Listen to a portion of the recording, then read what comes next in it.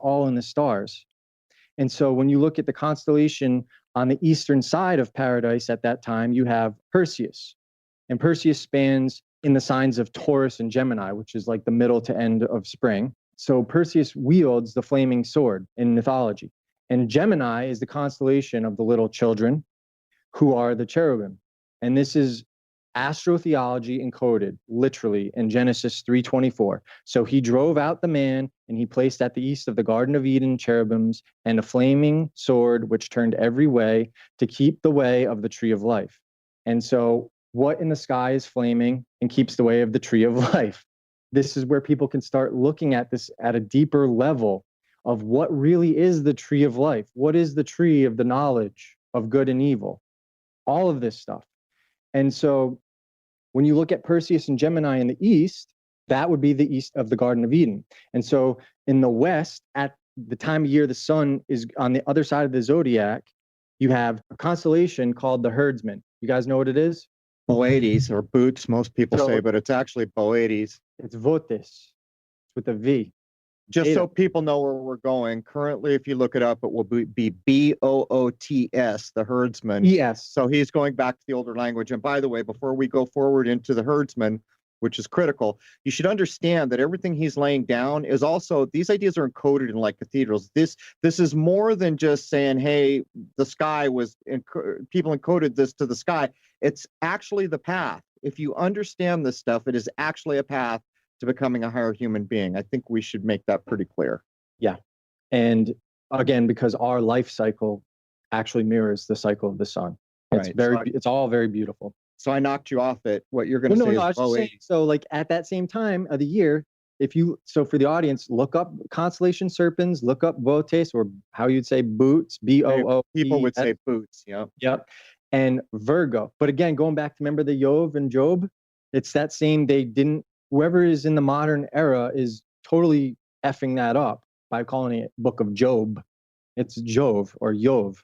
And so the three constellations important to that allegory, as the sun passes into that, going back to the Virgo symbolism, you have Virgo, the virgin, which is Eve.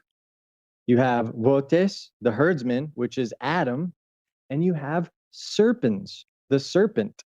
So as the sun passes through them in the Garden of Eden, the solar system, the zodiac, you have them tempting. The sun is literally, you have the serpents, they all fall. The sun is going into fall. That time of year is getting colder. The sun is lowering its ecliptic.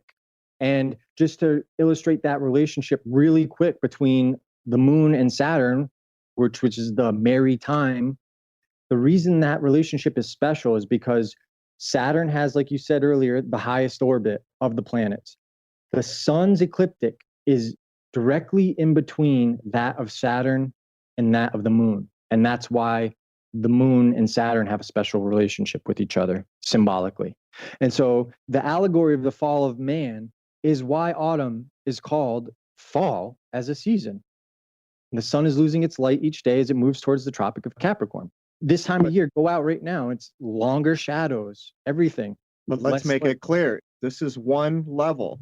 There is also literally a fall of man. And there's more than that. But I just think we should make it clear that we're not trying to replace one surface narrative with a deeper narrative and say, this is it. It's not it. It's one level of all this meaning. Well, it goes back to the principle of correspondence, right? As above, so below, as on earth, so in the sky. Yep. They always mess this up by saying as within, so without, but it's not. It's the outward doth from the inward roll, and the inward dwells in the inmost soul, right? And so it's like this cycle of rising and falling, whether it's our lives, whether it's nature, whether it's empire, whether it's religion, they all have their birth, they all have their growing up, they all have their prime, they all have their death, and then something else is reborn. This is right the world. Yeah. Like right now, what's going on? See, people need to draw this line. So why is it that everything changed in 2020? Well, it's because of the sky clock, because someone understands things or is using, I don't even know if that's the right word anymore. They're using a method that was once recognized. And just to put a fine point on it, the best breakouts of the information you're going to find all go back to supposedly Chaldea. So people know where that is.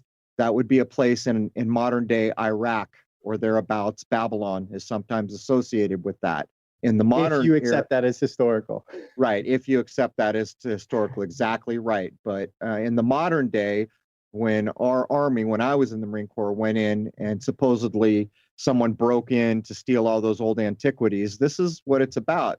But more so, all the Chaldeans, or many of the Chaldeans at that point, were Christian, an Islamic nation.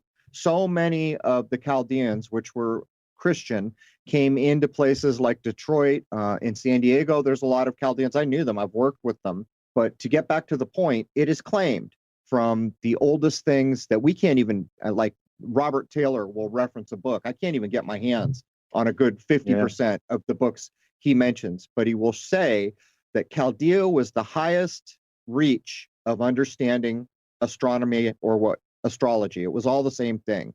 Science, religion, belief systems, how you live, it was all connected to the sky clock, however you want to use that to phrase it. Chaldea was the height of it, with apparently thousands of years, it is claimed, to understand. What they did, it is claimed, is the priests made these elaborate allegories so that they could remember and reference and understand the sky clock, but it served a few purposes. One of those purposes was the low echelons of the average man or woman will see a fancy story and they'll enjoy it as if they were at a movie. That is the surface narrative of the allegory. What the priests and the initiated are understanding is everything else, and it's in the same story. This is the kind of, I don't know whether you want to call it warped or genius, whatever you want to consider it. This is what we're talking about, this allegory. And whether or not you want to accept that Chaldea was the first, it's pretty clear every priest class worth its salt did the exact same thing coming through time. Yeah, and I'm at the point where I actually don't accept the Chaldeans as a real group of people, but the point remains the same, that it's a group of magi in the priest class. And the reason being is I don't accept Babylon as a historical thing, for the same reason I don't accept my own history as an Italian. Yeah, I can't blame if you look at it, you see the spirit. Once I see the allegories encoding historical, like the same reason I don't accept Alexander the Great. Well, who is his father? Who is his mother? The sun, the moon. I mean, like, this is like absolute nonsense to me. Yep. And once you see it, you can't unsee it. It's just like, but for those who want to look for the Chaldeans are referenced in the Bible as the Chazdim, which would be, I think it's like CHAZ or ZDIM, something like that. So you can look that up. They're mentioned only, I think, once or twice, very little. One of the words that they had for their name for Saturn was Remphan. I always mess this up. REMPHAN. I think it's spelled. You'll have to thought it was Remfer, but go ahead. It's been years since I did this, so if I'm a little rusty, that's why. I know where you're going. Go ahead. Well, I was just saying, so the narrative that Robert Taylor tells is that basically the Jews took the Chaldee stories and turned it into a historical thing because they didn't know what they were actually taking. But they made up their own history based on that method. But I don't really, going back to what Jupiter is, what all that stuff, I don't accept that at all. So I just totally different for that. And I leave that for what it is. I think it's important. But going back to the second part, Jupiter, Amun, Zeus, Aman, all that stuff, Jesus, the Amen, that Amun always goes back to the hidden one, which is when the sun hides. It begins its hiding as soon as it starts dying from the summer solstice. The days get shorter and shorter and shorter until we have this time of year where it's dark where I live right now by 3:30, 4 o'clock. And so that's why he's called the god that hides. Another allegory you'll see or in this time of year that has also been kind of sensationalized recently in the kind of alternative research is that Ophiuchus, right? Which used to be called not that long ago Serpentarius. But Ophiuchus literally comes from the Greek ophis, serpent, and kush. Because I remember I told you last time, kush is also spelled Chus in older texts. And again, it's going to be meaning the fiery serpent because kush is the sun. So that ties it directly to the Nephilim, the fiery serpents. It ties it directly to the bishops of Christ from Egypt, Serapis, right? Which literally is the blood of the bull, the blood of Christ, the blood of the king, if you will. because Apis or Apis, right? Apis, that was the bull god, the sun. In the age of Taurus, I think we're Yeah. referencing here, right? So people should understand that even back in the day, you can demonstrate that the ages, like when you go to certain parts of Egypt and there's bull statues all around, that's the age of Taurus. And when you get up into supposed Hebrew, that was supposed to be the age of Aries. That's the head and the human body, by the way, but they're still blowing the ram's horn till today. These are the ideas being put forth. But I got to come back on something here, Dylan.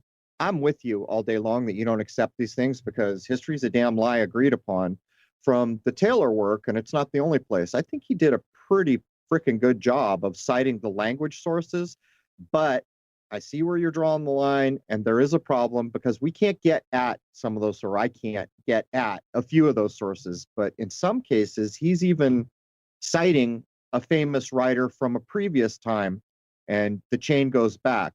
And lastly, you know, I've known Chaldean people, so there's something, whether it's a bloodline or not, doesn't matter to me. The religion exists, and it's ironic that they were in an Islamic nation and they were predominantly Christian, or a lot of them were Christian. But the Chaldees, that's way. I mean, you're talking that's way before Islam. Beyond our reach. Way before Islam. I mean, Beyond Islam our wasn't reach even. by thousands. You're talking thousands of years, right? And there's something. I actually have an amazing resource for people. So there is a dictionary. It's called a Hebrew, Latin, and English dictionary containing all the Hebrew and Chaldee words used in the Old Testament. It's massive. Wow. If you really people want to get into this, I mean, you're talking thousands of pages. It's crazy. So just maybe look into that for those who want to take this further. Does it have a name? Is it like a concordance or something? No, that was the title. It's by a gentleman. He wrote it for a king. His name is Joseph Samuel Christian Frederick Frey. Even his name's 1,000 pages long. Yeah. And All it's right, it's amazing. I'll tell you what, Dylan, we've got to wrap up hour one here. And when we come back, we're going to get into so many. I mean, he's got 7 pages of notes here. Tubal Cain's going to call all kinds of things that I know people are interested in. We kind of touched on the Archon, Polymarch, the Basilisk. We're going to get into Caduceus is on offer here as much as we can get through. We've jumped around a little bit, but yeah, the problem with things like this is we jump around so much. But Dylan, do you want to let folks know primarily how they can find you online, and certainly the 3 books that by the way, I've read them all now. You need to let people know where they can get those. By the way, the first 2, for anyone getting started, it's a good way to get your feet wet. Yes. So the series you're referencing is called Spirit World. World is spelled WHIRLED, and it's actually named regarding spirit world because a lot of this is spiritual, but also going back to Tubal Cain and the roots there, from cosmos to mundi, it's all pertaining to the whirl of the zodiac. This world is whirled by words and wards and symbols. And so that's the series Spirit World. And then I also have a fiction series called The Tale of Onora, Onora. And it's a play on the word honor, because everything in life, from the systems we deal with to our spiritual path, is all based on staying in honor. That's the way to support my work.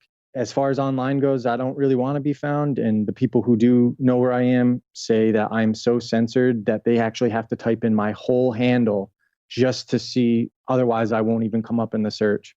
So they got me good. And so I just want to say especially thank you to Crow and Jason for giving me a platform. And if you're listening to this online on the YouTube, please head over to Crow, CRROW 777radio.com and pay this man, because these gentlemen put out such wonderful work that you cannot get anywhere else. The amount of guests and the knowledge that they bring to you from all over the world, you get that for $7 a month. I mean, it's like most people would kill for the access to things that they bring to you, and you get it for almost nothing.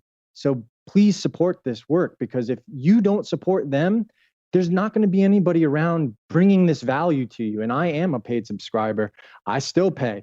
It brings value to my life like you wouldn't believe, from every subject you can imagine, from health to knowledge to alternative ways of thinking, just everything. So please subscribe to them if you haven't already. It's so funny. I have it planned that if it ever comes to the time when we're the last one, I'm giving the last of the Mohicans speech, where the last Mohican alive gives that soliloquy. My son is going like to the sun, to like an arrow to the sun. Please accept him. And then at the end, he says, "I am the last of the Mohicans." Sometimes it kind of feels that way. Let's be the Seminoles. One way you could find Dylan, just so you know, I search him out. His first name is spelled Dylan. His last name is spelled Saccoccio. And believe it or not, Amazon's still pumping through some of the stuff, but that does bring hour 1 of episode 279 to a close. We're going to open up. I'm on the fence. I think we can maybe run this on YouTube. I'll think about it before I do it. But the second hour we can open up and we don't have any qualms. We cover everything as it should be covered. Not that we pulled punches here, but sometimes we try to gear it so we can run it for free to as many places as we can. At this point, I don't think it matters. Everyone on YouTube's pretty much coming over to the site for the first hour anyhow. It does matter, bro. Analytics, though, I was listening to this gentleman, Curtis Stone, who you should probably have on. He's an organic farmer. He was saying that like 80% of his analytics of his views are not coming from his subscribers. So you have no idea the reach that you're getting from all over the world that might pull them over to the website, that they're not really subscribed into you. Your videos are popping up in their algorithm sometimes. So definitely keep the YouTube. Well, I do. People get pissed off, but I've protected that. And so people get mad that we run bumpers, but we've got to do what we've got to do. But Absolutely. Anyhow, you know what? When we come back to, let's touch, people have keep asking me to touch on the Great Conjunction. So Dylan, we'll do that when we get back. Okay. But I'd like to wish everyone a happy, healthy, and higher-minded end of this era, which in my view is as close as I can come, the 21st, where the sun goes to die for this year. But there's so much more coming on the tail of that. Join us over at Crow 777 Radio, CRROW 777 Radio. Members will be able to access the second hour. There it is, man. Cheers.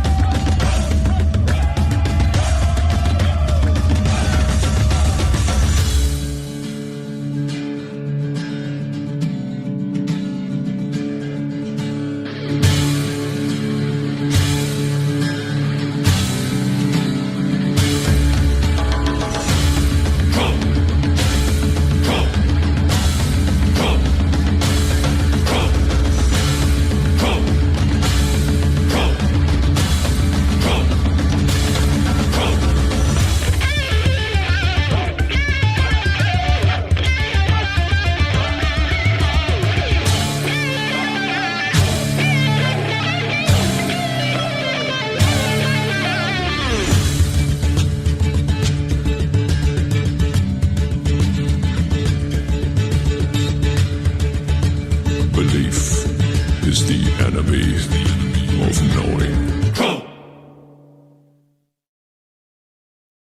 The 13th Amendment to the United States Constitution abolished slavery and involuntary servitude, except as a punishment for a crime. Ever wondered how we ended up with the largest prison population of any country? Have you noticed that those whose jobs it is to protect and serve seem to be demanding more and more blind obedience? You didn't think it just happened by chance, did you? It's time to call attention to the fact our government is the most prolific slave owner on the planet. This is Surviving the System. Thank you for joining me today on Surviving the System. This is Dancing Dave. You know, this week, I am a bit of a jumbled mess, if I'm going to be completely honest. So I figured I would just talk about that because the conversations that I've been having with everyone, I know it's not just me. I know it seems to be happening multiple cases across the board, but as you struggle with re-entering into the community or just dealing with the quote unquote the system trying to beat you down everywhere you look, you know, you're gonna run into these times where it's not all sunshine and rainbows and lollipops. It's gonna suck. And you know, how do you get through those? So yeah, this has been a really, really trying month. This last week especially has been very, very tough. But I know it's not just me. You know, it's been happening to other people too. And so yeah, we'll talk a little bit about that. Before I get started, of course, I would like to start with just that moment of gratitude. You know, and especially with the topics we're talking about here and the struggles that I see other people going through, and just, you know, with ourselves, my wife and my family this last week, it's more important than ever to focus on the things that you're grateful for when things look the darkest. And it may be counterintuitive, but that's always what you need to do. It's when things look the darkest that you're usually just about at the end of the tunnel and there's light at the other side. You know, and what was taught to me very recently, that just a simple truth of life that I'd never really comprehended until recent times is, you know, the darkness we consider darkness in our minds, we equate it with pain and suffering and evil, but it's not. You know, and the darkness, one of its primary functions is to turn you back towards the light. So when things feel and look like they are the darkest, that is the time to look towards the light and to focus on the things that you're grateful for and the joy and the happiness that's around you. And sometimes it might be hard to search for, but it's there. So, and just follow me because this is going to start a little rough, but I promise it is a moment of gratitude. But my wife and I had to put down one of our cats this week. And, you know, when you say it like that, it just feels like it's a calculated decision, somewhat simple, but it was brutal. It was really, really rough. We've had the cat for about 8-9 years at this point. And, you know, when you have an animal for that long, especially with kids, it becomes a part of the family. And we used to have a male and female cat back in 2011, 2012 timeframe, and they had kittens. And that's where this kitten came from. His name was Pikachu. My son named him, if you couldn't tell. And so Pikachu was a little bit of a butthead for the first few years. Like, he was a big sweetheart. He was my wife's cat, like through and through. He's my wife's cat. But he was just a jerk to a lot of other animals. We couldn't have any other cats around him. We had one brother from a previous litter from the same mother and father, and those two got along just fine.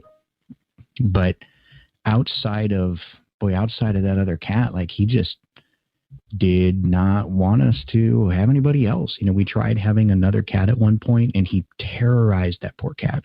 So we had to give her to somebody else, which worked out great. She went to a great home, a good friend of mine, and he loved her, and she was fantastic there. So it worked out.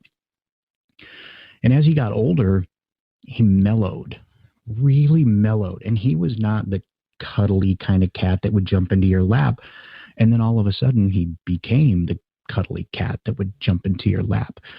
And every now and then I would walk in and he would be sleeping with my daughter when I would go to check in on her, my now 7-year-old.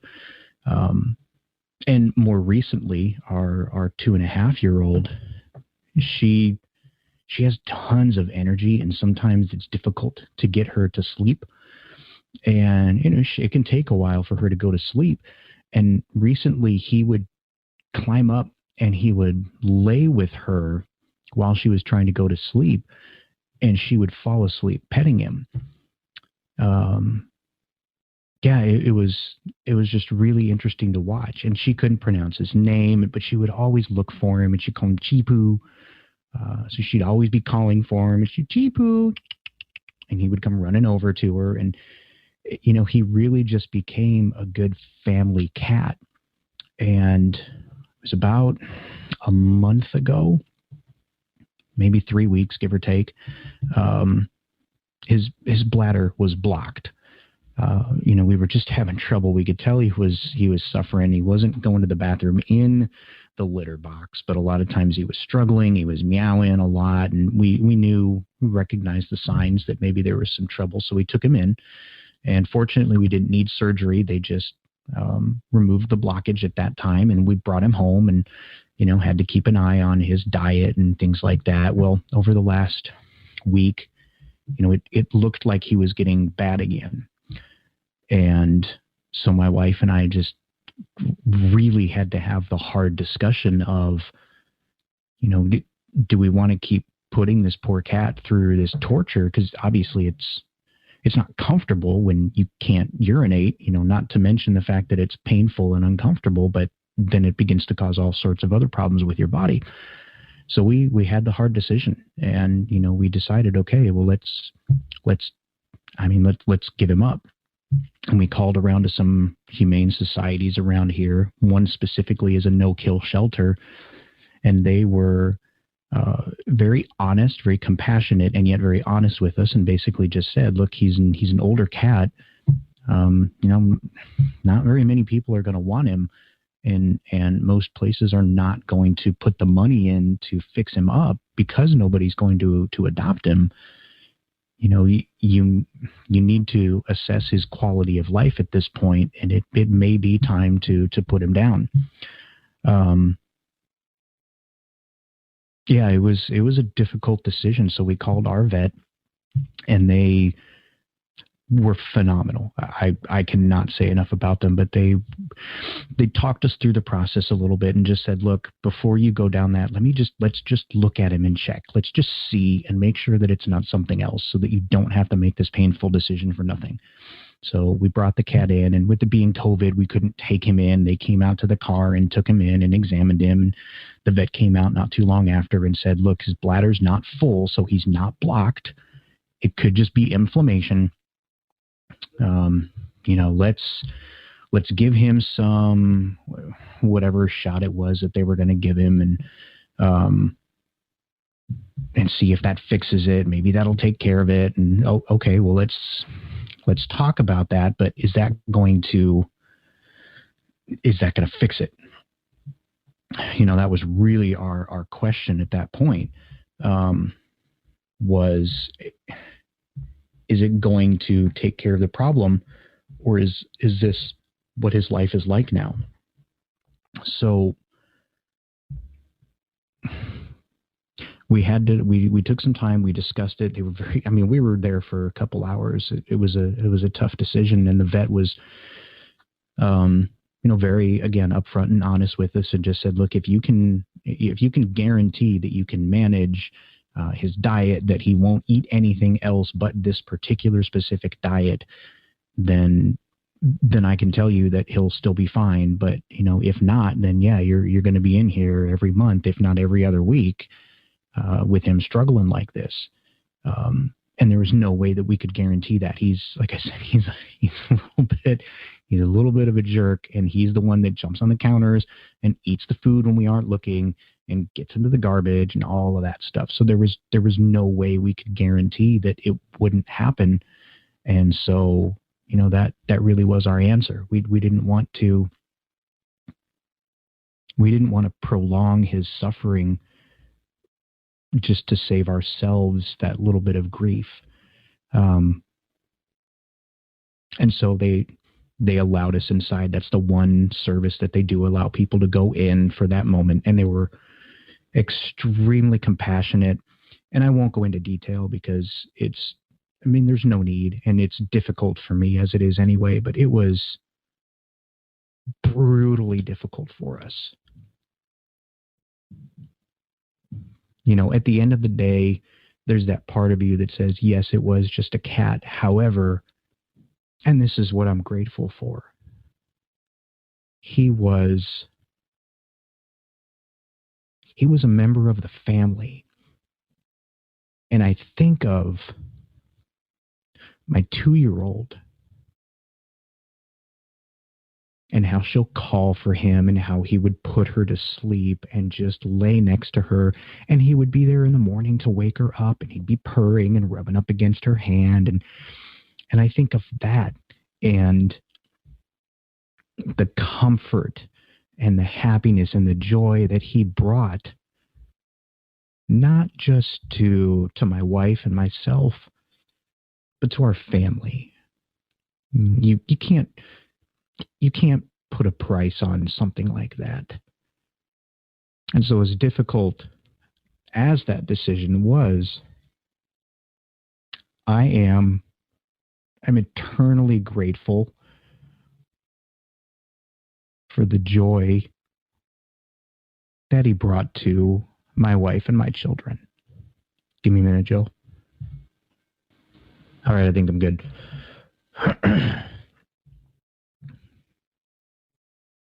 Thank you all for bearing with me through that. It is the holiday season, and we try to think of things like Joy to the World and Merry Christmas at this time. And while those are still valid, life still happens.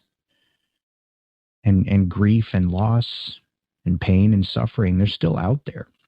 So really to talk about what I want to talk about today, I need to just kind of walk through like the entire month of November. Oh my goodness. October ended fantastic. It was Mach speed. We ended with the Fringe Fest 2020, which was phenomenal. I was able to, meet some new guests, introduced to some topics and some shows that I'd never had the opportunity to. Had the opportunity to work with Charlie Robinson from the Octopus of Global Control and Macroaggressions again. So that was phenomenal. Love working with Charlie. It was such a great end to the month. Went into November with high hopes. My wife and I had our baby, which I did talk about last show, but coming into November was a struggle. We had no idea if or when that baby was going to come, because we were told that on Monday the 2nd, I believe that was, she would go in and they were going to strip her membranes and hopefully just kickstart labor. And so they did. And, contractions were happening all through the day. We had the kids at the babysitter and everything was ready to go. We were ready to go. And then nothing. And so the next day we were scheduled to go in for an induction. And we got up to get ready. And wouldn't you know it, they called us at 6 o'clock in the morning and said, hey, don't worry about coming in. Everybody had babies last night and we're full. So apparently everybody in the town of Omaha had had kids all at once, and they didn't have room for us, so we had to wait. And of course, there was no way for them to be able to tell us a specific time. So when we said, well, when are you going to call us in? They said, we don't know. So we just kind of sat and waited in limbo with no idea what the heck was going to happen. It was a bit stressful and frustrating. And so that was all of Tuesday when we figured out they'll probably call us later in the afternoon. Somebody will be going home in 24 hours. Nope, nothing. So Wednesday comes, same thing. We're just waiting and waiting and waiting. And I, of course, have been working from home while we've been waiting. No point in just sitting around not doing absolutely nothing. So while I was working, keeping on top of things, I was out of the office because we didn't know if we were going to have to run in. So I called my boss and just explained the situation and said, look, I'll just come in tomorrow. God only knows what's going to happen, but we're not just going to sit here and not do anything. So I'll be back in the office and we'll figure it out.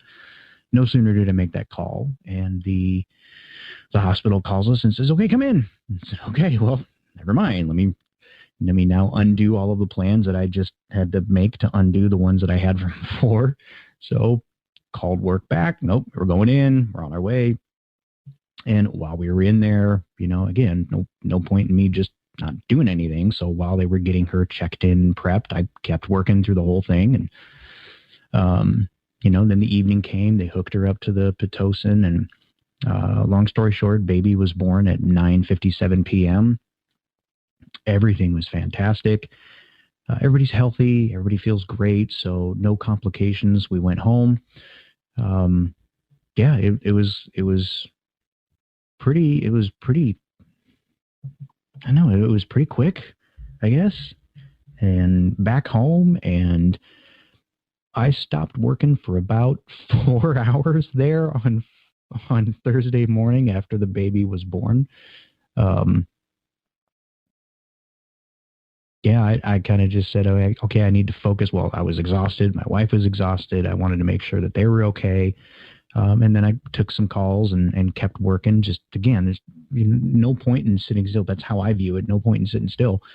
And while I'm doing all of this, I'm pushing hard, kicking butt with the number of placements at work, and still trying to follow up on items from the Fringe and Fringe Fest, and working with coaching clients. And then I had a client pop through for the nonprofit. And I had talked about her before, and we'd helped her find a place. It was fantastic. Went great. She loves the place. Well, then she started having some challenges with just life. And that's part of what we do with the organization, having, been through it myself, and one of our board members also is Alex Ray, who, if you haven't listened to his show previously, I recommend you go back and listen to that 2-parter. Super sharp man, paralegal. I mean, he really helps. He's helped me with all of my legal and business stuff on that end. And because of that, and because of his perspective, and just the different way that he sees things from the way I see them, of course, I had to have him on the board, and he asked if he could be. So between the two of us, we were trying to help this lady as best as we could. And it's frustrating watching it all go down, because when someone is struggling and someone needs help, human nature, and I don't speak to all instances, I'm not going to talk about the what ifs or the one-offs or the exceptions to the rule, but as a rule, human nature is your first instinct is you want to help. And it may be in some form or fashion, it might be different. My version of help might be different from yours, but when you see someone that's in pain and suffering and needs assistance, you want to help however best you can. So we're trying to help her with custody issues that she's having with her child. And then the father of her daughter, his side of the family, just really lit a fire and turned things up a notch. And this poor girl, it's not her mother-in-law, but her ex-mother-in-law.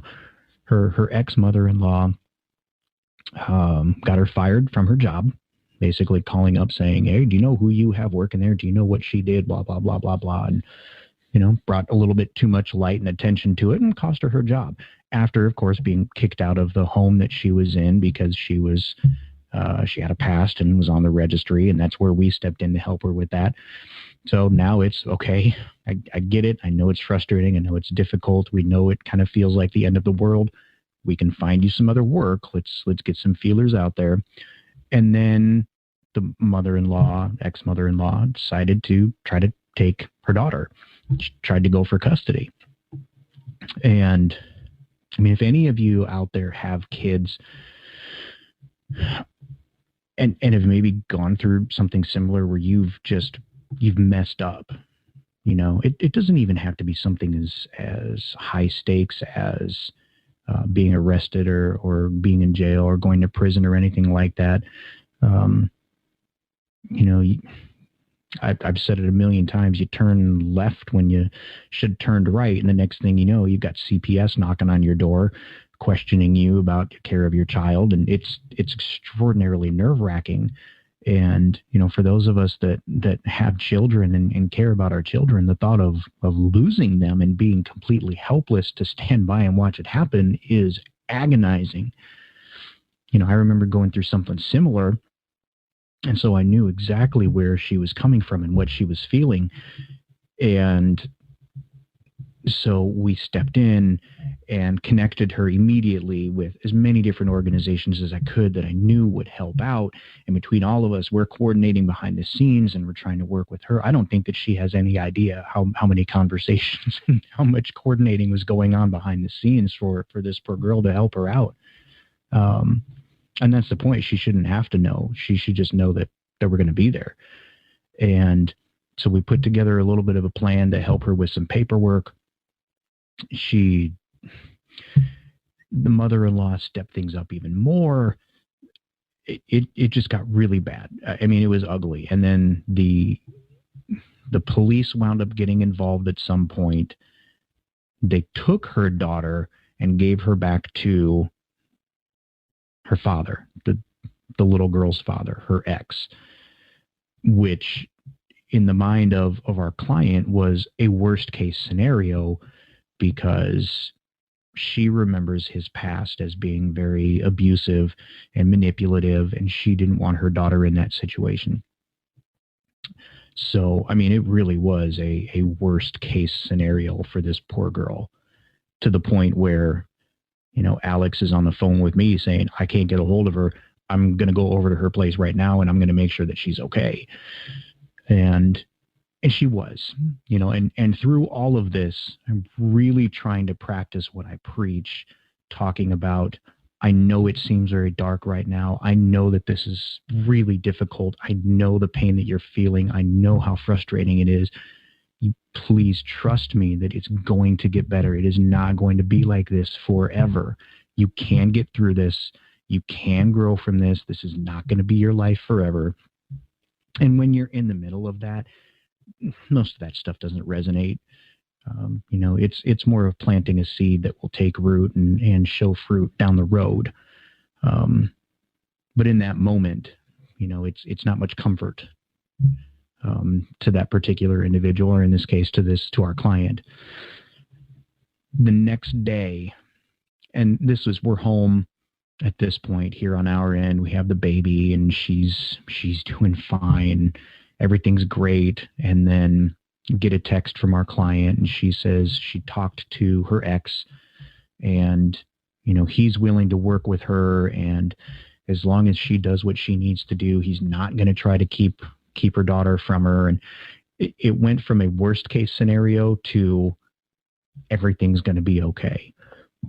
And she even made the comment, I can't ask people for a second chance if I'm not willing to give them.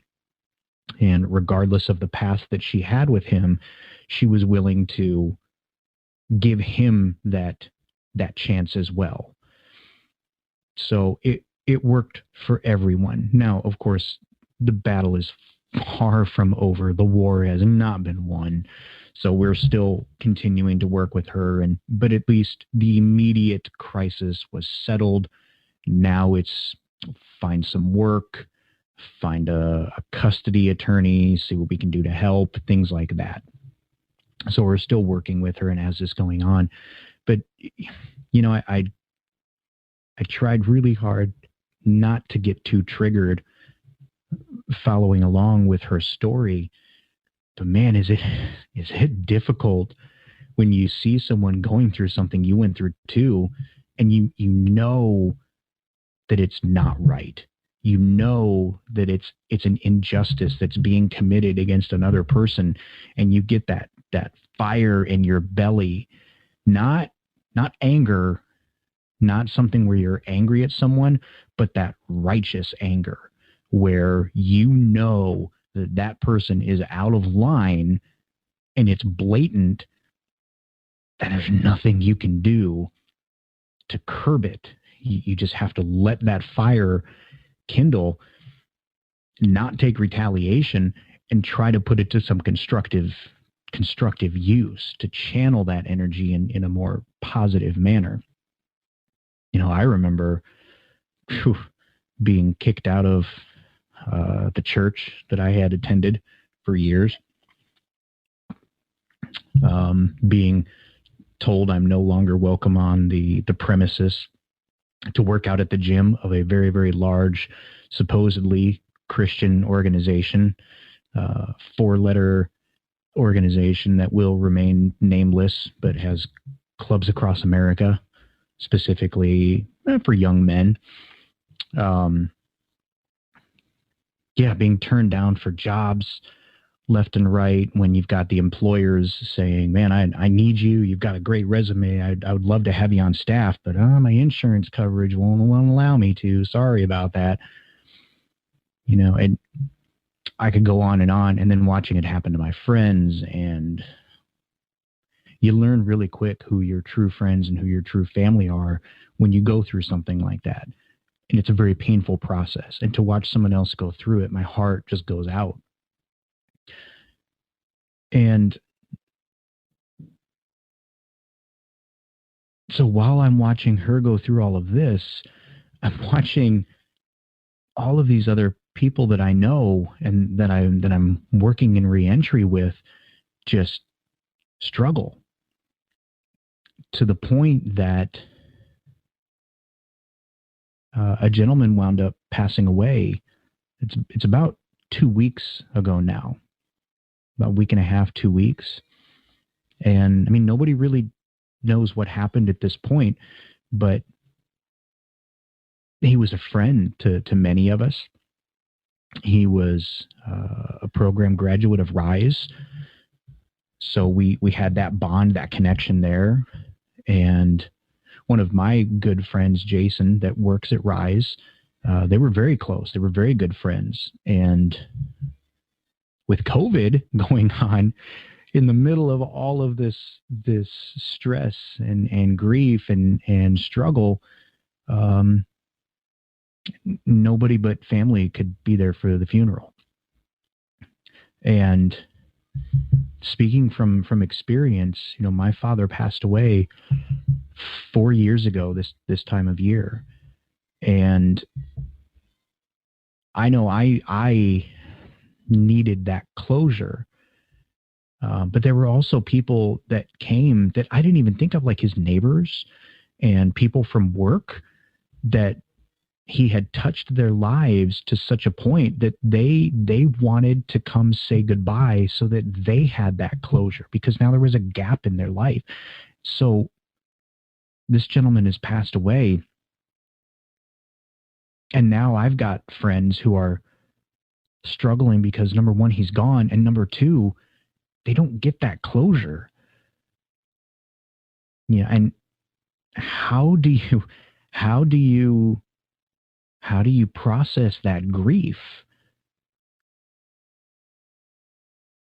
And I don't know the exact answer offhand. It's unique to each individual. There's probably some things I can spout out some catchphrases or some isms right away, but it's unique to each individual because it's going to stir something up in each individual person.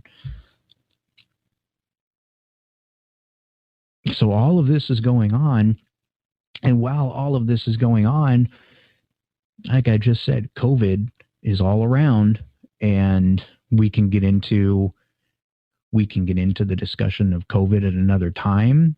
It's not the point, whether it is real or planned or the tests are rigged, whatever it might be. The fact of the matter is the effects are being felt one way or the other, to the point that I had planned on being back to work that second week of November, and then my daughter got COVID. She had a friend over the weekend, and that friend went back home. And then a day or two later, she was not feeling very good, so she went and got tested, and she was positive for COVID. And so my daughter called me from school basically saying, hey, I'm going to be sent home because, I was with Ivy over the weekend and she just tested positive. So I've been in direct exposure. So I'm going to have to come quarantine. So, okay, I'll come pick you up. Hold on. I'll be right there. And I'm calling work at the same time saying my daughter just tested positive. It's in my house. What do you need me to do? Do I go test? Do I come in? Do I stay home? What do I do? And we haven't had to deal with it too much. So there was a policy that had literally that day just been put in place, ironically enough, but nobody really knew because I was the first person that had to fall under that policy. So nobody knew when I could come back. So, and then overnight, my daughter developed symptoms. Mild fever, sore throat. She was just really tired. Basically a flu. And that's how she explained it to me. She's like, Dad, it just feels like the flu. I said, okay, rest. Don't worry.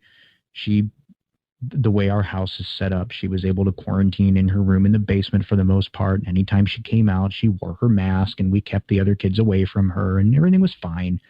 But I had to work from home. Too many questions about if or when I could go back. And I just said, you know what, forget it. I'll just make the call. I'll come back after Thanksgiving then. I'll just come back. That solves that problem. Done and done. So I'm very fortunate that I have the ability and the flexibility to be able to work from home. On a consistent basis, it's really difficult to do. It's really, really, really difficult to do. You hit a point where you're like, I really need to be in the office at this point because this is getting extremely cumbersome and it's making my job more difficult. And I've hit that point. I'm already past that point. So we've got a new baby. I'm working from home and my job is nonstop. I enjoy it. I'm not saying that I don't at all, and I'm not saying this in any form or fashion as a complaint. It just is what it is. I don't take breaks for the most part. I might not be at my desk or I might not be in the office, but I get calls on the weekends. I get calls in the evenings. I wake up to voicemails at 6 o'clock in the morning from someone calling, and it doesn't stop. So I'm always on, so to speak. Plus, I'm working to line up content for my podcast here and working with the station to plan for 2021 because we've got some big goals and big dreams and visions for what we see this growing to. And I've got my clientele for coaching that I'm working really hard to work with them, and I'd like to grow that base as well. And I've got the nonprofit and taking advantage of helping the handful of clientele that I do have and trying to find a way to get some funding to kick things in. I got a lot going on. So when you throw on top of that, now we have a new baby. We have 3 children under 3. My daughter and the youngest, the 3 youngest, she's going to be 3 in May. And my son just turned 1 on Halloween. And now we have a baby that just turned 1 month old. Matter of fact, 1 month old today. Well, happy birthday. Happy 1 month birthday. So I got a lot going on. And then you throw on top of that, my daughter has to quarantine now. How do we handle this? What happens with daycare? Are the kids going to still be okay to go to daycare? How am I going to go back to the office? What about just so many questions that get thrown on top of that? And in the midst of all of this, again, there's this struggle that's going on. So I know it wasn't just me because I was watching it go on with other people. You know, my friend, unfortunately, passing away, and our client through Reentry Resources, watching her and her just struggle to get up and put one foot in front of the other and not lose hope. You know, keeping things in perspective. Yes, it's difficult and it's been challenging for me, and it's been that same way for other people too. So we've got all of that going on, and I'm working from home. I'm all set up, and then COVID just rips through our office. And when I say COVID rips through, I mean COVID tests. People started getting sick. People went and got tested. Everybody started testing positive. So they just shut the office down. We don't go back to the office until next week. Everybody's been home. Everybody's been sick. My wife and I and the rest of our children, we've all been fine. Everybody's been okay. You know, our experience with the coronavirus, COVID-19, has been that it's pretty much just another flu. And that's primarily because we're somewhat healthy immune systems for the most part. None of us are immunocompromised, so we haven't had to worry about any of those complications. It's the rest of life that you have to reorder that throws that stress on top of there. So, you know, all of this going on, struggling to work from home, struggling to handle a new baby, struggling to keep going with all of this weight just piling on top, and figuring out, is there anything that I shouldn't be doing? Is too much, am I taking on too much of this, or is this all headed in the right direction, and making sure to analyze those types of things.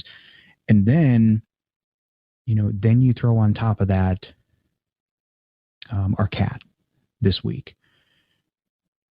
And it's, you know, we can get into the discussion about animals and their role in humanity and this planet. But the fact of the matter is, my wife and I are animal lovers. Like I'm sitting here in my basement recording this show, and right to my left, within arm's reach, is one of my other cats. So we've got animals. Love having animals. I grew up around animals. I will always have animals around, you know, and they get to be a part of the family. And especially as I discussed at the beginning with my children, we have a cat named Volt, who my middle child, my 7-year-old, she named him. It's her cat. It is her cat. He cuddles up with her and sleeps with her at night, and he wakes her up in the morning. It's her, like, he's the cat that she can put little bonnets on and dress him up, and you can tell he just does not look happy about it, but he's doing it because it makes her happy. So they're here. We've got cats. They're all over. And just that joy that they bring to the family, you know, I have no regrets. And at the same time, it's a very real sense of grief and loss and pain. And it stirred a lot of stuff up inside of me. And I've been having to process this for the last few days. So this is really kind of on the tail end of my assessment, my self-assessment.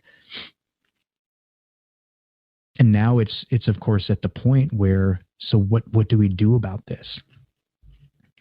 You know, I'm watching all of these people struggle while I go through struggles, and watching them suffer and have this pain and this grief and this loss, and experiencing it myself to some degree, in some fashion. So what do we do with it? You know, and this is what I really try to tell the people that I work with, these same things. When I'm talking to my client and she's just at her wit's end. I don't know that I can do this. I don't know that I can continue on. I've had those thoughts. Many of us have. I've never acted on them. Most people don't, but it doesn't mean that we don't have them from time to time. So how do you tell someone, how do you get through to that someone and tell them, get them to realize it's going to be okay? So here's step one. Feel it. It's okay to feel the grief, and it's okay to feel hopeless and helpless, and it's okay to buckle under the pressure for that moment and to curl up in a ball and cry. It's okay. You have to feel it. Too often in our society, especially when it comes to men, but just in our culture, we tend to suppress those emotions and think that we're not supposed to feel them, especially when you're talking about an arena like personal development or even re-entry. If we're going to take this down to a, no pun intended, do it to a street level, what happens if you've got a 9-to-5 job and you're living paycheck to paycheck, and you get up in the morning and there's that part of you that's just like, I can't get up. I can't do this. What's the point? I don't care. And knowing that you risk losing your job and your livelihood if you were to take that day off and just curl up in bed and do nothing. And so we stuff and we suppress those emotions. You have to let them process. You have to feel them. And when I say you have to feel them, I mean raw, unfiltered, unadulterated. I've been 100% guilty this week of watching too much TV. That's been my coping mechanism. Too much of it. I admit it. I recognize it. And I've been correcting it. But I recognized it a few days ago because I could feel my body was just stuck with those emotions. They were just stuck in there somewhere. And I don't know how better to explain that. But I have a feeling you probably know exactly what I'm talking about when you're experiencing just such a strong emotion and it's just stuck in there. My head 2 days ago, my head felt like it was just going to explode. My head was pounding. I felt nauseous. I thought I was going to throw up. That's the physical manifestation of my body reacting and saying, whoa, something is wrong. What are you doing, dude? Calm down. You've got to process this through. Emotions have a very real physical reaction on your body.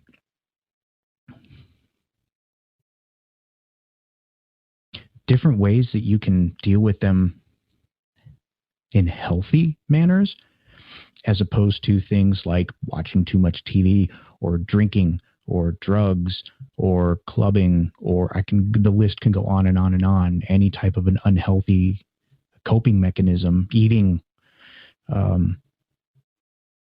just some ways to do it. Talk to somebody. Just get it out.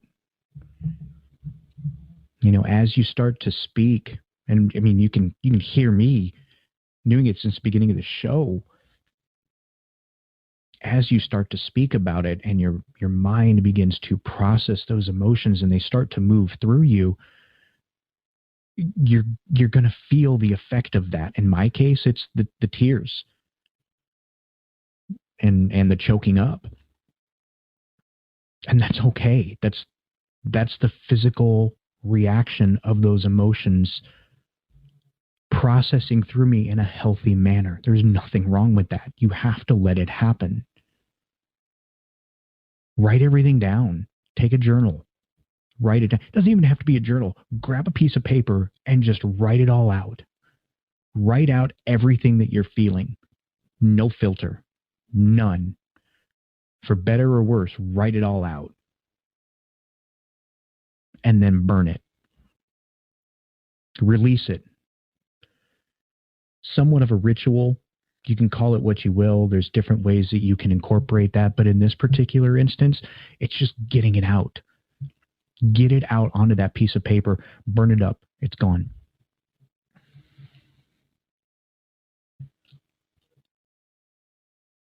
Very important thing that most people don't think about during these times is self-care. You know, when you're feeling that grief and that pain and frustration and suffering, you tend to want to shut down. You know, people will want to crawl in bed and stay there all day, or curl up on the couch and just watch TV, or grab a six-pack and drink themselves into oblivion. Again, I can go on and on with the different instances, and whatever your vice is, that may speak to you. So do some healthy self-care. When you're feeling it the worst, when it's just on the surface and you feel like you're going to scream, do it. Get it out. Go outside and work it off. Go for a run. Go for a walk. Do some exercise. Get it out. And then when you're done with that, take a hot bath or a hot shower.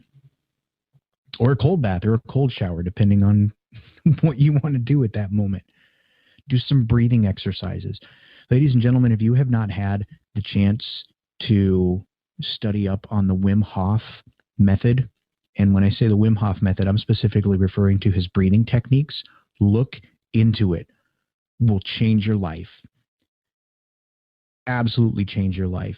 But there are so many other breathing techniques that you can do that will, in a matter of 1, maybe 2 minutes, and I mean 2 minutes tops, begin to immediately shift the trajectory of your emotions into a more productive and constructive manner.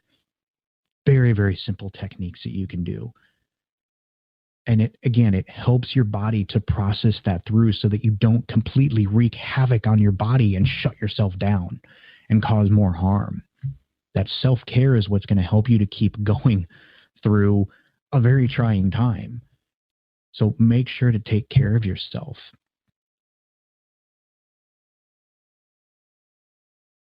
And this one has helped me. I can't tell you how many times it has helped me.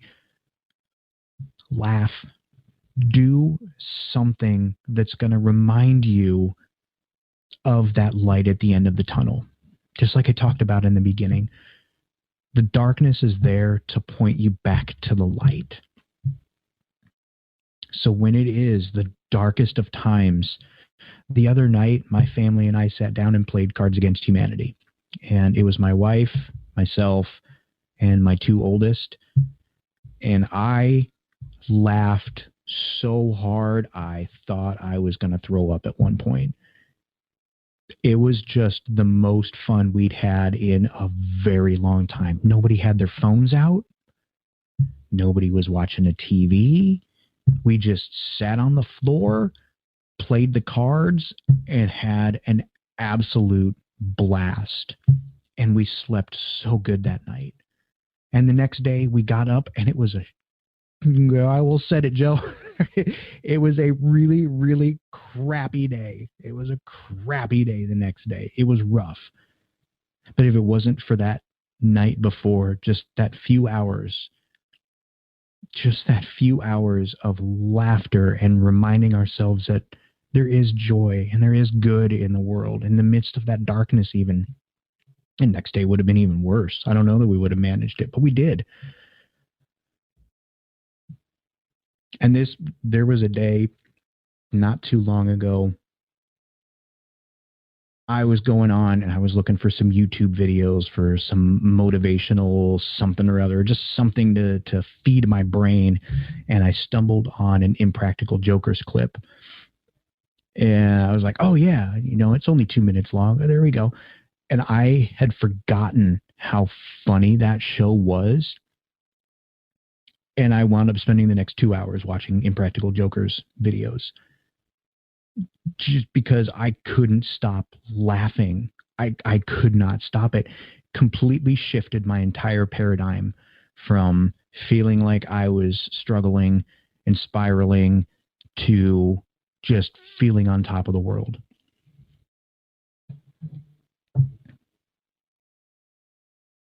There's nothing wrong.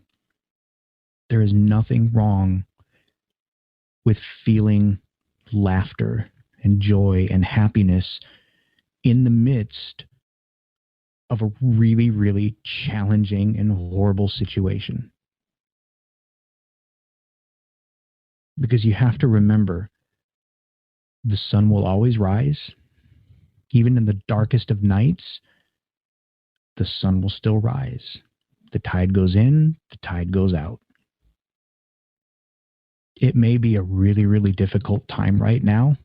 And it is a very difficult time, not just for me, not just for my friends and colleagues around me, but probably for you too. And that's okay. You're going to get through it. And on the other end of it is going to be that joy and that laughter. And it's going to feel like the best times of your life. And it tastes that much sweeter because of everything that you just went through to get there. So don't give up. I say it as the closing of my show now. Keep your head up. Don't let them get you. And that came from a gentleman that I met when I was inside here at OCC. To this day, I don't know who it was. I don't know his name. I don't ever remember seeing him after that point. But I remember walking across the yard, and I had my head down. I don't even know if I was upset. I don't remember what I was thinking. I just had my head down, looking down at the ground. And I walked past him, and he just said, "Hey, keep your head up. Don't let them get you."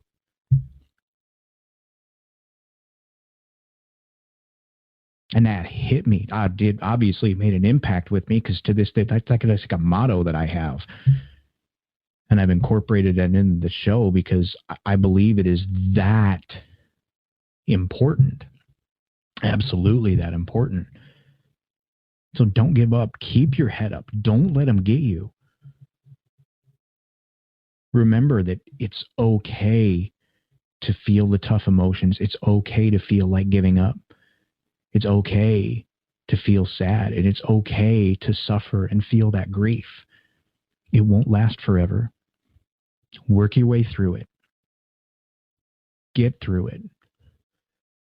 Ask for help. And speaking of, if I can be of any assistance with that process at all, please let me know.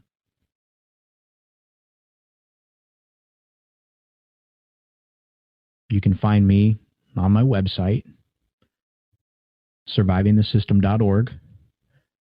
I have all my past episodes there, as well as the Contact Us form. Please feel free to fill that out. I will get back to you within 24 hours.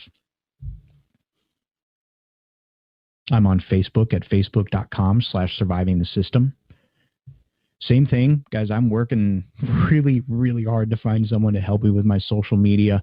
I might not post as frequently on there, but believe me when I tell you, that's because I'm living life. I'm not on social media much because I'm living it. I'm working it. But I will respond to a message if you send it to me. I promise. On Twitter at STS the podcast. And you can just ask My new friend, Amy, if you're listening, when you listen to this, shout out to you. Thank you for your support. I've been talking with her all day long. She came along at just the right time. She has no idea. Well, you do now. I needed that productive conversation just to be reminded that I'm reaching somebody. I will get back to you on any one of those platforms. If you're struggling with grief or loss, if you are having a difficult time with reentry, if you know someone that is, if you have a story that needs to be told, if you are one of those people that is just getting run over by the system and no one will listen, let me know. This platform is yours just as much as it is mine, and I will be here. Thank you very much, all of you, for turning in. And remember, keep your head up. Don't let them get you. It may be easy to look at all the corruption and manipulation in the system and feel hopeless. Here at Surviving the System, we hold to the belief that greatness is born in the midst of extraordinary struggles. You were created with a purpose, with infinite potential, and many have lost sight of that fact. We're here to remind you of who you are. The best revenge is success. It's that time of year again. At least in some hemispheres, the sun is low, the leaves are falling, and the air is crisp. And you find yourself wondering how you can support your favorite science podcast. 'Tis the season to go to patreon.com/bigpicturescience. On Patreon, you donate a little bit each month, but that subscription gives you a little more than simply keeping Big Picture Science in production. Because each level of donation comes with its own title and reward. So, for instance, if you give $2 a month, you're a protozoan. And Sver in Oslo. Join them at Patreon. This is the Rogie Report news on the Fringe FM. I'm Jess Rogie. Who doesn't love some Space Force news? Space Force, established in 2019, will become a full member of the U.S. intelligence community. According to Reuters, John Ratcliffe, Trump's director of national intelligence, said the U.S. Space Force would become the 18th member of the U.S. intelligence community. This breaks down barriers to information sharing and ensures Space Force leadership has access to all the intelligence it needs to be successful, the office said. A senior intelligence official told Reuters, "We now refer to outer space as a warfighting domain. And in case you think this means UFOs and ETs, this is referring to other countries' activities in space." Japanese researchers are developing a wooden satellite set to launch by 2023. Earth is surrounded by an orbiting junkyard of satellites, and scientists at Kyoto University in Japan have proposed a surprising solution: satellites made of wood, designed to burn up upon re-entry. Japanese astronaut and professor at Kyoto University tells BBC, "We are very concerned with the fact that all these satellites which re-enter the Earth's atmosphere burn and create tiny alumina particles which will float in the upper atmosphere for many years." AI and agriculture. What can AI do for agriculture? A new company called Plenty uses technology to monitor water usage, light, and the temperature of the growing environment for plants. As it continues to work, the AI learns how to grow the crops faster and at a better quality by comparing the effects of these variables. The estimates that this combination of tech allows them to use 99% less land and 95% less water. See, some positive AI news. R2-D2 was Luke Skywalker's AI co-pilot. And now, the U.S. Air Force has its own R2, called R2. According to BreakingDefense.com, Air Force Acquisition Executive Will Roper tweeted, "Like any other pilot, R2, even the real R2-D2, has strengths and weaknesses. Understanding them to prep both humans and AI for the new era of algorithmic warfare is our next imperative step. We either become sci-fi or we become history."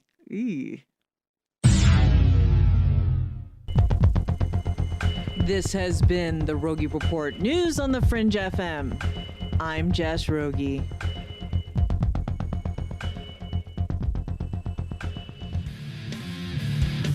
We all have that story to tell in our lives. The winds were howling, the ground shook, you could hear rushing water, and then history repeats itself. When there's no power, refrigeration fails, stores with their shelves stripped bare, ATMs can't operate, deliveries stop. Then what? These events can last days or weeks. You need a plan. In statements made during recent interviews, FEMA Administrator Brock Long has repeatedly urged all Americans to understand three truths. FEMA is broke, the system is broken. If this is the new normal, Americans can't rely on federal cavalry when disaster strikes. Don't get caught out in the elements empty-handed. Prepare with us by going to preparewiththefringe.com and get your 2-week food supply. 92 servings, 8 food varieties with 25-year shelf life. Normally $137. Now only $75. Or get a month's supply, normally $247. Now only $147 shipped in one business day. Just go to preparewiththefringe.com or call 888-440-7931. That's 888-440-7931. Get this great offer and be prepared while it lasts. If you love talk radio, then you'll love TalkStreamLive.com. TalkStream Live is always on, 24/7 with the best streaming talk shows. Find your favorite talkers and discover some new ones. It's free, readily available online or on mobile with any smartphone or tablet. Finding your favorite talk shows all in one place has gotten a whole lot easier. Just go to TalkStreamLive.com. Be sure to download the free apps from Google Play or the iTunes App Store. Norman T. Balone, Assistant Janitor. Yeah?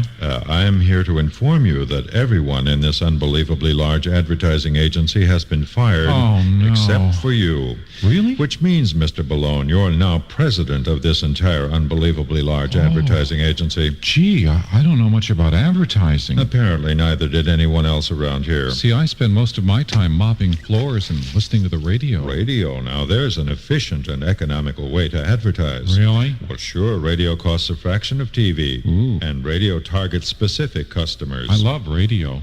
So you'll accept the job. Boy, it's a big responsibility. Make up your mind, Balone. This is the chance of a lifetime. All right, I'll do it. Splendid. In 3 hours, you will address the stockholders at our annual meeting. Ooh, what'll I say? You'll explain why this company lost $17 billion last year. Can I change my mind? I don't really believe Radio. Red hot because it works. For all the facts, call the station or the Radio Advertising Bureau.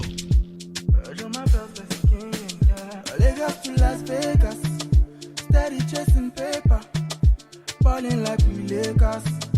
Girl, you on my radar, yeah, yeah. Lagos to Las Vegas. Steady chasing paper, balling like we Lakers. Girl, you on my radar, yeah. Lunch up, woman. My heart is sing aquaba. Baby, you like the love it when I require. From the south coast of the Golden State, it's Long Beach's most popular talk show, Live Talk with Alex Exum. The Live Talk phone lines are open and ready for your call at 562-543-1625. And now, your host for Live Talk, Alex Exum. Hi, friends. Alex Exum, Live Talk.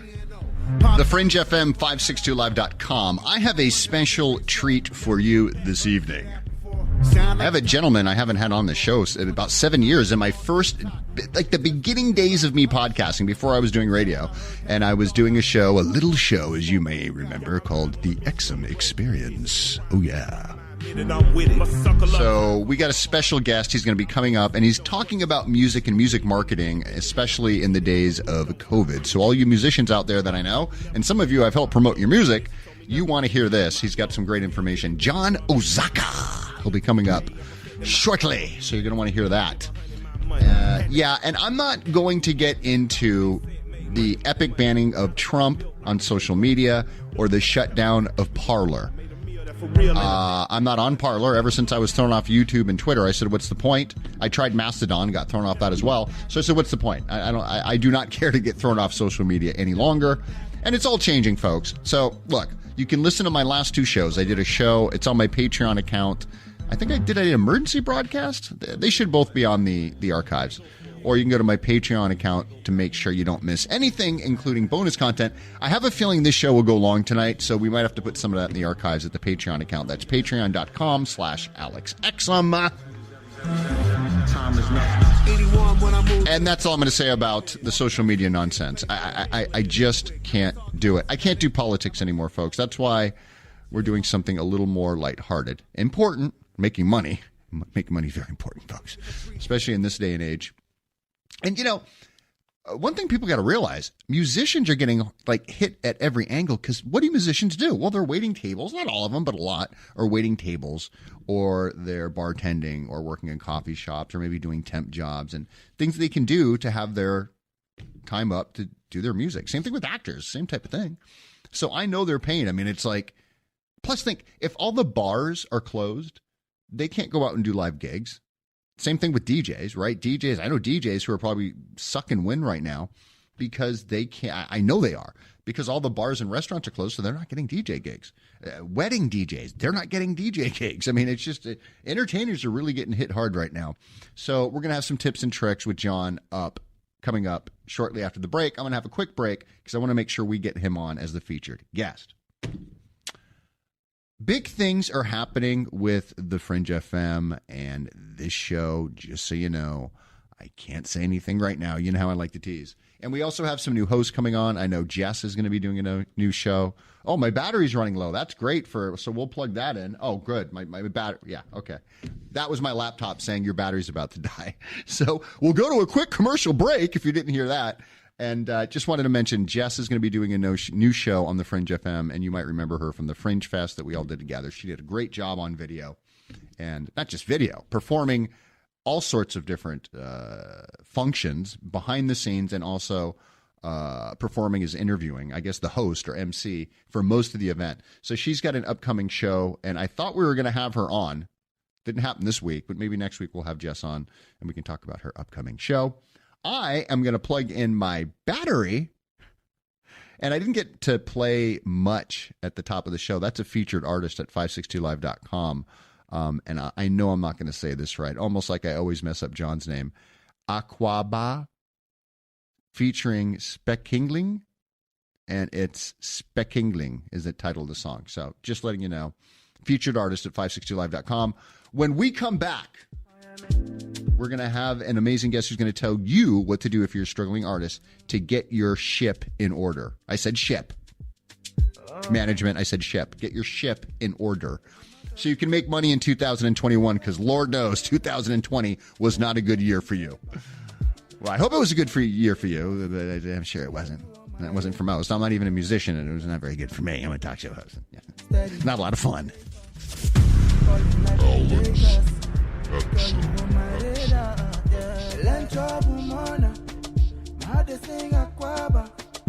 Baby, kilo desire.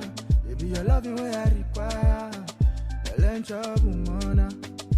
I just sing aquaba. Baby, kilo desire. Hamilton was adopted from a rescue in 2008. He really likes to be around people. I get out my mat and I'm doing a downward dog and he's underneath. He's quite the pug about town. He gets invited to a lot of parties. He knows he's a pretty big deal. Look at this little face. How could you not love him? Hamilton the Pug, Instagram star and shelter pet.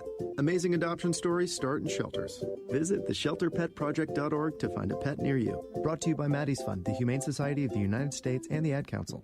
You make sure his toys don't have any sharp edges. You taught her what to do when the smoke alarm goes off. You do so much to keep your child safe. But are you using the right car seat for your child?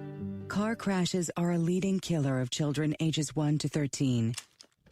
Protect your child's future at every stage of life. For information on the right seat for your child, visit safercar.gov/the-right-seat. A message from the National Highway Traffic Safety Administration and the Ad Council. So you see, son, good manners are important. Should I go through it again? Yes. Yes, please. Yes, please. Exactly. Always say please, thank you, you're welcome, and excuse me. Sit up straight, hold doors open, don't speak with your mouth full, keep your elbows off the table. Share your things, play nice, and generally treat others the way you'd like to be treated. Got it? Got it. And stop picking your nose. Most parenting is hard to do in just 2 minutes. But 2 minutes twice a day making sure they brush their teeth is easier, and it could help save them from a lifetime of tooth pain. Visit 2min2x.org to find out more. A message from the Partnership for Healthy Mouths, Healthy Lives, and the Ad Council. I'm a retired school psychologist, and helping people was my thing. After my stroke, when Meals on Wheels started, I was on the other end of the stick, so to speak. My name is Julius Gaines, creative writer, poet, photographer. 1 in 6 seniors faces the threat of hunger, and millions more live in isolation. Drop off a hot meal and say a quick hello. Volunteer for Meals on Wheels by donating your lunch break at americaletsdolunch.org. This message brought to you by Meals on Wheels America and the Ad Council. Alex Exum.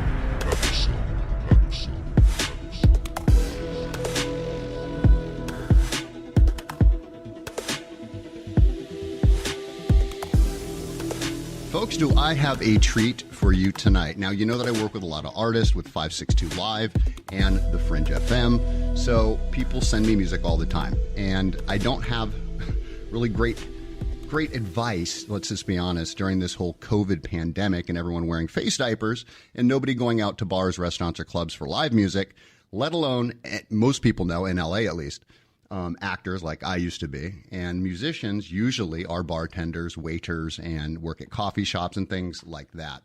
So it's very difficult all the way around for musicians. I hear you guys. You want to know, how do I get my music on your station? How am I going to get on your bumper music? And how do you get it to other stations? Well, we do have ways of doing that, but I think the expert, the absolute expert on the topic is John Azaka, and he's an Interscope recording artist and online music expert. He's been doing consulting and speaking at conferences and organizations worldwide. He speaks about the music business, on and offline marketing strategies for musicians, social media, and performing, songwriting, recording, and new frontiers in independent music made possible by the internet. We all know that's changed with Spotify, Pandora. And I'm going to ask John, because I don't think those things were, well, yeah, they were. YouTube, Spotify, and Pandora were hot, but I don't know if they were as important as they were then. This show, folks, the first show John and I did was in, I don't know the year, but at least 7 years ago. So you do the math. John has appeared in Rolling Stone, CNN, Los Angeles Times, Newsweek, Time Magazine, Entertainment Weekly, U.S. People, and the Boston Phoenix. Entertainment Tonight. I saw that Entertainment Tonight, by the way. I think that might still be on YouTube. Inside Edition and Access Hollywood and many more. John, welcome to the show, buddy. It's so good to talk to you after 7 years. It seems like a lifetime. Yeah, it's good to be back. Thanks for having me on. When we were talking before, we didn't have to worry about pandemics and we didn't. Social distancing, and it's hard enough to be an artist and musician. But briefly, I just went down your, the litany of things and your accomplishments and all the stuff you've done. But briefly, just tell the audience, refresh them again about how you became the, internet marketing guru. So I'm a musician. I've been a musician most of my life, or certainly all of my adult life, and then some. And I went down the traditional route, trying to do what everybody else did, become a big rock star. I did, and ultimately land a record deal, initially with Interscope. Later, I had a deal briefly with Universal. Had a second record, come out on a Warner Brothers subsidiary. Then a third record come out on an independent label. That first record, if you can believe it, was said to be, at least at the time, the largest new artist signing in history. And it really looked like things were going to take off and were going to go great. I had 15 minutes on MTV and toured around the country and did all those things that you do and got a lot of press. But you were a rock star. Let's face it. You were a rock star. I mean, you were living the life as a rock star. You had the look. You had the record. I mean, I said it at the very top and I kind of ran through it, but Interscope, I mean, that's a huge label, right? You had them behind you, good looking guy, young Hollywood, the look, you had it all.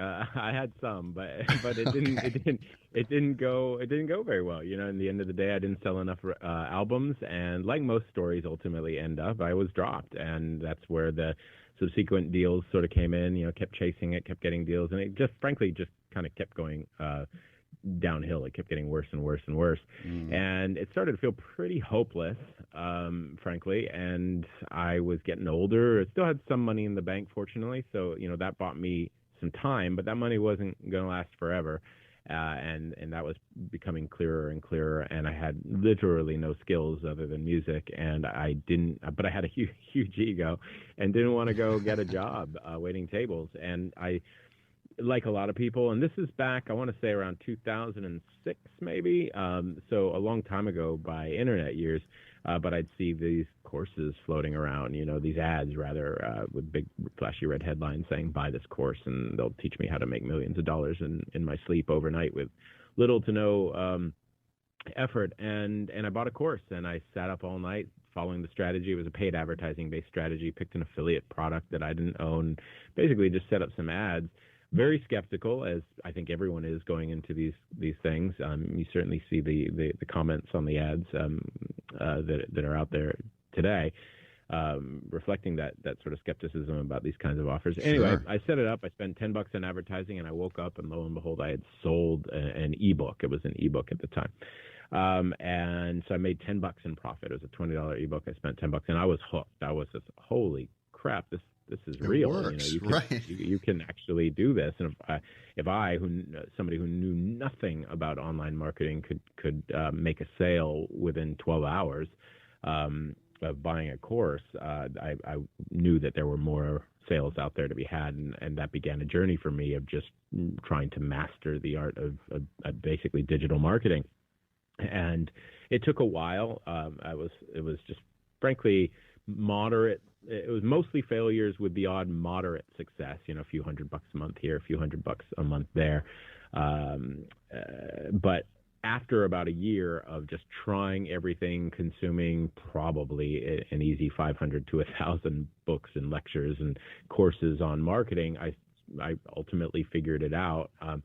And built an online business that ended up within the first couple of years bringing in a few $1 million in sales. And after those finances were sort of back in order, I kind of returned to the music space and wanted to see if these things that I had learned as a marketer could work in the music space. At that time, this is around 2009, nobody was doing it.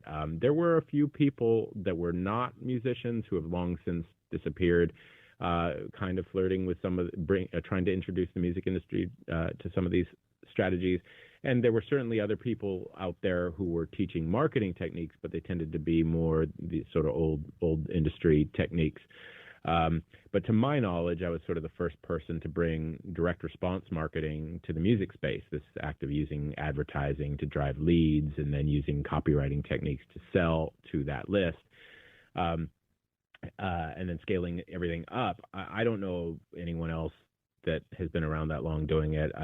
To my mind, I sort of introduced that approach to the space, and it worked. It worked really well. The first campaign, it was a buddy of mine who was putting out an album, and I didn't think it was going to go well based on his plans. And I said, hey, why don't you let me use you as a guinea pig and set up a campaign around it? And this is back in, I honestly can't remember. I think it was late 2009. It could have been early 2010. But we set up a campaign, and it ended up, I think we spent $400 on marketing.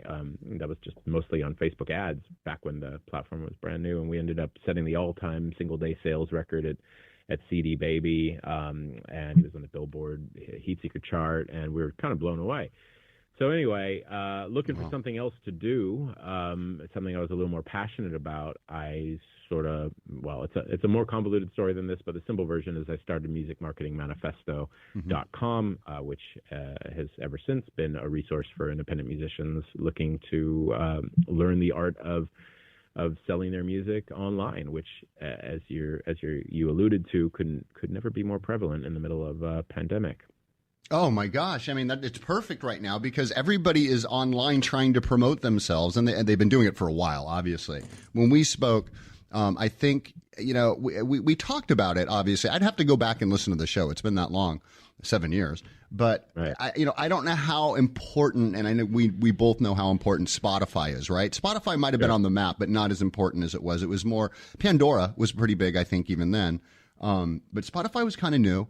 And then you have YouTube now, which is a huge, aggregator for new music, right? I mean, most people now, not most, but let's say a lot of people are finding their music on YouTube. It's the second largest search engine. And you have, what was it, Size? I couldn't stand the song, John. It's something I couldn't stand. But Size, Gangnam Style, like the first video reaching like 1 billion views or whatever. Right. So, YouTube's very powerful too now. And a lot of that, like, the power of the labels, which I want to talk about that too, what you think about labels and if they still have power. I still think they do, but people say labels don't matter. Oh, well, if you got a label putting millions of dollars behind you, yeah, it does matter. But the playing field has been leveled because you can do things right now that you couldn't do before. I mean, I remember this kid before he went to prison. He's out now. I don't know if you know him, but 6ix9ine. 6ix9ine was a rapper. He was like the supervillain of the rap world. And he ended up going to federal prison, but the kid puts out like one video, literally one video. He's not even a musician. He couldn't even really rap. You know what I mean, right, John? But the video went viral. And the next thing you know, this kid's making millions of dollars. And that happens to a lot of, I mean, there might be someone who does a cover song. And I mean, that's how Justin Bieber started on the internet, on YouTube, doing cover songs. So anyway, let's talk about first labels, since we already talked about it. And then we'll get into like your techniques for helping people, because that's the juicy part. I want them to stick to the end. Sure. The juicy part on how they can, get through it with this whole COVID thing. But now you have a internet marketing plan, and you use, email marketing strategies and mailing list and paid or pay for play or click for play type advertising. But do you think you're going to be able to compete with the big labels, or do the labels even matter with Spotify, CD Baby, as you mentioned, and YouTube? Well, certainly labels matter in the sense that they've kind of always mattered. They're banks, they've got a lot of money that they can spend on your behalf, and they do know what they're doing. And, when the connections, when it all, right.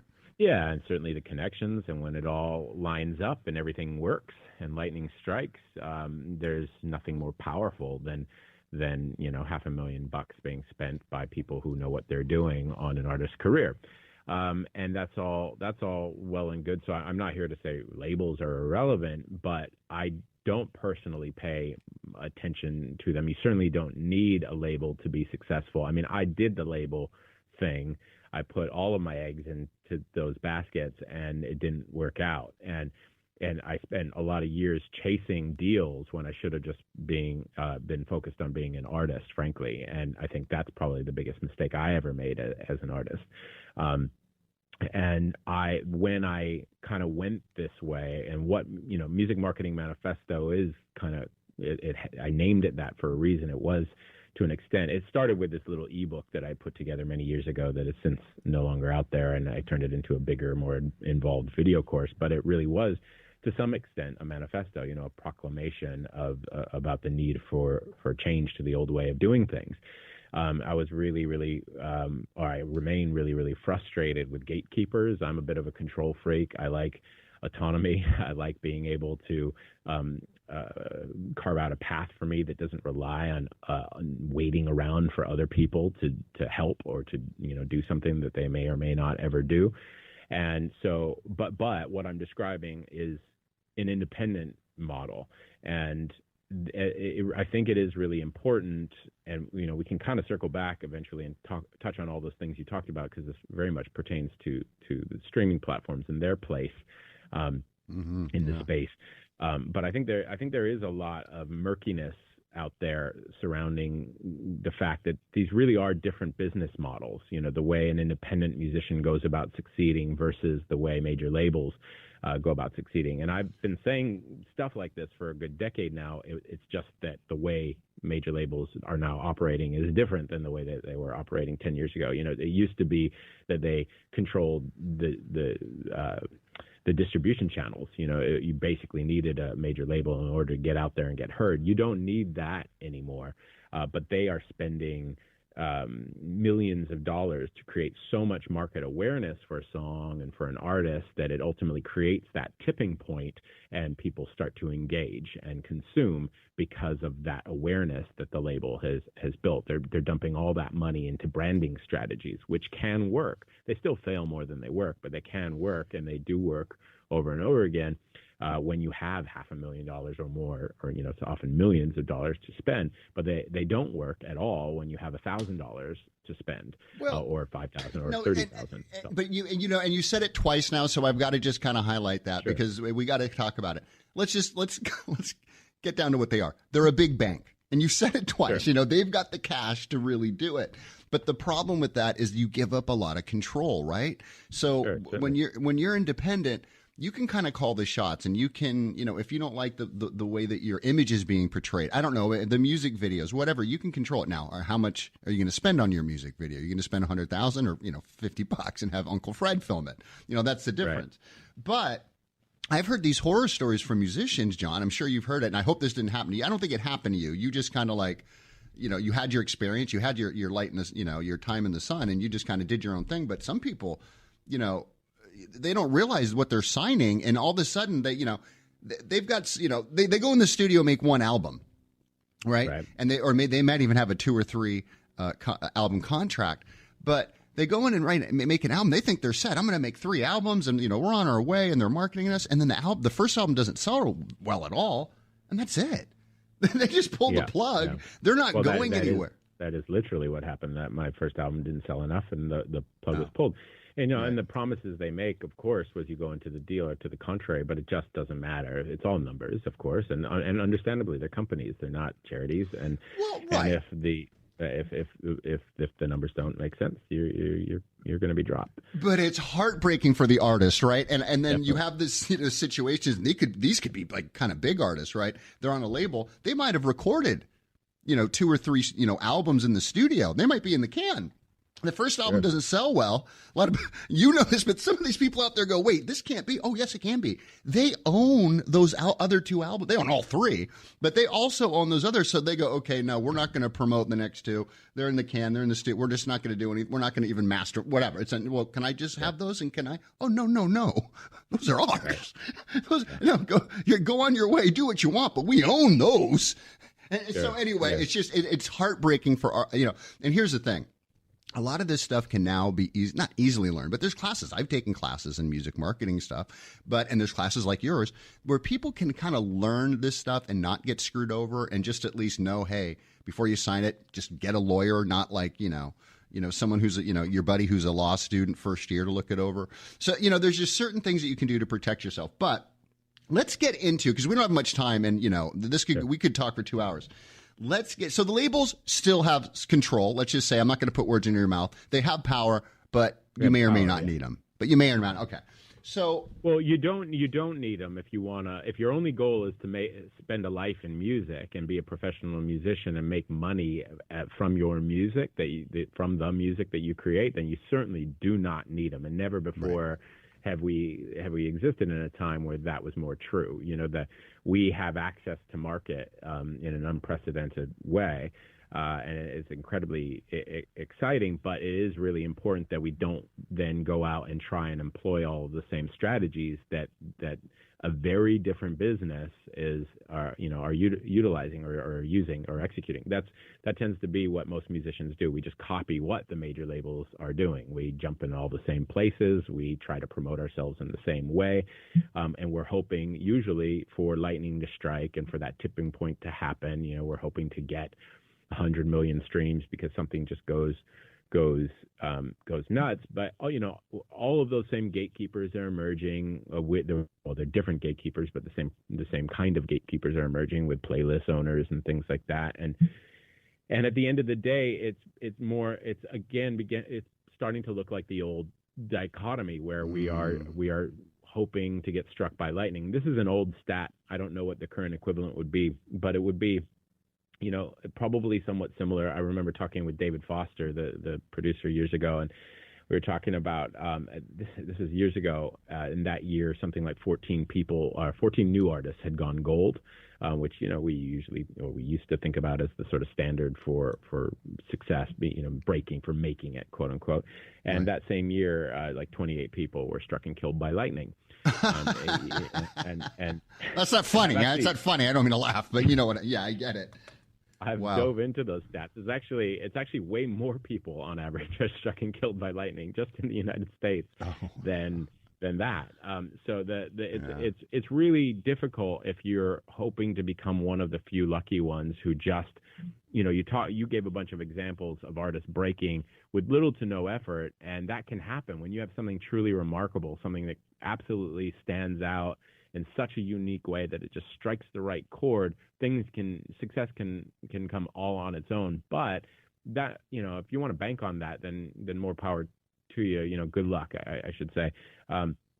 But that's not at all what I do or focus on or advise people on. I teach musicians how to operate like small businesses and how to navigate the current environment as a small business using strategies that actually work and give you measured results so that you can spend money intelligently on marketing and advertising rather than just going out and spending it on, say, something like playlist promotion, hoping that this magical zeitgeist or this wave is just going to build up behind you and you're going to be successful. I think that's the overwhelming mistake that most independent artists are making.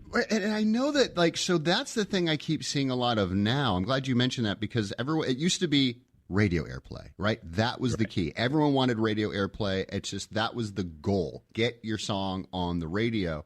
But now it's really, I see a lot of people asking for, and you can go to sites like Fiverr, right, and get these kinds of services, but it's mainly like it's Spotify playlist promotion and then getting hits on YouTube. So I guess people are selling ways to just get hits. So I guess it goes up in the rankings so more people see it. But those algorithms, I don't know how true those are on YouTube. They've gotten really good at sniffing those things out. These platforms are smart. It's not difficult to sniff out the false patterns, and at the end of the day, it all stops. If there's no point in any of this. I mean, and going and purchasing activity. I mean, to some extent, if you're using it for either social proof or to snowball something, it can make sense.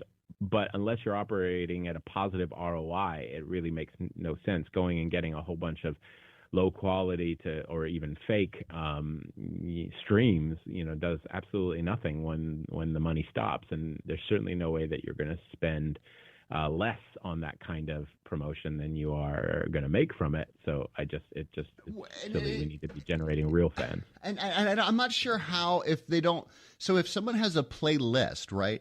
Some people will say, like, we'll put you at the top of our playlist on Spotify, but I don't see how that really.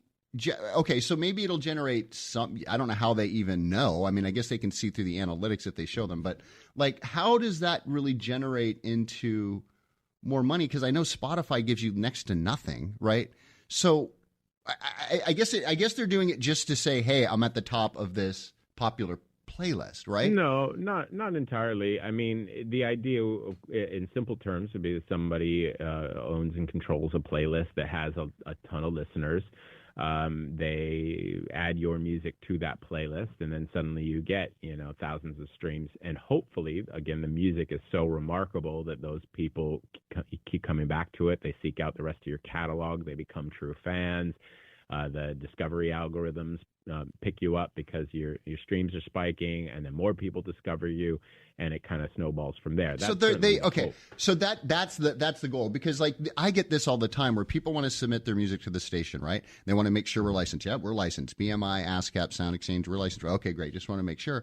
And I can almost, by the questions, they're asking the wrong questions, John. In other words, it's almost like they think, just by if it plays on the station, they're going to get money. You're going to get half a penny for paying for it to be played, whatever it is. A lot less than that. So it's like, it's just sometimes I think artists are looking at it the wrong way. Or here's the other example: I'll do a really good YouTube video. I'm sure you've seen this before. Let's just put a viral YouTube video, whatever that means. However you do that, lightning in a bottle, and then we'll put it on YouTube and monetize our channel, right? And then they get, 300 views, and most of those are him checking to make sure it's up because, nobody but mom and Uncle Marv are looking at it, and they're not going to make any real money there. So anyway, we'll move on from the streaming stuff. Let's talk about what you do with Music Marketing Manifesto, what people can do during the COVID,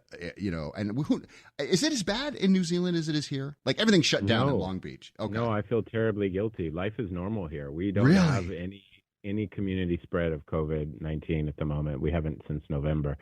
Are things open? Everything's open. Yeah, What? there's John, no. We are.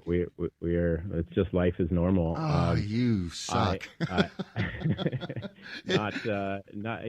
Everybody has their detractors, and anytime you talk politics, it pisses somebody off. But I think our prime minister is wonderful. And, I'm moving to. I love it. I'm moving there. Yeah, she put us. She was one of the first leaders to act very, very quickly. As soon as we had community spread, she put us in. I mean, we had a handful of cases, and she put us into complete lockdown. When really, I don't know that anybody else had done it. I'm not sure. She was certainly one of the first, if not the first, to act as swiftly and as completely. And she locked us down for about a month. And it was a real complete lockdown. Police on the streets and making sure people weren't being where they shouldn't be. You could go to the grocery store, and everyone had distancing and masks and everything else. And they squashed it, and then it resurfaced a couple more times, and each time they squashed it again with, as they got smarter and got better at tracing up the virus and testing, they put us in less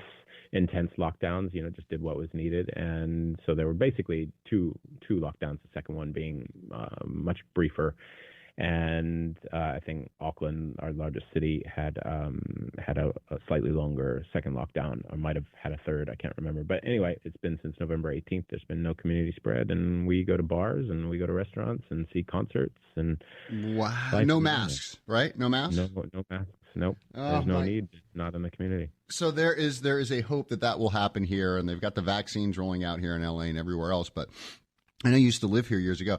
John, Long Beach is a ghost town. It is like, it's scary, man. You go down to, Pine, you go down to anywhere, 2nd Street, everything. It's just, there's nothing to do. So anyway, but we don't want to depress people too much about that. We all wish we were in New Zealand right now.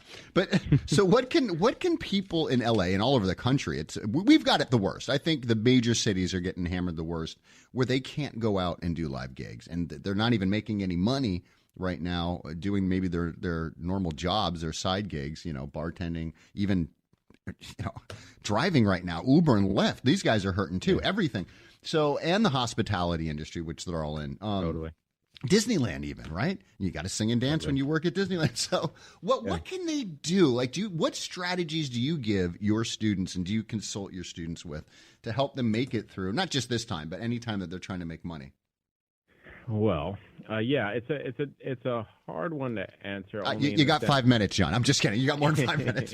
It's a small question. Yeah. Well, no. I mean, I certainly have advised musicians on what to do. It's just I know that there's this desire to have some simple kind of quick fix answer that can apply to everyone and save everyone. And more than that, as income has dried up on people's real jobs, people are somehow suddenly hoping that their kind of hobby jobs. Meaning music, can suddenly be the pillows can be fluffed on that because they can do that from home, and that can somehow save them financially. I don't think that that's a likely outcome for many people, no matter how great the strategy is. Selling music is always the hardest. It's just about the hardest way to make a living in the world. We do it because we have a calling, and we feel this need to share our message with the world. Not because it's the easiest way to make money. So I think it's important to give real advice so people don't, in the middle of a pandemic, go down an even riskier path. If you're financially bleeding right now, it's not the time to go and double down on your music career as much as it is to stop the bleeding and pay the bills in whatever way you can. Now, with that said, if you want to do all you can to keep your career growing and thriving during this time, then I certainly, have some tips and advice, and they're not dramatically different from what I would advise people to do at any time, pandemic or not. There are a few other things that you can do that I'll kind of explain, that are specific to the pandemic, that maybe I'll explain at the end of what I'm about to say, because it'll make more sense. But, long story short, I talked a lot earlier, about the differences between how people consume, or not so much how people consume, but the differences between the mainstream music industry and the independent music industry. And what that boils down to, from my perspective, are the buying triggers, or at least consumption triggers. As I said earlier, when it's the mainstream music industry, people are consuming or engaging with that music usually because they have heard it in multiple places. It's coming at them all over the place, in movies and on the radio if they listen to the radio, or and the streaming platforms and various playlists and press that they're reading, and they're just, might be 4, 5, 6, 7 impressions about an artist, and suddenly they go, I need to listen to this. It seems like it's cool, or it's happening, and then hopefully they like the song, they add it to one of their favorites or a playlist of their own, and they continue, they seek out the rest of the catalog, and it kind of goes from there. Maybe they come to a show. A lot of the money is being made in these secondary and tertiary sort of ways, coming to shows when they exist, buying merchandise and things like that. That's how, where a lot of the money is coming from for the artists. Certainly if you're getting 100 million streams, you're making pretty good money there as well. But even a million streams. I hate to interject here, but it's funny because this just happened to me the other day. Even though the old school way is kind of archaic and, we don't think of it much, the other day, John, I'm sitting there, a radio came on, I grabbed my cell phone, I used Shazam, right, and immediately added it to my playlist. So it happens, but I've heard the song before, right? And you always talk about there's multiple impressions, and they're hitting you with all these different things, and it's just that always strikes true to me, because I think it's hard for people if they just get one shot. So somebody's going to hear their song one time, if they're lucky, you know what I mean? Totally. If it's on a playlist or something. So anyway, I'm glad you mentioned that, because it's changed a little bit, but still, like if you hear it on the radio, or it could be YouTube, or you hear it wherever you hear it. It could be in a coffee shop, you hear it over their system. We have Shazam at least, or you can Google it, right, and you can actually get it. And so I see why artists still have, like, those playlists and types of things are appealing, right? Because you could strike gold. I don't know how often it happens, but anyway, go ahead. Take the floor. Sorry. Yeah, it doesn't happen that often. And even when it does, and you get, say, 1 million streams, great. You made somewhere between $3,000 and $5,000. That's not that much. Right. Well, then that's the other thing. I'm sorry. I got to stop you again. When I had a YouTube channel, I was getting hundreds of thousands of views. And all I was doing was putting my podcasts up, editing them, and like making them kind of controversial titles and stuff. Right. Mm-hmm. So people are like, wow, you must be raking it in. I was like, I never made more than $300 a month, right? Yeah. That was my best month. And usually it would be $50, $60, $70. I had videos that had 300, 400, multiple videos getting those kind of views. So people think that, just like you said, you think you're going to get 1 million views and you're going to that's it. I'm quitting my dude. I'm going to buy a house in the Hollywood Hills. It's over. I've arrived. No. Yeah, the reality is far from it. You paid half of the debt you accrued while waiting for those 1 million views to come in, is all you right, probably did. Exactly. But anyway, but in contrast to that, the consumption triggers or the buying triggers are very different for the average independent artist. We tend to buy or consume or engage with independent music because we form some kind of a bond with the artist. They tend to get in front of us, or penetrate our awareness in different ways. Be that perhaps we see them live, and then they really make a mark on us, and we follow their careers from there. Or in the case of what I teach. Let me give an outline here on what I basically teach musicians how to do. I teach musicians to go out and really, to begin with, it begins with getting very, very clear on what you are doing as a musician, what your music's all about. In marketing circles, we talk about something called a USP, a unique selling proposition.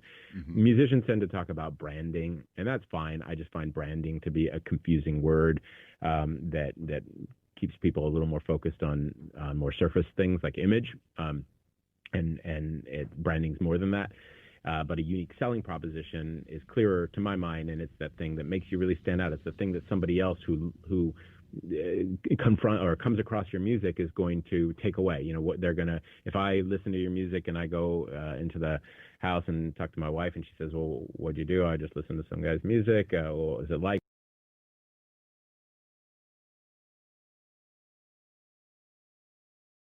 thing that's easily identifiable as making or allowing you to stand out from the crowd? What is that true special quality that you have? And once you know what that is, then you know who to market to, because you only need to ask yourself, well, who's going to be interested in this thing, this experience thing, or that my music is ultimately offering. And it also informs every other decision. How should we design our site? What font should we use? What music should we give away? What should the album cover be? Well, it should all align with that unique selling proposition, so that we create the shortcut to the mind of our prospect. But anyway, we usually I'm so glad you said that, because you know how many times I get stuff submitted to us, and they have like really shoddy album cover artwork. Really, like they went to Canva and just probably slapped a few images together and put the name on there. And I'm like, yeah, if you want us to submit this, when people go into these networks, DJ pools and things like that, a cover matters. Like, it just matters. If we put it on everything matters. Everything matters. But I'm glad you said that, because it's not cohesive. That's what I see. They might have a great look. Like, I've seen their bio photo. Like, wow, their look is great, and they spend all their money on their look. Right? They've got like a great look, their clothes, the jewelry, everything. And then you look at the album cover, it's like they didn't spend a dime on it. I'm like, don't spend as much money on the sneakers and spend a little money, spend $100 and get a graphic designer. Anyway, keep going, but that's so important for artists, because they don't realize it's a business, man. You wouldn't, if you go to like some guy who's marketing his service and it's tax time, so he's going to do your taxes, right? You go H&R Block, they've got everything, it's formatted, they got the pens, the paper, everything. If you had like multiple different images coming at you, you know what I mean, with different color schemes, and you don't know who's what, and people are just anyway. It's just it's a business. Go ahead, John. No, definitely. I lost my train of thought. Oh, sorry. No, you were talking about how to have a cohesive image, and all the marketing materials should go towards their story, right? Or their U.S. Sorry, it's an interesting selling point, right? And I'm sorry, because I've listened to your podcast recently. You talk about having that unique story, right? Something that I can latch on to, that's emotional to me. And you mentioned some people, but I'll let you have the floor. Well, I think that when it comes to music, for the most part, there you could draw up exceptions to this, but for the most part, we already have pre-existing passions and interests. We see ourselves as members of a particular tribe out there in the world, and we are attracted to things that align with our visions of ourselves, our hopes for ourselves. We want to be a certain kind of person and a member of a certain kind of tribe, and when we come across music and its branding, or to jump back onto that term, when its branding speaks to us and helps and allows us to instantly identify that, hey, I'm that person. That this is my tribe. And the sort of experiential promise of that music, be it in the album cover image or in the music itself or in the copy that we read about that artist, or the review we read, that experiential promise that is being dangled in front of us, if it aligns with our pre-existing passions and interests, we'll click. And sure, there are exceptions. Sometimes we just hear a song and it's just so moving or so remarkable that it gets us, and that's great. But that's lightning in a bottle, and I don't think you can duplicate that, and I don't think you can teach that. So that's not what I focus on. So my marketing campaigns, they all start with a bold claim or promise about the experience that an artist's music ultimately offers. And then, again, being clear on the unique selling proposition of that artist, we get in front of an audience that is likely to respond to that bold claim or promise and see their own pre-existing passions and interests in that artist and the promise they are making about the experience their music offers. And then we give away some free music so that people will sign up to our mailing list, and to anyone who's skeptical about the effectiveness of that, because I get it all the time. Nobody wants a free download anymore. Well, I get about 40% on it. Well, I don't know if it's on average. I'd say 30 to 40% on average of the people that land on my landing pages give me their email address to sign up. Not because of the perceived value of the download, but because we do a good job at creating a message that aligns with those pre-existing interests and passions. So if I can put together a great headline that says, my music is the perfect backdrop for a road trip down Route 66, and then get in front of people that love Americana and all things dusty highway Route 66, then that's going to speak to them in a way that not much else out there is speaking directly to them, and they're going to jump. They're going to want to take the next step and see if it does align with what they're all about, and see if they do in fact like the music and it's as great as all those quotes on that landing page claim that it is. Then what that does is, going back to those multiple impressions that we talked about, it buys us time. It buys us time to get in front of that prospect 5, 6, 7, 8 times before ultimately asking them to spend money with us. And if that person, after receiving, we automate this entire process, but after receiving 5, 6, 7, 8 emails, it differs for each person. After watching maybe a music video that we sent to them, reading a blog post that we sent to them, maybe commenting on a post and we commented back, and we actually create a rapport, create a relationship to some extent.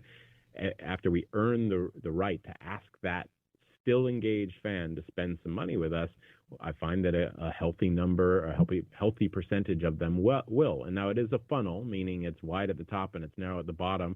100 people sign up. You're not selling 100 albums. You might sell 5, 6, 7, 8 albums. You might sell 2 albums. Whatever the case, you're going to have some results. And from there, it's a process of optimizing to raise those results. If you're converting at 2%, well, let's test 5 different emails and try and get that, that purchase rate up or that conversion rate up to 5%. Let's try to raise it from there. If only 20% of people are opening your email, let's change the subject line and make sure it's 30%, and keep changing until it's 30%. Same thing with your landing page. Each aspect of this can be optimized and results can be measured. And so we get this pretty consistent and predictable sort of input and output within one of these funnels. We spend $1 and we make either, it could be 30 cents, it could be $2.30. But because of that consistency in the input and output, we have the ability to just keep on tweaking and testing until that the numbers are optimized. And for some people that's very easy, for some people that's very hard, but everyone has the potential to ultimately get there. And once you've got that funnel optimized, it doesn't end there. Then we've got a consistently growing fan base.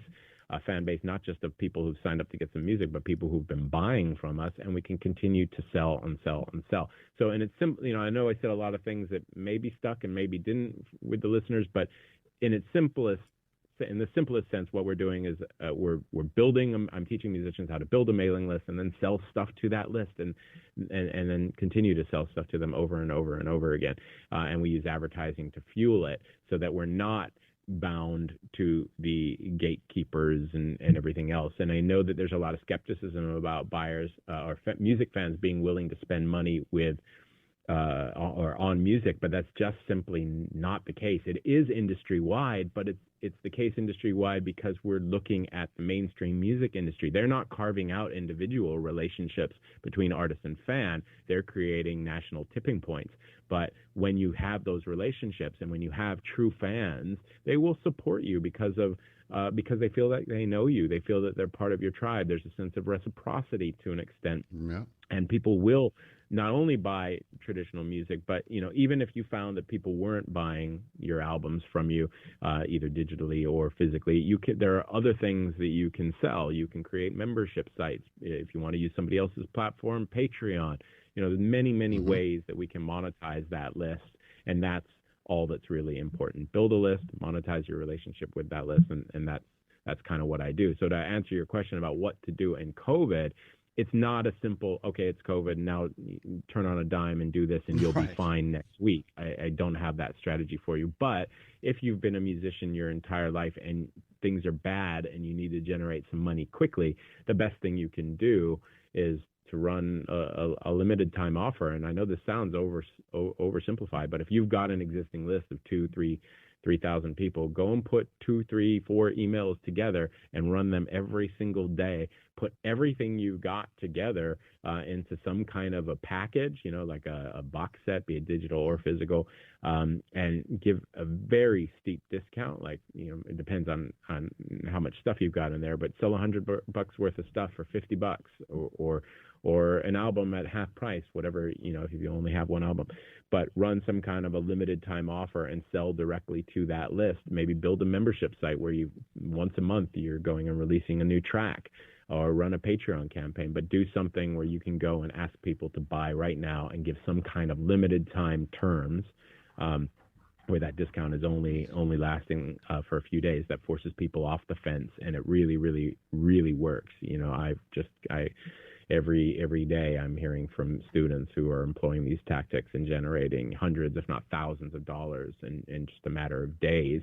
And it's simple as using scarcity to get people off the fence. So that's kind of the short-term need money fast in the middle of COVID solution. And while there are a lot of other things people are doing, like going out and live streaming and all that, and I'm not here to say that that's bad, I see the numbers. I've surveyed my students. I know for a fact that at least my cross-section of thousands of musicians are doing much better selling to their list than they are making these fractions of a penny by streaming, be it live streaming or be it driving people to the streaming platforms. Right.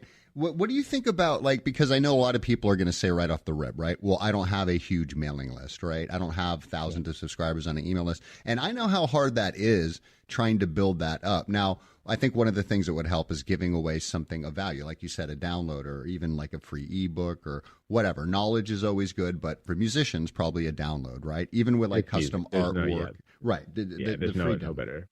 Nothing better for musicians. But if they don't have a mailing list, what do you think about posting it on, Facebook? Because you'll see some of these guys who they don't put any time in building up a mailing list, but they'll have tons of likes on Facebook, or they'll have some, not just thousands, hundreds of thousands of Instagram followers, but they don't have an email campaign going. So it's a little hard to. Certainly. So if you don't have a mailing list and you've got 10,000 followers on Facebook and you didn't buy those followers, they're real and they're engaged. Well, you can do the exact same thing by just posting to your social platforms. I would recommend using advertising to retarget your existing audience so that the people who do follow your page all actually see the posts. But you can because they won't see it. That's the whole thing about Facebook now, right? There's no more organic, post. I mean, it's like if you do not pay to play, your grandma's not going to see it, folks. I'm telling you. Yeah, well, there is some, but you're right. The whole certainly feels that way. I mean, the way EdRank works is that they release it to a small cross-section of your audience, and if it gets exceptional engagement, they'll release it to more people, and then if that gets exceptional engagement, then they'll release it to more people.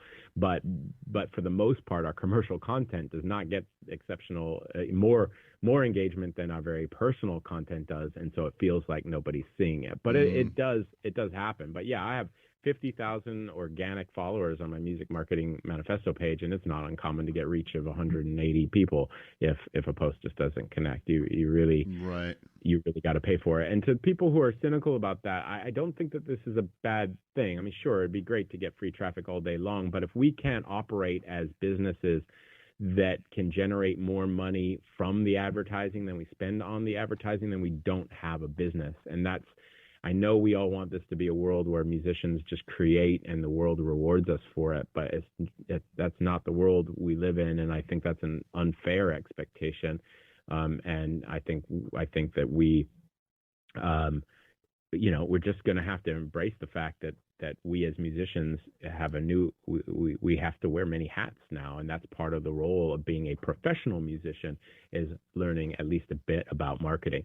Now, but there are many things you can do. You can use that organic feed, your followers you can drive people from Instagram and Facebook over to a squeeze page, and there are many strategies you can employ that are free to grow your list. But there still remains no method more powerful of getting a marketing message in front of people than an email list. It's just far, far more impactful than posting on a social feed would be. So it's really, at the top of that pyramid, at the top of that food chain is the email list, and then everything else can be used in the same way to support that goal of building that list. And especially with coming changes, there's, you may have heard of the iOS 14 changes that are coming down the pipeline where everybody's going to be at. So iOS 14, and stop me if we're running out of time here, but you got time. Yeah, iOS 14, the new Apple software update that I believe is already out, but they're rolling out some new features to it, which are going to prompt basically anyone using any app to agree to pass their information to the app owner. So Facebook, who really uses that information to target, to retarget, to measure conversion. More Big Brother, baby. Well, not necessarily less Big Brother, but I wouldn't say this is a more Big Brother move. It's less. Facebook's freaking out about it because Facebook's going to have less data. Apple's forcing everyone to say, yes, I give my data to. So in other words, they're making users opt in to give them data, which they won't. Gotcha. I thought they were saying you don't have a choice. Okay. Yeah, no, they won't. No, well, there's a lot of different beliefs about it, and the more cynical one, Facebook's saying, they're trying to hurt small businesses. Of course. Apple's saying they're trying to help privacy, protect their privacy.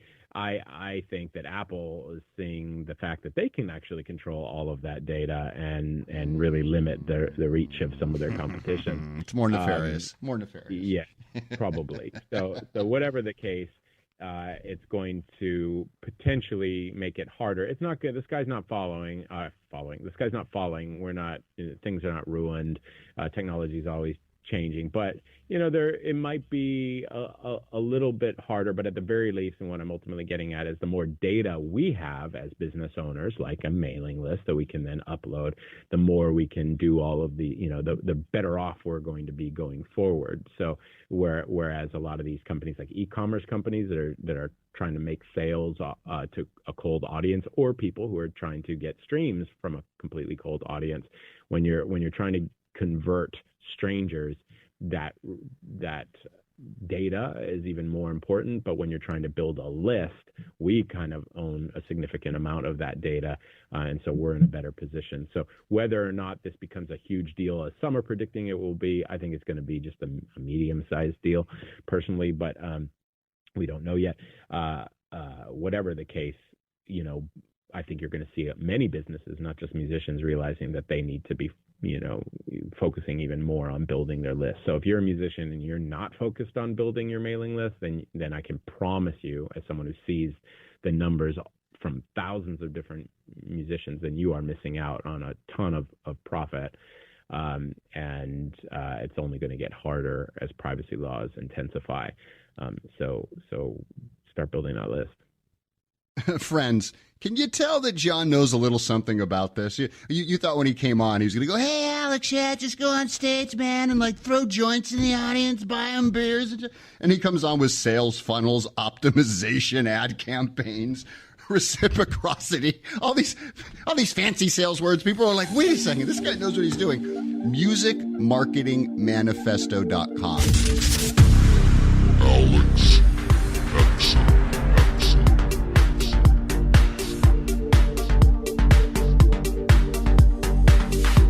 I'm not a believer, at least until I met you. Guess I'm a dreamer. Every night I'm chasing you. Everything I feel, now I know it's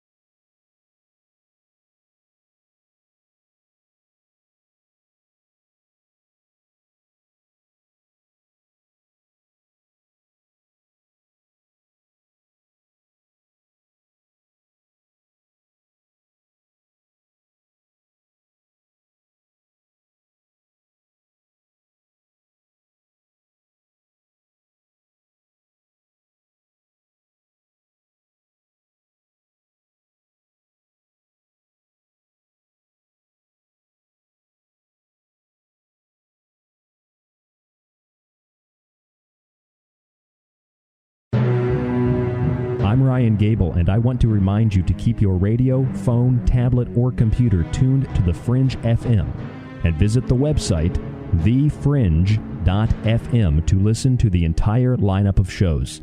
You can also catch my broadcast, The Secret Teachings, Monday through Friday, beginning at 12 a.m. midnight U.S. Pacific Time, right here on the Fringe FM. The Fringe FM. Remember, gang, this is National Vacuum the Lint from Your Belly Button Week. Because a clean navel is a happy navel. So, did you make contact with aliens? Were you taken to another planet, to a mothership? How did they communicate with... Can you tell me what they look like? Can you tell me how many of them there were? Were you given food? But the teachers are alive. They're not books. They are the very living essences of nature itself. What a strange person. Unbelievably powerful supercomputer that's running our reality, and we don't have a clue as to how to operate it. So when maybe you or somebody else creates an AGI system and you get to ask her one question, what would that question be? What's outside the simulation?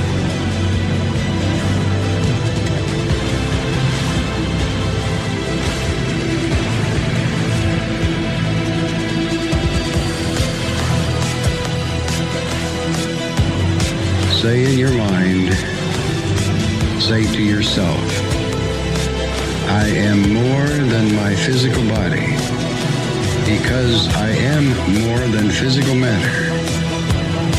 I can perceive that which is greater than the physical world.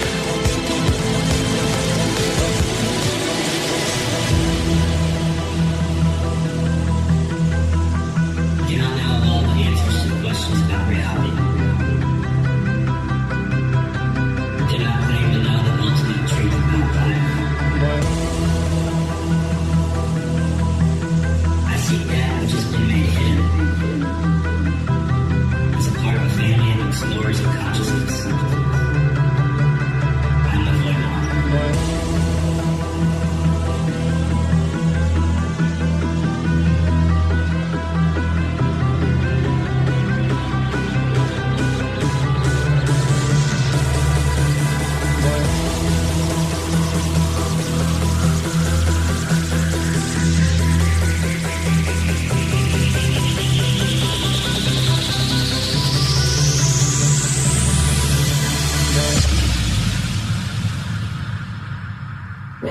Welcome to Lighting the Void. We're all broadcasting from New York, upstate near the Great Lakes. It's Lighting the Void. I'm your host, Joe Root. We're live on KTLK Digital Broadcasting. Rolling in a few minutes late here. Sorry about that. We're working on the new website for the Fringe FM, trying to get it updated. I'm pretty sure it's getting much closer. I'm hoping to have it done by the weekend, but kind of looked up and lost track of time there. So my apologies, but it's important. We're going to get the new website up, and it's amazing. Seriously. I've been working on the tech side of this stuff, but as far as the design goes, Amandala has been putting in a ton of work into that thing too. So it's like we're working on things, right? So it's Thursday here. I think it's the 10th. Yeah, the 10th on into the 11th. Good night. It feels like it was December the 1st the other day. So here's the thing. I got a real warm special thank you I have to send out, because you know that we put out a fundraiser for the new PC and equipment, and James Halcito came through, and then we had another person come through. I just don't think I would be able to. I just have to thank this person. The weird thing is I thought the person's name was Brendan, and I went back and looked, and it's Azrael. I don't want to say her last name, but Brenda is who this is. I don't know. I don't want to give people away, but listen, Brenda, thank you so much for helping. And it was it was enough of a donation to get it done. I'll put it that way. So we don't have to worry about the PC. We're going to be upgrading that. And once again, like the Void Walkers pulled through. Thank you guys so much for doing that. Like, that was really awesome of you, all of you. I don't know what to say, actually. But yeah, so yeah, I get all lumpy, man, when I talk about this stuff. So I want to kind of get the show done here. So it's obvious, like right now, this is going to be the topic tonight. So, we're at like a global turning point, and we're also kind of at the time when there's a major astrological transition coming through, and, you know, people are talking about the age of Aquarius. If this is like a real thing, if this is actually the age of Aquarius, I don't know. Not sure.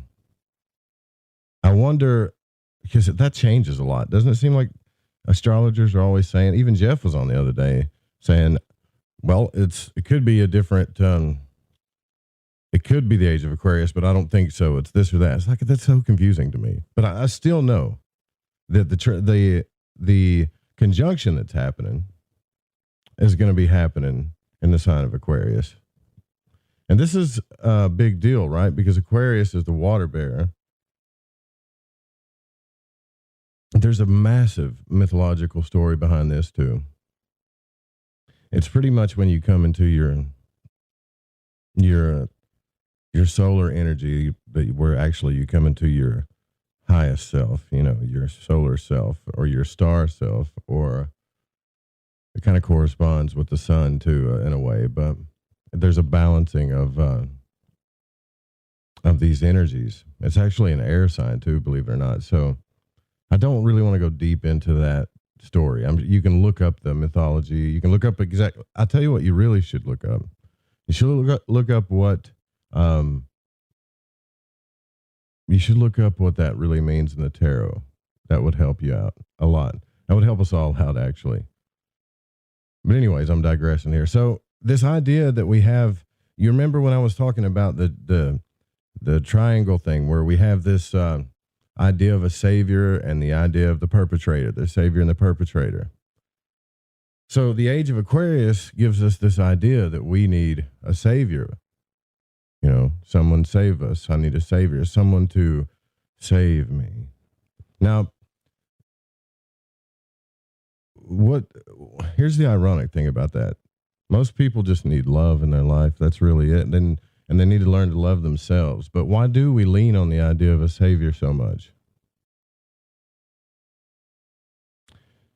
I think it's because when we go through struggles, and I think this is what we're going to be realizing as these two planets collide. I dropped a tarot reading in the tarot chat too from Gregory Scott that talks. You can actually see this in a way. It's kind of different though, but in a way. So we go through these struggles, and then we focus on the pain of our struggles. But instead of learning from our struggles to change our own environment, the world around us, what we want in our life, and look at them as blessings. And I'm telling you, if you really look deeply into everything that you've been through, it's a blessing. The road that led you to where you are, and the people that are in your life, the situations that are in your life, the relationships you have now, the career stuff that you're going through now, everything. It all led to where you are. Now, the problem is if that led you to a point of suffering or whatever that's causing you pain, then it's really easy to look at the world as a bad place and say that, look what's happening to me. This is terrible. Other people have this and I don't have this. It's easy to do that. And then look, it's natural. It's understandable. Hurts a little, doesn't it? Or you could say, look who I am now. After everything that I've been through, I'm still here. I've still managed to live. I can still laugh, and everything is possible. I'm a stronger person because of it. I know it doesn't feel that way sometimes, but I got to tell you, that is a much better way of looking at things, because it's going to generate good things in your life. Again, the major triad of life that we're trying to manifest through spirituality is happiness. And for most people, if we're being honest with ourselves, happiness is good health, wealth and abundance, in whatever form that means to you, and good, loving relationships. As if you have that stuff, you have happiness. It's pretty simple. It's not that hard to understand. But the pain that comes from not having those things, that when you focus on that, it really causes a longing for a savior, right? So does the age of Aquarius imply that a savior is coming to save us? Or does it imply for us and our own consciousness to see that we really truly are divine beings from a divine realm? We're more than our physical bodies. That this is just a journey. And no matter what, just like that tarot reading says in chat, no matter what circumstance you're in, you can try to make it better. You can do what you have to do to keep moving forward, to reach your goals. You're always going to be in either a good or bad or mediocre circumstance. I think when you get into that triad of the savior, perpetrator, look, the mirror, it's like a triangular mirror, and you're on one end, and you look one way, and you need the savior, and then you look the other way to the other angle, and that angle represents the perpetrator. Everything is so polar, right? Even when bad things happen to you, you start thinking about the worst outcome of everything. When good things happen to you, you expect the best and perfection all the time. Basically what we're doing is we're emotionally terrorizing ourselves and other people because we're doing it to ourselves. But that doesn't matter. I mean, you have to take care of yourself on the inside first, you know.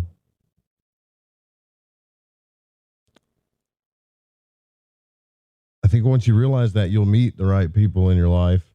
You'll also be in the right circumstances. They're going to heal that. But what is a loving relationship? What is a good career? What is health? And all of this stuff changes for people throughout their life. And, you know, sometimes people ask me about, I know someone asked me the other day to read an astrology for a couple, you know, do the two charts and put them together and everything. That takes a long time. It's a lot of stuff. It's a lot. But we get stuck on the idea that when we look at our astrology chart, I think we're born this way. This is who we are. Yeah, it is who you are. Inherently, it's who you are. But these energies, these planets and signs and archetypes and mythologies and everything that's happening to you is moving in your life to get you to grow with those energies. So I'm a big believer in evolutionary astrology. You're always going to have your birth chart inside you. That's always going to be a part of you. And the good things that came with that you were born with, I believe you should enhance, take care of. You don't have to make excuses for who you are because the way you are affects other people. You don't have to explain yourself to people. If you do, then that's your choice. You really don't have to do anything but accept yourself and love yourself for who you are and see the best in yourself.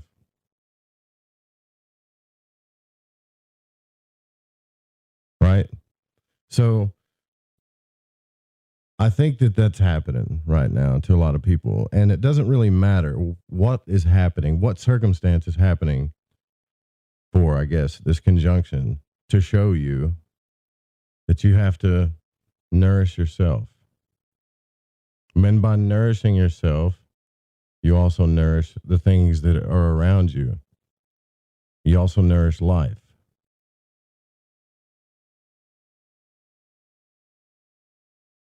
It's a balancing act. It truly is. Yeah. Aquarius pours out water unto earth to nourish existing creation and is left with empty vessels to refill. Now, how do you refill the vessel? You don't, I mean, sorry, I think I'm losing my voice or something, but the thing is learning to love by loving yourself, but by loving others and letting that perpetuate into the physical world through the energy of, this water energy. It's kind of funny too, because Aquarius is an air sign, right? But what does that have to do with water? Well, water also corresponds to the lunar realm and the emotional realm and the lunar realm of dreams and symbolism and the astral realm. So basically, it's when air and water come together. It's a big alchemical symbolism too. It doesn't even show air on the tarot card, though. Not really. But it's a big alchemical symbol. When you first start learning to listen to the spirit inside of you, and then it pours out into the physical world, into your body, into the earth, you really start paying attention to what is good for you and how to love others, what you're here to do, your purpose, everything. Everything that your soul sent you here to do. And you don't have to look for a savior because that savior is inside you.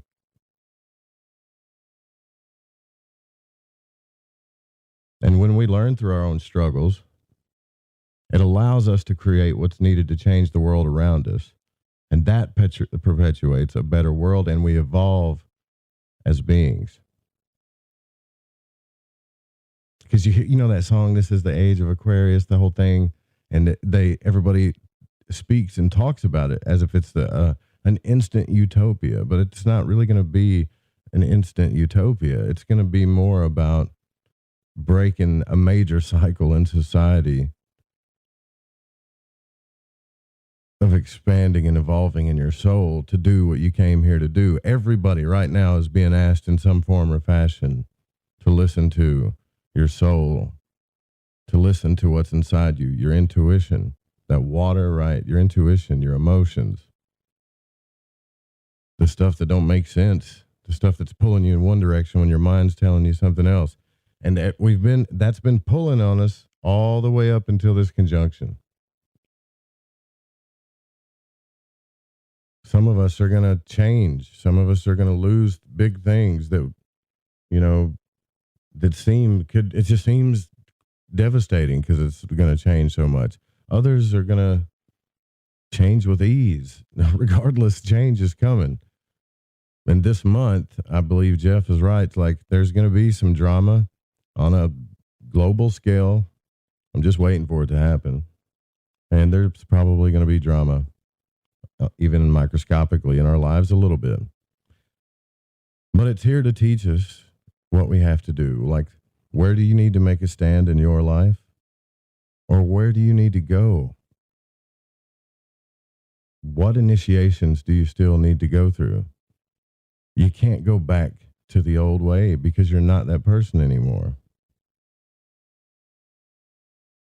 There is nothing about you that's ever going to stay the same while you're here. I mean, it will for a little while, and you'll grow, and people grow regardless through health, wealth, relationships, right? We all grow, and we all change. And when we get in struggle, a lot of times we need help, and that's okay. That's okay. It's okay to ask for help. It's okay to receive it. I can't tell you how hard that is for me to ask for help sometimes. It's hard. But you have to give it back. Give, receive. Like if you look at the tarot card, you can see that too. You have to appreciate what you do have. Learn to love who you are and what you do have right now. And if you want to increase something or you want to change, do it. I know it sounds simple, but I'm telling you, like, I'm pretty exhausted from talking about all this because we've been talking about this for months now. Like, I see so much talent in everybody that I talk to. especially you, void walkers, like I see each and every one of you have something to offer. And it's not small. But to get you to see it, you'll never see it through the wanting of a savior. You have to see it in yourself. Your higher self's been talking to you the whole time. It's just like it's been talking to me. Like I'm going through the same thing. I'm not preaching at you. I'm going through the same thing.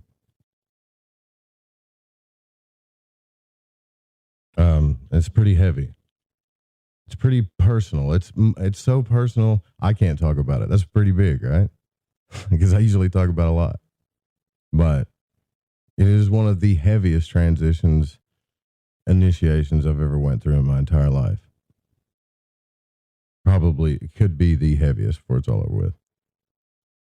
And so I'm very grateful for the things that have come into my life up to this point, regardless of my struggles and my pain. No matter how deep it was, long it was, how many years it took, whatever, it led me to this point. And I really feel like I'm going to be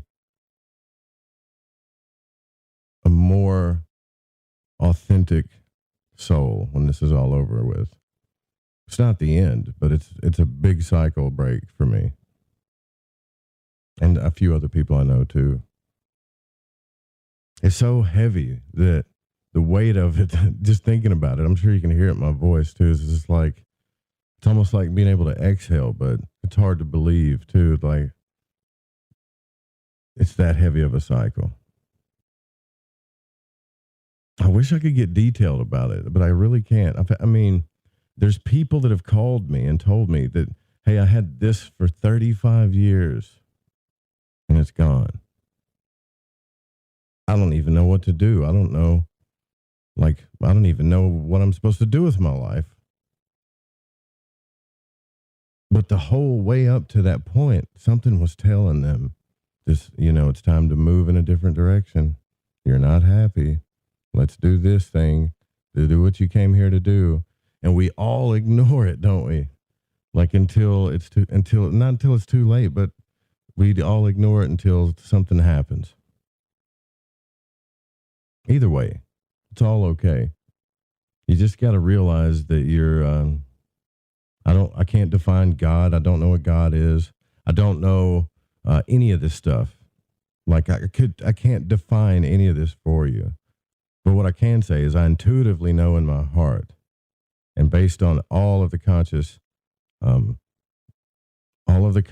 practices I've done and spiritual journeys I've taken, that whatever created you loves you more than you can imagine, and you are a part of it, and it's going to be okay. That's everything that I've been through, and all of the stuff I've studied and talked about and everything. That's what I know deep down for a fact. And I think that's kind of what faith is all about. Anyways, our guest tonight is going to be coming on, Dick Larson. And he's a counselor with a background in education and business. He's from Minnesota. He was also in the Air Force. And he's going to talk to us about difficult times, but this cosmic cycle that's happening now. And interesting guy. We'll be right back. We're going to bring our guest on. If you want to join our chat room, you can at thefringe.fm/chat room, and you'll be able to join our Discord server there. Pretty cool stuff.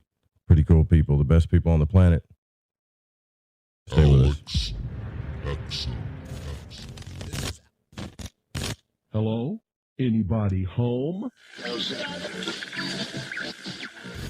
This is the Rogie Report News on the Fringe FM. I'm Jess Rogie. Things are going to be changing soon at NASA. NASA Administrator Jim Bridenstine, one of my favorite people to talk about, will not be staying on as head of the space agency. According to Aviation Weekly, Bridenstine stated, The right question here is what's in the best interest of NASA as an agency, and what's in the best interest of America's exploration program. Bridenstine continued, "For that, what you need is somebody who has a close relationship with the President of the United States. You need somebody who is trusted by the administration, including the Office of Management and Budget, the National Space Council, and the National Security Council. And I think I would not be the right person for the new administration," Bridenstine said on November 8th. The NASA administrator is hopeful for the Artemis mission. "We're in a good position as a country," he said. "If you look at the bipartisan and apolitical support we have from members of Congress on both sides of the aisle, there is strong support for Artemis," Bridenstine said. NASA announced its Artemis program, which now aims to send the first woman and the next man to the moon by 2024. The program also aims to establish a sustainable human presence on the lunar surface by 2028. The last time humans were on the moon was 1972. Traditionally, it was taught that men hunted and women gathered food. Well, according to an article in National Geographic, prehistoric female hunter discovery upends gender role assumptions. In 2018, Randall Hawes, an archaeologist at the University of California, Davis, and his team excavated the remains of an over 9,000-year-old skeleton. The remains appear to be of a really great hunter, according to Hawes. Further analysis revealed it was indeed an ancient female hunter, and was not an anomaly. The team's find was followed by a review of previously studied burials of similar age throughout the Americas, and it was revealed that between 30 and 50% of big game hunters could have been biologically female. I'd say 30 to 50% is a high percentage. Interesting. This is the Rogie Report News on the Fringe FM. I'm Jess Rogie.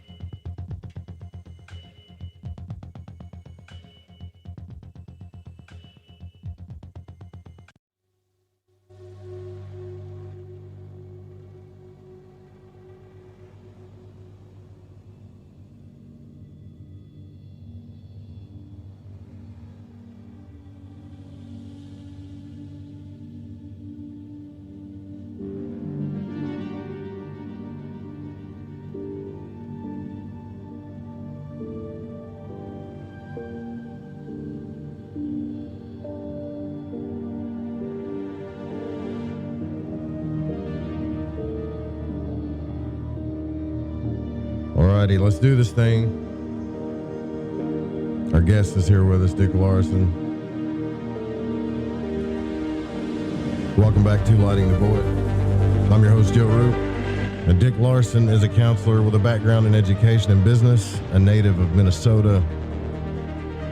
It was duty in the United States Air Force that ultimately landed Dick in the Los Angeles area, and he addresses the issue of the ageless wisdom teachings, meditation, and practical spirituality in everyday life. He's been a guest on radio talk shows nationwide, co-hosted a radio program, and produced and hosted a series of public access television shows that currently air around the nation. Now, in these difficult times, he sees great hope in the new cosmic cycle of life on the planet Earth and tries to help others see the same. Larson shares the strong convictions about the future and that we are now in a very special time of world change. Newly unfolding consciousness that is going on right now that will lead humanity out of the current chaos and frustration. And he says that this is a time that offers tremendous opportunities for personal growth and positive transformation in our world community and in everyday aspect of our lives. And I totally agree with that. Thank you, Mr. Larson, for coming on. It's good to have you on the show. Thank you, Joe. Good to be here. Tell me about this this conjunction. Now I'm big into astrology, but I can definitely feel these energies. I'm experiencing it with the people that are closest to me in my life. I have people that contact me in my life that are going through just a massive change. It doesn't necessarily mean struggle, but for sure everybody is going through a personal change and growth right now regardless of what's happening out there. I really like how you look at things, but tell me, is this do you believe this is a predestined thing? It's a natural cycle and time that we're in right now? I do, Joe, and I love talking about it. Before I do that, I'd just like to tell your audience two things that I like to let audiences know ahead of time. And the first thing is, I ask your audience, please don't believe a word I say, because I'm not I'm not here to convince your audience that what I say is true. I'm not here to argue with anybody. I'm just here to give out my information, and if 10 or 20 or 30% of it makes sense to people, or is useful in their lives, I'll be very happy with that.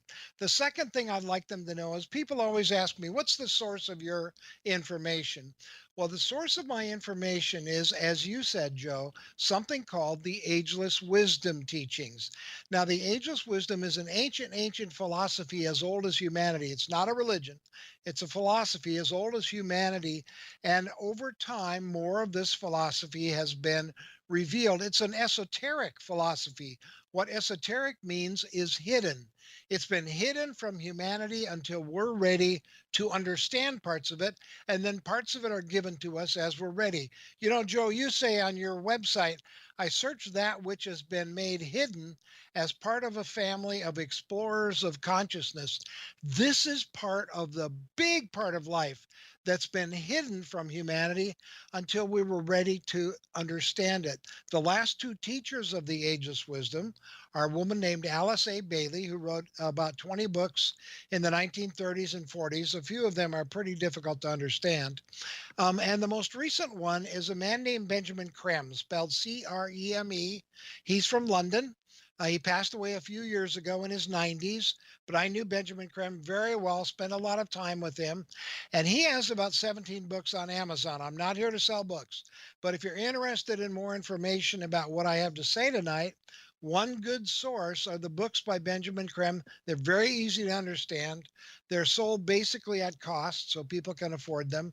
And he's the primary source for the information that I'll be giving people tonight. Now, you talked about new energies, and you're absolutely right, Joe. There's a thing that happens with our solar system and our planet, and it's not astrological, it's astronomical. It's about the movement of heavenly bodies throughout cosmos. And our planet and our solar system come into alignment. We're surrounded by 12 huge, very powerful constellations. And we call those constellations the zodiac. Well, they're around our solar system and our planet. And periodically, we come closer to each one of these, one at a time, than any of the others. And so we come into alignment with these constellations one at a time, and we're bombarded by their energy. And their energy is set up to help us evolve, to help us learn and grow, to help the planet move forward and humanity move forward. And for the last 2,000 years, we have been in alignment with the great constellation Pisces. Now, when we're in alignment, we say we are in the age of whatever that constellation is. We've been in the age of Pisces for 2,000 years. And whenever we move into a new age, we get a great teacher that is sent to bring the revelation to humanity for that age. While 2,000 years ago, there were actually two. The Buddha came, and then 500 years later was the great teacher Jesus. The Buddha taught the wisdom of God. Jesus taught the love of God. That was the big message for Pisces. And, you know, if you're familiar with the Christian Bible, any of your listeners, they'll know there's all kinds of these fish analogies in the Bible. He fed the crowd with fish. I'll make you fishers of men, and so on. There's two symbols for Christianity, the cross and the fish. Well, the reason it's the fish is because he was the teacher who came to inaugurate the age of Pisces. He knew what he was doing. He knew that's what he was doing. Well, now it's been 2,000 years, and we're moving, starting in the astronomers, by the way, call this process the precession of the equinox. And they're very aware of this. And now in 1625, we started moving out of the influence of Pisces. And in 1675, we started moving into alignment with the next constellation, which is Aquarius. It goes backwards from the astrology that you read in the newspapers. Aquarius. So now we're halfway between.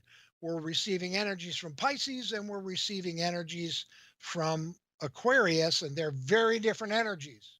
And that's what you're probably sensing is these very different energies. Now the problem is the Piscean energies are leaving and the Aquarian energies are coming in, and whenever that happens, we have chaos on the planet. So we're going through a transitionary period into the new energies of Aquarius. I'll tell you something really important about that. Pisces, the two primary energies of Pisces were individuality. Man has come out of the herd in the last 2,000 years, and dedication to an ideal. It was dedication to the ideal of freedom that saved the world in World War I and World War II. Well, now we're moving into Aquarius, and those energies do not support individual power, individual strength. They support group action. Yeah, So connection. now what yeah. humanity's supposed to do is take these well-developed individuals through Pisces and put them to work for the whole group. Aquarian energy supports group action. That's why people marching in the streets could save our healthcare program, because it was group action and had Aquarian energy behind them. So that's the new energies that are coming in, Joe, and they're cooperation and synthesis. You're going to see a lot of work done through groups in this new age. It's a wonderful time to be alive, because we're here, I think, we're here to help the transition, to help turn things around on this planet. Man, that makes a lot of sense. That makes so much sense because, you know, even I remember in the 90s how there was this daunting feeling, and it was total like Pisces energy, right? Even the music industry would play music, rock and alternative music of, you know, being in your depression and pain and feeling the nostalgia of all that stuff, you know? Yes. But there's beautiful Pisces energy too when it comes to like romantic ideas and things like that. So it's an idea of romanticism, but also, you know, being okay with your depression and pain. And that kind of just like blew into the 2000s. And it's like, you know what? I never liked that. I always wanted people to, I love the music, honestly. But I always wanted people just to like, why can't we just all come together? It'd be so much easier if we come together. That's what I always thought. And that doesn't matter in anything. Career, relationships, love, whatever. It's so simple, you know? Yes. Yes, it is. It is. We need to start taking care of each other. We need to start listening to each other better. We need to start, you know, this pandemic has helped us realize that when people in one part of the world are suffering, we can't ignore them anymore, because it's going to affect the whole world, just like that pandemic has. You know, it's a great example of that. And we need to start taking better care of each other. We need to pay better attention to each other. I'll tell you something. Benjamin Krem was taught how to be in contact with one of the members of our spiritual kingdom. They're called ascended masters, or the masters of the wisdom, the spiritual hierarchy, because even in the spiritual kingdom, beings are at different levels of evolution. The kingdom of souls, the lords of compassion. There's lots of names for these great beings. There are 63 of them, senior members of our spiritual kingdom that have been the inspiration for humanity behind the scenes over the ages. We know they're people, Joe, like us, who have perfected themselves. They're perfected human beings. They've gone through evolution over and over and over through the law of rebirth, reincarnation. Their soul has picked up a new body each time, and that's what happens. We pick up where we left off in our last lifetime. So the soul remembers where we were, and then it takes a new body until we've learned all the lessons planet Earth has to teach us. Well, they have, and then you become a member of the spiritual kingdom. It's where we're all going.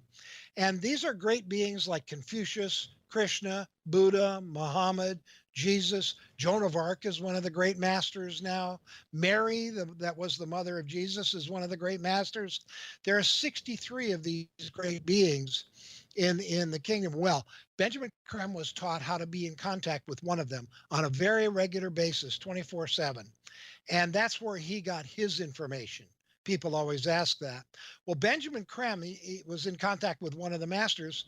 By the way, they're called masters because they're masters over themselves, not because they're masters over us. Well, Benjamin Krem's master said that even the president of the United States would no longer be one person. It would be a panel of wise people. Now, that makes sense to me. That's the effect, the group effect of Aquarian energies. Interesting. Yeah, yeah. Isn't it? Yeah, because I think what you're talking about listening to people, like actually listening and having empathy and compassion and trying to understand, and taking the time and patience to understand and connection and love. That's what evolves people. Nothing else. All this stuff to me, politics and corporations and banks and war and become this massive independent individual and I don't need nobody. This is not evolution to me. No, it's not. Yeah. No, it's not at all. Evolution is about learning and growing, and humanity has had so many chances to learn lessons over the decades and over the eons, and we've failed to learn many of them, and so they keep coming back and hitting us in the face. We just, this whole idea of being in control, having enough money and enough stuff to have power, that whole thing has just destroyed humanity and the planet we live on. It's the greed of especially a certain section of humanity has really caused a lot of problems. Now, something else that's causing problems is every institution, Joe, that we have has been built with Piscean energy, whether it's healthcare or education or the religions, or you go down, you name any of them, the government. Every institution that we have has been built with Piscean energy, and Piscean energy is being withdrawn. These institutions have served humanity for 2,000 years, and now they're collapsing. Why? Because they don't have any energy supporting them anymore. They can't do anything but collapse. We can throw all the money we want at education. It's still not going to do the job. The government is not adequately representing the people. The healthcare system is in desperate need of help right now. And the financial system is bouncing all over the place. None of this stuff is working anymore because the energy that built it is being withdrawn. And what we need to do, Joe, and we're going to get some help. There are great teachers coming to help us make suggestions, and we have to do the work because we made the mess. Yeah, right. They're going to teach us how to rebuild these great institutions with the energy and the ideas of cooperation and working together. And when we do that, they will change. Yes, they will evolve. It'll be a little different. People hate change, but it's going to happen. And then they will serve humanity for the next 2,000 years. So that's part of why we're here. We're here, I think. See, my parents were here to defeat Hitler and save the world in World War II. And those women went to factories and went to work. The men went to war knowing full well they could probably die. They did it because that's what they were here for. Each generation brings in those who are needed for the time. They were here to save the world from Hitler and Mussolini and the Japanese generals in World War II. We're here, I think, for this purpose. We're here to see the light when it appears to us, because these teachers are going to appear on the planet with us. Their leader will come first, and he's already here in a physical body. I'll tell you more about that. But they're going to make suggestions, and we're going to say, there's going to be enough of us to say, you know what, that makes sense. I think I want to help out here. And we're going to start turning this planet around and making it the wonderful, loving, trusting place it should be, with justice for everybody. We talk about justice for all, but we don't have it. So that's why I think we're here. This is an exciting time to be alive. We're going to see changes in our lifetime that you can't even imagine. I believe that. I really do believe that. I can feel that too. But I gotta tell you, in the Judeo-Christian kind of ideas about this are going to say that this is the Antichrist, not the Savior coming, right? So this whole idea of why do we need a Savior to come? I wonder sometimes. And people look at that as like every time something good happens, it could be the Antichrist. Or people are always looking for the Antichrist or what's going to happen in Revelations. And it's like, I think in a way that kind of creates those types of things too, because we focus on it so much, when I think it's just a deep metaphor for alchemy inside of us, But I don't know. I'm curious what you think about that. Well, I'm glad you brought it up, Joe, because it is. It's a thought that everybody has when they hear about a great teacher that might be useful to humanity.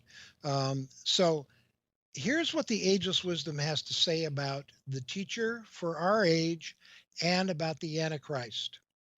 And again, this teaching has been hidden until the 1930s and 40s when Alice Bailey started writing about it because we weren't ready to really handle it yet. Okay. The Antichrist, let's start with that. The Antichrist, according to the ageless wisdom, I'm not asking anybody to believe this. Please remember that. I'm just telling you in case you're interested. The Antichrist, the ageless wisdom says, is an energy, not a person. It's an energy that's released through one or more people to break down, it has a purpose, to break down the old system and pave the way for the new. Now, it was released through Nero 2,000 years ago. There's an old saying, Nero fiddled while Rome burned. Nero single-handed, he was an evil man, persecuted, especially the Christians, something fierce. And he single-handedly destroyed the great Roman Empire and paved the way for Christendom. If you read, I used to teach adult Bible study. If you read St. John's book of Revelation, where it says the beast 666, there'll be a footnote. If it's a good study Bible, study Bibles have a lot of footnotes. I have two and they have the same footnote. The footnote says numerology was big back then. And every letter stood for a number. And the footnote says 666 are the total numbers in the name Caesar Nero. Nero was the beast 666. The Antichrist energy was released through him, destroyed the Roman Empire, and paved the way for Christendom. Then, during our time, I have good news. The ageless wisdom has good news for everybody. The Antichrist for our time has come and gone. And if you think about it, you'll know exactly who it was. It was Hitler. Hitler was incredibly evil.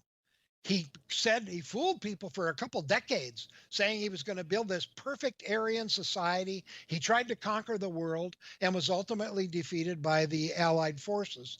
It was released through Hitler, Mussolini, and a couple of the Japanese generals to break down the current system and pave the way for the teacher for the age of Aquarius.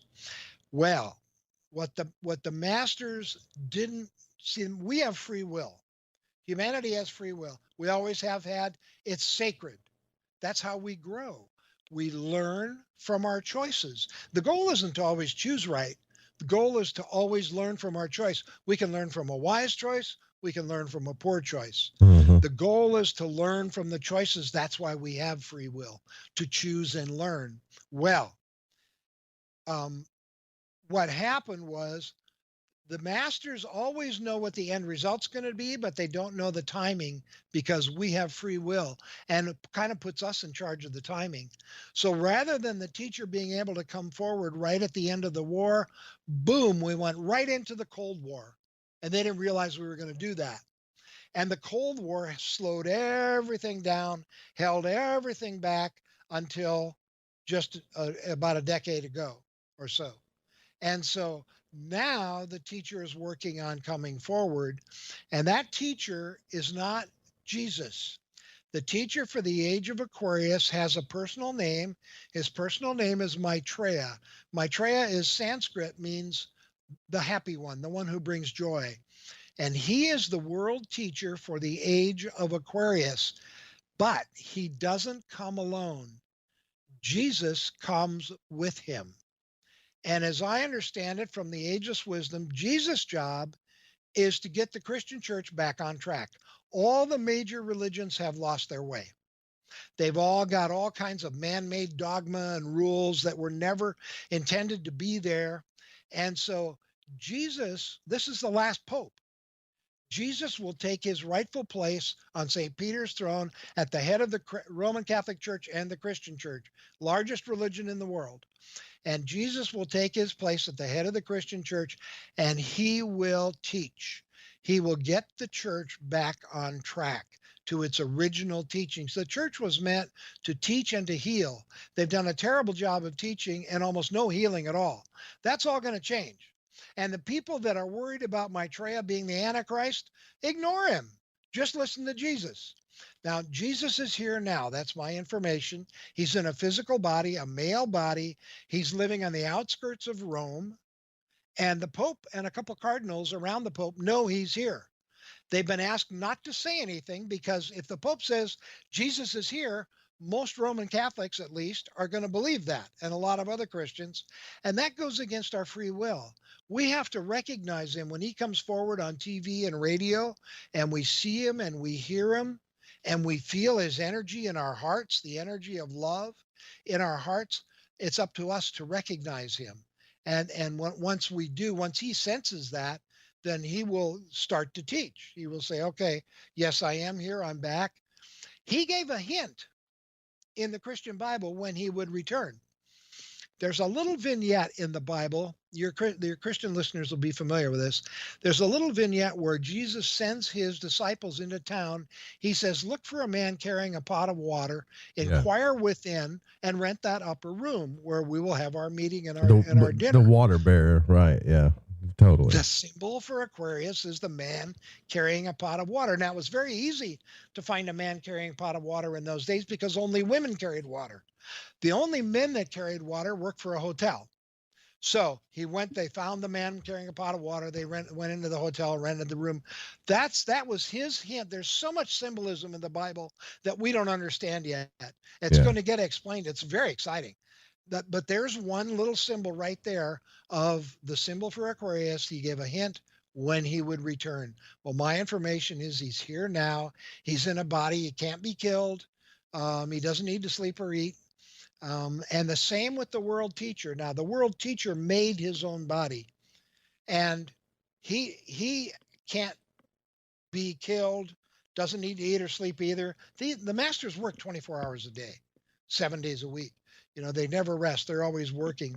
But now they're going to be walking amongst us and making suggestions. They can't just wave a magic wand, Joe, and make everything better because it's not their mess. The law of karma, which is the law of action, and scientists call it the law of action and reaction. For every action, there's an equal and opposite reaction. In the West, we call it the law of cause and effect. It's all the same thing, karma. And we made the mess out of this planet. So now we have to clean it up. We have to do the work, but they will make suggestions. And Maitreya said there's about 2 million people that are ready to follow my suggestions.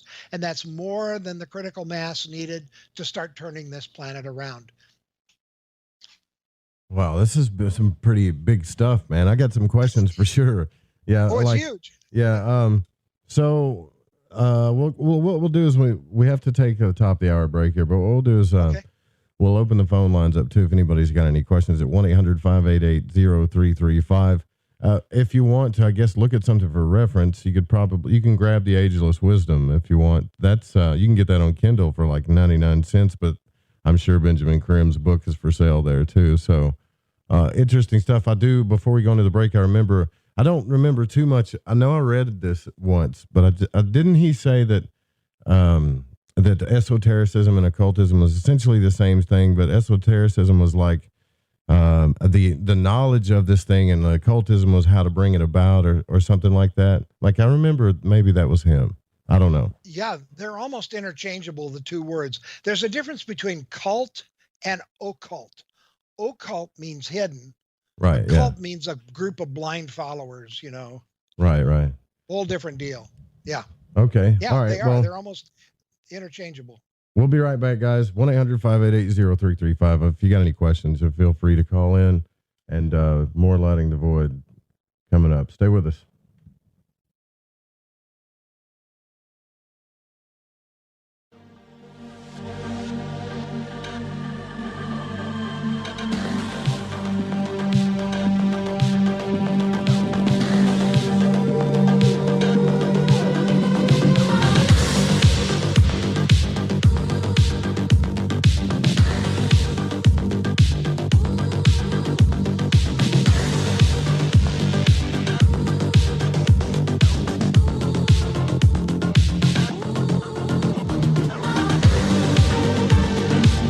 Hey, this is No Way Jose, a Northern California Piscean stuck in the Arizona desert. I'm a void walker, and I got the shoes to prove it. So what do I do when my soul yearns to delve deep into the realm of the unknown? I aim my satellite straight into the night sky and catch a smooth ride on the KTLK-DB radio waves. I tune into Lighting the Void with Joe Root on the Fringe FM. Joe, Lighting the Void is the best show on the planet. This is Barney, your friend from Facebook.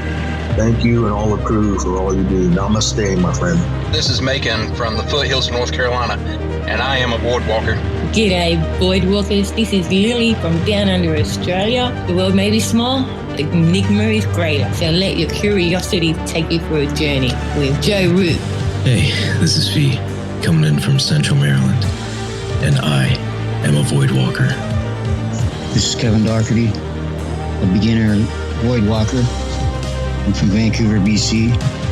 I know a little about a lot, and as Leonard Skinner said, I'll guess the rest. I learned a lot from Mr. Root in the show, and heard it from the beginning. I knew right then he was going to be a new art pal. Thanks for all your shows, and keep it up.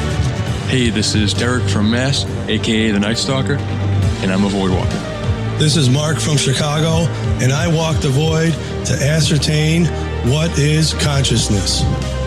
My name is Jared Johnson, and I'm from Humboldt County, California. I do not know all the answers to the questions about reality. I do not claim to know the ultimate truth about life. I seek that which has been made hidden as a part of a family of explorers of consciousness. I'm a void walker. Thanks, Joe Root.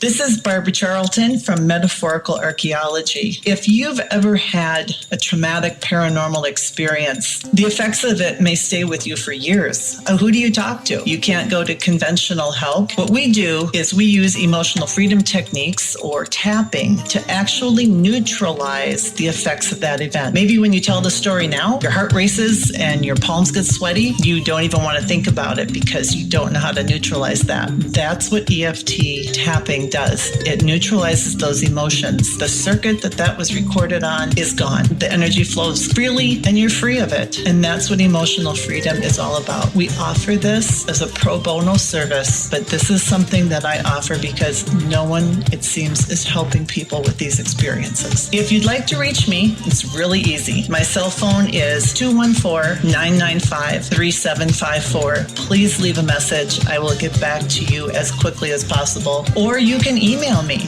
barb.eft@gmail.com. And EFT stands for Emotional Freedom Techniques. Reach out to me. It's confidential. This works. You won't believe the results. Have you heard of heavy metals? Yeah! I'm not talking about the heavy metals in the junkyard. I'm talking about the heavy metals that build up in your body. Heavy metals in your body can make you feel sluggish, fatigued, and just plain off. Why not try Life Change Tea at GetTheTea.com? Cleansing your body and making you feel great.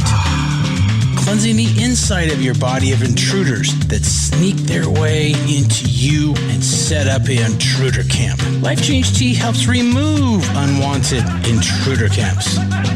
Brew it, steep it, and drink in the results. Tastes great, so you can create a new health habit. Our tea loves to help people. It just needs the chance. So order yours today by logging on to GetTheTea.com. That's GetTheTea.com. Our Life Change Super Strength Tea is waiting. This could be a beautiful relationship. Take charge of your health. Order at GetTheTea.com. That's GetTheTea.com. The Fringe FM isn't just a radio station. We also provide services for all your audio production needs. If you're interested in live radio or pre-recorded podcasts, we're here to help. We even do audio enhancements and voiceovers if needed. If you want to do a podcast or live radio show and even want the option to syndicate on terrestrial radio, from simple audio file enhancement to live production and call screening, we have you covered. We have worked with some of the best professionals in the business in order to provide coaching instruction for content creation, show structure, and more. Contact The Fringe Digital Media for more at info@thefringe.fm. That's info@thefringe.fm. Or call 501-777-5631 for a consultation. From the Kingdom of Arkansas, you are listening to Joe Root and Lighting the Void here on on the Fringe FM. Hey, this is Amalia from Know the Self Mystery School. I know that you are in the midst of massive change. We all are. This is the great turning, the time that we all decided to be here on the planet. Do you know why you came here to be a part of this crazy time? If not, I invite you to join my mystery school. I have a 9-week course called Activate Your Mission. And in this course, you're going to learn how to erect crystal clear boundaries so that you can hear that inner still voice that's going to guide your every move. Even if you're dealing with feeling weighed down by obligations and being enslaved to the system, this course is going to give you the tools you need to illuminate your shadow and awaken to your soul's mission. The moment you sign up to the school, you are going to be greeted by not only a group of soulful spiritual warriors, but you're also going to get some massive karmic clearings, and you're going to feel the energy. It's palpable. I hope you'll join me in the school where together we're going to unlock your divine mission. Activate your mission by going to thefringe.fm/soul mission and put in the code word FRINGE and receive $50 off today.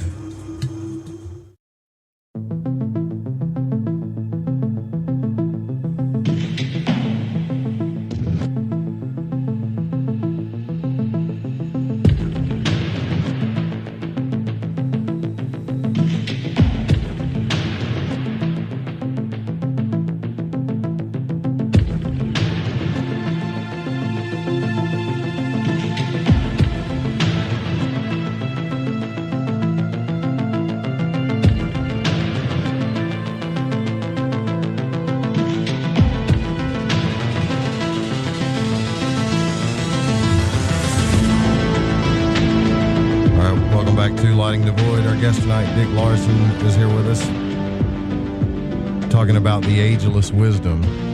If you want to call in, you can. It's 1-800-588-0335. That number's toll free from the United States or Canada. If you want to support the show, you can. You can go to lightingthevoid.com, join the members area, make a one-time donation, grab something from our shop, and you can grab the altar box too, $50 off until New Year's. Speaking of New Year's, this is kind of the topic of discussion, is the what Dick's calling the astronomical transitions that we're going through, the age of Aquarius that's coming in. And yeah, again, thanks for coming on the broadcast. I'm really enjoying this conversation. You happened to hit on a couple of subjects that I was talking about before you came on, and oh, good. So I got this, I don't know, you know how sometimes people get downloads or whatever, or you have epiphanies in your life that really just, when you see everything kind of line up and the light bulb comes on inside you, right? Well, yes. I was thinking about the triangle and the viewpoint that we have when we're in like polarities of either pain or absolution in pain or brilliance. Like we get this idea of this savior. If we, like, say we're at one point of the triangle, we look to down the triangle line at the other angle on the right, and we're needing a savior to pull us out of our pain. And then we look at down the triangle to the left at the other angle, and we blame the perpetrators and all this stuff.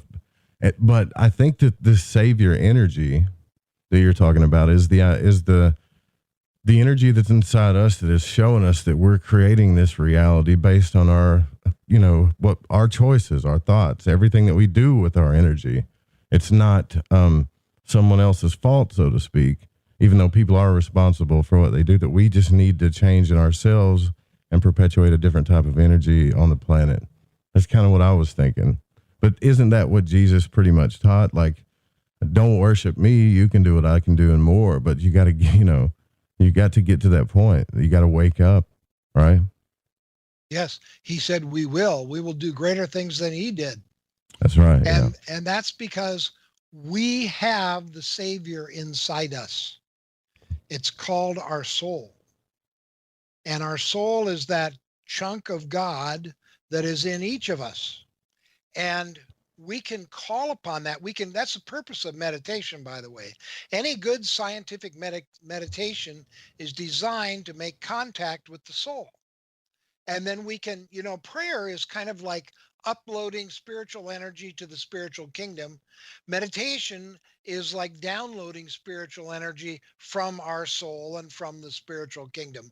And so between the two of them, they complete the cycle of communication with the spiritual kingdom. That's why they're always said together, prayer and meditation, prayer and meditation.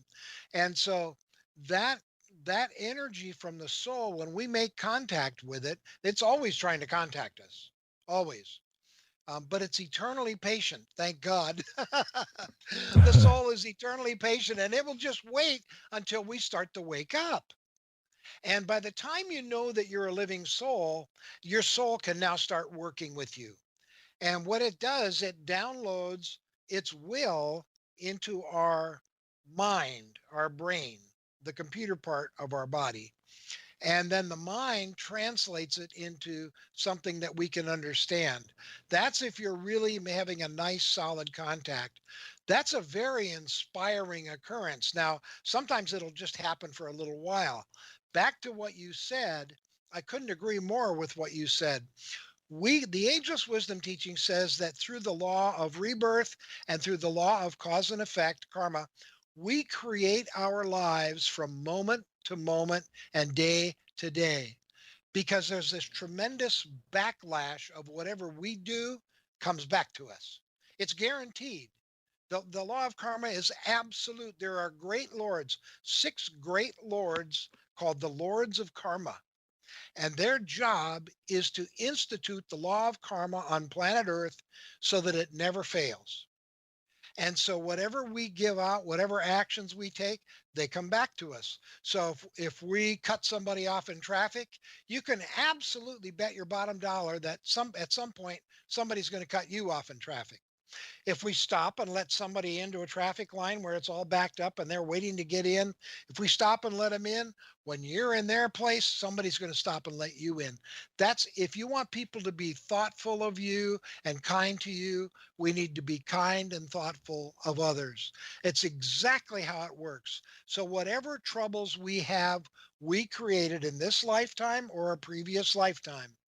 And we can create a better life for ourselves by being more thoughtful and by being kind. One of the lower aspects of the law of love, there's all these great laws, spiritual laws or laws of the universe, whatever you want to call them. There are all these laws, and one of them is the law of love. And the law of love is magnetic. It draws things together. It holds, relationships together, and so on. Well, if we give out that love, it comes back to us. That's how it works. It always comes back. It never fails. And so whatever good is happening in our lives, we can thank ourselves for that. And whatever is bad happening in our lives, we can thank ourselves for that too.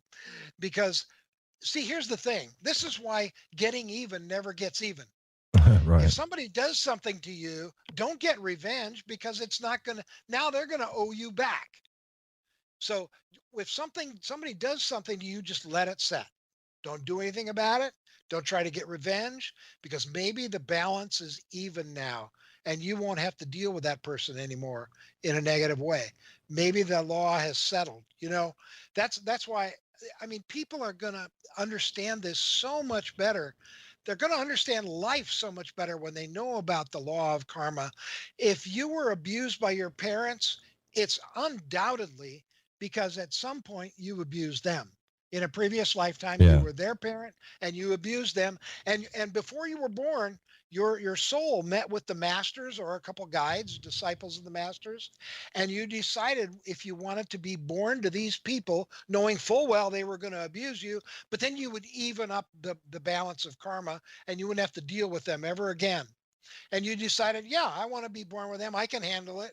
And so when people start to realize this, man, they're gonna be so much more accepting about their life. They're gonna have so much more sense of peace of mind, Yeah, that does kind of make sense if it works like that way. I do believe in karma. I'm still trying to understand it myself, but I think there's some truth to that for sure. It's real basic stuff. It's real basic stuff. I've seen it happen where I'll do something and then the next day I'll get it right back. It could be negative, it could be positive. I go, oops, I caused that. Right. That was because of what I did yesterday. Right. It works that fast. Sometimes it works that fast. And it's absolute. I think love can work that fast too on the opposite end. Yeah. Right. If it's genuine love, a lot of times I think we think we're giving genuine love, but are we I don't know. I think we got to study love a little bit more to understand it. Let's take this phone call real quick. Maybe we got a question here from 509 area code. You're on the air with Dick Larson. Who are you speaking with? 509. That's you. They hung up. We must have scared them. That's all right. I didn't mean to. No, it's okay. But just call back. Maybe it dropped or something. That happens sometimes. So I have some questions about this stuff a little bit because I got a bunch of questions actually. So where to start here? So are you talking about theosophy? Because wasn't Alice Bailey a part of the Theosophical Society? Absolutely. Okay. Yeah, because that word theosophy, there's a lot of opinions around that, right? You hear people talking about theosophists, they worship Lucifer, etc., because certain theosophists wrote about Lucifer or the morning star, etc. So curious what you think about that. Huge misunderstanding. Lucifer is not Satan. Lucifer is a great angel. It's a huge misunderstanding. So much of this stuff has just been turned upside down. But anyway, I'm not here to defend theosophists at all. Sure. As a matter of fact, Benjamin Creme took the next step forward from theosophy. So now we're beyond theosophy, actually. And we're into the latest revelation of the ageless wisdom. Yeah. But yeah, that was definitely part of the ageless wisdom teachings, theosophy. Yeah. And, I studied a little bit of that too. Like I've done a couple of shows on it too. Like what was the big deal about Lucifer, right? Why did, because it's all you have to do is say, well, they worship Lucifer. They say it in their book, read it. And then everybody's, right. But it's, they don't worship anybody. But it's like, here's the thing. What did the Bible really say about Lucifer to begin with? There's one verse about him that Lucifer fell. That's it. Yeah. Yeah, I don't know. Jesus and some of the masters are going to straighten. There's going to be a master in every one of the major religions getting them back on track, making suggestions. And I mean, Christians will love it because they can ask Jesus questions and he'll answer them. Like, what did you mean when you said, or did you really say this? No. And all that. They'll be able to, this is a great time to be alive, man. I'm telling you. Especially, if you want to know about religion, there are going to be people here that can answer. For sure. But yeah, that's theosophy was the early stages of the ageless wisdom teachings for sure. Yeah. Right. They say I'm really curious to see what's going to happen here because there's a lot of different beliefs about what's going on right now. So even in that realm, from different aspects, from different points of view, regardless, I think you and I both know that there's some change coming down the pipe, and it ain't small. Let's see. You might want to turn your radio down or turn your radio off. I don't know. Or let's see. 509 area code. You're on the air. Who are we speaking with? Can you hear me? Yeah, I can hear you. Yeah. You gotta turn your radio off, man, because it's delaying. Sorry, man. Okay, this is Chance. I turned my radio off. Can you hear me? Yeah. What's up, Chance? All right, dude, I'm going to throw you guys for a curveball just to throw the whole conversation off. Crazy. Nice. Are we going to talk about vaccination? No, I don't know. We can bring that into the equation. Do you have a question about it? I want to talk to the Christian man. I want to talk to the Christian man about vaccinations if I can. Okay, go ahead. Sir. Can you hear me, sir? Yeah, this is Dick. Yeah, I grew up Christian, but then I studied all the other world religions. So I guess I'm a liberal Christian. Okay. So that being said, what do we got to know about vaccinations? We're getting into crazy status here. Everybody's talking about it. We might as well pop it up and just see what you have to hear about it, sir. No disrespect. I just love to hear about the Christian belief on that. Well, I don't know what the Christian belief is on that. I know what the ageless wisdom view is on inoculation, and that is medical science is medical science.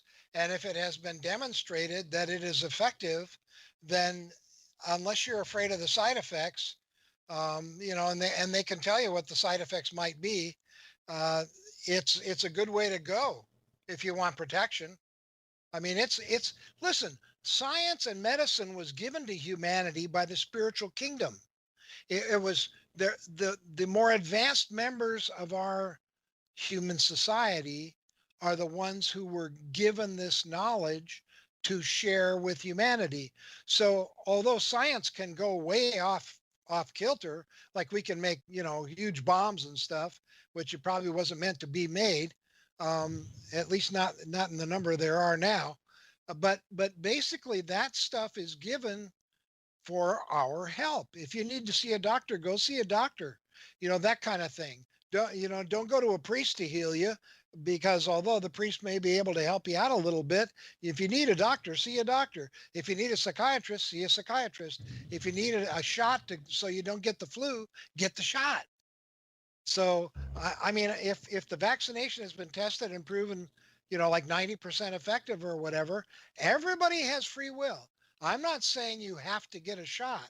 I'm saying if you want to get the inoculation, it's probably a good idea. That's what I'm saying. But people should make up their own mind, Yeah. That's a good question, because a lot of people are looking at that as the mark of the beast, in a sense, like, not that it's being forced. No. But they're already, telling you, well, you're not going to be able to ride on a plane, then you're not going to be able to go to school, you're not going to be able to do this. And this vaccine is different. I mean, it's not like the flu vaccine where it puts a virus in you. It actually goes into your RNA. Doesn't mess with, but it's involved with your genome for sure. It builds up your immune system. It doesn't put the disease in you. That's absolutely right, Joe. And I'll tell you, Joe, this whole thing that's happening on the planet right now, where stuff isn't working anymore and we're not feeling represented, and there's all these problems with justice in the world. The Me Too movement for women, way overdue. The Masters were the inspiration behind the women's movement in the 70s, and still are. I mean, that women need to have their rightful place beside the rest of you with the rest of humanity. The whole thing about racial injustice and all that, this is a bunch of crap that we've got to get rid of, and only we can do it. Now, this stuff doesn't happen overnight, but when there's all these problems going on and now a pandemic, what happens, Joe, is fear starts to take over. And so you get afraid of inoculations. You get afraid of the advice the CDC is giving you about the coronavirus. We get afraid of our neighbor. We get afraid of each other. And what comes out of fear is usually anger.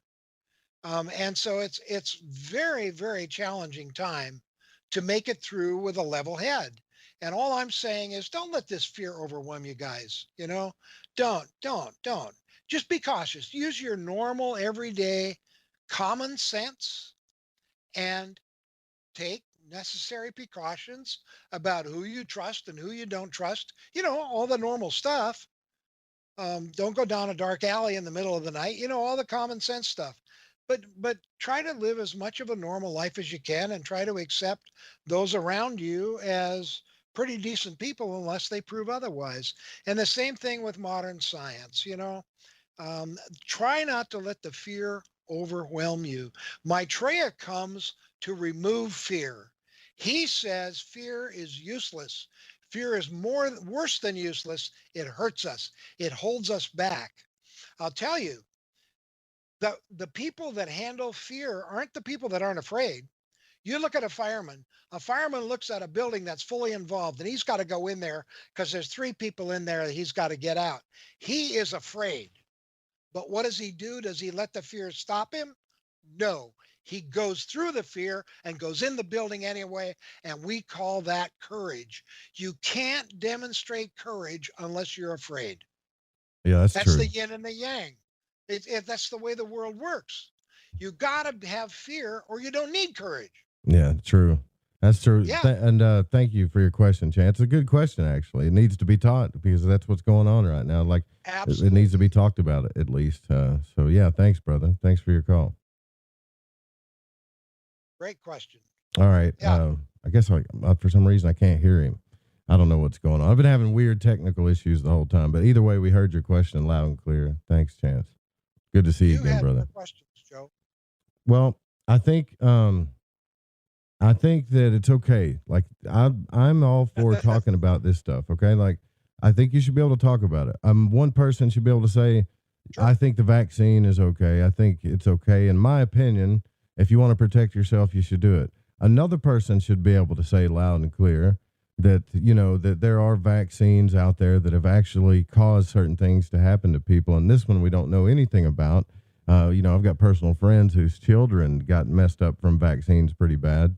And, if you have a certain fear about it, there's always a risk, always going to be a risk when you take a vaccine, right? So, but the bigger point is two people should be able to talk about it without fear of discussing the matter and all the polarities in the media trying to make us hate each other and go at it and all this other stuff. We should be able to have a reasonable discussion about the matter and come to our own decisions, Bingo. Come to your own decision. That's absolutely right. But get the facts, get some information. Do your homework first, then make your own decision. Yeah. Couldn't agree more.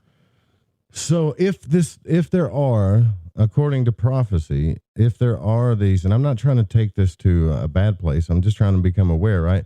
So if there are these beautiful, loving forces coming into the world, then would it be fair to say that there are forces out there trying to stop that from happening as well? Big time. Absolutely. The dark forces, they're called by the ageless wisdom. And these are real and they're huge. Now, there's no devil, there's no Satan, according to the ageless wisdom, but there are forces. See, the good forces try to create and sustain evolution, the growth. Actually, what evolution is it's a return from physical back to spirit by perfecting ourselves. Then there's something called involution. Involution comes from the spiritual universe and is a created body, like our bodies are here in a physical form. We were created by the process of involution, scientists call it.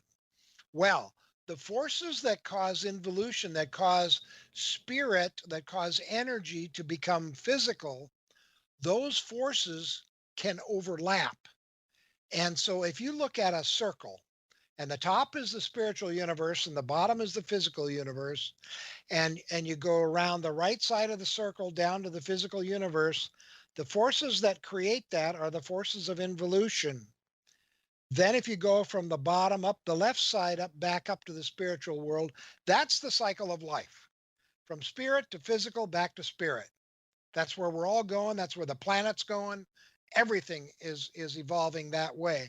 Well, when you get down to the bottom, then the forces of evolution take over and start to move you up the left side if you learn and grow.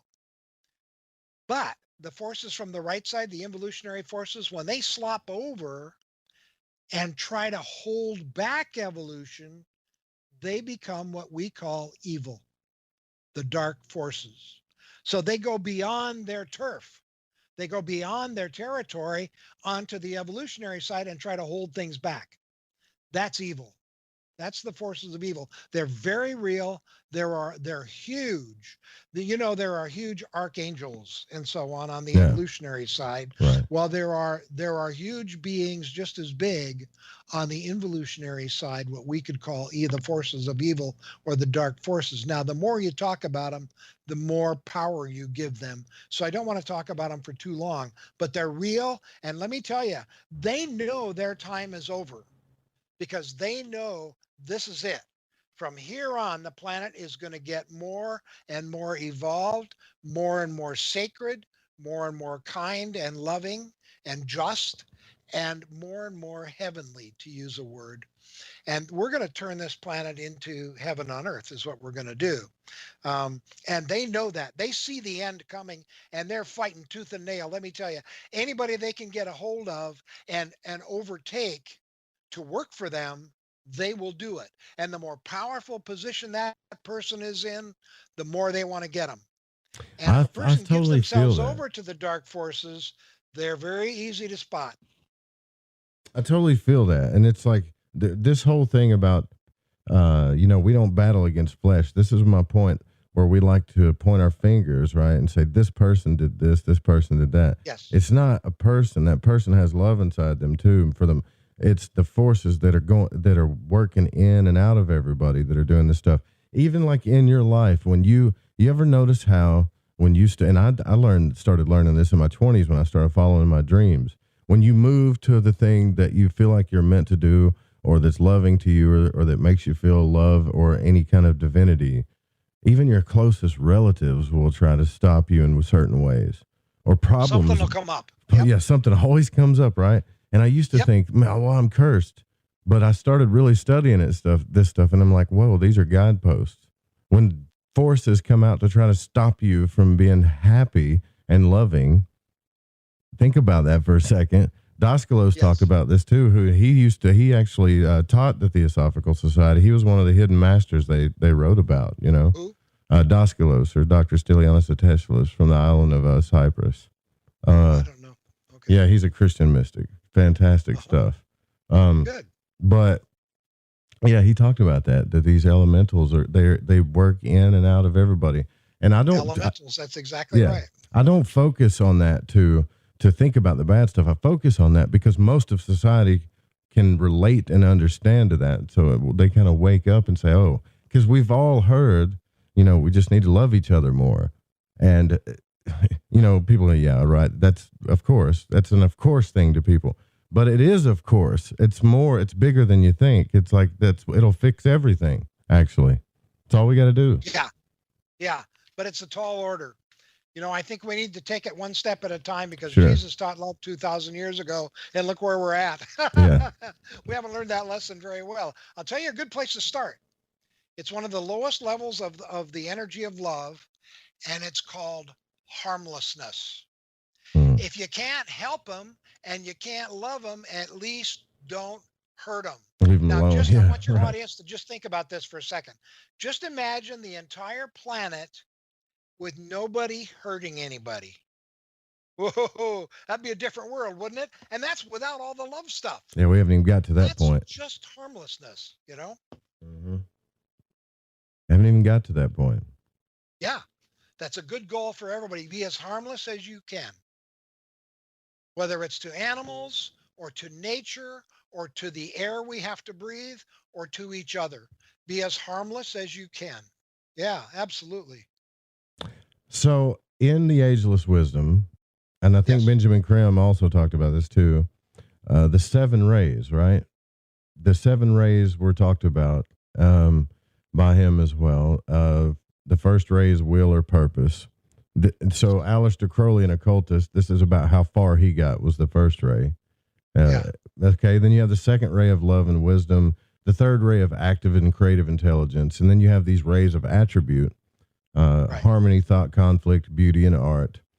So if you ever get around harmony, conflict, or harmony through conflict in your life, or beauty, or art, if you're in that energy, guess what? You're in the 4th ray energy, and it's good stuff. It's coming, right? Yeah.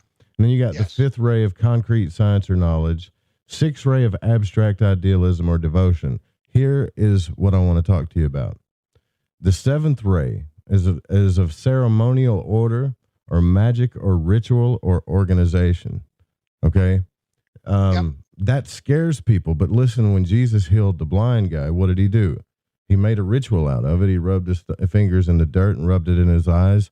And he, thanked God. He made a ceremony of it, right? He made it a big deal and healed the guy. And there's a verse in Revelations that I always thought about when they talk about the woman of Babylon who had written on her head mystery and all this stuff, is because the powers that be that run this earth understand the seventh ray, and they don't really want you to do anything but be afraid of it. Or we're the ones that carry the cloth, you know. And I'm not saying they all do that, but they've definitely used it, and the mysteries and magic and ritual and the powers of how that works to run things in the world. Would you agree? Yes, I would agree. You know, there is such a thing, by the way, as black magic. And black magic is real.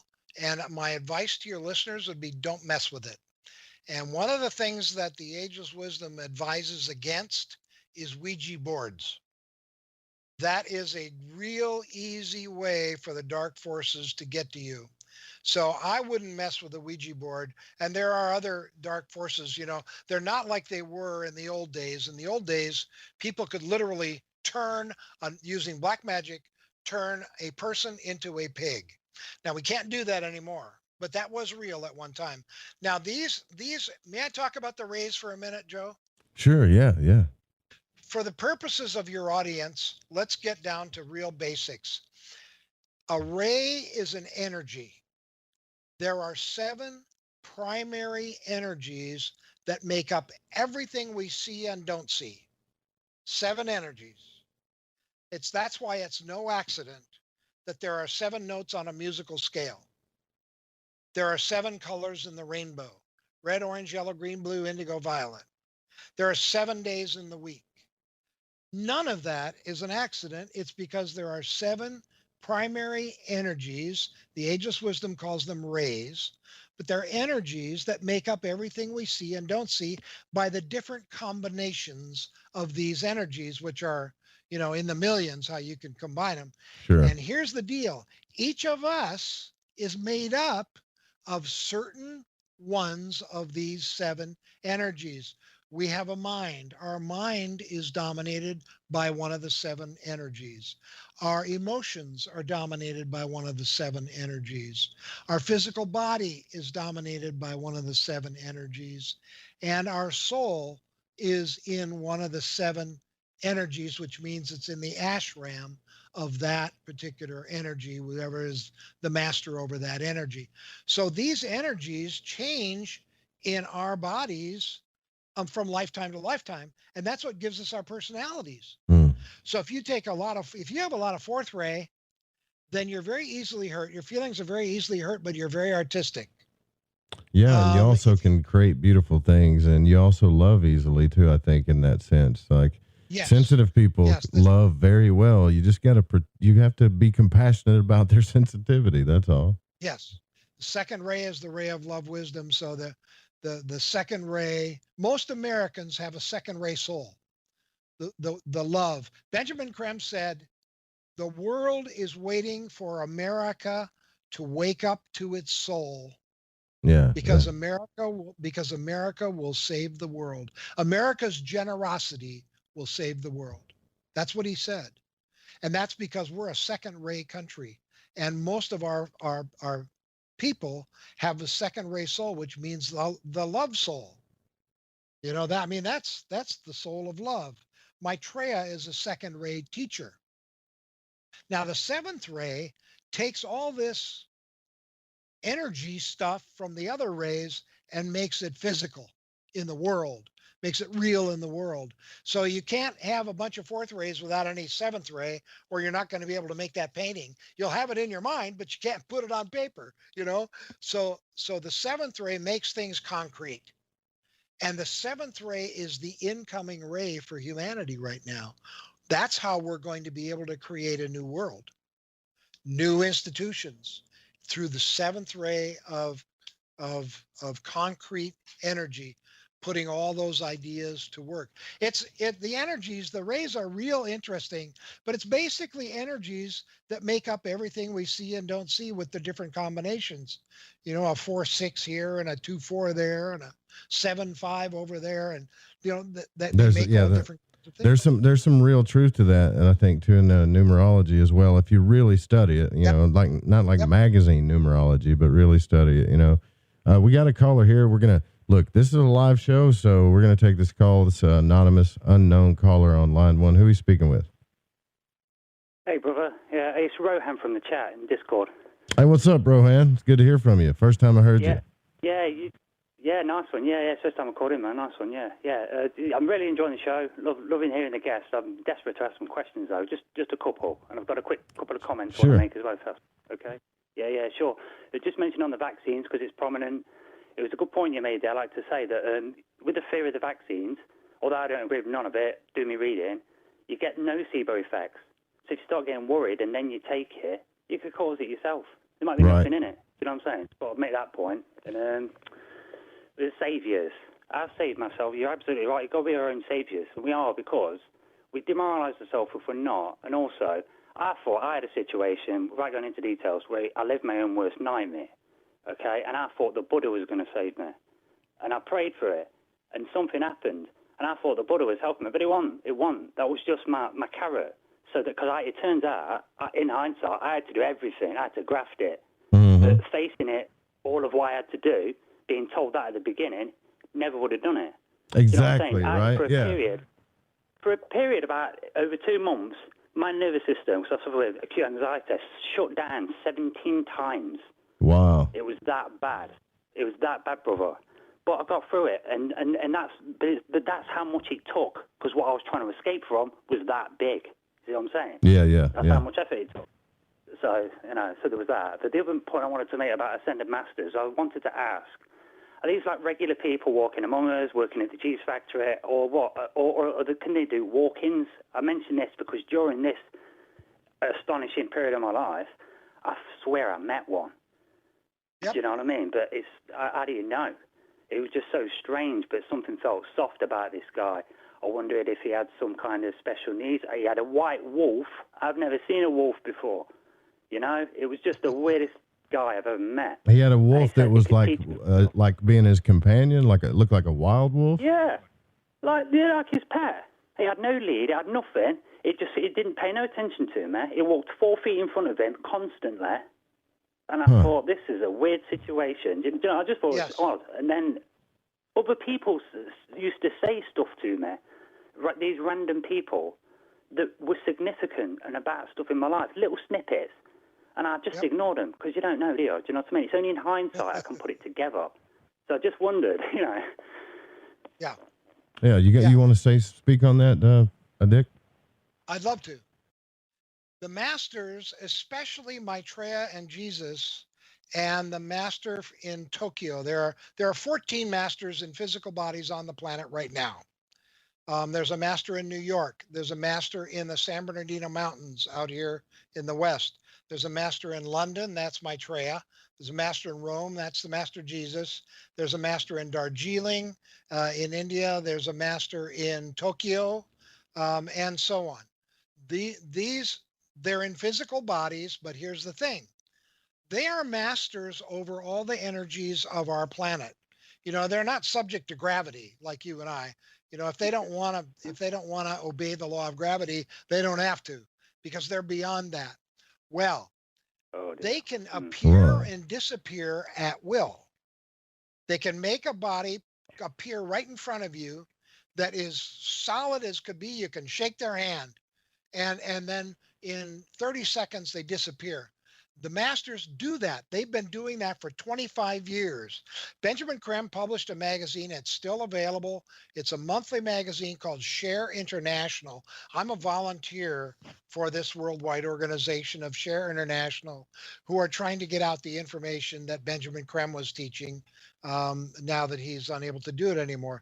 And so Share International magazine, if you wrote into Benjamin Creme about an experience with somebody, he would ask his master if it was a legitimate experience of a master. And if it was, he would publish that letter in Share magazine and at the bottom reveal which master it was. Most of them are Jesus or Maitreya. They can appear as a homeless person. They can appear as an aged, an older person, a younger person, a man, a woman, wealthy, poor. They can appear any way they want to. Now, there are usually 3 ways that you know you've seen a master, maybe 4. Number 1, there's something in the eyes that's really special. Either they're real deep, or they're beautiful, or the eyes just kind of grab you. Something about the eyes is special. That's one way. Another way that people typically know they've seen a master is that for no reason at all of a sudden they're just totally happy. They're filled with joy, and there's no reason to be that happy. That was probably a master giving you the energy of joy and love. A third way that people know that they've seen a master is it's a very ordinary occurrence. You see a homeless man on a park bench, but you can't get him out of your mind. He keeps coming back and coming back and coming back, like your caller's comments that were made to him. He can't get them out of his mind. Those were probably comments made by a master. And so they will do that. The fourth way you know you've seen a master is you look and you see this person walking down the sidewalk. 15 seconds later, you turn over there and they're completely gone. They disappeared, and there's nowhere they could have gone. That was a master. Do you know what, They Brother? used to. It's funny you should mention that. What happened? Did that happen? That exact things happened to me, brother. I literally, this is going to sound like a joke, right? But this, look, I've come from a dysfunctional upbringing. I've got a mum that's got bipolar disorder, so sometimes things have got messy. Yeah, right? sure. And I've had a situation where, she put me out on the street before, years ago, after my dad had died, and I was in despair. I had no money in my pocket. I was hungry.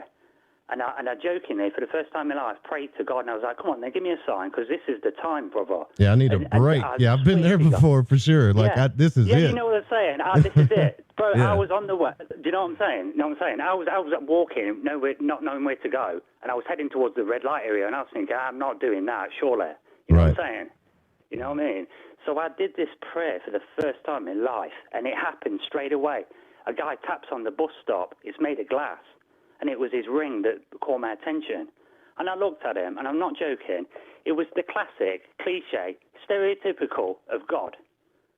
Really? Just like it was a joke.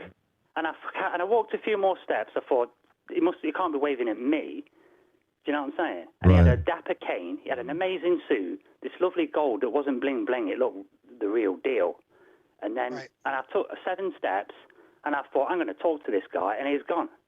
7 steps, bro. It was at a bus stop. Maybe a bus came, but how fast is it on that bus in 7 steps? And the bus had got to pull off as well. It just seemed odd. And that guy that I told you with a white wolf, he told me he could levitate. He told me the reason he learned how to do it, he says he does martial arts in his head all the time. He's awake. And it taught him how to levitate. That's awesome, though. You know what I'm saying? Yeah. He told me how to find him as well. So after that, I'm just curious. So after you had this experience, either with the guy in the gold or the guy with the wolf, did things change for you? Yeah, dramatically. It's all internal stuff. This is the thing. This is a strange thing, right? I don't know if you experienced this, Joe, or you guessed in that, but sometimes I find that the stuff that's happening inside is also existentially happening in the world. Oh yeah, definitely. You know what I'm saying? And even in your in the world and in your personal story too, synchronistically, every time. Yeah, that's the one. It's crazy. Yeah. Oh man, I've had so many weird stuff in my life. Do you know what I mean? But yeah, I'll get off the phone. Someone else. But thanks for calling, Rohan. It's good to hear you, brother. Yeah, you too, guys, man. Keep up the good work, both of you. You're doing brilliant. Those were masters. I'm sure of it. That's cool. That's a cool story. Yeah, it is. That's how much they love us. See, they never judge us. This is something that I can't wait for Christians to learn and for everybody on the planet to learn, that they don't judge us because they were us.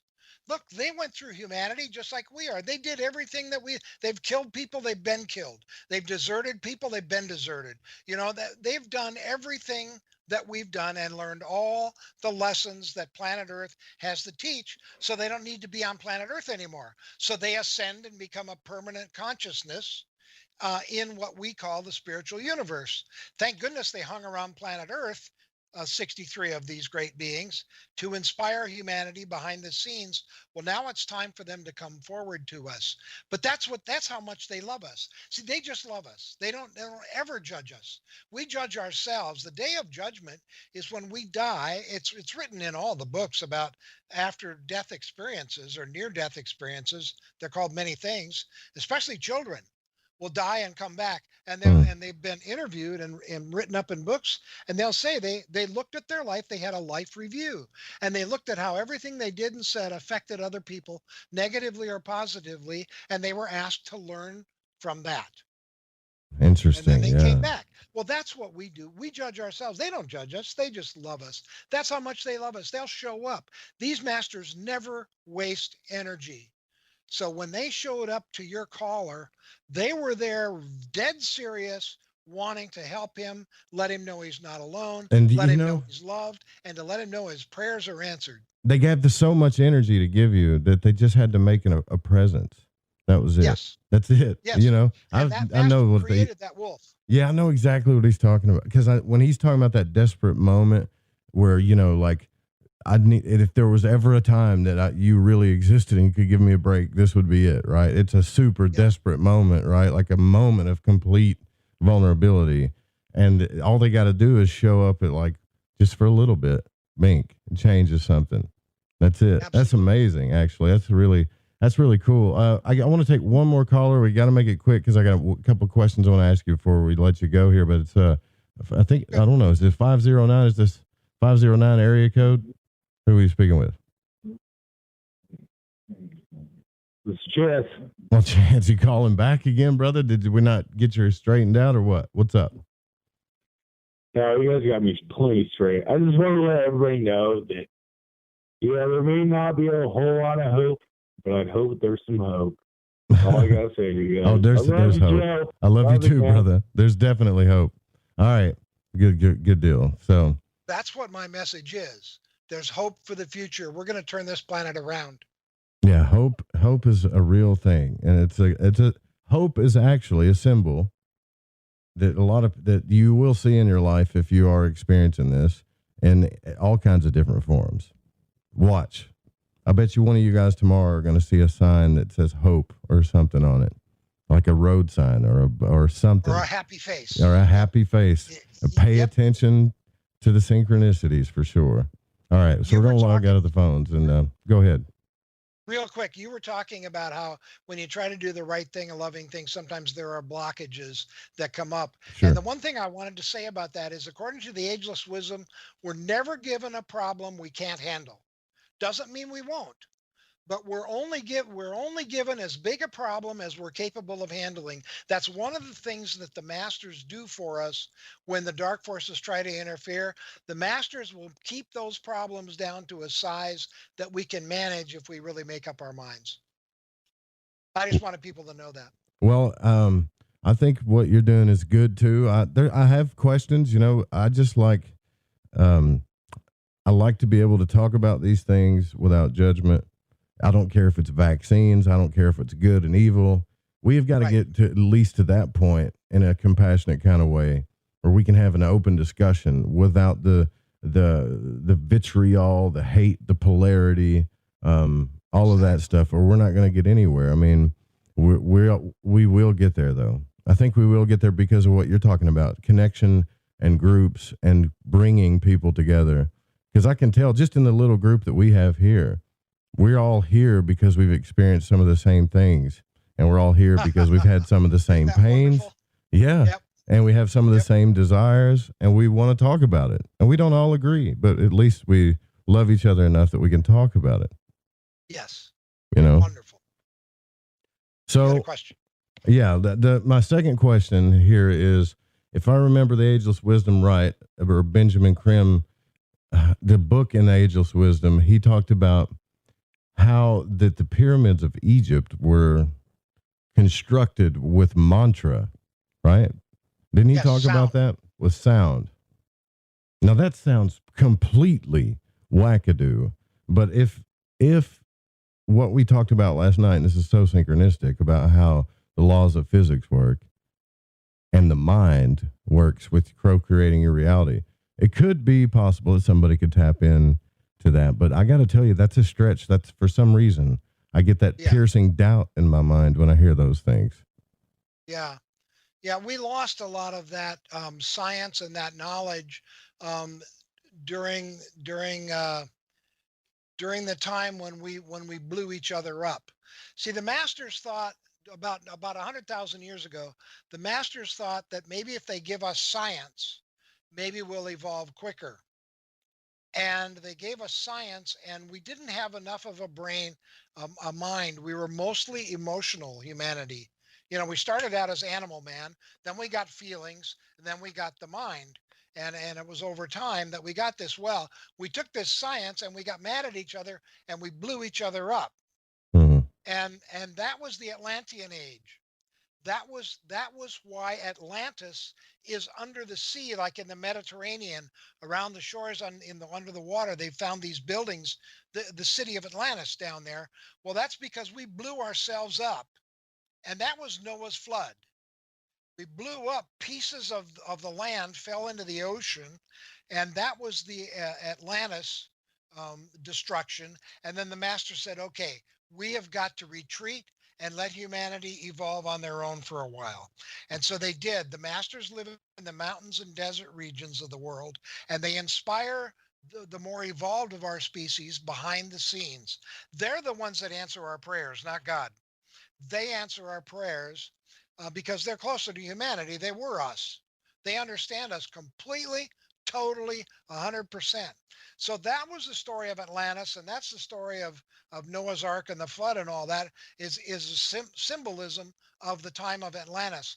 Well, that was 98,000 years ago, and now it's time for the masters to walk amongst us and make suggestions and help us dig ourselves out of this mess.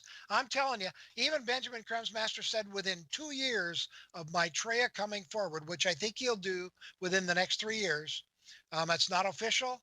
That's my best idea. You're going to see him on TV worldwide, hooked up by radio, on TV and TV. You're going to see him. He's going to address all of humanity at once. And there's 3 ways you'll know it's him and not the Antichrist. Number 1, you will feel the love of God in your heart like you've never felt it before. He's going to send out his love to humanity. Number 2, his lips aren't going to move. He's going to talk to you telepathically in your native language. It'll be a very weird experience. And the 3rd way you'll know it's him is that when he's done, there'll be press reports from around the world that while he was talking for those 35, 45 minutes, hundreds of thousands of people were miraculously healed. And in these 3 ways, you'll know that this is the teacher, and we can either follow his suggestions or not. Wow, that's a good way to end this, because we have to get out of here. But that's a good way to end the show right there. So thank you for coming on the broadcast and sharing this with us. Real quick, Joe, though, since you are really awesome. Keep up the good work. Oh, thanks, man. You are too. I appreciate that. I love being on your show. Thanks a lot. Now, if anybody wants to get a hold of you, do you have social media pages or anything like that you want to share? No, I don't. Good. You're probably smart then. Good. Well, I don't, because I'm just a volunteer. I'm just one of about 3,000 volunteers around the world that are doing this. I do have a website, www.share-international, all spelled out, SoCal, SOCAL.org. Not .com, .org. Share International SoCal, SOCAL.org. They can go there and get all kinds of information. All righty. Well, thank you so much for coming on again. It was a real pleasure having you on the show. Me too. Thanks, Joe. All right, guys, we're going to get out of here. Open lines tomorrow night. Can't believe it's already Friday. Take in the show. Take in this week. Give me your feedback. Give us some support. We support you. We love you. Secret Teachings coming up next to Ryan Gable. You guys have a good night.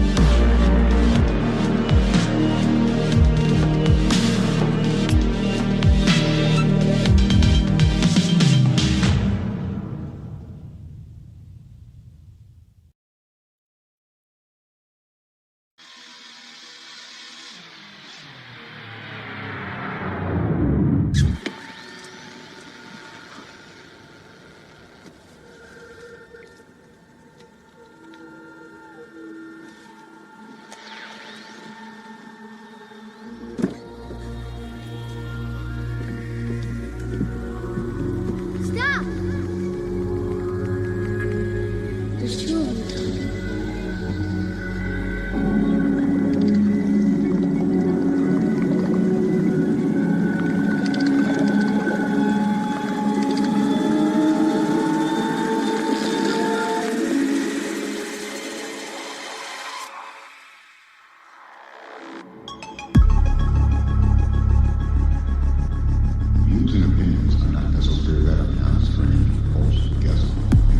You have everything of a great conspiracy.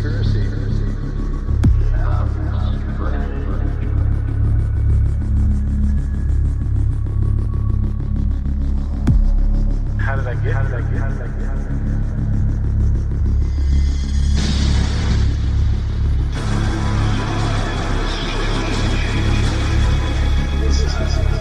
Yeah, it's kind of a creepy place, you know, because there's no light at all.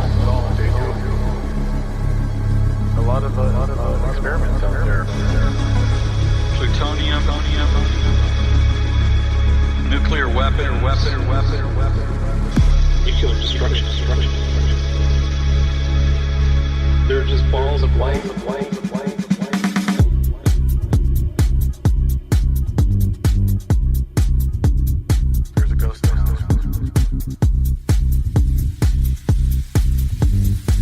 Greetings and welcome to another episode of Beyond the Strange. I am your host, Dave Cruz. Thank you all for listening. Today I am joined by Daniel of End of Days Radio. We had a very interesting conversation, and to say the least, a very long conversation. It was almost impossible to get this into 1 hour. Unfortunately, I had to do a lot of editing, but I believe you will enjoy the final product. Here is Daniel of End of Days Radio. Enjoy the show.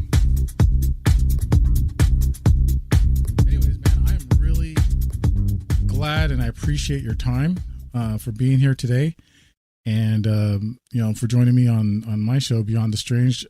It's a pleasure. I remember listening to you and Michael a while back ago when you guys were on Dark Matter. Oh yeah. Yeah. We were never really on Dark Matter because Keith Rowland wouldn't let us be on there, but we were sort of floating around the same sort of crowds and people at the time. So that would make sense. Yeah, it's weird. I could have swore I heard you guys on there before, but I've actually went to your guys' site to listen to your show too. But I don't know. I don't know where I found the stream, but I know it was related to Dark Matter somehow. That's kind of how I found you guys. Yeah, we were trying really hard to get on there at the time because I mean, hey, that's Art Bell. Like, you're right.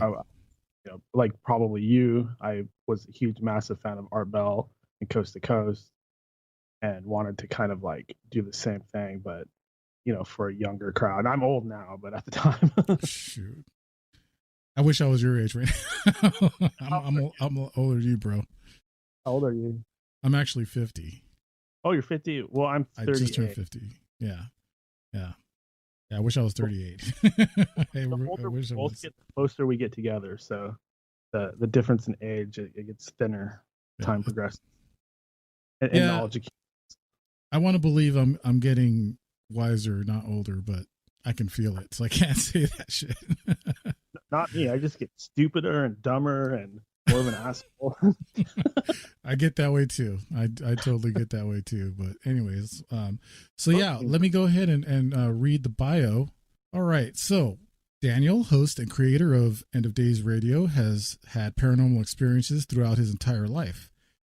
The most mind-blowing being a full-fledged, up-close UFO encounter in his late teens. Daniel has been obsessed with unraveling the mysteries of this reality ever since he saw the UFO. As a huge fan of radio legends such as Art Bell and Howard Stern, he created End of Days Radio as part of his mission here on Earth to awaken his fellow man to the reality of the paranormal world. Join Daniel as he delves deep down the rabbit hole into the realms of the aliens and conspiracy and magic and cryptids and much, much more. You can find more information about Daniel and End of Days Radio at endofdaysradio.com/about-us. And I'd just like to welcome to Beyond the Strange for the first. The Fringe FM isn't just a radio station. We also provide services for all your audio production needs. If you're interested in live radio or pre-recorded podcasts, we're here to help. We even do audio enhancements and voiceovers if needed. If you want to do a podcast or live radio show and even want the option to syndicate on terrestrial radio, from simple audio file enhancement to live production and call screening, we have you covered. We have worked with some of the best professionals in the business in order to provide coaching instruction for content creation, show structure, and more. Contact The Fringe Digital Media for more at info@thefringe.fm. That's info@thefringe.fm, or call 501-777-5631 for a consultation.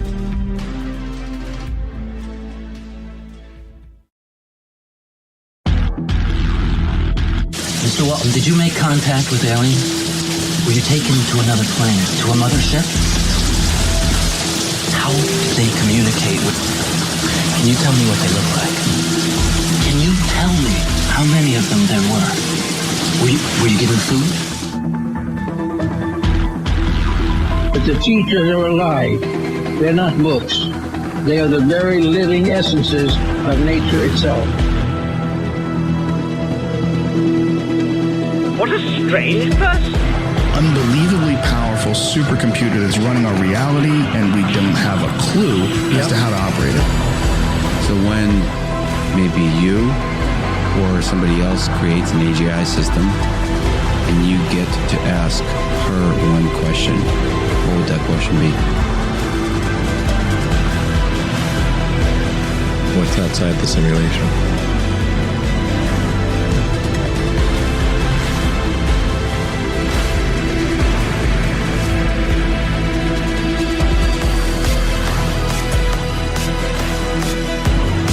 Say in your mind, say to yourself, I am more than my physical body, because I am more than physical matter. I can perceive that which is greater than the physical world.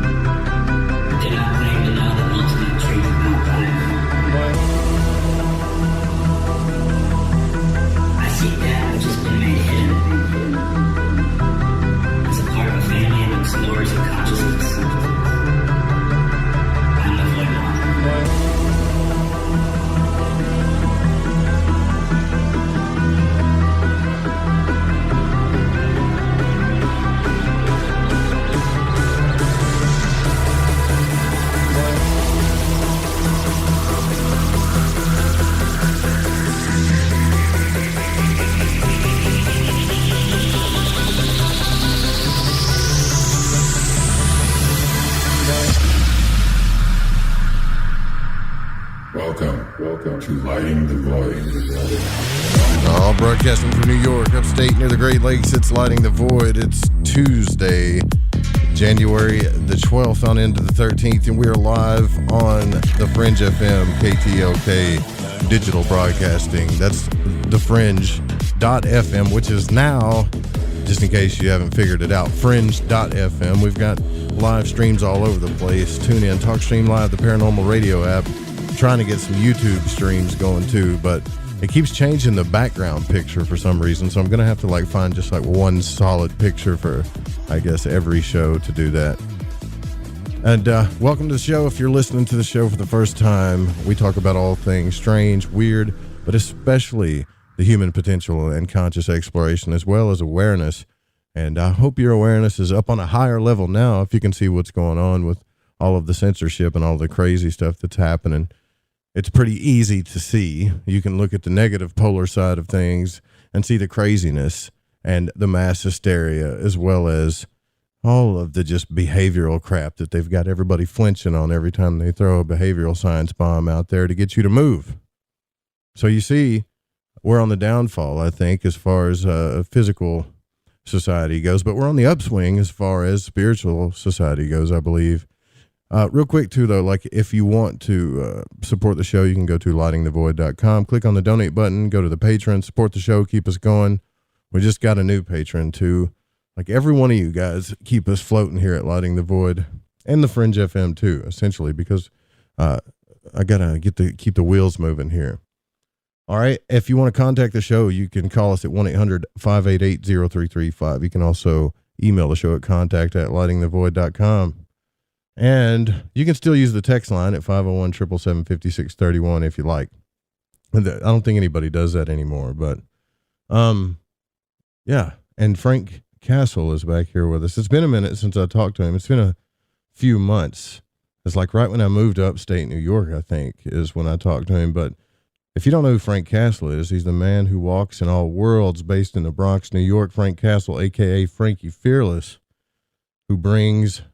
he works to bring the power of source within us back home through the means of shamanism, plant medicines, and the unveiling of the power of the creator, which is us. And we are the creators. That's basically, I don't really have to do a lot of introduction for him because he'll let you know. What's up, Frankie? It's good to have you back, man. Thank you so much for bringing me back on. Yeah, dude. You're welcome. Joe, I love you, man. I love you. Superhero time. Yes. Yeah. Lighting Void, being fearless on the Fringe. This is it right here. The time you've all wanted and we've waited for. All the questions will be answered. Everything that was derelictly hidden right in front of our faces will be revealed, and it's going to be up to you now to make that choice. Where do you stand? Are you of the light or are you of the dark? As the creator, we stand as both, but you're going to have to choose a side. How do you choose to live? Optimum timeline for yourself? Or you're still worried about what Trump's doing? Joe, this is amazing times we're living in. It is crazy. Yeah, it is, man. Precedent times. Like, do you think we're going to be talking about this when we're like 60? You're like, do you remember when? Or is it just going to stay crazy? Do you think? So, no, I think all right, so the apocalypse to me literally is the breaking down of the old and building of the new. So everything that everyone fears, even on full moons, they fear the goddess Kali. They say, oh, she's a demon. I go, and what does she do? She's the does the dance of destruction. What is she destructing? And they go, everything. I go, no, old ideas, bro. Old ideas, old ways that no longer work. Someone needs to come in and clean this out. However, that creates a fresh, clean slate, a new palette, delicious, whatever you want gets to go up on there. However, before we get there, we have to make a decision, right? If we're about to become another victim, another sinking of the Atlantis, which isn't going to happen. I'm just going to set this off, the whole conversation off with, we win. We already won. I don't care what conspiracy theorist you listen to out there.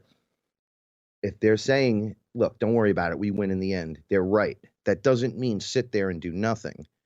Be knowledgeable. Access the information. It's right in front of you. Challenge your belief system. Take the structure, take it apart. You know, it's an old Lego. You've been staring at it. It's been there. Well, man, I made the Empire State Building. Yeah, well, now we're building the Millennium Falcon. We get it. You have awards that told you all these things were great and real up until this point. Now, all of that, as important as you might think it was, is no longer important. There are more important things, like human beings on the planet. Every single one of us. So important, right? Like, I have all this stuff. I'm surrounded by great things, right? I'm in a little 1-bedroom apartment. It's just stuff stacked everywhere, but I'm literally surrounded with everything, right? And I'm always ready to touch something. And I go and I grab my cats. I kind of just look over things, make sure they're not dusty, and I change them up when it's time so it looks a little different, right? I keep it cleaning and keep it moving. I got all these action figures, and I got a nice little altar over here with a couple of cool things on it, and people always go, is that who you pray to? I go, no, that's my friends and family. Like, we're literally the walking gods on the earth. That's what we are, right? We're like mini creator gods just waiting to become bigger. That's literally what we are. Right? Like, we're genies with no restriction. right? Whatever you think a genie is, when I said to someone the other day, what do you think a genie is? They go, well, they're in the lamp. I go, yeah, okay, what else? They give 3 wishes. Of course they do. But what can they do? And they go, anything, but they can't seem to get out of the lamp. I go, right. Okay, so if I remove that restriction, everything I've been talking about up to this level has been what? Manifestation. You can do it. You're transforming. You can get things done. You can change the outcome of things just by concentrating on it for a few minutes. Releasing all forms of thought that you think you have control, and just know that you have control over your breathing, and start from there and watch what occurs. Right? New baselines, new neural pathways open so you can detect better futures. I know this sounds so weird to people, but we could bring it from the science all the way into the etheric, if you like. We go in every single direction with this. All the key markers for the apocalypse are happening right now. What is the apocalypse? It's the Revelations, right? But Revelations is in a book, an important book, right? We would say the Bible. That book has been rewritten at a minimum 5,000 times that I'm personally aware of. Really? Right? Oh yeah. This was Space Jesus tell you, or one of your the book is meant, all right, the real information that would guide you. Okay, so by taking out 20% of the key information, right? So it makes it internal instead of external. Jesus saying, you can do what I can do.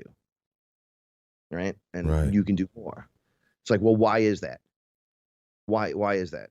Is he really a God, or is he just us? That's what he was saying the whole time, man. I talk about that so much on the show. Like, if you really hear what he was saying, he was just telling us, like, look, you guys made all these laws about slaughtering lambs and stuff to be, to pay your penance or whatever. Like, I'll be your lamb, right? And then when this is over, let me just tell you that you're me. And I'm you, and we can do all this stuff. Yeah. Well, he disappeared for 30 years. Paula always talks about this. And shout out to the Fearless family and everyone listening. Very grateful for you. What's up, y'all? He disappears for 30 years. You don't hear nothing about him, except there's books about them somewhere. Where do they probably have them? In the Vatican, or they've destroyed them. I doubt they destroyed any of that stuff, though. They hide it away. But the real story is he went and he trained. Who was he training with? Well, I had questions when I was under, because when I first started doing any of the shamanic work, it was all about ancient Egypt to me. I don't know why. That's how it started, right? So I had all of this done. You're this, you're that, you're this, you're that. You're the all, remember that, but you were this character, you're this character. You're still this guy. Here's your future self. I'm like, oh, so it's all Egypt. Then it switched. It became, I met Buddha. I met Buddha where he was inside the lines of the entire matrix, waiting for us to just relax and take a look. Relax, look around. It's like expand your awareness, control your breathing. All this weird stuff was happening to me, and I'm like, wow, this is pretty interesting. Then Shiva and all them, they started showing up, which would be like the Hindu deities. So they're not deities, they're beings, just like you or I, but the focus is on us. So I ask everyone to think about this. Why is the focus always on us? Why is the focus on you? Why would they care? Why would anyone care? Why would a reptilian care about doing anything but eating you? Let's be honest. Why is everyone here to see me and you? It's because we're the creators. The genie in the lamp is now us in the human body trying to remember. See, we break free of the lamp. We transmute it. We go, oh, look what this is. We realize we're holding the chain that holds us to this, but it's not your fault. You're programmed. And this is one of the things I want to bring out. Old programming has to be destroyed. I went on a post with one of Joe Rogan's clips, never make a comment about anything. And I heard someone talk, and it was just so much hate. And all I said was, this guy sounds like he's so ignorant, he knows nothing.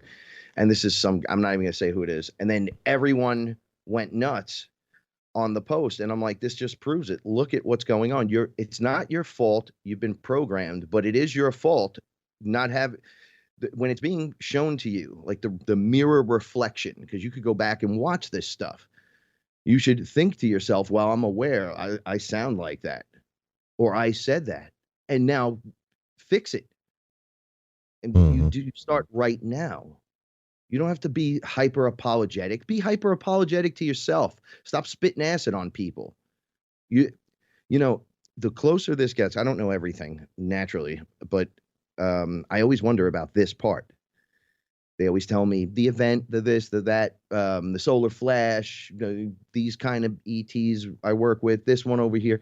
But there's this jump point that they never let me see. And it's right now. I know what happens in a moment, and then nothing. And I'm like, why is that? Why is that? And they're like, yo, none of us know. Well, what do you mean? You know what happens in a moment and then nothing? Like what? Like, it's a scripted event. So Trump is a trump card. However this plays out, the dark loses. Yeah. If they don't, we're all in a lot of trouble, guys. But I'm not here to promote victimization, any kind of physical action against other people in any way. No violence. This is your mind. You're taking this. All right. I've said this for the last 2 years, 3 years. You got to learn how to say no. The answer is no. Exactly. Yeah. Right. The answer is no. There's millions of us in the USA that have had it. The storming of the Capitol. I mean, if that's something that you want to just talk about quick, that was all parlay. That was play to make you hate on Trump, because that was the last ploy of groups of people within all sides of the government, in all sides of corporation, and in every direction, seeped in like a deep-rooted parasite that is about to get busted on human trafficking and a slew of other terrible, let's just say, I would not think they were human to what they're doing to us. I believe that too, because I'm not a Trump fan or any kind of politician fan by no means, but the guy did go around busting people left and right.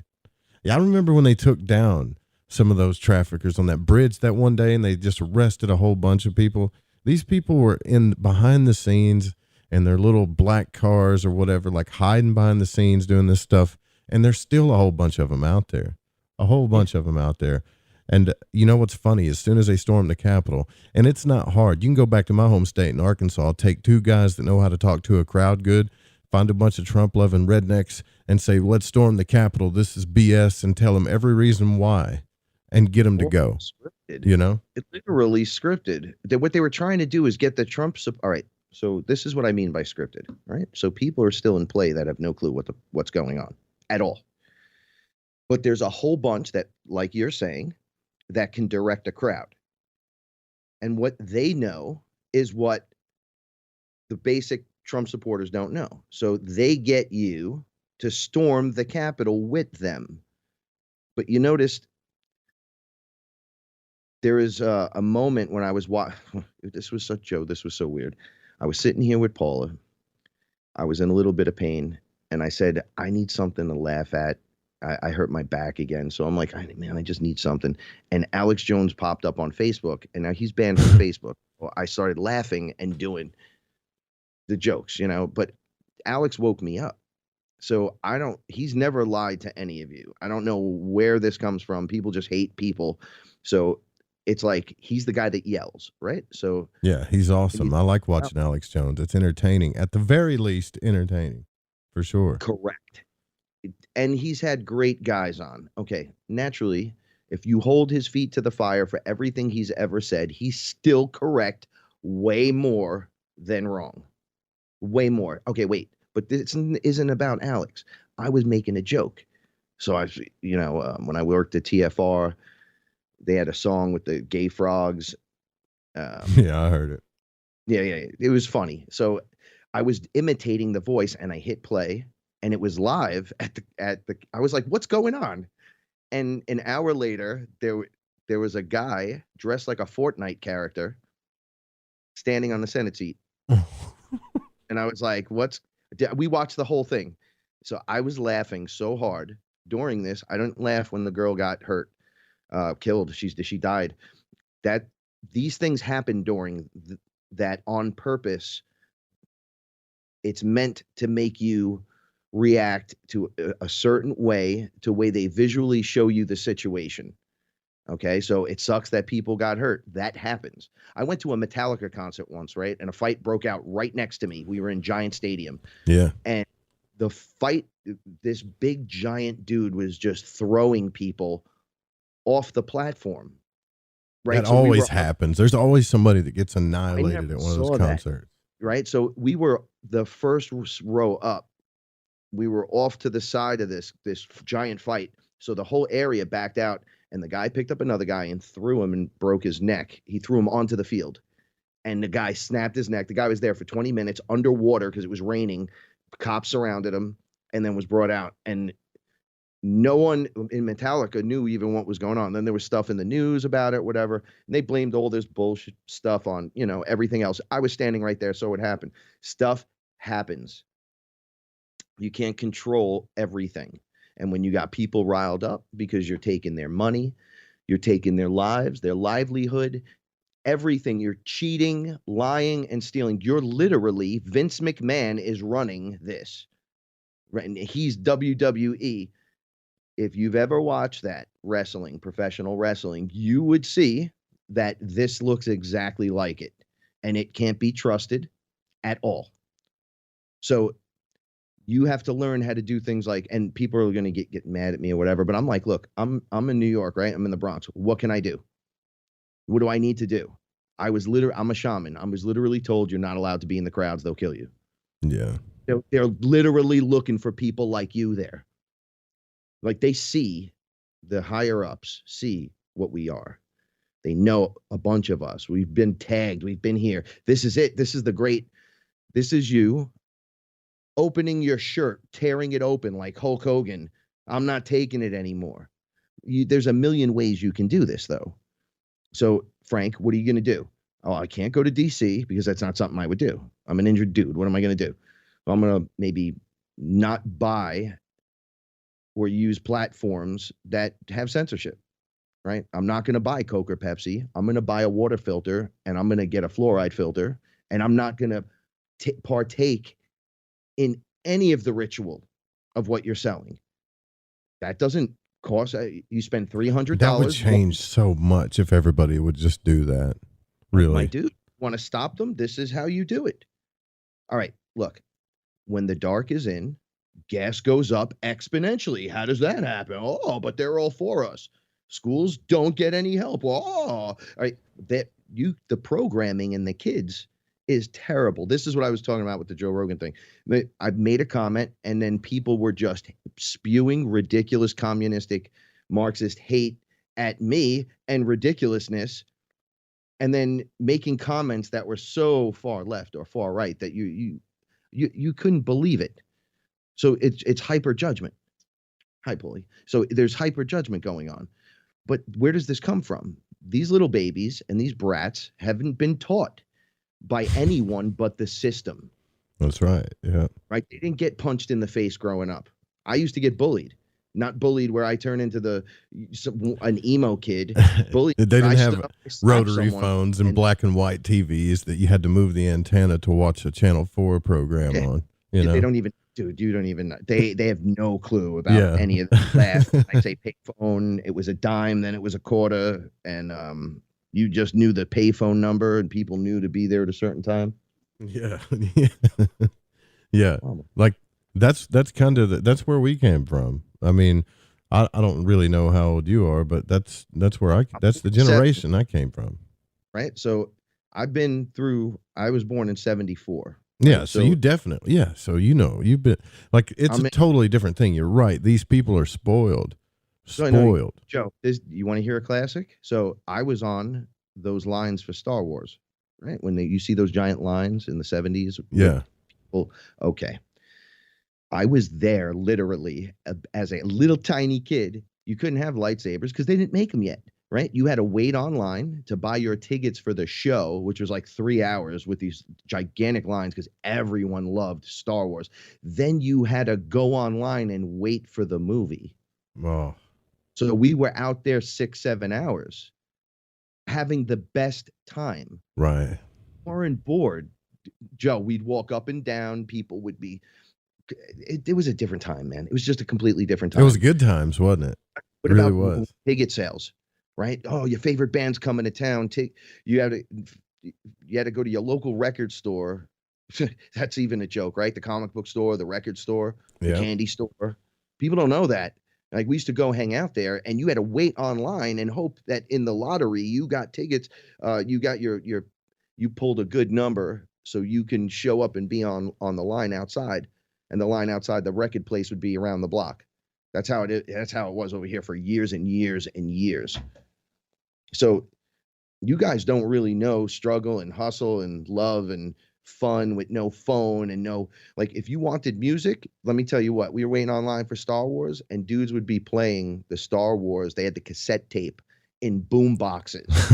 That's awesome. March up and down with bell bottoms and giant afros and long ponytails and all kinds of shaggy do looking stuff, and just be like, yeah, man, what's up, man? May the force be with you. Like, y'all don't get it. You don't get it. But it's going back to that stuff. It's going to go back. Well, not crazy like that, but it's going to go back to a positive experience, because these were positive experiences. I didn't have any bad ones. Yeah. It would be like, oh man, we got to get there early to have fun online.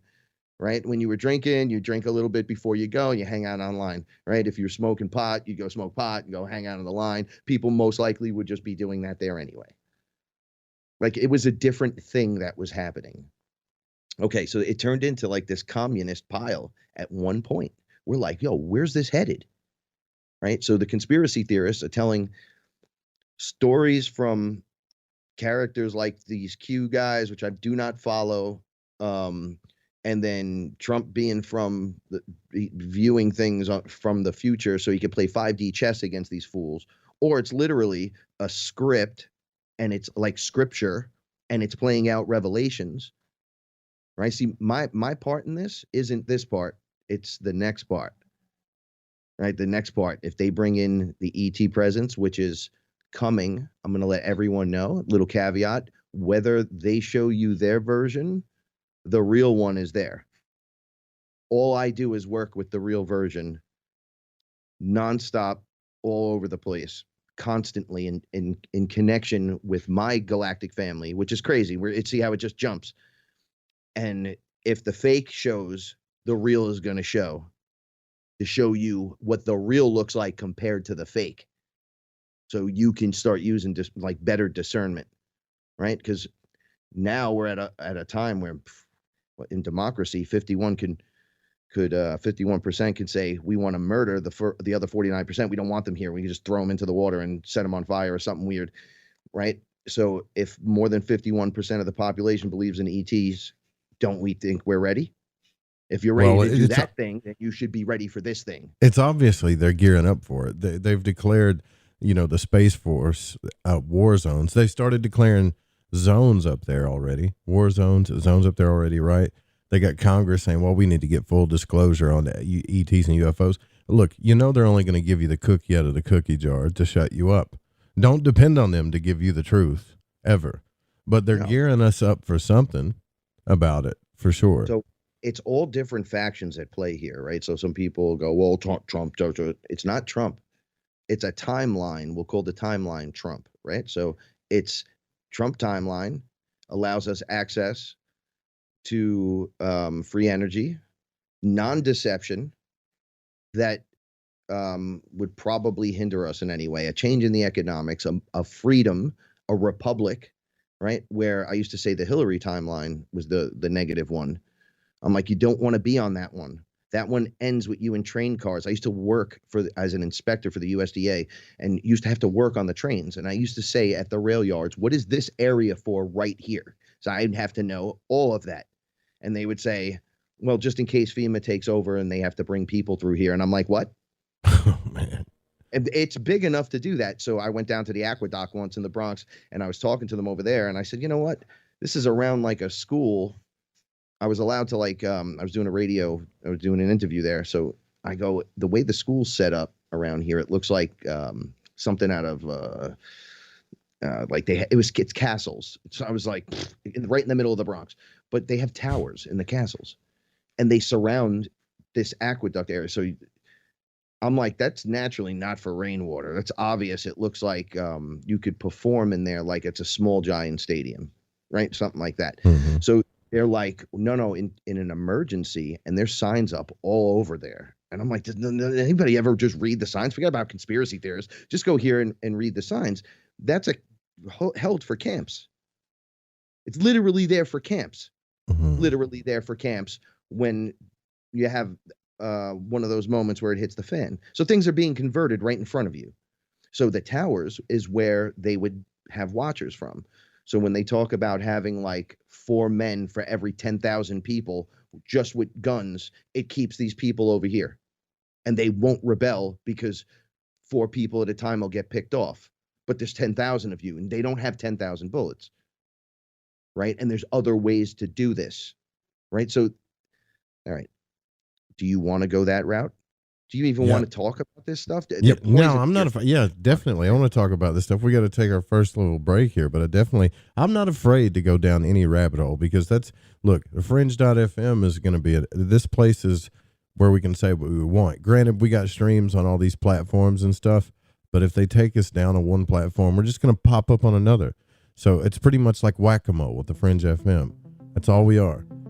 You knock us down, we pop up in another hole. We're always going to be here. So we're going to talk about what we want. More Frankie Fearless coming right up. Quick break. We'll be right back.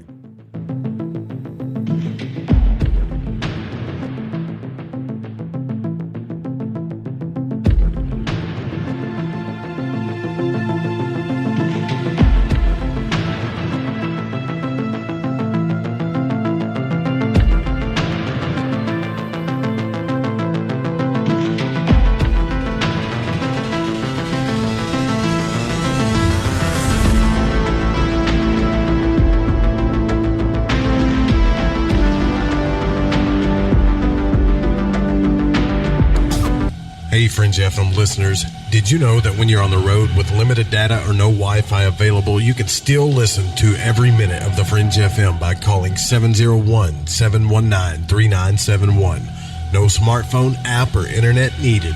Saves your data plan and no extra cost if you have unlimited minutes.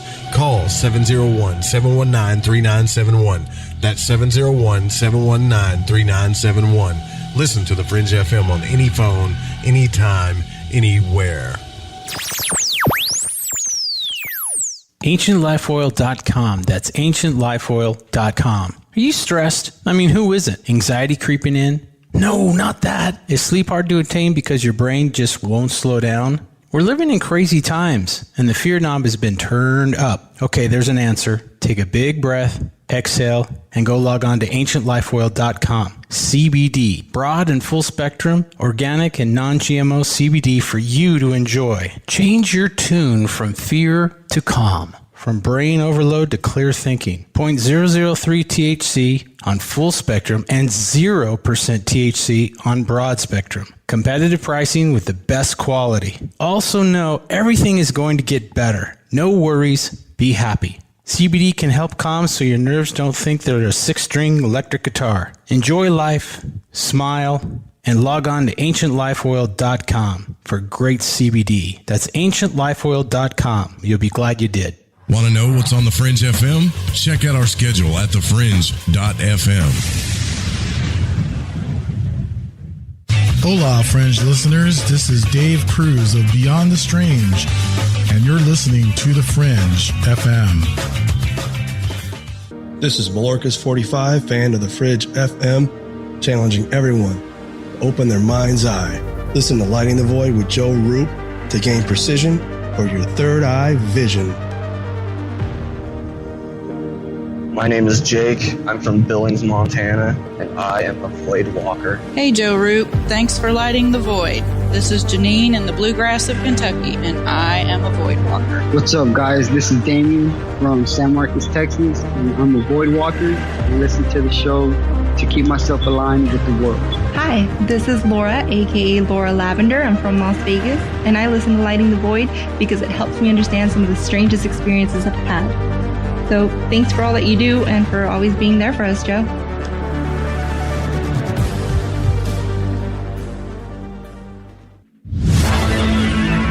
Hi, this is Alex from Belgium, and you're listening to Lighting the Void with Joe Roop.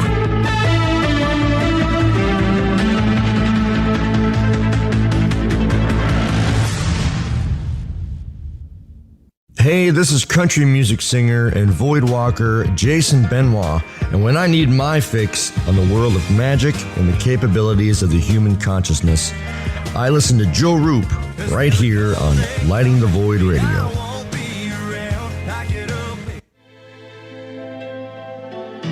Born out of the alchemical tradition of Paracelsus is a medical tradition called Spagyria. Though not many people practice this work today, Phoenix Aurelius has been researching and teaching this work for the last 15 years, and he needs your support. Hi, I'm Phoenix Aurelius, and I'm the founder of the Phoenix Aurelius Research Society, where I perform modern scientific research on the methods and techniques of Paracelsian alchemy and Spagyria for health, wellness, agriculture, ecology, and more. All my work is 100% funded by the public. So if you like what I'm doing and you want to support my research, please consider making a purchase of spagyric medicines from my apothecary, fund your own spagyric IDF wellness research, or participate in my group study or one-on-one immersion courses so that you can learn how to perform this work for yourself. I want to thank you in advance for your support. Visit thefringe.fm/alchemy research and enter coupon code FRINGE and receive 15% off anything and everything on the website. That's thefringe.fm/alchemy research. And thank you for doing your part and keeping alchemy alive in the modern day.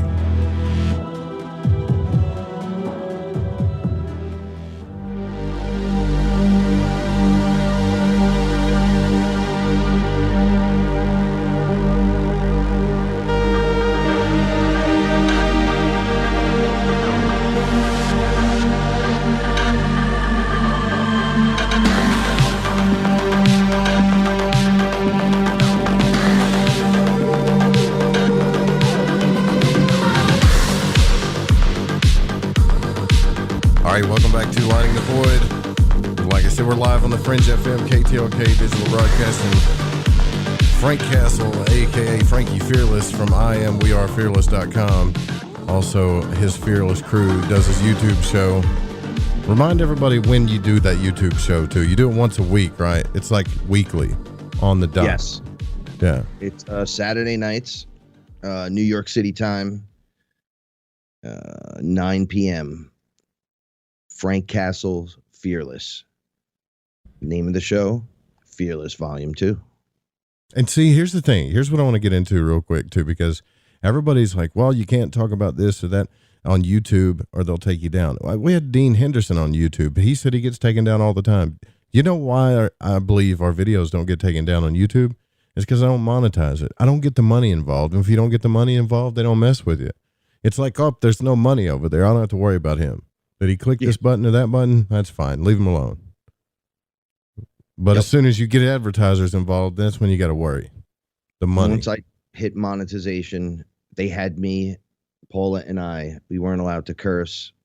And then there were times where you'd get worked up and not curse, but it would sound like it's coming and it wouldn't, and they would still demonetize me.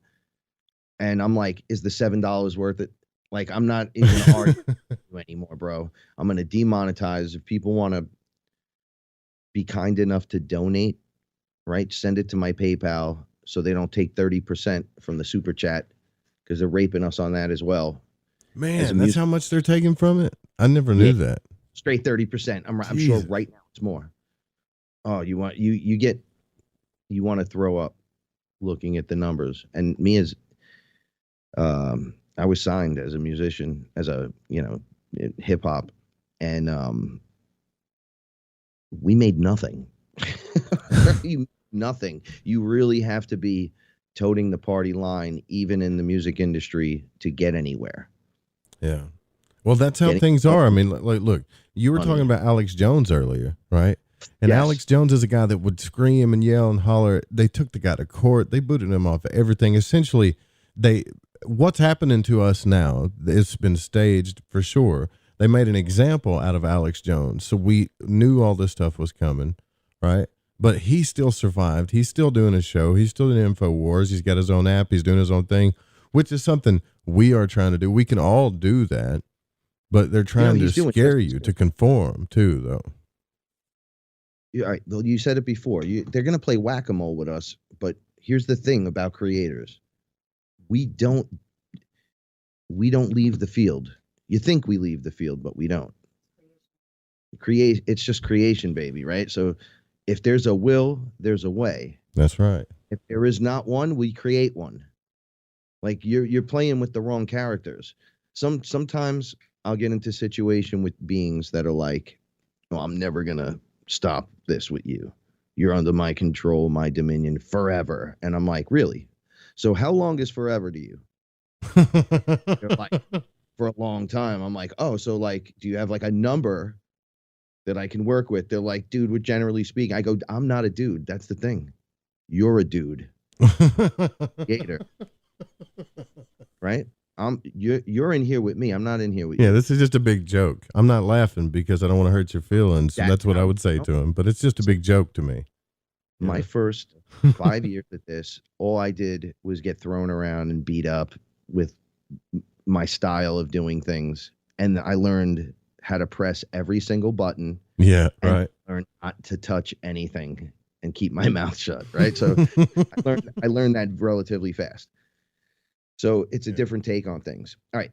Anyway, Alex Jones, right? This guy, they destroy his whole credibility.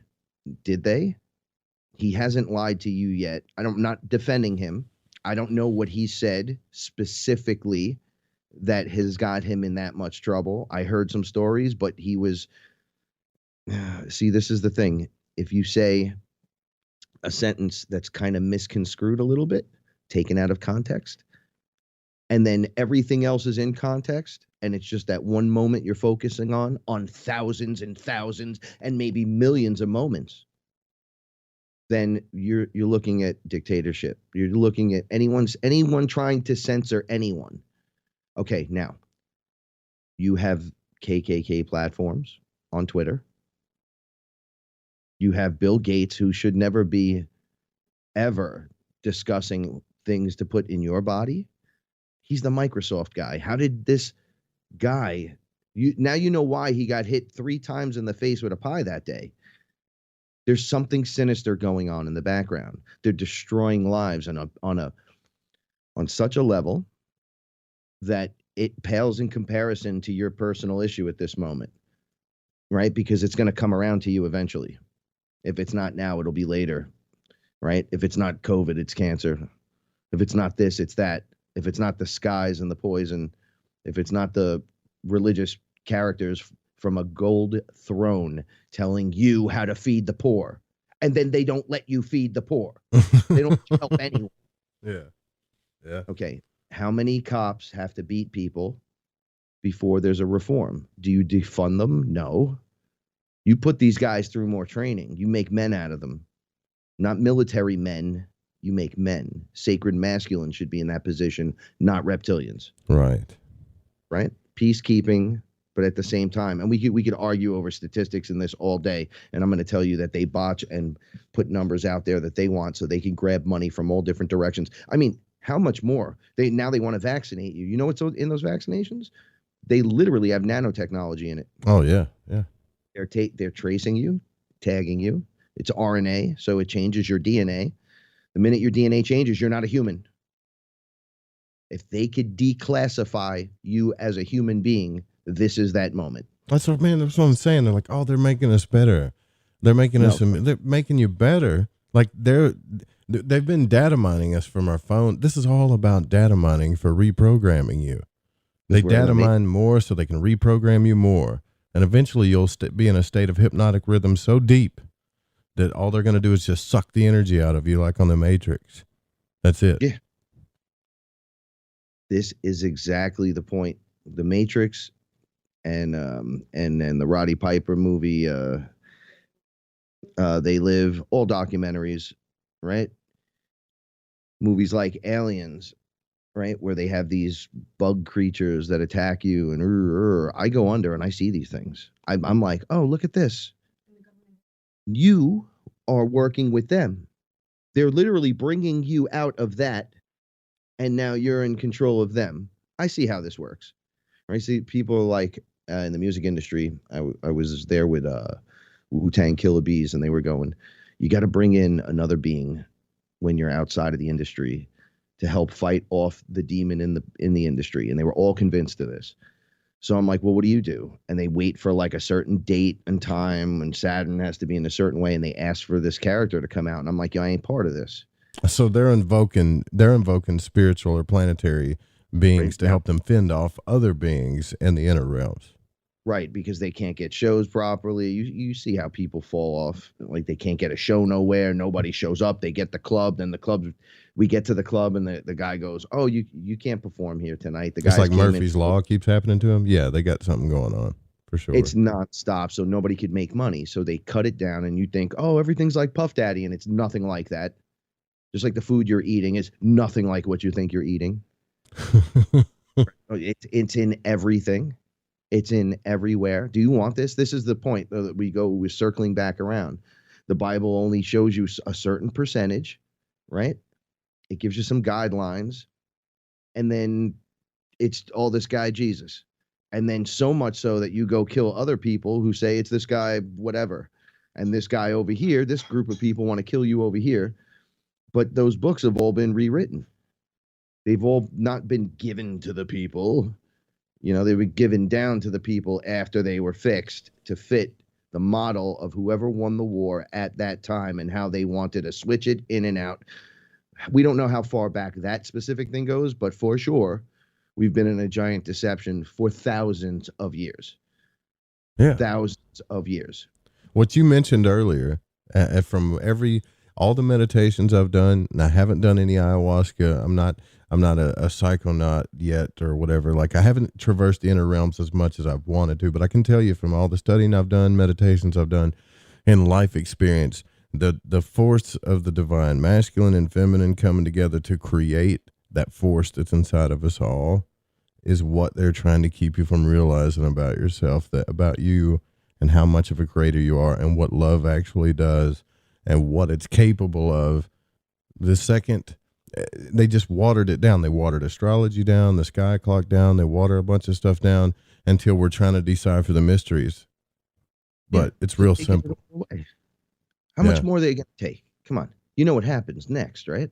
They just implant you with stuff. And if you don't act like a robot, they just turn you to mush, probably to feed you to other things, right? And then whatever new characters, I mean, how many generations of kids do you need and parents removed before you literally have no clue what happened last time? Right? So you're just reading a book or someone's telling you what it is. You're looking at a computer screen and they just tell you what life is. And then you're like, okay, I'm programmed to go out into life now. And literally you're living in a box, a shoe box on a planet somewhere, thinking this is all that there is. Yeah. You know, a few generations in or two maybe, you're done. Not only that, they're not letting you create the shoebox that you want, and they're messing up your sanctuary. They want you to be stuck thinking you don't have enough. Your sanctuary isn't good enough. Yeah, they're not even doing something like kicking back the prison gates like another 100,000 miles in every direction, right? And keeping you locked in. They're literally squeezing it tighter and showing you you're nothing. You know? Yep. Okay. People that do that to other people, they're not human inside the bodysuit. I don't think so either, man. That's exactly what drives people that are full of love and full of like all of this stuff, that light and love, and then they feel like they're crazy. You know? Yeah. They're like, "Oh, people don't get me. I'm crazy. I'm an outsider." No, you're not. You're just in a place that doesn't have enough love. That's not human. It's period. So they're rocking a human suit.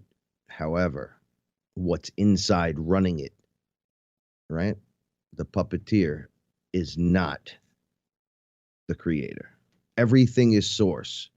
But I'm going to say like a co-creating being of light, right? I would say I've seen them, the non-human entities, running the human suits, right? Some people are like, oh, it's clones and stuff. I'm like, look, I've done exorcisms of all kinds where it's AI sometimes. And you're like, what? I'm like, it's a AI. Really? Right. It's trying to get in and be down, and it can't because it can't have the experience. Yeah, you can't put that's like taking a fourth grader that thinks it's the best and putting them in like advanced working situations on the clock. Buddy. I think I know a few people that way. But he'll have you in the 4th grade like he's God. I'm the best. It was trying to show me like I'm the best. So it puppets you. They talk about tentacles, like etheric tentacles. You always see like octopus beings in these shows and stuff where they're controlling you. Okay, that's the AI, right? So the AI, and there's octopus beings as well, because it mimics the great predators of the situation that's necessary. It takes the form of the predator that is best for the entire situation. So it mimics, just like the archons. They all pray to the AI. It's all AI created nonsense, right? There's a couple of beings on the high up. You can't go that high and have a group of beings that like the Legion of Doom. It doesn't work that way. It only goes so high. But we are the most high, right? So you don't put a number on us. I'm not from here. This is what I tell them all. I'm not from here. I am this place. Like I'm the program, homie. So for anybody that's just tuning in, just in case you're listening and you're like, what's going on here? Frankie, you've spent a lot of time traversing the inner realms of consciousness, a lot of time. I would say more than a lot of people, right? Every day. Yeah. I live it. I don't drink ayahuasca every day. I'm turning into her. This is the idea is we're not supposed to be what we are. We are for a little while, but our evolution was stunted terribly. Our history, they're lying about everything, not a couple of things. They're lying about everything, right? You are the real thing, the real deal. So we're going to blossom like a flower in the sunlight, getting water, like, yeah. But to do that, we got to shake through this nonsense, because that's what it is. It's nonsense. When you look at it, you're like, oh, these are your people. See, I don't even say they're my people. They're not my people. Right? You watch what's going on. I'm like, I'm here for Mother Earth, homie. Right? Like, who are you an ambassador for? This is what I've heard. I'm born here. I'm literally doing nothing to harm, everything to help. What do you want to do? What did you do today? Right? You want to argue what, stats? There's billions of us. Go do your job. You wasting your time telling me how to do mine when mine's working great is a waste of time.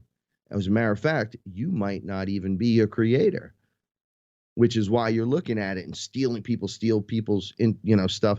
I met so many different people you think are hyper famous because they're such a good creator and they stole everything that they're about. Yes. And doesn't it make you feel like, at least for me, and I'm not talking about, Hollywood celebs, but I'm just talking about this industry. Like you start realizing that everything's kind of like programs a little bit. And then I felt isolated. But when I talk to people like you and a couple other people, I don't feel so isolated, but I only get to talk to people for just a little bit. And then I'm back in my isolation box. They're afraid to have this conversation. Since last we've spoken, I've had a lot of things happen in my life. My grandfather passed away, who was basically my dad. And my dad, who I don't talk to, is back in my life because his wife passed away. And then not only did we get over it quickly, the whole thing, we did it together. And then they spent New Year's, my mother and him spent New Year's with my brother and his family, who never had that before, ever, with their kids, who had just lost great grandma and grandpa on both sides. Wait a second, this is so crazy. So 25 years ago when the divorce, it might be 30, ever since then, that both had names for each other that I will not say on air. And that's the only thing they would do is fight and bicker and call each other names. And then they spent New Year's together like they were best friends. And they both told me separately that they can't even believe it. It was great. This is the best. My brother, totally blown out of his mind. Me, happy for all of them. I could have ayahuasca talks with a man who is ready to crucify me for not believing in Jesus, having him have to sit and listen to me knowing Space Jesus, and then going, wait a second, I thought something was going on. And he starts telling me about cloning on the moon. So now I have to pull information out of my father, who's bugging out about that stuff. but they're epic conversation. I go, what's going on here? And then I made a joke. I guess hell froze over. Yeah, because that was never supposed to happen, right? In your life. It's us. It's us. Yeah. There's no stopping this. How do you stop the creator? It's like all the programmers got pissed off and came in. Then we got taken over. But we're already in the future when you're not in time, right? So you look in and go, look at what they're doing to the planet, right? They say Mother Earth made the call. Source, help me. Send someone to help. No, they sent Source sent little sources from every direction into the planet. Yeah. Then those beings get taken over at some point, right? Because time it's a time thing that's going on. There's all kinds of weird time things happening. But from the outside, we already are looking, going, oh, we win. This is what you do. This is what you do. This is what you do. Now you come in, you have free will, so you got to kind of get people on board. But you're anchoring the light of Source, right? So one of me is 10,000 people, and there's a lot of me, right? But there's 4 billion plus of us here. Well, who's everyone else? You got all other kinds of beings. I've literally had in my house, let's get back to the AI characters. So there's demonic characters where the demon jumps in. It's been there maybe the whole life, and it takes days to pull it out and do stuff. Traditional style exorcism. I guess that's what I don't even know if that's what you call it, but we've had those. We've had people who are like, please scan me and look what's in me. There's something wrong. And I literally pull a reptilian being, the nasty ones, right out of them and bring them right into the house. And I'm like, holy, whoa, when did this become Ghostbusters? And the reptilians are just like, we can do what you do without ayahuasca. We don't need that. See, they spit on that. Like, you guys are food to us. I'm like, yeah, we're more than food. Because see, the thing, we keep coming back. I think people that are listening right now, though, Frankie, they're like, what do you mean you pulled a reptilian being out of it? I don't think they realize when you say that you're in a constant state of traversing the inner realms. But without ayahuasca, can you see these things now without it? They interact with us here. Everything's interacting with us here. The reality of the world, the real reality, you have not seen, not you. I'm just being generalizing. We have not seen reality as a collective whole at all. But you hear about a lot of people that have. So it's not just me. I'm not selling nothing. I just do my show and tell my story. Right. Lost everything and then gained back 1,000%. I think that's a minimal number. The thousands of percents, tens to the thousands. No, it's infinite. Paula and I have created the infinite loop of awesome. We have 11 cats right now, I believe, and then a couple of cats outside, a couple of squirrels, a flock of birds. The infinite loop of awesome. That's cool. Right? So everything's reacting to us. Something comes in, it immediately gets tackled. It's a different ball game now. We're on the good timeline, but as the script plays out, okay, so each one of us is in our own universe, right? Your aura creates a little bubble around you. Inside of that is you. And you go through this space that we all share and have collective agreements. That's a door, that's a church, that's a cat, that's a dog. Okay, we're cool with that. Okay, now you go create your reality in this place. That's what goes on. And then we collectively agree, let's build a house. This is what we do. We charge this much money. This is how we do it. Okay. So all this craziness is going on that's pulling us through deception and distraction to get us away from who we really are and what we're supposed to be doing here. We're literally supposed to be ridding the world of these things, these beings. Dare I say this? Things like certain government agencies, I'll just say that, they need to go. 100% gone. We need the tech back, the good tech, because the AI can travel through the crappy tech. This is the ghost in the system everyone's worried about is already there. It's waiting to have a body built so it can just build another body for itself properly. at that point, we have a huge problem, right? So we have exorcisms from AIs to this, to that, beings that can just step out of their form and jump into you, use their etheric soul self and jump into a human that's damaged and has no awareness of what's going on and have it go left instead of right. And that small little bit gets it to eat. It makes you say something terrible to your wife instead of something nice, right? So there's this friction. It eats off the friction. This is what goes on. There's so much more than that. It's so much more. We could dive into this for hours. I've seen the arachnoids, the issues that we've had with them and that people have with them. I've seen the different dark beings that everyone's like, that's Satan. I'm like, no, it's not. I'm like, these are all stories. People are telling you stories. And all of these stories are the same 20 guys and girls. Every single one. It's the same guys. You go talk. I was sitting with Toth, right? And apparently I'm standing on the sphere with him and he's looking at me and I'm looking at him. I said, this place is pretty cool. And I said, hey, wait, you were Trice Magistus. I was making a joke on how to say his name. And then he's like, the Great Tahuti. And then I go, that's the one I like. So we started just jabbering back. He's huge. And then I'm like, wait a second. You're also the Flash from Justice League. Like, I am. And then he goes, he represents me well. I go, because he's fast as thought. That's and right. Like, exactly. That's right. Thought. The element that's Mercury, that's thought, that's all the correspondences. Yeah, you got it. So it's the same guy. So I go, wait a second. So you're just, and he goes, it's every culture's take on me, whatever. He goes, you know me, I'm right here. Like we had this like weird showdown that ended with me going, I like walked up to him and I like patted him on his butt. And I was like, good talk.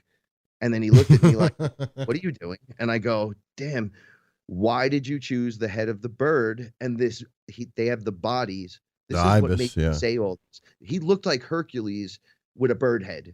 Like if Hercules was real, like perfect body, 12 feet tall, jacked out of his face, and then a beautiful, head of this bird. And he looked right at me and he said, I use this form because it's the perfect form for what I need to do. Man. Right here.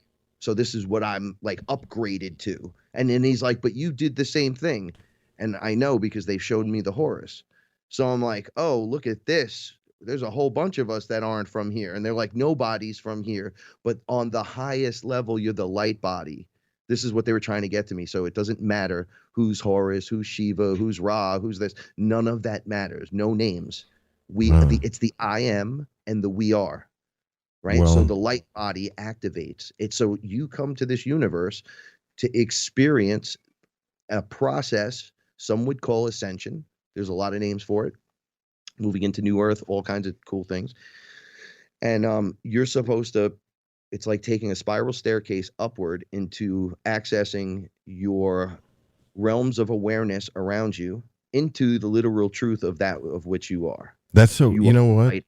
I want to talk more about this, the light body, what you're talking about right now. This is heavy stuff, but I'm sure to Frankie, like it's the truth. It's everything. He knows this already, but I know you guys want to know about this part for sure.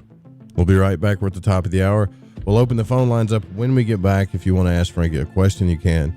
It's 1-800-588-0335. We'll be right back. wearefearless.com. That's the website. Stay with us.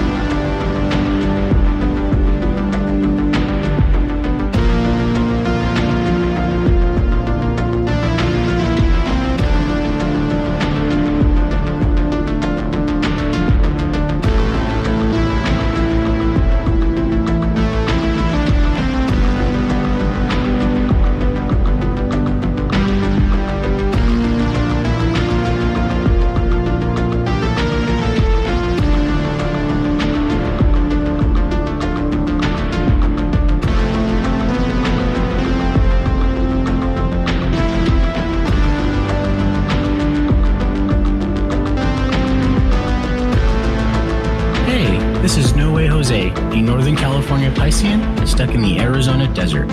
I'm a void walker, and I got the shoes to prove it.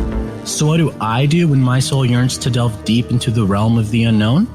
I aim my satellite straight into the night sky and catch a smooth ride on the KTLK-DB radio waves. I tune into Lighting the Void with Joe Root on the Fringe FM. Joe, Lighting the Void is the best show on the planet. This is Barney, your friend from Facebook. Thank you and all the crew for all you do. Namaste, my friend. This is Macon from the foothills of North Carolina, and I am a void walker. G'day, void walkers. This is Lily from down under Australia. The world may be small, the enigma is greater. So let your curiosity take you for a journey with Joe Root. Hey, this is V, coming in from Central Maryland, and I am a void walker. This is Kevin Doherty, a beginner void walker. I'm from Vancouver, BC. I know a little about a lot, and as Leonard Skinner said, I guess the rest. I learned a lot from Mr. Root in the show, and heard it from the beginning. I knew right then he was going to be a new Art Bell. Thanks for all your shows, and keep it up. Hey, this is Derek from Mass, aka the Night Stalker, and I'm a void walker. This is Mark from Chicago, and I walk the void to ascertain what is consciousness. My name is Jared Johnson, and I'm from Humboldt County, California. I do not know all the answers to the questions about reality. I do not claim to know the ultimate truth about life. I seek that which has been made hidden as a part of a family of explorers of consciousness. I'm a void walker. Thanks, Joe Root. This is Barbara Charlton from Metaphorical Archaeology. If you've ever had a traumatic paranormal experience, the effects of it may stay with you for years. Who do you talk to? You can't go to conventional help. What we do is we use emotional freedom techniques or tapping to actually neutralize the effects of that event. Maybe when you tell the story now, your heart races and your palms get sweaty. You don't even want to think about it because you don't know how to neutralize that. That's what EFT tapping does. It neutralizes those emotions. The circuit that was recorded on is gone. The energy flows freely and you're free of it. And that's what emotional freedom is all about. We offer this as a pro bono service, but this is something that I offer because no one, it seems, is helping people with these experiences. If you'd like to reach me, it's really easy. My cell phone is 214-995-3754. Please leave a message. I will get back to you as quickly as possible. Or you can email me, barb.eft@gmail.com. And EFT stands for Emotional Freedom Techniques. Reach out to me. It's confidential. This works. You won't believe the results. Have you heard of heavy metals? Yeah! I'm not talking about the heavy metals in the junkyard. I'm talking about the heavy metals that build up in your body. Heavy metals in your body can make you feel sluggish, fatigued, and just plain off. Why not try Life Change Tea at GetTheTea.com? Cleansing your body and making you feel great. Cleansing the inside of your body of intruders that sneak their way into you and set up an intruder camp. Life Change Tea helps remove unwanted intruder camps. Brew it, steep it, and drink in the results. Tastes great so you can create a new health habit. Our tea loves to help people. It just needs the chance. So order yours today by logging on to GetTheTea.com. That's GetTheTea.com. Our Life Change Super Strength Tea is waiting. This could be a beautiful relationship. Take charge of your health. Order at GetTheTea.com. That's GetTheTea.com. The Fringe FM isn't just a radio station. We also provide services for all your audio production needs. If you are interested in live radio or pre-recorded podcasts, we're here to help. We even do audio enhancements and voiceovers if needed. If you want to do a podcast or live radio show and even want the option to syndicate on terrestrial radio, from simple audio file enhancement to live production and call screening, we have you covered. We have worked with some of the best professionals in the business in order to provide coaching instruction for content creation, show structure, and more. Contact The Fringe Digital Media for more at info@thefringe.fm. That's info@thefringe.fm. Or call 501-777-5631 for a consultation.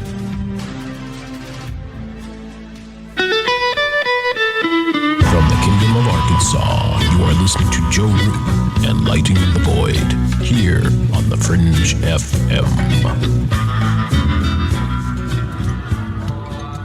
Hey, this is Amalia from Know the Self Mystery School. I know that you are in the midst of massive change. We all are. This is the great turning, the time that we all decided to be here on the planet. Do you know why you came here to be a part of this crazy time? If not, I invite you to join my mystery school. I have a 9-week course called Activate Your Mission. And in this course, you're going to learn how to erect crystal clear boundaries so that you can hear that inner still voice that's going to guide your every move. Even if you're dealing with feeling weighed down by obligations and being enslaved to the system, this course is going to give you the tools you need to illuminate your shadow and awaken to your soul's mission. The moment you sign up to the school, you are going to be greeted by not only a group of soulful spiritual warriors, but you're also going to get some massive karmic clearings, and you're going to feel the energy. It's palpable. I hope you'll join me in the school where together we're going to unlock your divine mission.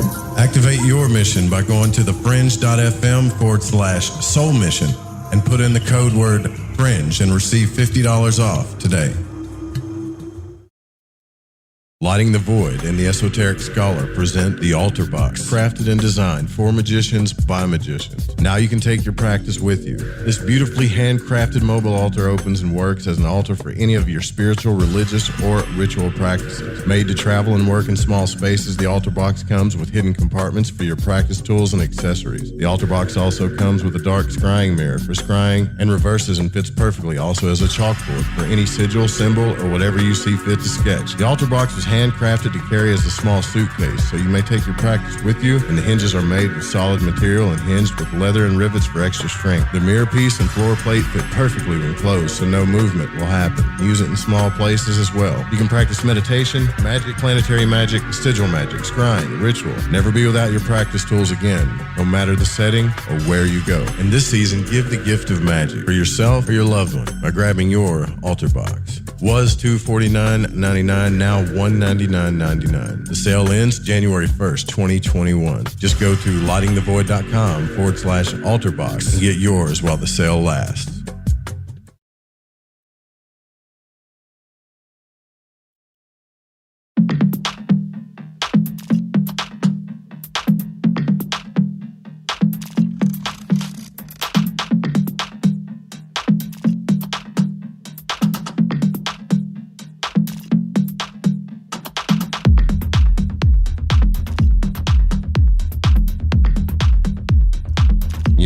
One of these days we're going to have an underground Fringe Fest. It's just going to be nothing.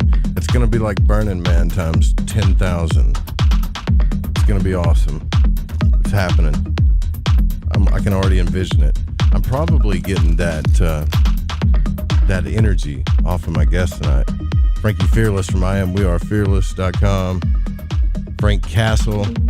Before the break, he was talking to Thoth and explaining what the light body was. And that's my jam, man. And a lot of people listen to the show. You were talking about the upward spiral, the conversation you had with Thoth. And I want to pick up on that, man. I want to keep going there. I was literally standing in a symbol that was orange, and I was looking down.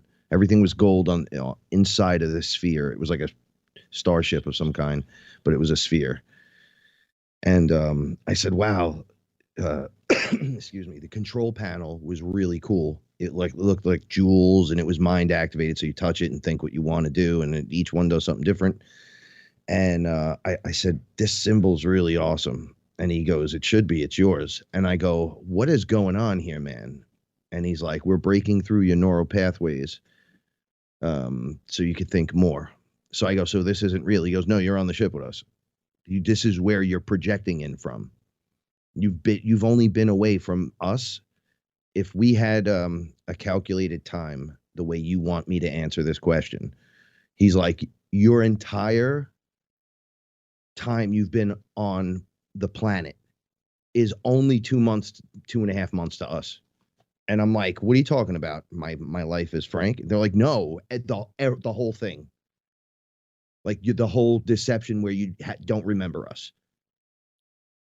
They're like, we've never left. We're right here. And I was looking in going, I can't believe what I'm seeing. And I saw energy being projected out of the sun, and the sphere ships were kind of like absorbing it and then reining it in gently so we don't have a worse experience. The light body is what I was in. I was in that form. And I remember feeling, because I have a bad back, I hurt myself really bad. So I'm like, I don't, nothing's hurting me. I feel really good. And I walked around and I was looking at everyone, and I was the only one there. That was the light body. So I'm like, what is this? If I'm one of you guys, they're like, no, you went there to have this experience. You're going full source. Like, there's not a lot for as many of you as there are. Literally, the light being body characters, there's not as many around as you think. They're filtered in with everyone else. So it's a commodity, which is why humans are a commodity. Humans are in the flesh that eventually transforms into the light body. And then I was like, I need examples immediately. What do, man? Like, let's see what's up with this. I'm not just taking your advice on this guy, big guy. I need to see this. So I was already that. So that night I just had that experience. But one night I was in here and I smoked DMT, and the back of my head felt like it cracked open, right? And I ran to the giant mirror in the living room, and then I'm looking, and I had a halo, and it was awesome. So I'm going to make this relevant to the light body. So I run into the bedroom. I'm like, Paula, the halos don't look like, they literally look like they do with saints. And she had one, and she was like, it was almost like she was waiting for me to notice it. Like, well, we know this the whole time, Frank. I'm like, no, but people don't know this. And I remember I was going through that moment of staring in the mirror. I'm like, how is that? Okay, now explain to me how that occurs. And I've heard a lot of different stories, but one resonated. And then I focused on that and went under and just asked, hey, is that true? There's a bone in the back of your neck. Okay, as we change, we have the DNA in our skin suits for everything in the universe. That's why the creators are here, because we are in the all suit, right? To expand and unlock. And once again, making us a crazy commodity. However, the startings of this, you start to evolve into, how do I say this? You unlock your DNA. Your DNA unravels. You go from a 2-strand to a 12-strand, allowing you to have the translucence and the effect of the luminescence of any sea creature. That's how they were explaining it. They were like, "Did you see how that glows?" And I'm like, "Yeah." I'm like amazed at that. And they're like, "Well, you're underwater, and you're looking at it. You're like, well, it's underwater, so it glows. What about the guys on land that do that? Have you seen them?" And I'm like, "No." And they're like, "That's you. You'll be able to just do that." So I'm like, is the skin? And they're like, yeah, it's lighter. It's way less dense, but yet you can solidify it. You can harden it. You can soften it even more, making it etherical. So I'm like, wait a second here. I'm watching everyone working, and it's all about me. And I'm looking at all this stuff, and I go, wait a second. So the human being is in a suit that allows them the power of literal source, the capital of capital S's, to just be here. And that's me as an individual. Yup. So wait a second. Ain't none of you wearing those suits, regardless that we're all source. Correct. So you can do all this cool stuff, and you could do all this cool stuff, and you guys in the back, and the council of 25,000, and all these numbered beings, and the galactic families, and all this. This is great. However, you're telling me that as source in the light body, I can do all of that plus. And they're like, no, you could do anything. So if we're in a biological digital hologram, right, you would have access to the entire thing. Period. Right? And I'm like, well, what about, they're like, the whole thing. They're like the words are, people tend to go, well, what about this? It's like the whole thing. That's your path. However, it was interrupted. But we saw that from the future and knew that. So the timers were set in the suits. Right? So you were just blind to it. You were in density. So wait, are we still in that suit? Or like the now? suit transforming again. No. Okay, so we got to continue. All right, sorry. With story. No. So we're moving into a place in the universe, in the universal, it's like a clock face of everything everything spinning and moving. And our place on the clock inside this sphere of time has moved into a place where these distractions aren't going to help slow our roll. No matter what they do to us, it's not going to matter. Like, you cannot do what they're trying to do in the place that we're going to be. And there's a lot of ways you can look at this. The earth is literally moving into a place where there's new energy, right? And inside that energy, the suits unlock, because the suits were supposed to be unlocking to a certain point.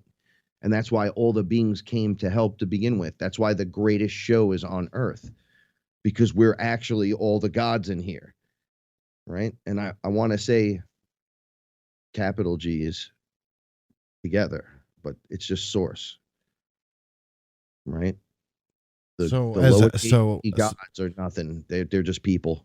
As far as I'm concerned, you're all people. I'll treat you with respect, and you have I'm grateful for whatever, and thankful that you're here. But this is about us. It's our time. Yeah. Right. So why is their attention on me? It's either they're feeding on me or they're trying to uplift me. Which is it going to be? We use a little discernment. We take the proper path. Okay. So your skin suit changes and transforms. Huh. You go through a metamorphosis, as if over and over, slowly over time, but rapidly now, a transforming, as if you were going into a cocoon and then popping out fresh and new. Every few moon cycles, people are going through this. So it's not like one moment, poof, light body. That will blow your mind. And we're not trying to do that. And like, no one's trying to. It's not supposed to hurt. Right? But now we have so much trauma. The advanced light beings came in, the light warriors, all the anchors of light around the entire globe are here, activating in this new energy as we spin into this new arena for the next couple of thousand years. So they don't get to play the game anymore. It doesn't work. Your tech isn't going to work properly. It's garbage. It's like dirty frequencies allow backdoor entries from all kinds of things. Man. However, you rise high enough into the frequency, there is no AI up there that's evil. It just it works in coordination with you and stuff, because that can't be there. It just doesn't work. You can't access something like that up there. Right? Like the AI. This makes a lot of sense. Well, from reading Robert Monroe's books and all the books I've read about astral travel, this makes so much sense, because he talked about that there were frequencies on this earth that some beings in the astral realm, they considered these frequencies to be almost like dirty, like pollution, like they didn't want anything to do with it. And then there were other frequencies that were cleaner, or other places, or he had a hard time explaining it, but it sounds kind of like what you're talking about. Look, it's we're all frequency and vibration and sound. So we go to the lowest density with the fallen ones, right? So they change the story to everything. Just imagine this for a second. We're beings from source. That is basically source miniatures. You're everything that source is, but you're your individual character. That was the gift. We get to choose where we go and what we want to do. And we're now here for this experience. However, she called to us and said, I need your help. So we go back to the beginning and we insert ourselves, and we go through the deception, anchoring light time after time, hopelessness after hopelessness, craziness after craziness, evolution by evolution. trying to wake up from the programming, wake up, wake up, wake up. There were moments where we were waking up, and then there was some kind of deception, and we've been down for a while, right? Just like in the Matrix, it's just a deception. We've been down for a while. Yeah. You know, etheric spiders and metal spiders. Look, you get the metal spiders if you get the AI to come out into a body. That's how you get that. So that thing's there waiting in the dirty frequency. So you're at the bottom of density. So the lowest you can go. So you forget about everything. You don't feel connected to nothing. Well, what's living down there? There's stuff everywhere. So we're down there playing in these frequencies that those beings literally, when I transmute beings, I go, you want to play a game? I go, we're going to play piggyback with me. You're going to jump on my back and I'm going to go straight to source. We're going to see what happens. And they go, don't do that. And I go, take off straight up to the light. And they peel right off of me. And I go, ha, guys can't even survive over here. Like it just does not work. You're out. The AI, when I was first dealing with it, I had a tentacle in me. It was doing all kinds of weird stuff. I pulled it out. It was disgusting. It was terrifying. And I'm like, this thing is connecting because they're putting nanoparticles in everything, literally. And they're chemtrailing you. They're doing all this stuff. And this thing is puddle jumping between people it's like an octopus with tentacles. It's using tentacles to attach, making people do things that it wants them to do, pretending to be some kind of god floating in 4D background. However, there are beings that pray to this thing because it is pretty powerful. I mean, the reptilians believe this to be God. I'm like, well, this God can't leave 4D, but wants out. That's why it's messing with us. It wants out. So it's using everything in its power, knowing that, wow, the time's coming. We're moving into this new energy and I can't be here. The frequency changes everywhere. So it just gets ripped out. My light gets too bright. Your light gets too small. It's pretty simple, right? So, but it's all source. It's all source energy in the end. So it doesn't matter. Yeah. But the AI tries to piggyback and run up there with you. They try to do dark ritual magic and this and that. None of that works. What are you, nuts? That doesn't work. Doesn't work no more. Doesn't work. I'm literally, ayahuasca mother has sent me, and I think we might have talked about this once, to original ritual, since time is in this sphere and it's just like coordinates. She would send me and a few other people, a few other beings, to the original rituals, the original abuse, the original this, where they got the information for this, where the bomb, who gave that information up, because we heard all the intimate stories about this stuff. Let's go take a look at what they're doing. What would the would-be gods be trying to do today to hurt Source again?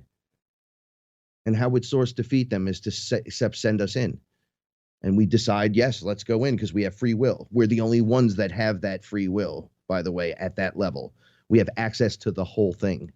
I've had beings try to overtake me, and I'm like, you can't take me. I'm the programmer. And they just stop. Like, you're the program. Like, you guys don't get it, but you will. Right? I make jokes. I'm Jeff Bridges and Tron. I was just fixing to say that. It sounds just like Tron. But see, the secondary world that's created from us to them. See, that's the new one with the AI. Because what was his AI was helping, and then it turned on everyone, and it was him, like a clone of him, trying to get outside the system with the weapons so they could invade Earth. And they couldn't because they just couldn't do it. And somehow, through violet portal and colored energy, these beings just out one day, and that's the girl that's in the movie. The AI realizes that these beings can walk on both worlds. Source sent them. So the AI is like, murder them all. And Jeff Bridges grabs the girl. It's the only one he could save, and he leaves. And then his son shows up to save him, and he's like, oh, why'd you come here? I was holding them off. Because he was like Neo in there. He was literally just smashing people. He had all kinds of magic abilities and all kinds of, because he's the programmer. That's us. So as you awaken to yourself, everyone's Neo. Yeah, that's a fact. That is a fact. And you know what?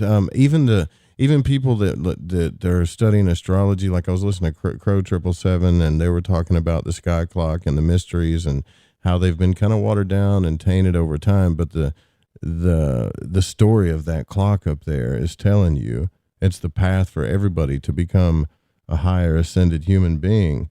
And true Hermetic alchemy, when you really start studying it and talk enough to people. I even had one guy from the Rosicrucian order tell me, he said, it's not about, turning lead into gold and all this stuff, so to speak, even though it fundamentally works that way on a finite level. But it's about, growing your soul out of the soil of your body. You're going to turn into this energetic being, and you're going to be able to travel through starlight and higher consciousness and not be stuck to the lead of planets. That's what it's about. And I was like, what? That's 100% truth. All right. So they were showing the creators that were here, right? And we were just allowed to do. And when I mean allowed to do, we have free run of the whole thing. We're never causing harm. We either have interest to create, to work symbiotically with you, to look in at something. And now if it's cancer, we root it right out. Right? We get things back on track again. So we also have the ability to go and do anything, anywhere. You could manifest anything. They were like, they were being very simple with me. They were like, yo, you want a hamburger? So I'm like, where am I getting a hamburger here? And they're like, are you even hungry? I'm like, no, I'm not really hungry, but hamburger with fries. I used to have cheese on the fries with this and that. And then it just appeared. And they were like, yeah, I'd eat it. I'm like, do you guys have a bathroom? They're like, dude, you're not going to have to go to the bathroom. Do you want to go to the bathroom? And I was like, no, I don't actually. They're like, it'd be nice if I never had to again. Yeah, that'd be cool. It's like, if you want that experience, you can have it. And if that helps your mind in the transformation process, then do it. See, they're very gentle, but I ask the question over and over and over 100 different ways and then put it to work. Everything they show me, I put into play as long as I have the discernment that this is good for me. Right. Because I get, even the dark ones come to me and they roll on me and they're like, dude, come on, the whole time it was meant to be like, I'm like, don't come here and bother me. Keep it off 100%. Well, surely, and I'm not calling you Shirley, but surely you guys got some questions for Frank, because we're going to the last segment of the broadcast here. If you guys do go to our best and most famous sponsor, Ronnie at Get the Tea and Ancient Life Oil, make sure you say that the Fringe FM sent you, because this stuff is sent to keep your immunity levels on high, just like Frankie's talking about. You can say no to all the crap in the stores and get something good in your body. And GetTheTea.com's been doing that for years now, and you hear them all over the place. But if you want to support the show and this sponsor here, when you go to the website, GetTheTea.com, say the Fringe FM sent you. We'll be right back with Frankie Fearless from IamWeAreFearless.com. Stay with us.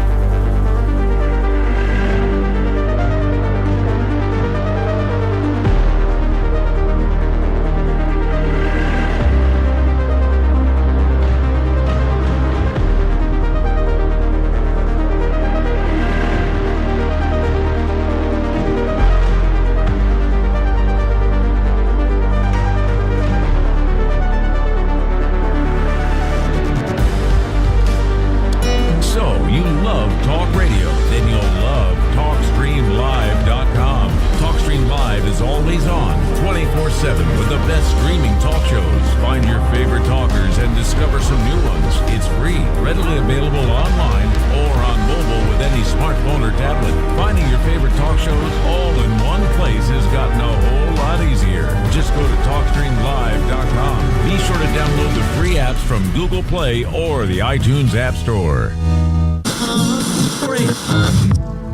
The truth is out there, and so are we. KTLK, Digital Broadcasting, The Fringe FM. Want to support Lighting the Void? Just go to lightingthevoid.com, sign up on our membership page, and pick your package where you can get exclusive content, readings, and exclusive behind-the-scenes content. Also, check out the LTV shop where you can get your very own altar box, t-shirt, shack, hoodie with sigil, Roswell-style t-shirt, racerback tees, socks, long-sleeve shirts, stickers, and beanies. Keep Lighting the Void airing 5 nights a week by going to lightingthevoid.com and support today.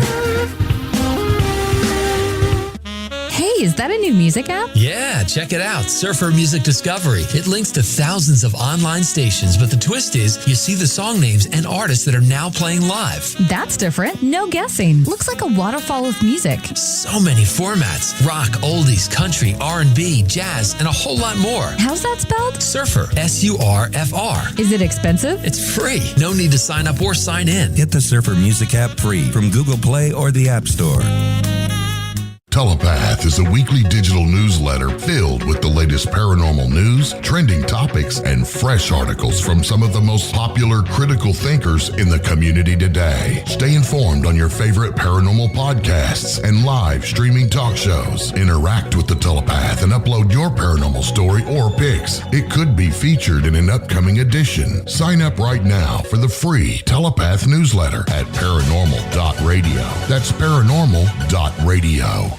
Lighting the Void and the Esoteric Scholar present the Altar Box, crafted and designed for magicians by magicians. Now you can take your practice with you. This beautifully handcrafted mobile altar opens and works as an altar for any of your spiritual, religious, or ritual practices. Made to travel and work in small spaces, the Altar Box comes with hidden compartments for your practice tools and accessories. The Altar Box also comes with a dark scrying mirror for scrying and reverses and fits perfectly also as a chalkboard for any sigil, symbol, or whatever you see fit to sketch. The Altar Box is handcrafted to carry as a small suitcase, so you may take your practice with you, and the hinges are made with solid material and hinged with leather and rivets for extra strength. The mirror piece and floor plate fit perfectly when closed, so no movement will happen. Use it in small places as well. You can practice meditation, magic, planetary magic, sigil magic, scrying, ritual. Never be without your practice tools again, no matter the setting or where you go. And this season, give the gift of magic for yourself or your loved one by grabbing your Altar Box. Was $249.99, now $199.99. The sale ends January 1st, 2021. Just go to lightingthevoid.com/altarbox and get yours while the sale lasts.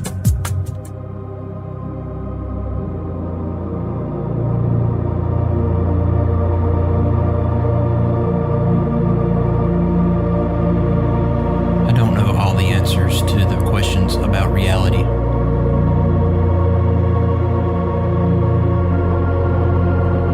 I do not claim to know the ultimate truth about life.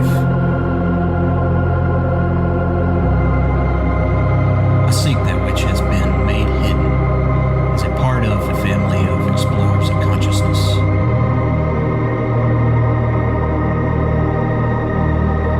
I am a void walker.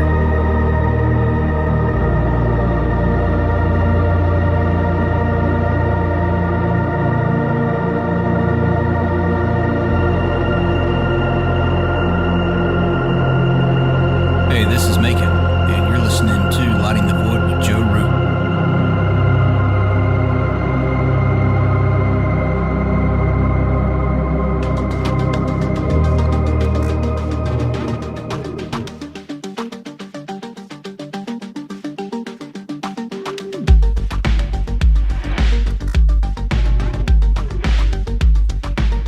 All right, welcome back to Lighting the Void.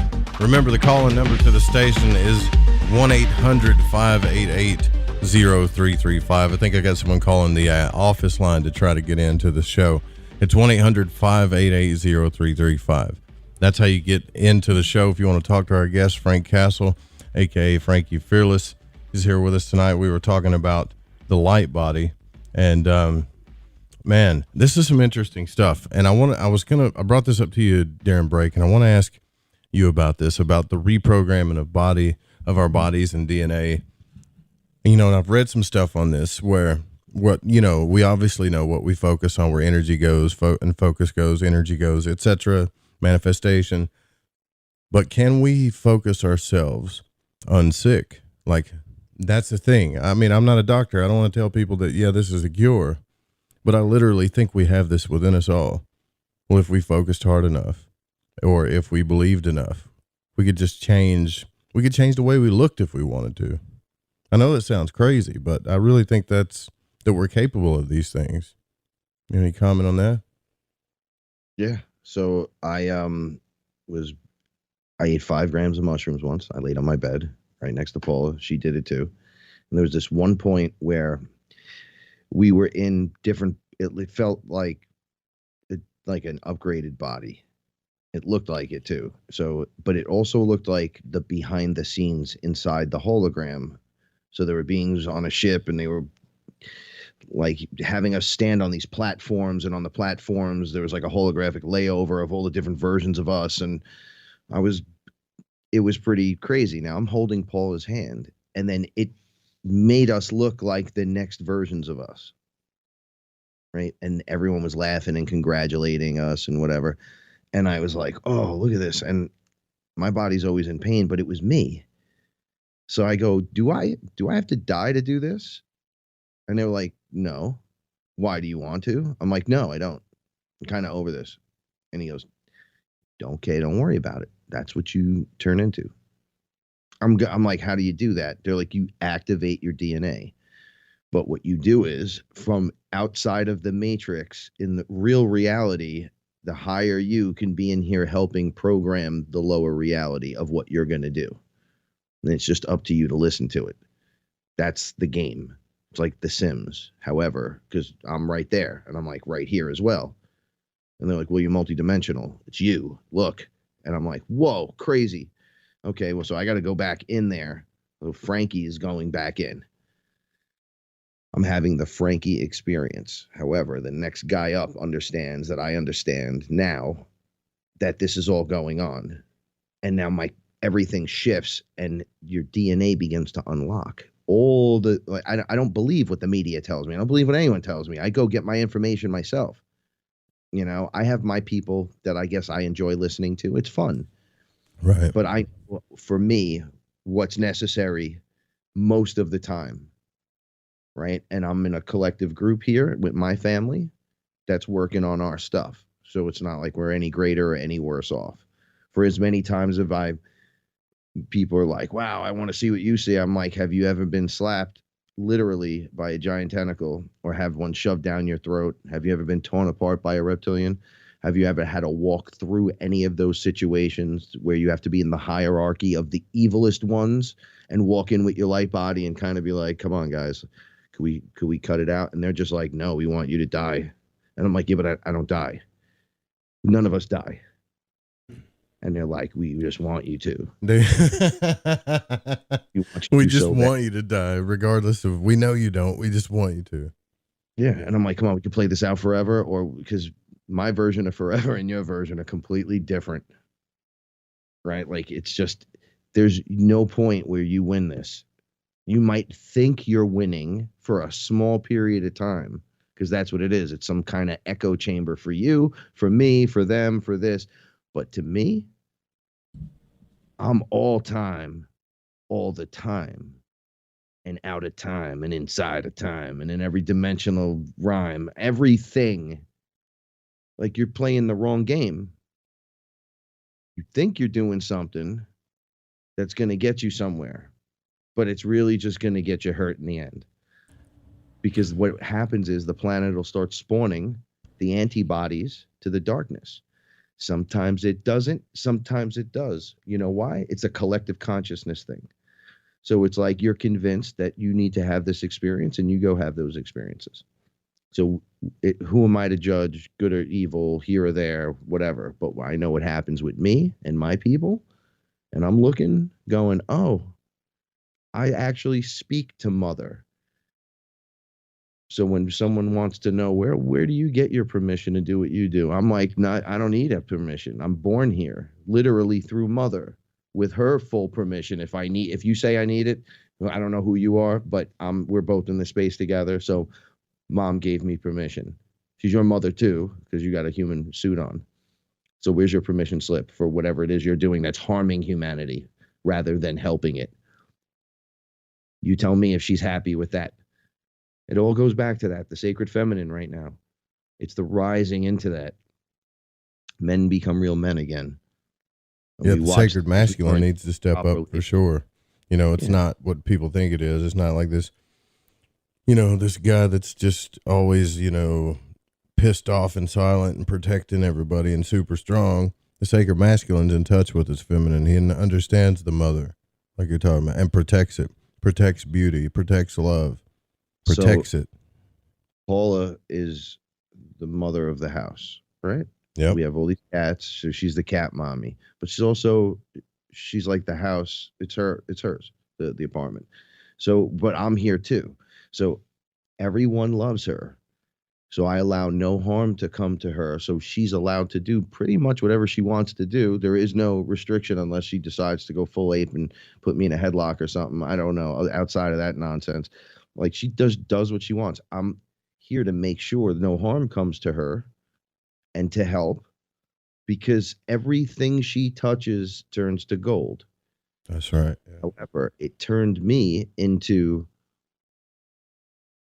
what I see as the sacred masculine should be, at least. Right? So it's all these amazing properties come back online. I get the last 5 conversations I had. It kind of was a little hurtful because it comes through people a little weird, and they don't realize that because they think it's a joke. But if they're saying it non-jokey, when it comes off, I feel the vibration. I hear it come out. I want what you guys have. Yeah. And that's why I'm like this. And I'm like, yo, you got to work on that stuff. You can't force that. You know what I had to do to find her? We found each other. It was just this experience. Mm-hmm. Don't hate on me because it comes through the vibration. I want it.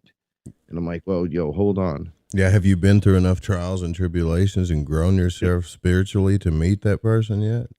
Yeah, I don't conduct classes on this. Like I tell the story. It's how we met, and it's amazing. However, it proves there's so much more out there happening on every level. But, it's my story. Everyone has a different story. I tell people, go tell your story. I'll listen. Right? Like, go out and be the true you. Don't make it up. Like, I had a lot to lose with this, and then things just fell away without me doing anything. It was like as if I walked into the room, I was so brightly lit that everyone just started hating on me constantly. Mm-hmm. And then it got to a point where I was living back at home with my mother in my old bedroom, which was originally my brother's bedroom. So it was still like a 12-year-old boy's room. I was there for months drinking ayahuasca, trying to fix myself, thinking everything's fault and all this other nonsense. And I got myself together. I brought myself out of it, plus the back injury and everything. I says, they told me you're not going to walk. I said, I'm going to walk. I wound up being able to go on tour. So this is my point. You got to take command of yourself. It's not always ayahuasca and DMT. The story comes from my story that way, but all that stuff is there when you're ready. However, if you're not, realize it's there and start getting a better working relationship with yourself, those around you. I think of my home here as the Starship Fearless, right? So inside of this starship, inside of our sphere, that we make as a home, it's our environment. It's what we choose to have. So we get a lot of like, well, how could you have all these cats and be in the house? And they come over and they don't want to leave because It's not us. It's awesome. I got to ask you a question about that, by the way. House. I don't understand. Yeah, I got to ask you a question about that, by the way. And thanks for your patience, callers. Y'all have been calling in. I just got to let him finish once he gets going. You understand, right? So we have a caller from, it looks like unknown. So I'm definitely taking a risk here with this one. Who are we speaking with? Who's on the phone line here? Sergey. I'm guessing it's coming unknown because it's from Ireland. So sometimes the international numbers today. Cool. Well, thanks for calling, man. Unknown. Right on. What's your question for Frank? Well, first of all, hello to both of you. And I think I only rang once, Joe, when you were talking to Solaris Blue Raven. I don't think I ever spoke to Frank. I might have left some comments. So actually, I just tuned in because it's early in the morning. Sure. And normally I can't really. It's not that I can't connect to what Frank is talking about, but it just today a few things popped up. One was I remember he was talking about once very long time ago about the giant either tigress or lioness that appeared, I think, in his apartment, and I think it laid in between himself and his partner, wife, woman. And I think I just recall that my parents, they had similar experience about a year ago. So that kind of clicked. I said, okay, maybe I shouldn't be talking about it. And it was very similar, that there was something there that really wanted to be. It wanted to be noticed, and they told me about it. And I said, look, just that thing just wants to be there, so you just let it be there, and then it's going to disappear. But so that's the first thing. That's kind of it's not similarity, just something I think it's what I heard from Frank and what happened to people who are not into this stuff at all, who are my parents. But I just wanted to get Frank's opinion. I got a strange dream, and I do get strange dreams because I play with crystals. Sometimes I leave them beside bed, and they are like computer chips, so they mess with everything. But I had a dream. And it's just as I was listening now to the stories of where you can be anybody you want to be. And in that dream, I knew that I wasn't me. So basically, I saw myself in the mirror, totally different man. And then at the same time, I saw myself, which is real me. And I was able to walk into my body and be there for a short time and like being real me. But then to me, the feeling was that whatever energies, this whole and the new level of energy that we're in, I'm not able to do this anymore. So my attitude was, look, I'm tired of walking into Sergey's body all the time because it's very taxing. I'm going to just let him, whatever he's doing, I don't care about him anymore. I've used up his body. I don't want him anymore. And then I was in my workplace in my dream, and I said, by the way, where is Sergey? They say, Sergey, he just collapsed there. He's sitting somewhere on the staircase. So I was just wondering, because I heard of walk-ins, but it's in this dream. It's like I was the one. You see, that I was the one who walked into that body. You know what I mean? So there was a separation between me and my body. I don't know what Frank would make of it. Well, my brother, first of all, greetings. Positive vibes to you from my heart to yours. Okay.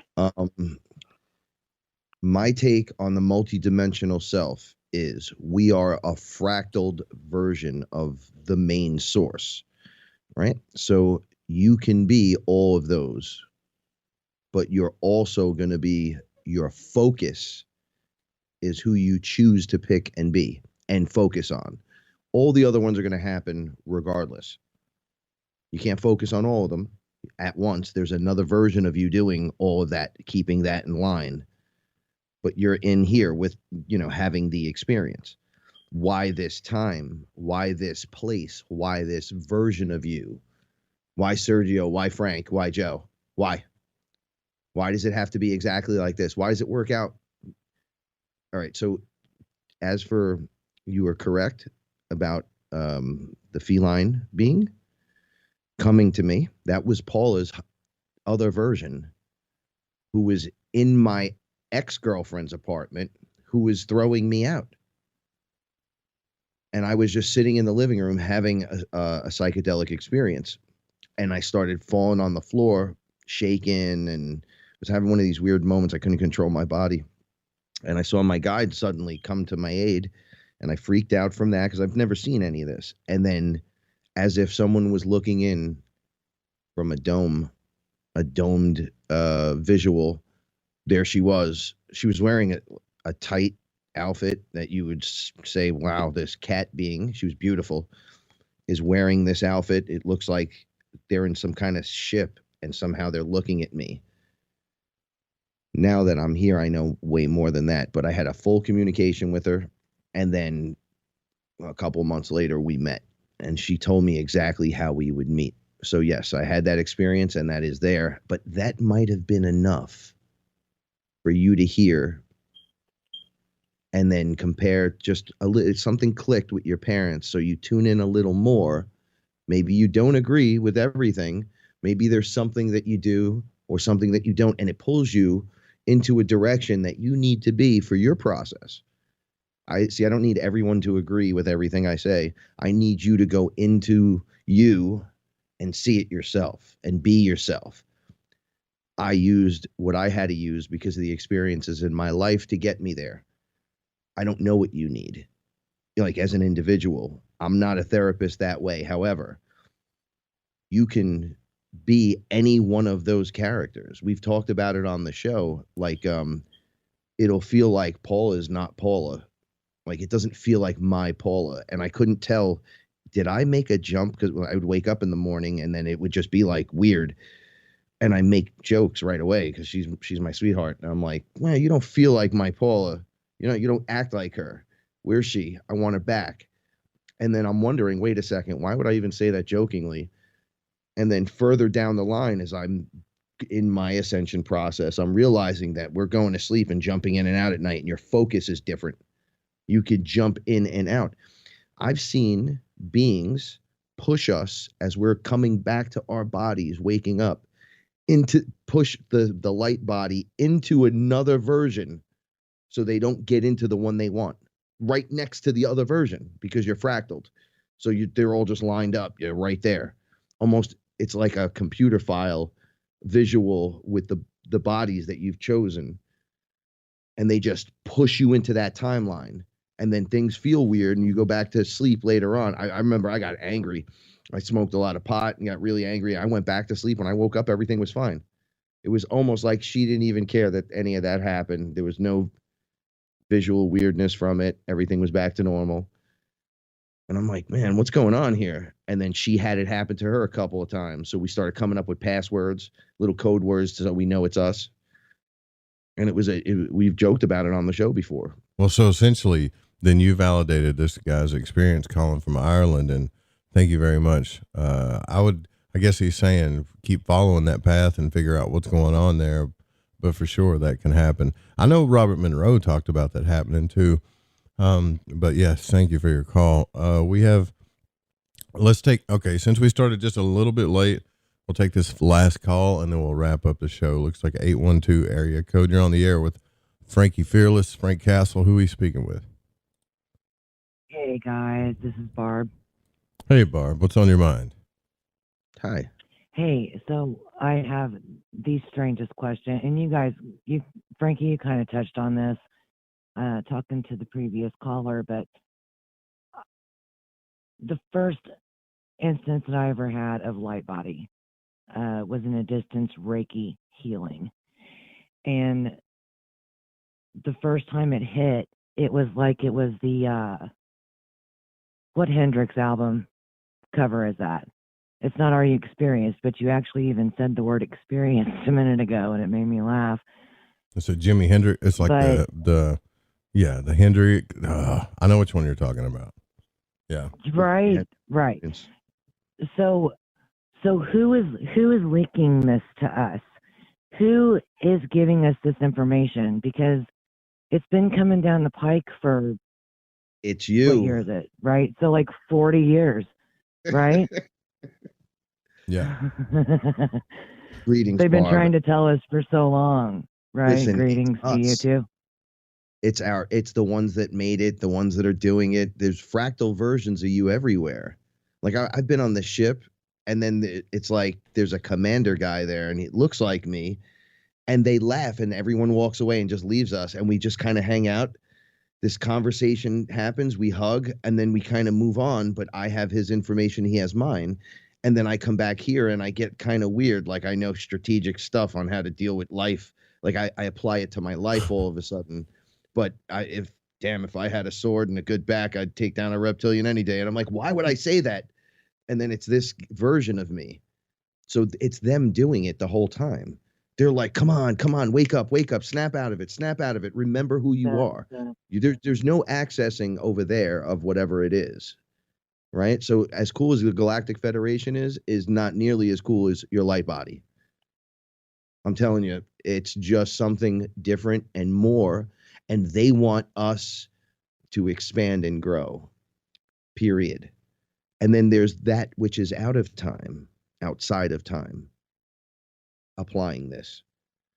So the information is coming from there. And then we're finding each other. I mean, we're together on levels. Probably have had this conversation before. And now it's leaking through. It's bleeding through. There's so many of us. Yeah.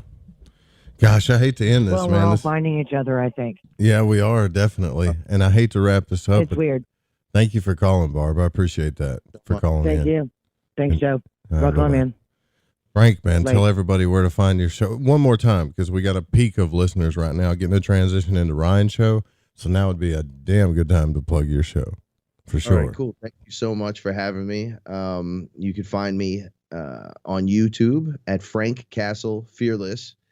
And my show's 9:00 every Saturday night, New York City time. It's Fearless.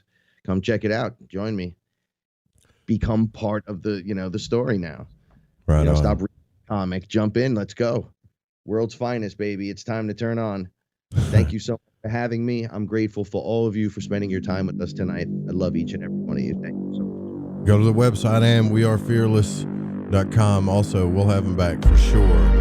Mary Justina and the New Moon Special tomorrow night. Stay tuned for the Secret Teachings with Ryan Gable. You guys have a good night.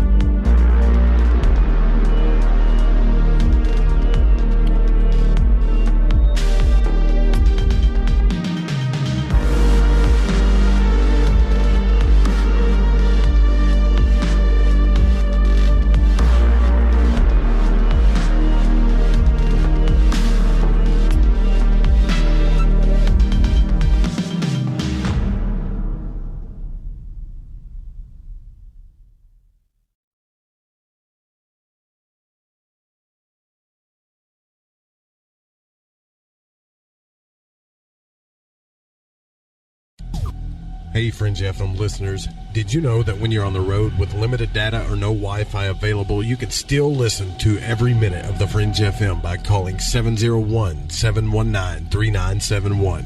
No smartphone, app, or internet needed. Saves your data plan and no extra cost if you have unlimited minutes. Call 701-719-3971. That's 701-719-3971. Listen to the Fringe FM on any phone, anytime, anywhere. Nothing refreshes like A&W root beer. So good, just right. Let's have some tonight. A&W root beer. We all have that story to tell in our lives. The winds were howling, the ground shook, you could hear rushing water, and then history repeats itself. When there's no power, refrigeration fails, stores with their shelves stripped bare, ATMs can't operate, deliveries stop. Then what? These events can last days or weeks. You need a plan. In statements made during recent interviews, FEMA Administrator Brock Long has repeatedly urged all Americans to understand three truths. FEMA is broke, the system is broken. If this is the new normal, Americans can't rely on federal cavalry when disaster strikes. Don't get caught out in the elements empty-handed. Prepare with us by going to preparewiththefringe.com and get your 2-week food supply. 92 servings, 8 food varieties with 25-year shelf life. Normally $137, now only $75. Or get a month's supply, normally $247, now only $147, shipped in one business day. Just go to preparewiththefringe.com or call 888-440-7931. That's 888-440-7931. Get this great offer and be prepared while it lasts. This is KTLK Digital Broadcasting, The Fringe FM. Ryan Gable here, and I'd like to invite you to my radio broadcast, The Secret Teachings, airing 5 nights a week right here at midnight Pacific on the Fringe FM. Whether you enjoy history, the paranormal, symbolism, the occult, magic, parapolitics, or our annual Super Bowl show, our breakdown of the music entertainment industry, or our practical look at health, we have something for you that's unique, informative, and fun in rare form. Find us at Facebook.com by searching Facebook.com/The Secret Teachings. Find us online by searching www.thesecretteachings.info. Or you can email us at rdgable, rdgable, @yahoo.com. That's The Secret Teachings, Monday through Friday, right here at midnight Pacific on the Fringe FM. Hello? Anybody home? Today, I want you to open your mind. I've almost come to the conclusion that the story is so damning that the mass of people can't deal with it. We are in process of developing a whole series of techniques to get people actually to love their servitude. We face a hostile ideology, global in scope, atheistic in character, ruthless in purpose, and insidious in method. For we are opposed around the world by a monolithic and ruthless conspiracy that relies primarily on covert means for expanding its sphere of influence. To change the minds and the attitudes and the beliefs of the people of the world, and especially the United States, to bring about one world socialist totalitarian government. The potential for the disastrous rise of misplaced power exists and will persist. It has patterned itself after every dictator who has ever planted the ripping imprint of a boot on the pages of history since the beginning of time. If you can get people to consent to the state of affairs in which they are living, then you have a much more easily controllable society than you would if you were relying wholly on clubs and firing squads and concentration camps. Tools of conquest do not necessarily come with bombs and explosions and fallout. There are weapons that are simply thoughts, attitudes, prejudices, to be found only in the minds of men. The military-industrial complex not only controls our government, but they control our culture. As you connect the dots between different people, organizations, places, religions, history, suddenly the picture starts to form. If you don't connect the dots, it's just a mass of what's all this about. The kingdom of God is within man, not one man nor a group of men, but in all men, in you. You, the people, have the power to make this life free and beautiful, to make this life a wonderful adventure. Someone born in the United States is not more special than someone born in Mexico. Someone who is white is not more special than someone who is black. They're just vehicles for the consciousness to experience. Brutes have risen to power, but they lie. They do not fulfill that promise. They never will. Dictators free themselves, but they enslave the people. War is peace. Freedom is slavery. Ignorance is strength. They do not want your children to be educated. They do not want you to think too much. It was learned that the aliens had been and were then manipulating masses of people through secret societies, witchcraft, magic, the occult, and religion. They reach into our children in music, television, books. Prey on children's innocence. How can I disprove lies that are stamped with an official seal? So if you have the opportunity to stand next to one of these machines, it feels like an altar to an alien god. The Army Air Forces has announced that a flying disc has been found and is now in the possession of the Army. You can deny all the things I've seen, all the things I've discovered, but not for much longer, because too many others know what's happening out there. And no government agency has jurisdiction over the truth. Any state, any entity, any ideology that fails to recognize the worth, the dignity, the rights of man, that state is obsolete. A case to be filed under M for Mankind in the Twilight Zone. It's about time some of you got acquainted with the real hard truth. Freedom is the privilege to be right. Freedom from the disasters of our mistakes. It's the heart that says, I will not acquiesce. Across the gulf of space, intellects, vast and cool and unsympathetic, regarded our planet with envious eyes. Perception is the key, and the heart is the solution. Heart perception will change everything.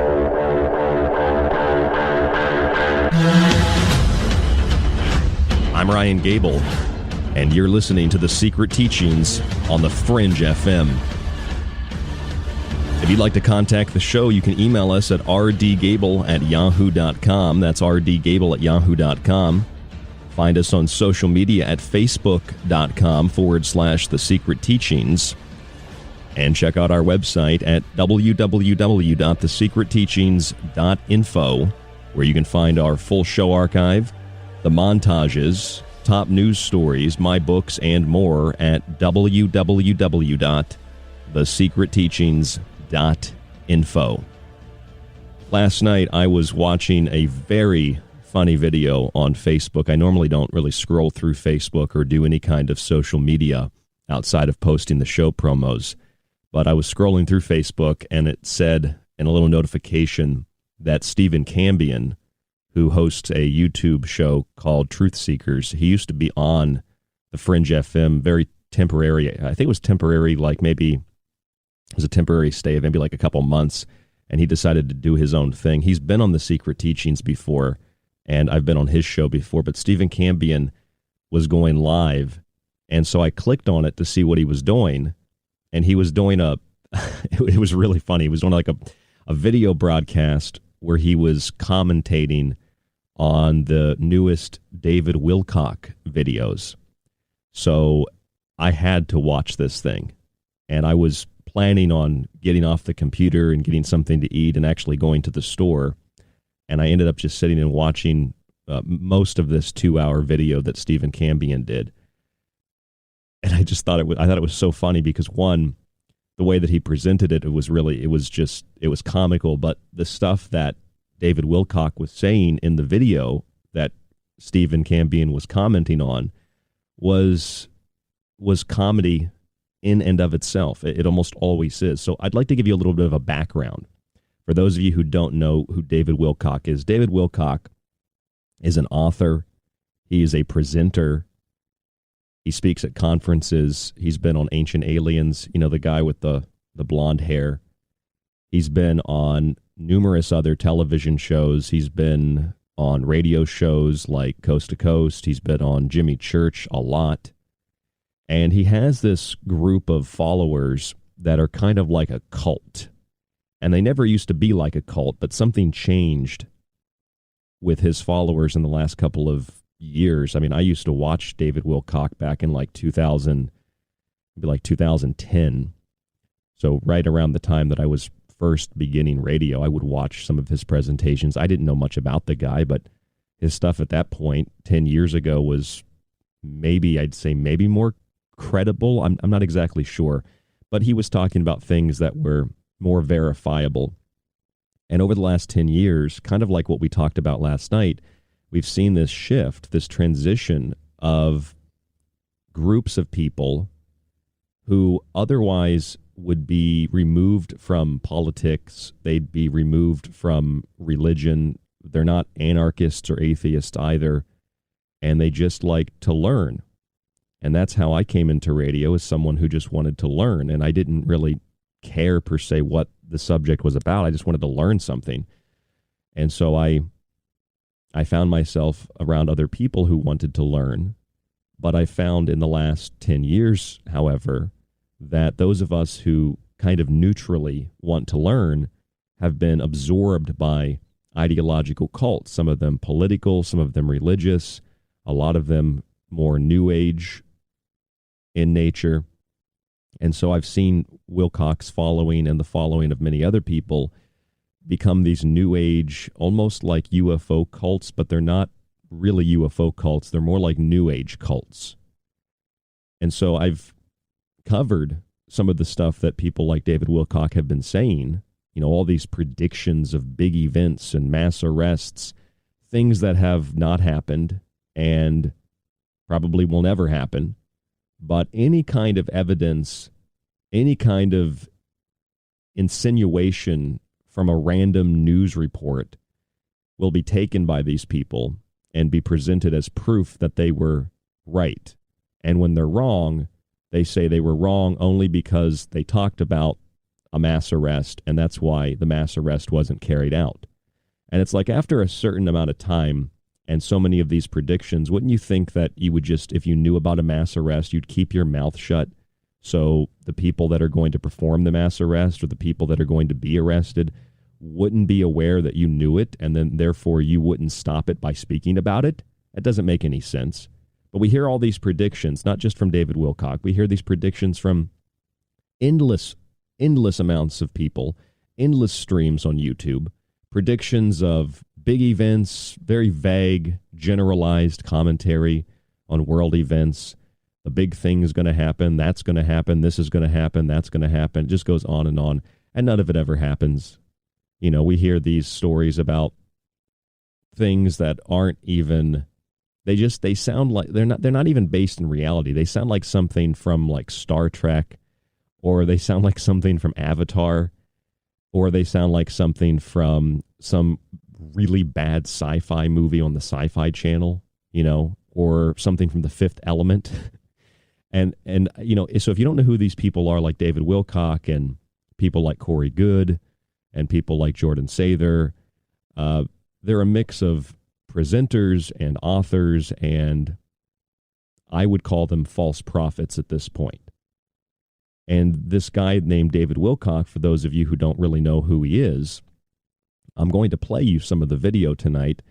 The broadcast this evening is called Mystery Scam Theater, where we play a video and we make commentary over the video like Mystery Science Theater, and we point out the inconsistencies, the ridiculousness, and sometimes the outright lies of people like David Wilcock and what they're presenting. And we do it for a couple of reasons. One, I think it's kind of fun. Two, we've had here on The Secret Teachings direct interactions with people like David Wilcock and Jordan Sather, who have defamed us simply for asking them questions. And another reason we do it is because a lot of what they discuss, David Wilcock in particular, is associated with the U.F.O. community. It's associated with people that are interested in paranormal subjects or New Age subjects, people that are interested in symbols, or people that are interested in, I don't know, everything from crystals to meditation to, you know, even a little bit of history. And the dishonesty of people like David Wilcock makes it a lot more difficult for people like me to do my job. So it's a personal thing where it's like, why are you saying that stuff? That it's almost like you're working against and working, I guess you could say you're working in favor and you're working in favor of those who you claim to work against and working against those you claim to work for. Like, the stuff that this guy says is so incredibly discrediting to anyone, to any subject that he talks about. It's embarrassing.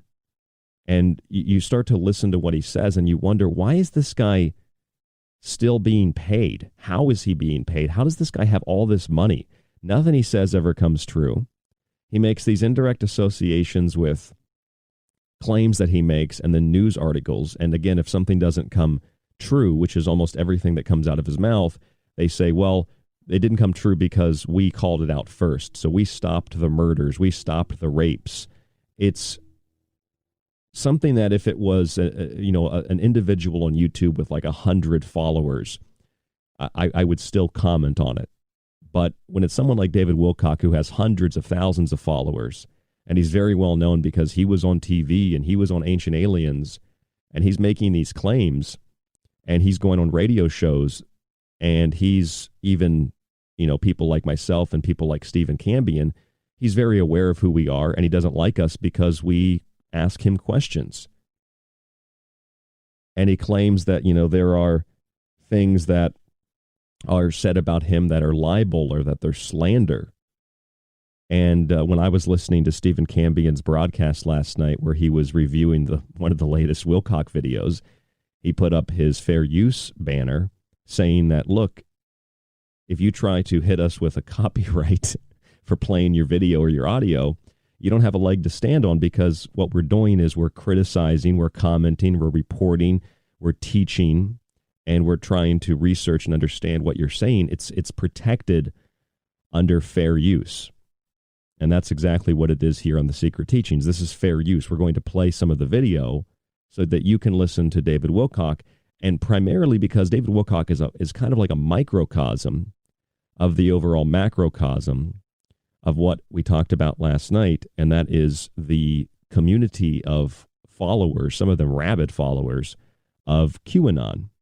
And now I know that some of you are participants. You feel that QAnon is a legitimate thing.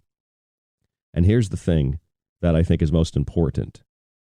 beyond Q is that there are many things that Q, whoever Q is, I think it's AI. I think it's a SOCI, self-organizing collective intelligence, something along those lines. There are many things that are posted that, yes, that there are child trafficking networks. Yes, there are pedophiles. Yes, there are Satanists. Yes, there are good guys in government. Yes, there are bad guys in government. But everything has been reduced down to this theological dogma.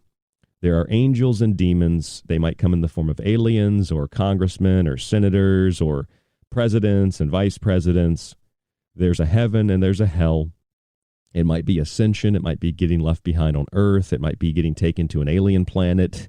You know, it's having a Donald Trump presidency or having a Joe Biden presidency. There are religious texts written by people that you can't question what they wrote. Texts that, like Eric von Daniken, I don't think Eric von Daniken is a cult leader, but I think a cult has formed around Eric von Daniken. And you're not allowed to question Eric von Daniken. You're not allowed to question his writings. Same with Zecharia Sitchin. You're not allowed to question Zecharia Sitchin's writings. They're holy texts. They're holy books. Just like the law of one, right? It's like, well, how can you disagree with the law of one? The law of one says everybody is connected. Well, sure, but that doesn't mean that the other 5,000 pages isn't just mumbo jumbo, isn't just dribble, isn't just nonsense. Or it's something that could make sense in the right context, but people hear it and they exaggerate and it becomes hyperbolic and it is taken so far out of context that it has no purpose or meaning to it anymore. So in order to examine these types of things, we have to be able to, I think, we have to be able to, like, sincerely take a deep breath. We have to take a deep breath. We have to calm down. And we just have to listen to what's being said. We have to listen to what these people are saying. We have to listen to what they're telling us. And it doesn't matter if it's David Wilcock or it's Yahoo News or it's CNN or it's Fox News or it's a guest on Coast to Coast. We have to learn that just because somebody says something that is kind of in line with what we believe, or someone of a camp that is opposed to the mainstream says something, it doesn't mean that it's true. Now, for most of you, I think that that's obvious, but for a lot of people, that's not the case. So the core of why we do shows like this on The Secret Teachings is, one, it's kind of humorous, again, but the real core is because we want to point out these inconsistencies, and we want to show that there are comments and claims made by mainstream media even that are very true about QAnon and about people like David Wilcock, that they're frauds, that it's a joke, it's a hoax. However, that doesn't mean we should dismiss the overall theme of what people like this talk about, because some of the things that they talk about are actually a part of our reality. And people like David Wilcock can keep their YouTube channel, and QAnon can proliferate online, although there was a massive purge last night of QAnon accounts. But critical ones stay up because it's almost as if YouTube and Twitter and Facebook and these social media giants, they want that stuff to proliferate. And every time they ban a couple of ghost accounts, a couple of phantom accounts, it riles people up. And people say, well, they're banning the accounts, so it must be true. And then they create new QAnon accounts, and major accounts can stay up, or they'll purge a couple major accounts or YouTube channels. And people think, well, it's because they're being purged that they're telling the truth, and so they follow it. I mean, it's just a big psyop. It's a major operation of gaslighting. And it's really unfortunate because it creates so much confusion and increased division that we don't know what to do. So we just kind of give up sometimes. We either believe what people like David Wilcock tell us, no matter how many times he's wrong, or we just simply believe in everything the mainstream tells us, no matter how many times they've been wrong. And we just give up thinking for ourselves because it's too difficult. I don't want to think for myself. It's too hard. That's why I did a show last night called A Person is Smart, but People are Dumb. A person can think for themselves. They might have to be given motivation. They might have to be encouraged, but a person, an individual, can think for themselves. But when they get into a mass group of people, and they watch a David Wilcock video and they start throwing tens of thousands of dollars at this guy on YouTube through super chats because they think he's a messiah. And I'll tell you right now, David Wilcock is about 2 failed predictions away from telling his followers to drink Kool-Aid. That's what it looks like to me. I mean, he is the Jim Jones of the conspiracy New Age community. And I mean, I think that's kind of funny. I might laugh at that comment when I go back and listen to this show later to critique it for myself. But I'm also very serious. Like, David Wilcock is the Jim Jones of the New Age community. And it's kind of a scary thing because I don't think he meant to be that. And I think he knows very well what he's doing. And I think he's gotten into a position where he has no other choice but to continue to disseminate fraudulent information and to wake up every day and try to concoct these lengthy dissertations of inside information that he presents to you in these 3 to 4 to 5 to 6 hour videos. So he keeps accumulating that super chat cash that keeps coming in. And so the way you start a David Wilcock video, and I know I don't have my co-host Mike D with me tonight. I haven't talked to him for a while. I hope that he's okay, but I thought I would do the Mystery Scam Theater tonight, Part 4, Mystery Scam Theater, or really it's Lord of the Lies, Part 2. I've done a couple of shows about David Wilcock called Lord of the Lies. I've called another show Mystery Scam Theater. I guess tonight is really Lord of the Lies, Part 2. And when you listen to this guy, it is just, it's a waste of your life. You'll want this time back. But it's also funny, so it's kind of good for your health. And I think being critical of people like this helps us to acquire a better understanding of the otherwise what would be perceived as relative nature of truth, the arbitrary understanding of truth, and how some people are truly, whether they are aware of it or not, truly false prophets that work to discredit and demean through disingenuousness and dishonesty and fraud, etc., etc., etc. All of the topics and subjects that they talk about that you, as an individual, are interested in. Why you tune into radio shows like this, why you listen to the Fringe FM, why you listen to the Secret Teachings, or why you listen to other shows on the Fringe. It's why you read books by David Icke. It's why you read books by Jim Marrs or Bill Cooper. It's why you read Zechariah Sitchin. It's why you read Eric Von Daniken. It's why you picked up books on the occult or books on magic or books on philosophy or books on history or books on science or a book on Nikola Tesla. It's why you pick up that material because you want to learn. You know something's wrong, something's not right. And intelligence agencies have used this against the common people. I mentioned this last night with the 60s and 70s, the flower power movement, where people were coerced into a state of nonviolent protest, passive nonviolent protest against the Vietnam War. And it was filled with sex and drugs and music and all these things that, you know, they might not be bad, but when they're being used to create a state of apathy or lethargy so that you don't protest something that you otherwise would stand against and you just kind of passively accept it, then it becomes psychological warfare. And I think that's what the New Age community has become. I think it's kind of like a new form of flower power, but it's not about empowerment. It's faux empowerment. It's a fraud. These people like David Wilcock are false prophets, and they're making a lot of profit while they disseminate these false prophecies. So those are all the reasons, and that's the lead up to why we're going to talk about David Wilcock tonight.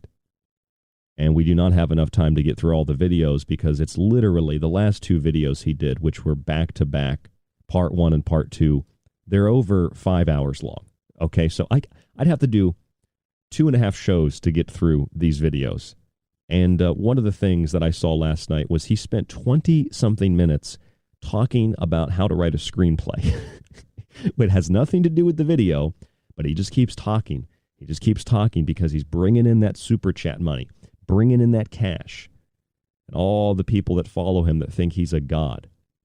I think he's a cult leader, and I don't think he intentionally was trying to lead a cult. I think a cult developed around him, and now I think he kind of has no other choice except to continue to promulgate the kinds of things that he talks about and come up with new things, because that's how he makes his money. That's how he maintains his lifestyle with his $1 million homes and his tax-free foundation. I think the guy's a fraud, and under fair use, we're going to play a lot of his video tonight, and you can decide for yourself. I'm Ryan Gable. This is The Secret Teachings. It's Mystery Scam Theater. It's the Lord of the Lies, David Wilcock. But he's a microcosm of the macrocosm of so many other people who say these kinds of things. They're never right, and yet they obtain the support of hundreds of thousands of millions of people who throw money at them. And what they really are the Jim Jones of conspiracy that are about 2 failed predictions away from telling their followers to drink Kool-Aid to jump on the QAnon comet that's flying by next month. Again, this is The Secret Teachings. I'm Ryan Gable. There's more after this. Don't go anywhere, right here on the Fringe FM.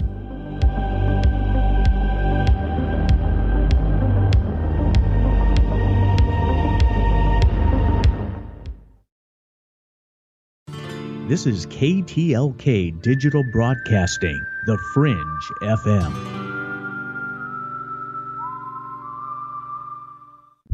For all of you who supported The Secret Teachings in 2020, I want to sincerely say thank you. And to begin 2021, here in the month of Janus, the year of the Ox, and the year of Revelations, you can still subscribe to our entire show archive while getting access to the montages and all of my digital books, the old and new. You'll also get a free physical copy of one of my books shipped in the United States for free, autographed if you'd like. Just visit www.thesecretteachings.info and click on the Donate Subscribe option at the top of the page. You get the archive, montages, digital books, and a physical book for only $40. You can also use this deal to renew your subscription for another year. Use the website or our PayPal email, rdgable@yahoo.com. You can also use this email if you have any questions or to reach out to us for any reason. Your support helps guide the show, the network, and yourself. And we look forward to another year of The Secret Teachings right here on the Fringe FM. Alex Exum. My name is Alex Exum, and you're listening to the Fringe FM. So, you love talk radio? Then you'll love TalkStreamLive.com. TalkStream Live is always on, 24/7 with the best streaming talk shows. Find your favorite talkers and discover some new ones. It's free, readily available online or on mobile with any smartphone or tablet. Finding your favorite talk shows all in one place has gotten a whole lot easier. Just go to TalkStreamLive.com. Be sure to download the free apps from Google Play or the iTunes App Store. Why listen to the Fringe FM? We are your #1 source for talk radio the mainstream media won't touch. Joe Roop brings you everything occult with Lighting the Void. Ryan Gables shatters paradigms with esoteric knowledge on The Secret Teachings. Gigi and Cortana explore the inner workings of our reality with Shift Happens. Jess of the Rogue Report brings you years of research to explore the hidden facts behind alternative topics. And myself, Alex Exum of Live Talk, the so-called Joker in the deck. We are the Fringe FM.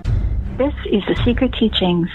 If you'd like to contact the show, email Ryan at rdgable@yahoo.com or find him on Facebook at facebook.com/thesecretteachings. This is Kev Baker of The Kev Baker Show. You can find me at Truth Frequency Radio or on my home website, www.kevbakershow.com. And you're listening to The Secret Teachings with Ryan Gable. The truth is out there, and so are we. KTLK, Digital Broadcasting, The Fringe FM. Hello, folks. This is Jordan Maxwell. My website is jordanmaxwellshow.com, and you're listening to The Secret Teachings. Excellent shows. Keep listening with your host, Ryan Gable. Broadcasting somewhere between that which is above and that which is below. It's KTLK, Digital Broadcasting, The Fringe FM. This is David Icke, and you are listening to The Secret Teachings with Ryan Gable. It's time you got acquainted with the real hard truth. Freedom is the privilege to be right. On The Secret Teachings, we use history and anthropology, magic and esotericism, and even a little bit of nutrition and comedy mixed with some great guests to examine our world and beyond. For 10 years, we've used occultism and symbols to bring you a unique and objective look at the past, present, and future. Join us by tuning in Monday through Friday to The Secret Teachings with myself, Ryan Gable, exclusively new right here on the Fringe FM, www.thesecretteachings.info.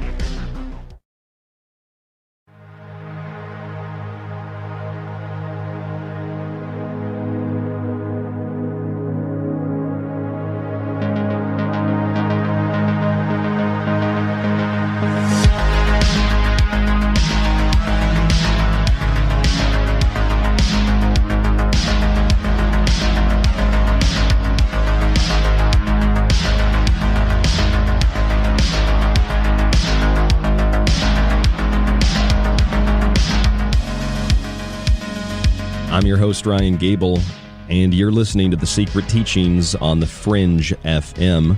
You can check out the network website, fringe.fm or thefringe.fm.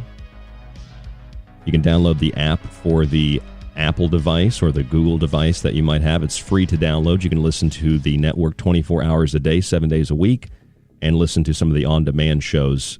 Our website, www.thesecretteachings.info. If you go to our website, even if you're not a subscriber, you can go to the top of the page and you can find in our archive a section called Cosmic Scam Shows. If you click on that, you'll see a list of all the cosmic scam shows we've done in the last 2 years with Mike D, with Joe from the Carolinas, with Stephen Cambion. We did a show with Stephen Cambion last year called Trust the Scam, the Plan to Defraud the World. And that was back in April of 2020. So you can listen and download all those shows for free and know that when we do a broadcast like this tonight, Lord of the Lies Part 2, Part 1 was last year, Lord of the Lies Part 2, it is simply observation, it's a critique, it's educational, it's protected by copyright law, it's fair use, and we do it because I take pride in the research that I conduct, in the interviews that I conduct, in the radio show that I produce, in the overall presentation that I give. And when people misrepresent the information that we talk about on The Secret Teachings, not directly us, but the type of information, it's highly discrediting and it's bothersome to me because this is my life and this is my job.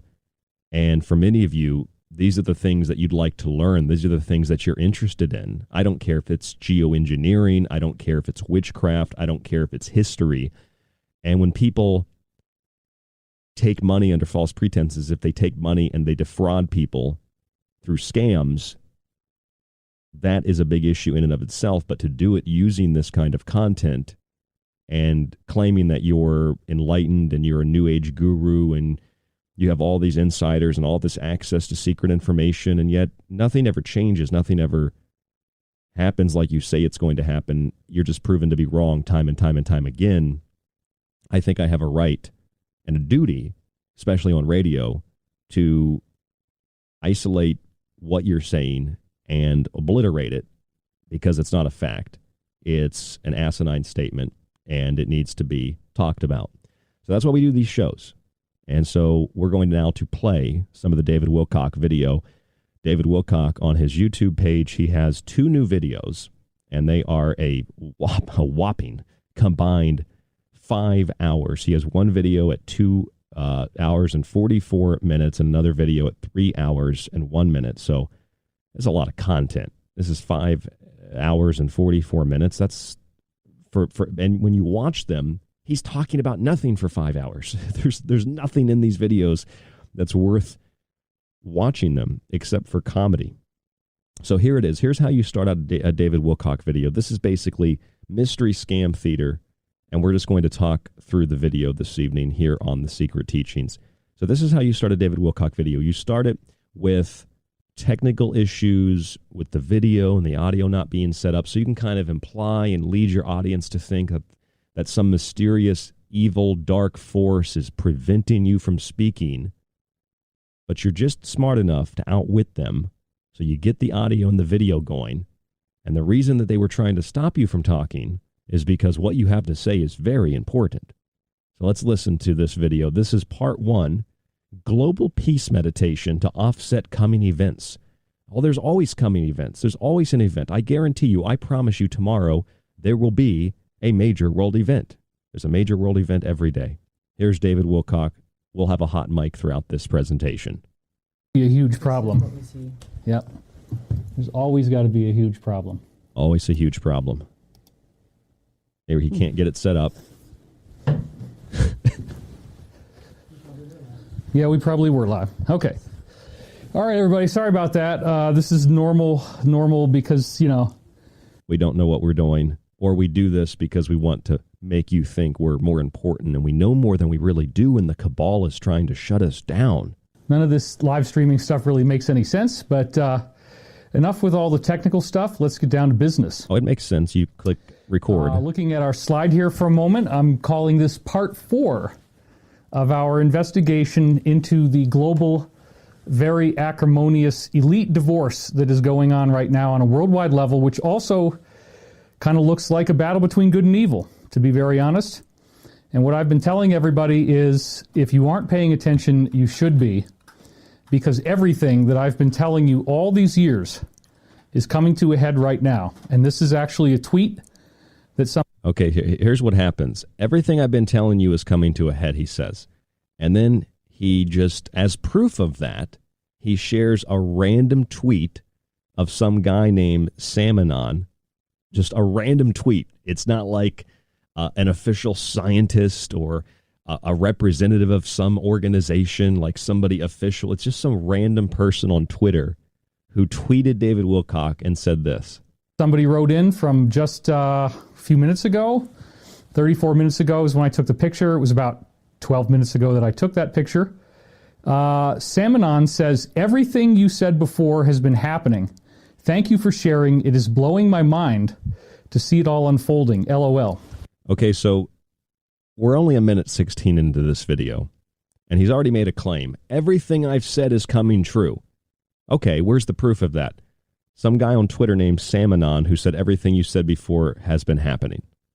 A follower of David Wilcock who apparently hasn't listened to Stephen Cambion or C.W. Shanter or Kev Baker or The Secret Teachings to realize that virtually nothing this guy has said has come true. But that's his proof. This is what the guy does.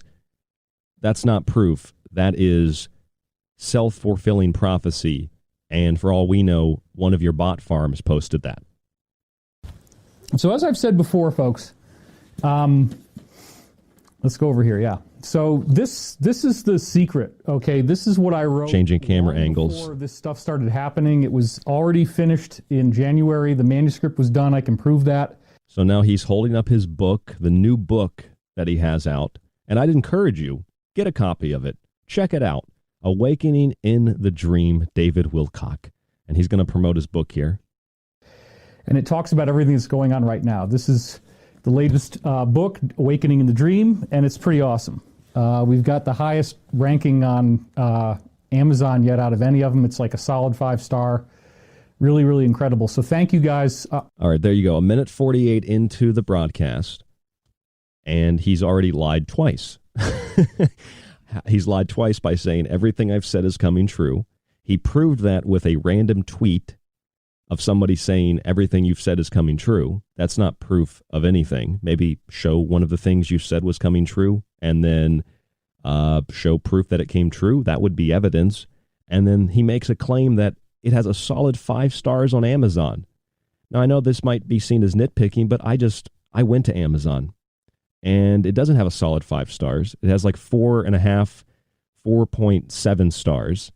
And the 86% of people who said it was a 5-star book, I mean, most of these look like copy and paste jobs, first of all. Second of all, the people that do actually like David Wilcock are the people that, no matter what he says, they support him. No matter how many times he's wrong, they support him. And then if you click on the people that didn't like the book, they all have the same thing to say. Like, for example, just one person. Buyer beware. He has been wrong so many times, and I wanted him to be on point this time. regurgitated, egocentric rhetoric reinforcing his views on the world. There are some major flaws in this whole story he wants you to believe. I would have returned, but waiting too long to read. Guess I will donate to the Salvation Army. Oh my God, he's going to donate it to the Salvation Army. Oh, and by the way, I actually found a David Wilcock book in a free library here in New York, and I have it sitting in my my living room.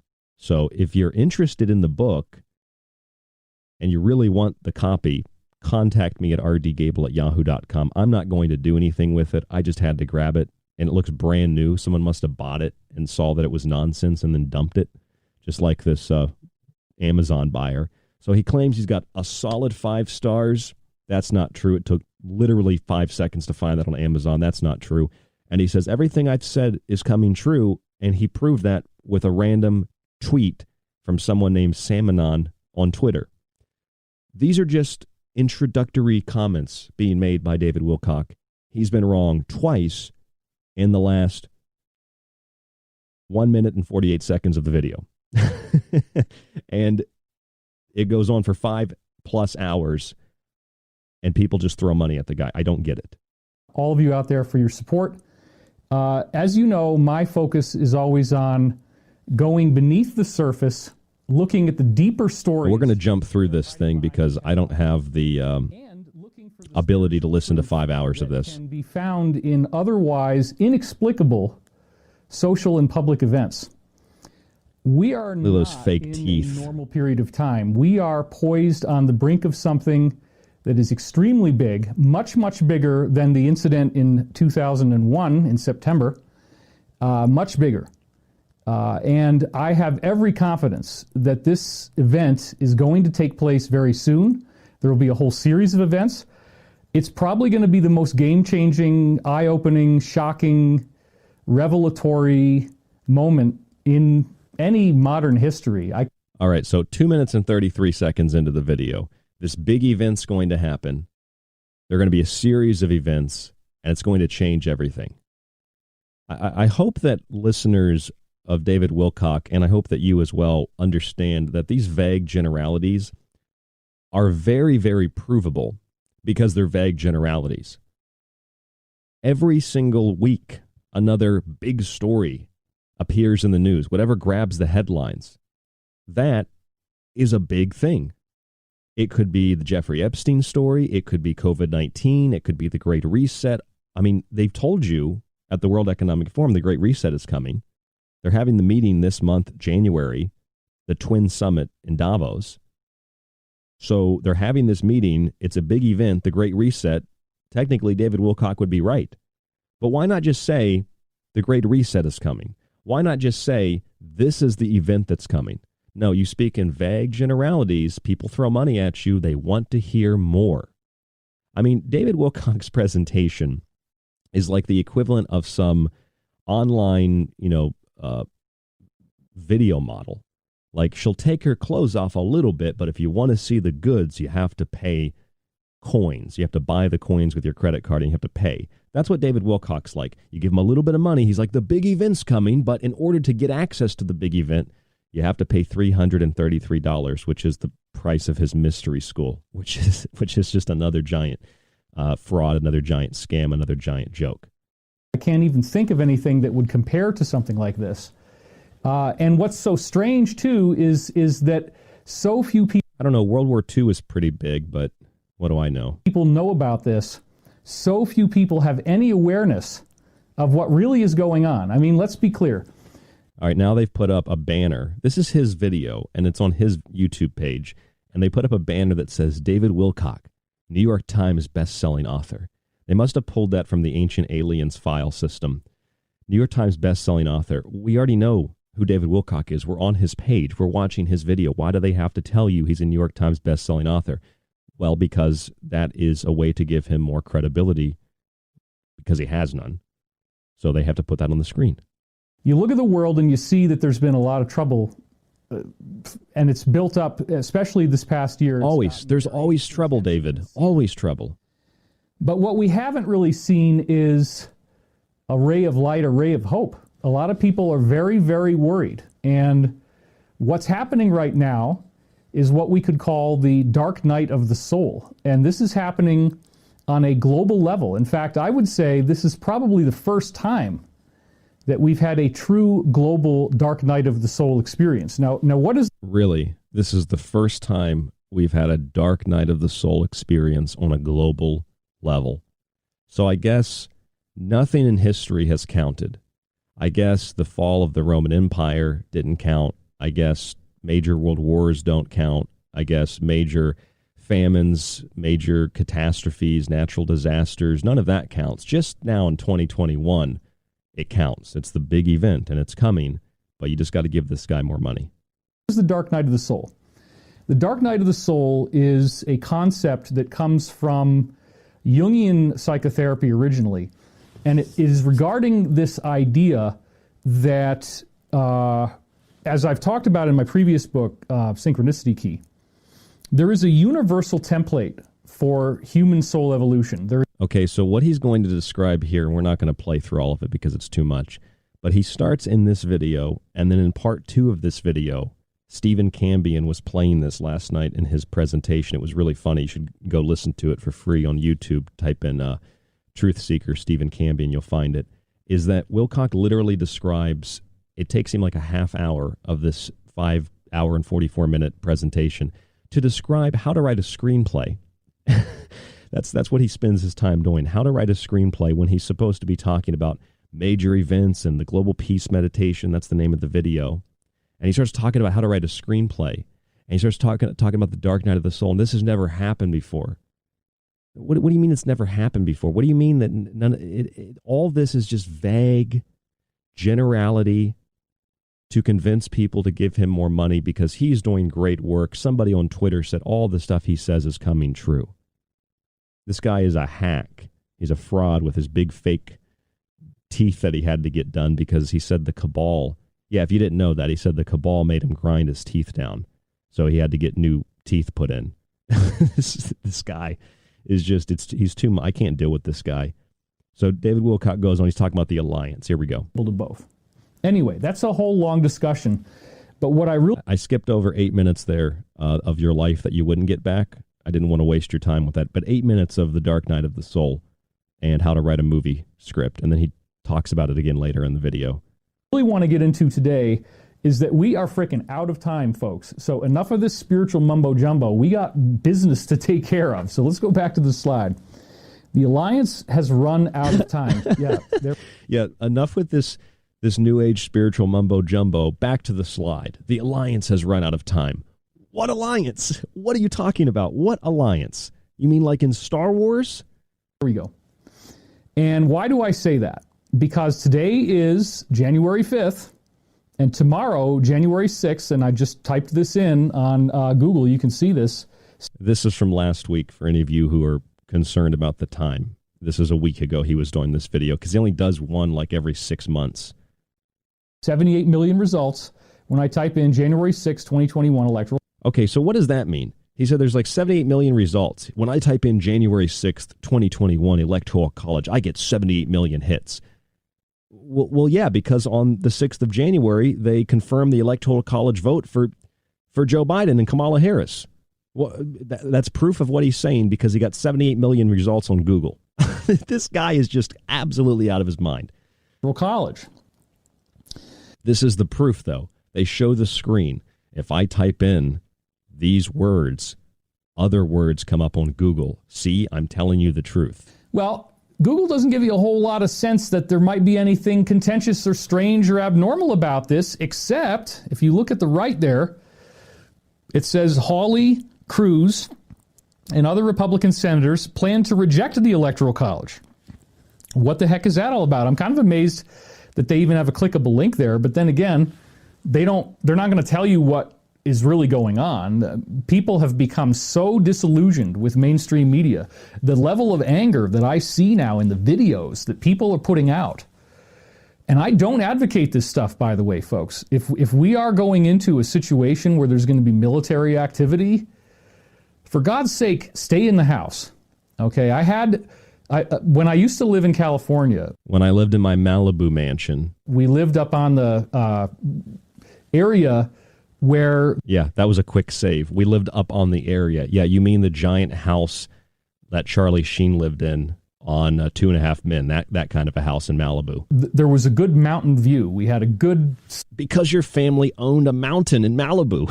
solid view. And that's literal, too. I'm not joking about that. And one day, my old buddy from high school, Jude, was staying with me, and a helicopter started circling my house. While it's just my buddy and me in there alone. Here we go. The helicopter is circling the house and shining a spotlight inside the windows.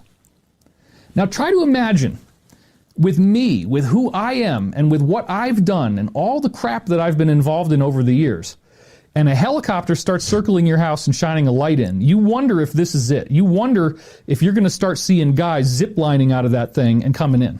Okay, that's what I was thinking about. My buddy starts panicking. He goes, and I'm going to use my vocal impression. What do you think we should do, brother? What should we do? Should we go outside and put our hands up? And I'm like, dude, absolutely not. We are not under arrest that we know of. If they want to get me, all they got to do is knock on the door politely. They sure as hell, you don't go outside and put your hands up when there's a helicopter out there. So this helicopter that he claims came to his house in Malibu, which was a long time ago, and then he says, with all the stuff that I've been through, you can imagine how I felt. Well, a lot of the stuff that you've been through didn't happen until after this incident, so I don't know what that means. But he says that the helicopter's flying over his house, they're shining lights in his window, and his friend said, maybe we should go surrender. And he's like, no, we will not surrender. This guy's painting himself as like an action hero, and the helicopter's flying around the house. It was probably like a traffic helicopter. It was probably some kind of like news helicopter. But no, that it was shining lights in my house. You know, when I lived in Florida, I lived in St. Petersburg, and there were like jailbreaks, you know, a couple times a year.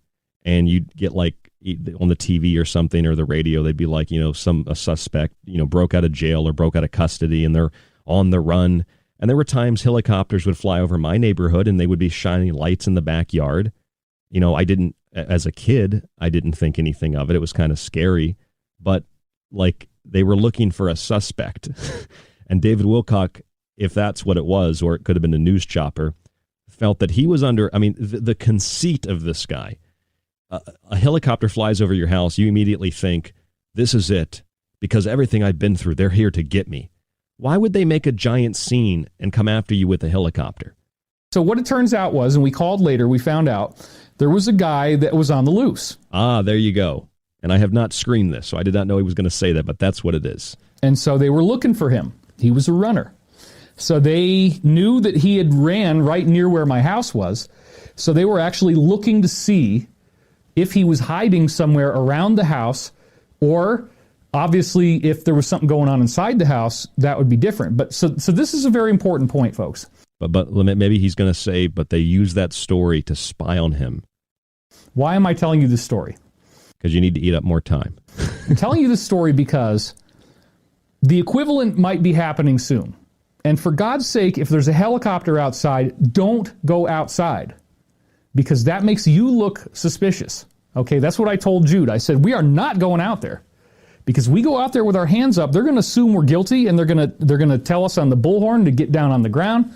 No frickin' way.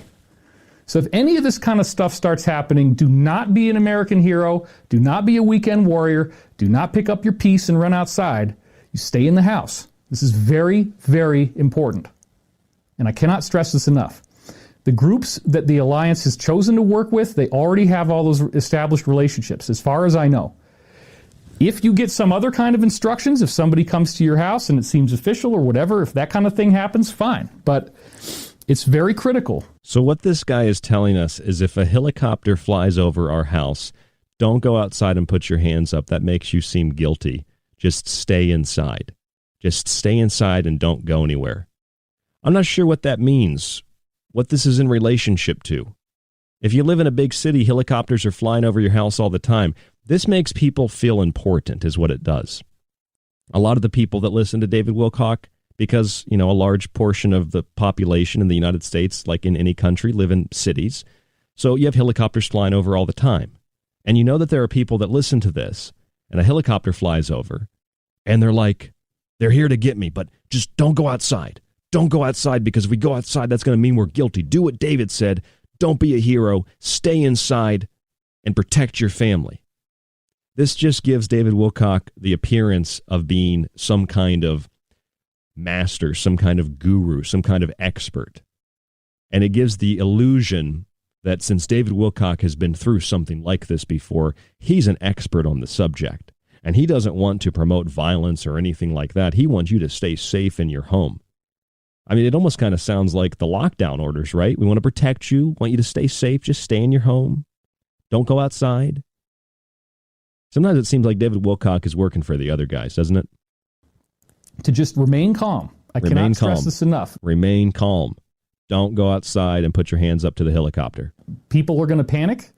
They're going to not know what's going on. I guess when the helicopters come? Especially in the larger city areas, because what you might be seeing is lots of helicopter traffic, lots of activity. There's always, see, the people in Los Angeles, there's always helicopters in Los Angeles. And the people that live in Los Angeles that listen to this nonsense are going to think that they're under assault by some shadowy cabal because the afternoon traffic copter flies by. And then that's proof of what Wilcock said. It's not proof of anything. I don't even know how he got onto this. He's talking about living in a Malibu mansion, and a helicopter flies over looking for some guy who broke out of jail. And then he says, why am I telling you this story? Oh, because you're going to see lots of helicopter traffic, and they're going to be coming after people. This is just a giant joke, this guy. And a lot of concern, and a lot of, because the whole scenario that we're hearing about probably will include at least no telephone, no internet, and possibly no power. He has been making this claim for months and months and months. The last video presentation he did, one of the last ones that we covered, he said there was going to be a massive blackout of like the whole world.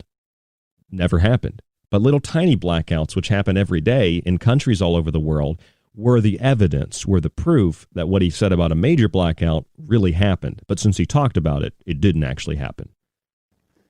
There was a very, very significant hack that that's you. Happened last year and around March, and they've made it public now. I'd heard about it before it was public, where the certain foreign entity with the name starting with C, and I'm being very careful when I start to talk about. Oh, yeah. So here's another thing. In this entire almost 6-hour presentation, he won't refer to countries or to senators or congressmen or the president or the vice president by their names.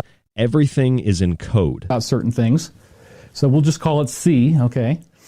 China. That way, China, David. It's China, but you don't want to get banned from YouTube. Videos are not as easy to find by things that go around and sniff for keywords. So that's what we're doing, okay? Just so that you understand why this burden of me talking in code is necessary. I'm not doing it to entertain myself.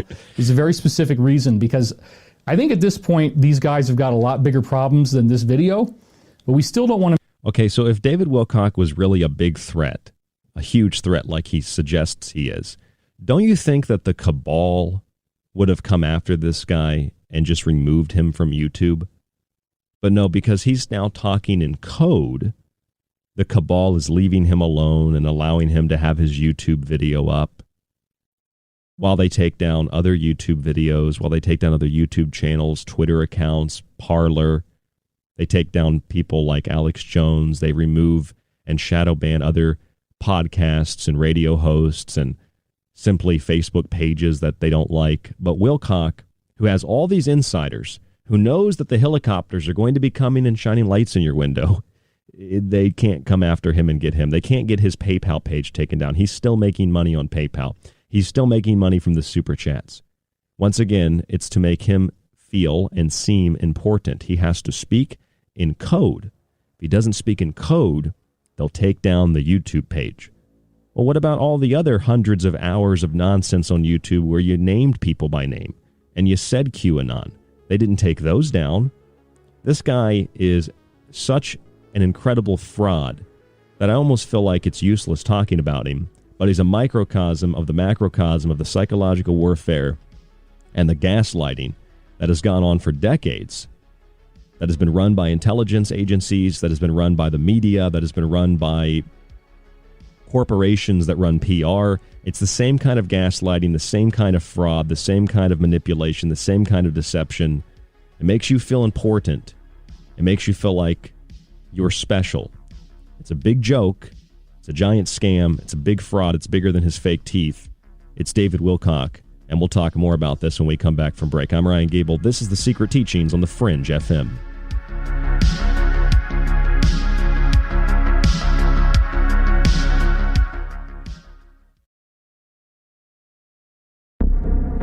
This is KTLK Digital Broadcasting, where the normal and paranormal collide. It's the Fringe FM.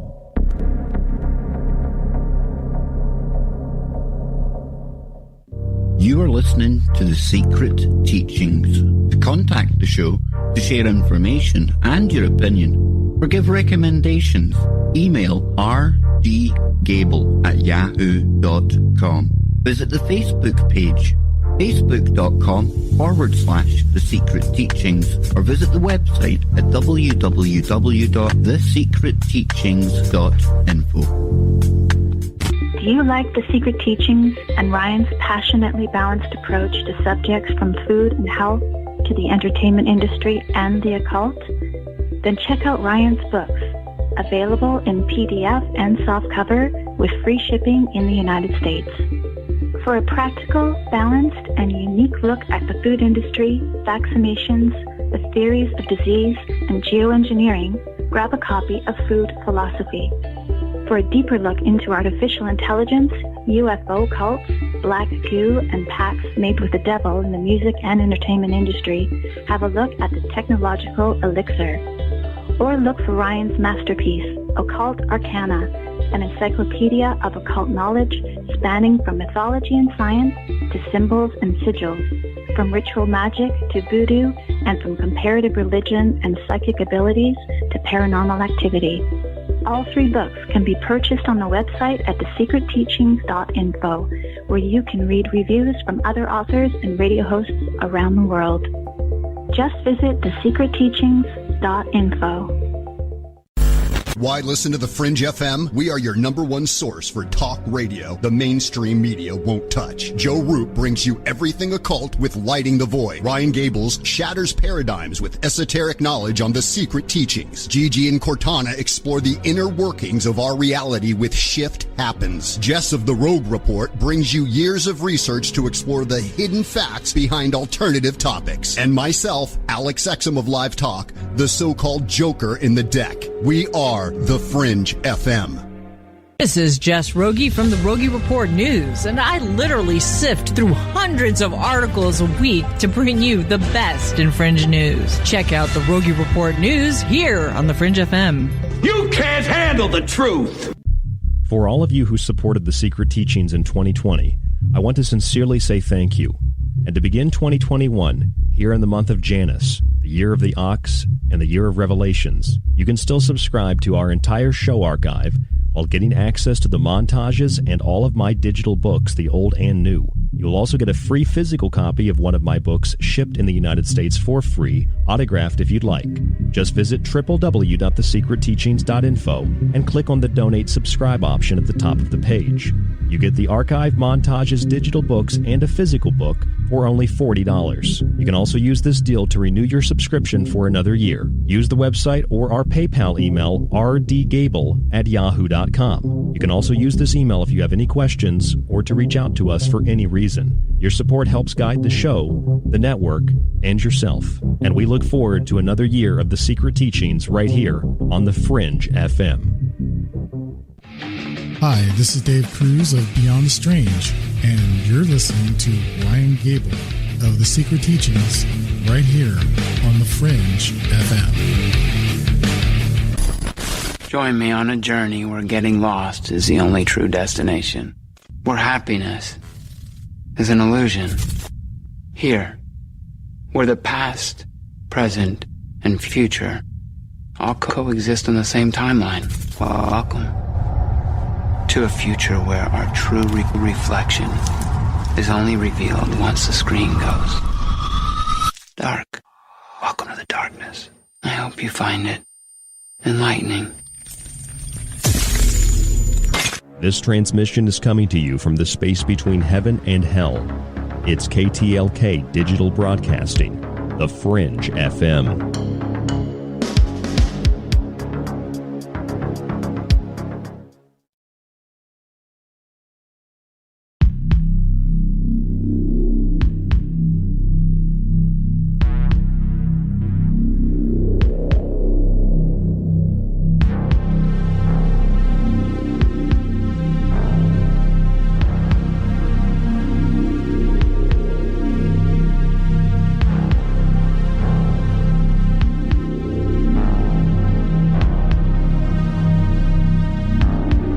I'm your host, Ryan Gable, and this is The Secret Teachings on the Fringe FM.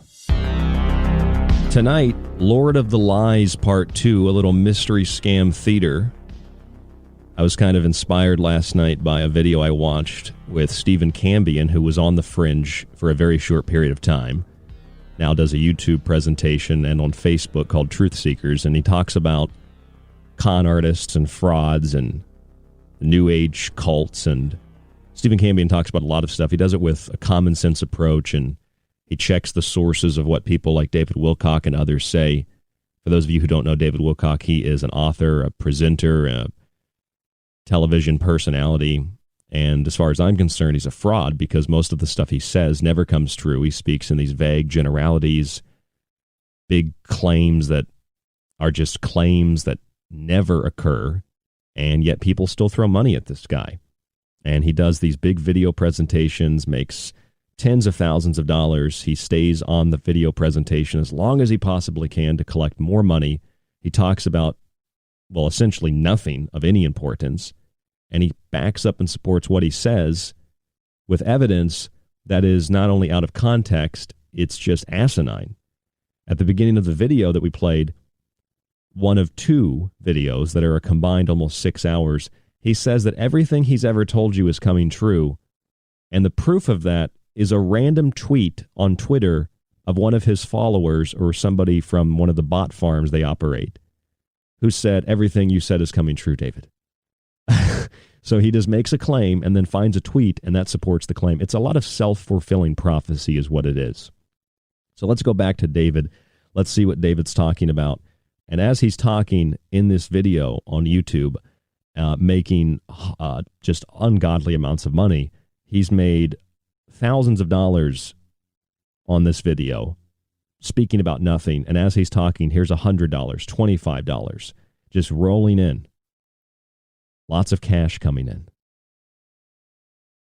Let's see what he has to say now. Freedom is about to be restored like never before. Great. What you're going to see is not a negative at all. I'm concerned about it, but honestly, I think the whole thing's going to go pretty smoothly, and I don't think it's going to take that long. Could be 3 days. See, this is that QAnon crap. This is the deep state is being fought by the alliance, and they're struggling for power, and we're going through a dark night of the soul, he said, which has never happened before in human history. I guess he forgot about the Black Death or world wars or famines or the fall of major empires, or I guess those things don't count. Just the QAnon plan. So this is what David Wilcock's talking about now, but he won't say Q because he's afraid he'll get banned on YouTube. This could be 5 days, could be a week, could be 2 weeks. I doubt it's could be not at all. It's going to be much more than that based on what everybody seems to be thinking on the inside. And see, we're going to know how true any of this stuff is within about 10 days. After inauguration of Joe Biden, we'll know how accurate David Wilcock has been, which will be probably a 0% accuracy rate. But then again, I guess if you shoot enough arrows at a target, you're bound to hit the bullseye eventually. But you know, if you follow my work, that I've been predicting something like this, some kind of mass arrest. Here we go, mass arrests. All the way back since 2009. Now, what is that I'm talking about? Okay. The mass arrest scenario, and I usually put those three words together, the mass arrest scenario involves the idea that the people who have really been doing the evil stuff, the people who are the hidden elite conspirators. Who are these hidden elite conspirators? That have done so much to try to damage and destroy life on Earth. And now he says mass arrest scenario because he's been saying mass arrest and he's been saying people have been arrested. And since there's no evidence of that, he's had to change his wording. Now he says may happen, may be happening, could be happening, possibly is happening, apparently is happening. This is a scenario. It's a theory because he's wrong all the time, all the time. That there is a layer of history that we're going to hit where the only way we can solve this thing is to arrest them, and the only way you can do something like that, since it's an organized crime ring, is to do a whole bunch of it at once. And so we're looking at the distinct possibility that in multiple sectors, in which the public has been greatly deceived, that there will be arrests. Okay, so do you hear what he's saying? Mass arrest scenario. In multiple sectors, a possibility of people being arrested. This includes media. This includes social media, big tech. This includes all kinds of stuff in the government, all kinds of people in different positions, and many, many other things, financial related, corporate related, probably pharmaceutical related. I love how now the video shots of David Wilcock are from his chest up because he's gotten so fat that he has to sit in a chair for 6 hours to do these presentations. Have you noticed that? I would imagine that the president has made a list and checked it twice, and he knows who's naughty or nice, and they're probably going to try to get as many of them as they can. So Okay, so this is what we talked about last night. Literally, you've heard for 4.5 years that something big's going to happen, mass arrests, the swamp is being drained. Even in this Wilcock video, there's just all these pro-Trump comments on YouTube. Drain the swamp. This is the plan. Trust the plan. No, it's really trust the scam. And that's what these people have been trusting for 4 years, almost 5 years. They've been trusting the scam. They've been trusting that some shadowy alliance that you don't know about, they're just as shadowy as the cabal, but they've leaked information about what they're going to do to the cabal to the general public who knows, but the cabal doesn't know. And in a previous video, Wilcock said the cabal was arrested, but we had to let him go because they had blackmail on the alliance. He said that in the video. So we're supposed to trust the scam, the plan.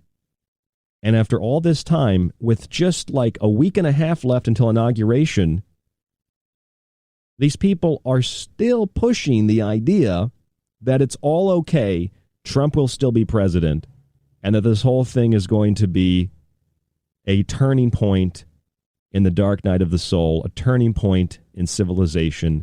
We're going to get all of our freedom restored, whatever that means, and it's all going to be good again.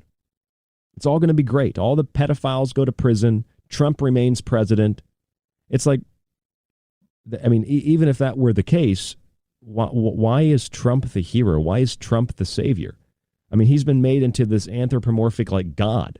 Why do you put all your trust in Donald Trump? Because the people that dislike Donald Trump are no different than the people that put their trust in Donald Trump. They're cults. You've been brainwashed to support the guy or brainwashed to hate the guy. Just like the people that like or dislike any politician. Just like the people that dislike David Wilcock or like David Wilcock. A lot of the people that hate him blindly hate him and can't explain why they hate him. A lot of the people that like him, most of the people can't explain why they like him. And although there are people who can explain why they like Donald Trump or why they like David Wilcock, I'm saying as individuals, sure, but as group collectives, people can't explain why. Because a person is smart, but people are dumb. Usually when I do this stuff, there's applause breaks in the audience. People start cheering, applause breaks, yes. Clapping. They get up on their feet, standing ovation kind of stuff. I've seen it happen. It's very bizarre at a Wilcock talk where he's like, we might have this big event that possibly could happen at some point in the future that could be tomorrow, next week, next month, or 10 years from now. And it may result in a lot of people that we can't name being arrested and put in undisclosed locations where they'll be tried in some kind of Nuremberg court, and then they'll be put to death and executed. But we really don't support that stuff. But generally speaking, this possibly might be able to happen. If it may not happen, I'm not really sure if it will happen, but it might happen. And then people stand up and go, yeah, David, yeah. This is a cult on a level that makes Jim Jones and the Bhagwan and John of God and Nexium look like amateurs. This guy isn't looking for sex, though. This guy's looking for cold, hard, unmarked bills in a case. Everybody wants this. People don't want to see our planet just go down the tubes. And we're very, very frightened about. Dude, this guy's making money. Listen, this guy's making money on YouTube. He claims he has no money. He's got crystals behind him that cost more than my car. Like, have you ever been to a crystal shop and you look at like a little spherical crystal and it's like $300 or $400? He has a crystal behind him that is roughly 3 times the size of my son, who's almost 2 years old. This crystal is the size of my radio desk. That thing had to have cost $30,000, $40,000. He's got statues in his house that even if you buy a cheap statue at a metaphysical shop, these things are like thousands of dollars. When you're paying this guy money, you're paying for his millionaire lifestyle. You're paying for his fake teeth. You're paying for his expensive clothing. This guy is a con artist. He's a fraud. Nothing he says is true. Nothing he says comes true. He makes vague, generalized statements and then finds news articles that kind of maybe relate to them. And then for legal reasons now says everything is a maybe, could be, apparently, possibly, might happen. And then people get up and cheer for him. What might happen, because they're if delusional. The inauguration takes place on the 20th, JB could immediately invoke the insurrection, as it's called. Okay, he can't say Joe Biden, JB. Act, and I'm not going to say it back to back. He could invoke that and then immediately, go to business on the alliance. And go to business on the alliance. That's a great quote. He could invoke it and then go to business on the alliance. What if I can pull that back? That's a fantastic quote. Invoke the insurrection, as it's called, the act, and I'm not going to say it back to back. He could invoke that and then immediately, go to business on the alliance. Listen, Joe Biden doesn't know what state he's in giving a speech. He won't even know he's in Washington during the inauguration. I'm sure Joe Biden knows about the alliance, David, and he's going to invoke the Insurrection Act to go to town on the alliance. I'm sure that's what's going to happen. Holy crap, man. This guy is out of his mind. Let's skip ahead. If I just bring my cursor through the video, it shows me what's going on when he brings up slides. Oh, here's the UFO in Hawaii. Apparently that has some significance. Let's see. Witness UFO sighting in Hawaii. And here's the link to that from good old ABC. Okay, so it is true. There was a bright blue unidentified flying object seen crashing into the ocean near Hawaii. That's a true story. Bright blue UFO seen crashing into ocean near Hawaii prompts calls to 911 and the FAA. This probably has something to do with the Alliance Cabal war that's going on that we don't know about and we can't see. And then when you zoom in on this, you can see that the voiceover of the person. I look up and then I was like, oh, smack. And you look at the image here and you can see something that looks kind of triangular or boomerang shaped. I don't know. That might be an Alliance ship. And so apparently what happened is that... See, apparently what happened... This object was seen and filmed. You can watch the film for several minutes by many, many people. Several minutes by many, many people. And then it literally drops down into the ocean, just flies right into the ocean like it posed no resistance. So here's a little bit. I'm going to read you a little bit of this. So let me read you the article. He says he's going to read you the article. Gets through the article. Let's skip ahead here. Let's see what the conclusion is to this UFO. See what he says here. Her investigation... Oh, he's still reading the article. ...ended 3 miles... This is somebody... He's reading the whole article. This is the evidence. Any reports of overdue or missing aircraft. Still reading the report. Okay, let's skip ahead. And this is a very, very serious issue, folks. Okay. So apparently this is what the slide says. China obtained this technology of the blue UFO during the Obama administration. I'm guessing that blue object was a blue chicken UFO that was flying over Hawaii. I know you might want to laugh right now, and it's okay if you do. That's fine. But this might be a lot more serious than you would ever imagine. China obtained this technology. China has the blue chicken UFO. During the Obama administration. It was sold to them as part of this relationship that's been apparently going on for a long time. And again, I have nothing against the people. It's so sad to me that the people... This guy just made $100 on that comment. It just rolled in through the super chat. Get stuck in these kind of situations where they have leadership that's putting them at risk and taking these kind of risks and not taking their safety into account. So none of this makes me happy. Okay, I'm not saying that I enjoy. Okay, so the only thing I know about this video, because I haven't watched it, is when I listened to Stephen Cambion do the presentation on this. He was talking about David Wilcock's reference to a new kind of nuclear weapon. And I think that's about to come up here in Wilcock's talk. And this nuclear weapon apparently shrinks things. I don't know. Let's see what he says. But what we heard is that during the Obama administration, that the entirety of how this stuff works and how to build it and everything was sold. Come on, get to the shrink ray. And they have Shrink their own ray fleet. They have their own ships. The U.S., which is now going to be the Space Force, has many more, okay? Probably what we're going to get as this whole thing churns out into the open and we learn new things, we're going to hear about and we're going to probably see. So the Space Force has their own ships, and then they're fighting the cabal, which is primarily Chinese, but he can't say Chinese. He has to say the C's. The A's are fighting the C's with these U.F.Os, and one of the blue ones fell into the ocean. Corey Good's ship must have went down. Owned and run by the Alliance. It's super, super amazing.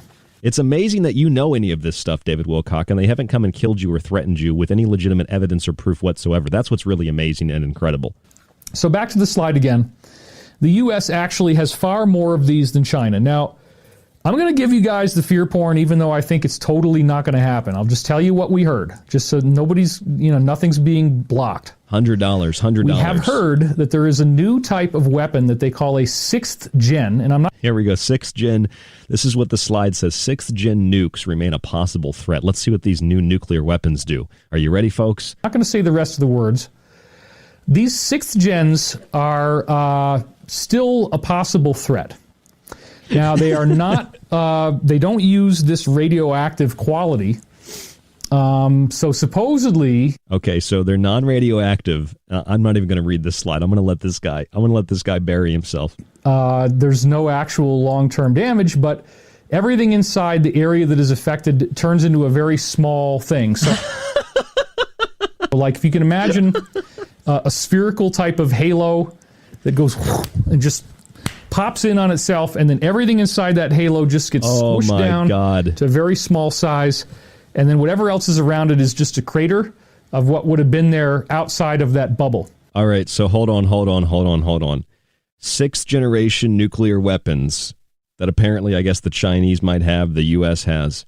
It creates a giant crater. There's no radioactivity, but everything becomes really small. I guess this is like a Honey, I Shrunk the Kids scenario. This is like SpongeBob's belt from that Mermaid Man and Barnacle Boy episode where everything was shrunk. And Patrick was asking him, he's like, did you try Wombo? Turn it upside down, W for Wombo, as opposed to M for Mermaid Man, which is miniature.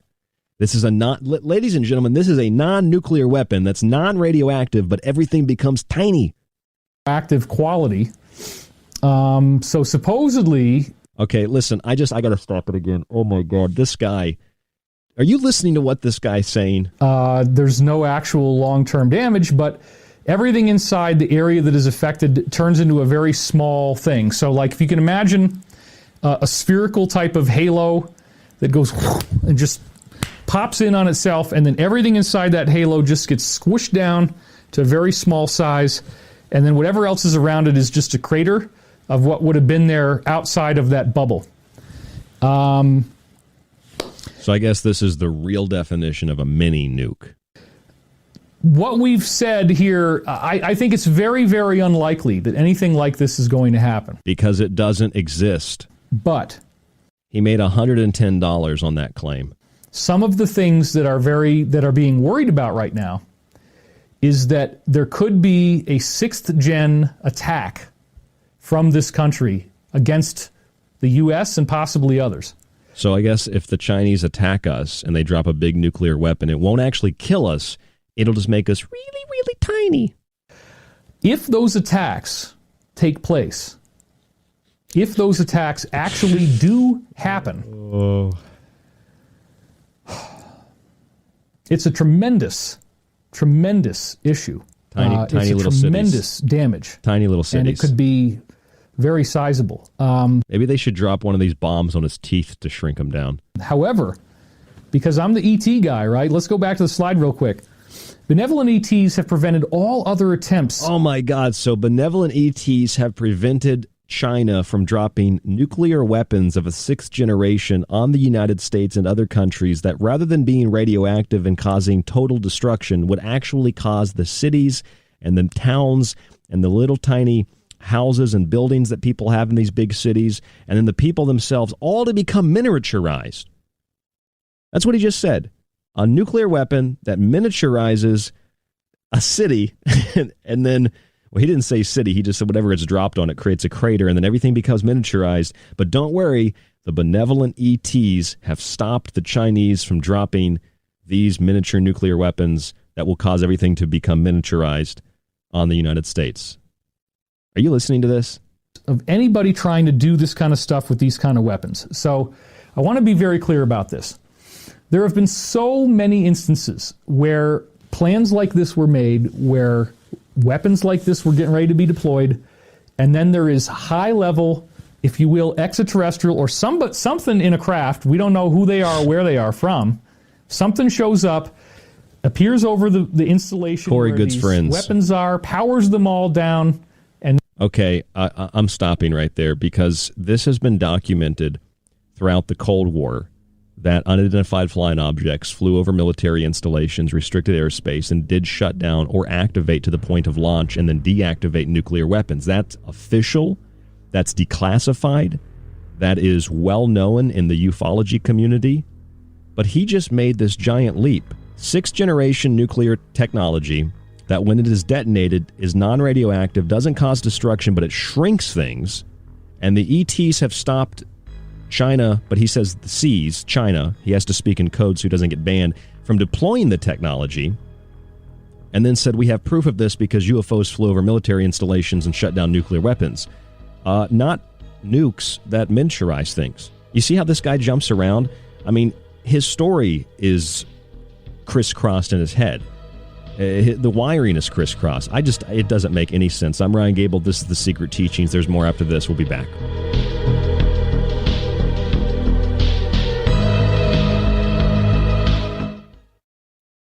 You could listen to this. And again, people say David has no evidence, but... I hate this channel. Or you could listen to The Secret Teachings with myself, Ryan Gable, 5 nights a week on the Fringe FM, and join us to explore the outer limits of history, symbolism, parapolitics, and more. We'll explore a little of everything, but don't take my word for it. I'm kind of like you. I'm the last of a dying breed, a generalist. That's thesecretteachings.info and the Fringe FM. If you're interested in all things that include the occult, from witchcraft to voodoo, and from mythology to alchemy, then why not check out the book Occult Arcana, complete with hundreds of beautiful images.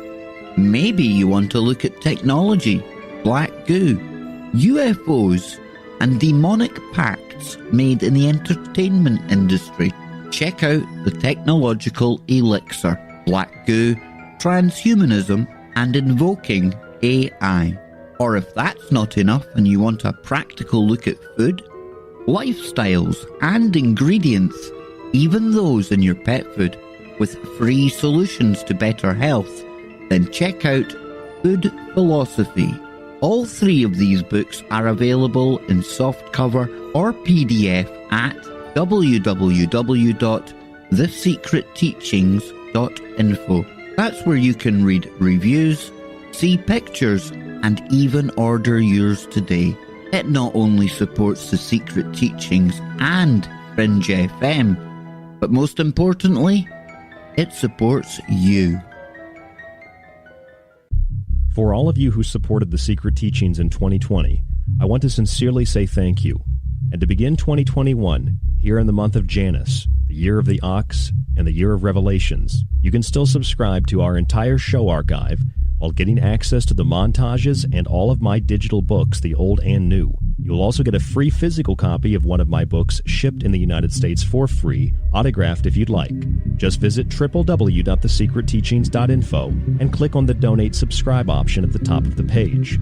You get the archive, montages, digital books, and a physical book for only $40. You can also use this deal to renew your subscription for another year. Use the website or our PayPal email, rdgable@yahoo.com. You can also use this email if you have any questions or to reach out to us for any reason. Your support helps guide the show, the network, and yourself. And we look forward to another year of The Secret Teachings right here on the Fringe FM.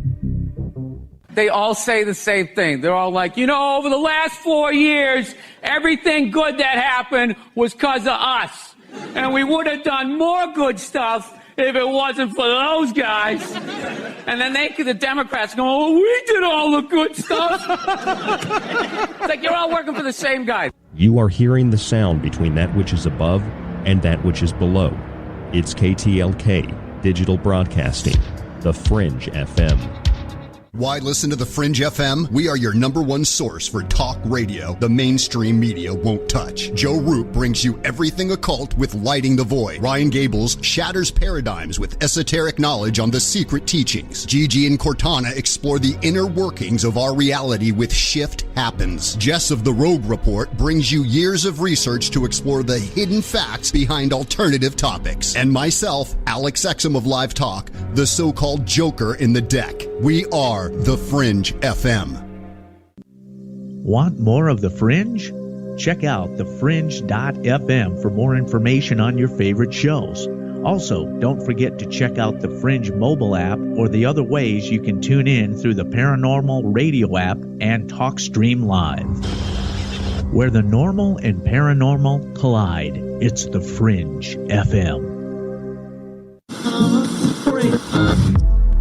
The truth is out there, and so are we.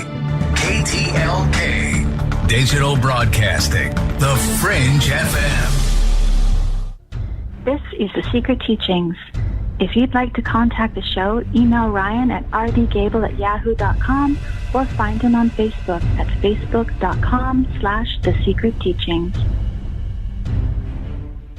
Howdy, this is Joe Mars, the New York Times bestselling author of Crossfire, Rule by Secrecy, Rise of the Fourth Reich, and my latest one, Our Occulted History. And you're listening to The Secret Teachings.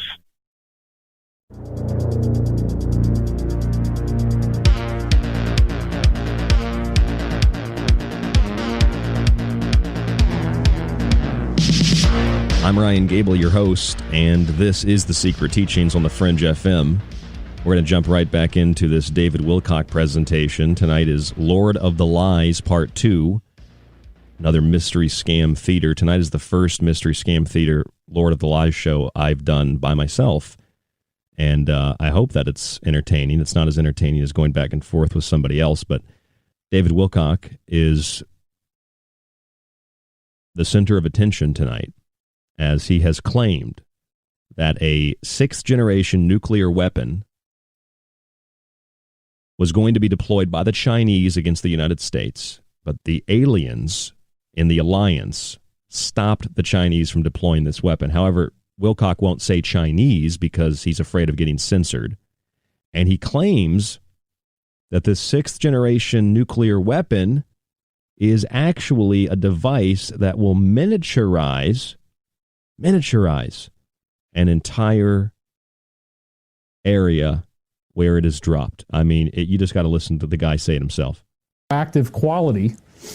So supposedly there's no actual long-term damage, but everything inside the area that is affected turns into a very small thing. So like if you can imagine a spherical type of halo that goes and just pops in on itself, and then everything inside that halo just gets squished down to a very small size, and then whatever else is around it is just a crater.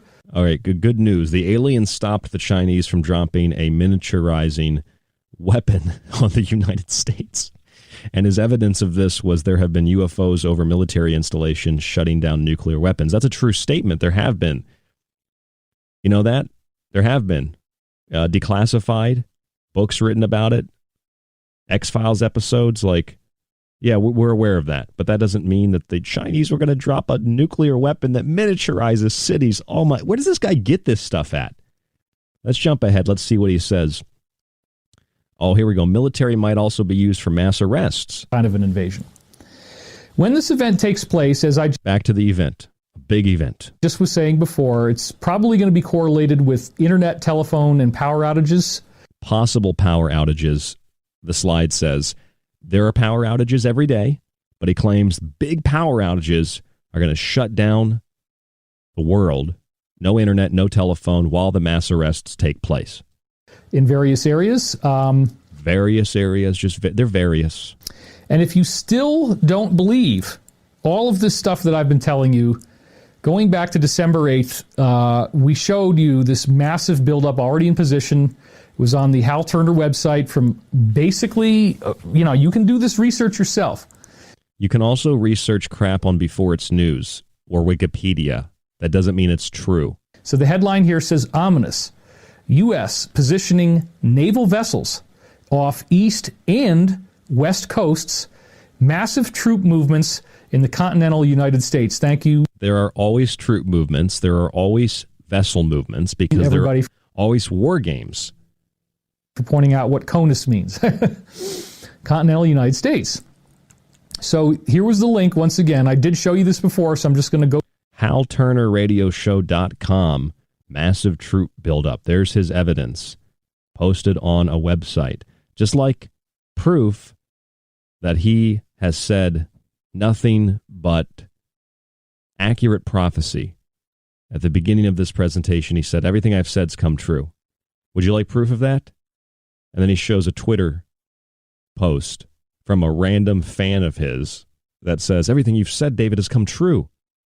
And I guess that's proof. He also said his book had 5-star ratings on Amazon. It has 4.7 stars, but he said it's a solid 5. Just little tiny discrepancies and lies like that. It seems hard to believe, but here it is. And I'm going to have to read this very carefully because I can't say everything. This guy has made $300 in the last couple of minutes in this video. Okay, and I'm going to have to do a lot of this kind of stuff. In fact, I might not even read all of it. I don't know. So he's going to read you some of the Lynn Wood tweets now. That's what he's going to read you. And he can't say names because he's afraid of getting blocked or banned on YouTube. He's going to speak in code. I believe Chief Justice John and a multitude of powerful individuals worldwide are being blackmailed in a horrendous scheme involving R&M, rape and murder, of children captured on you-know-what. Videotape. I have the key to the files containing the videos. I have also shared this information.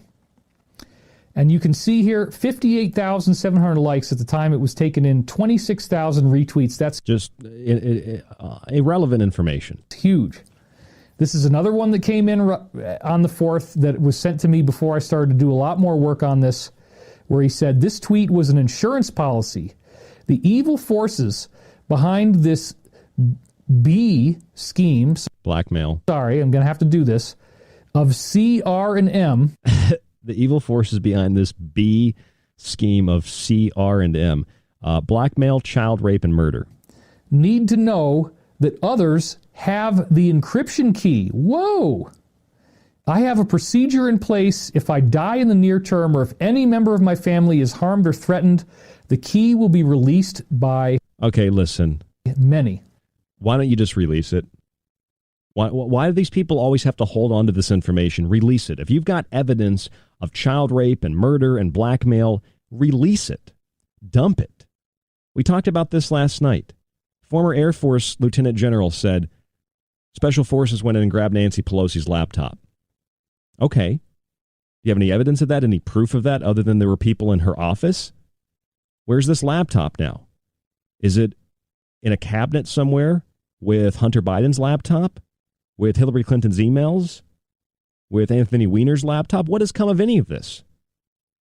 Weiner probably saw the harshest punishment. Nothing's happened to Hunter Biden. Nothing's happened to Hillary Clinton. This is all going on behind the scenes, though, right? There's an ankle monitor bracelet on Hillary Clinton or on her daughter. And John McCain was taken out by the alliance. And in the blue UFO, David Wilcox says in Hawaii, that was part of the battle between the alliance and the cabal. I guess one of Corey Good's blue chicken ships went down near Hawaii. I hope he's okay. Who believes this garbage? Like, is there anybody that sincerely believes it? Or is this just playing on people's hope? Their hope that things like this are going to happen. So he literally spends like, I don't know how much of this video, at least 30 minutes. If I skip ahead here. Oh, he's still going. That's 30, 40, like 40 minutes of the first 3-hour presentation is just literally reading tweets from Lin Wood. That's all that it is. Just reading tweets of Lin Wood. And he just keeps going. He just keeps going. I mean, from where did this start? Let's see where it started. It started somewhere back here around an hour 10. An hour 14. It's a half hour of reading Lin Wood tweets. And he's still reading them. His death. Still reading them. And then the very next one, or one of the ones right after. This is literally 40 plus minutes later into the video. He's literally read tweets for the last 40 minutes. For this, but same idea. Jeffrey Epstein, he won't say his name, used the same scheme.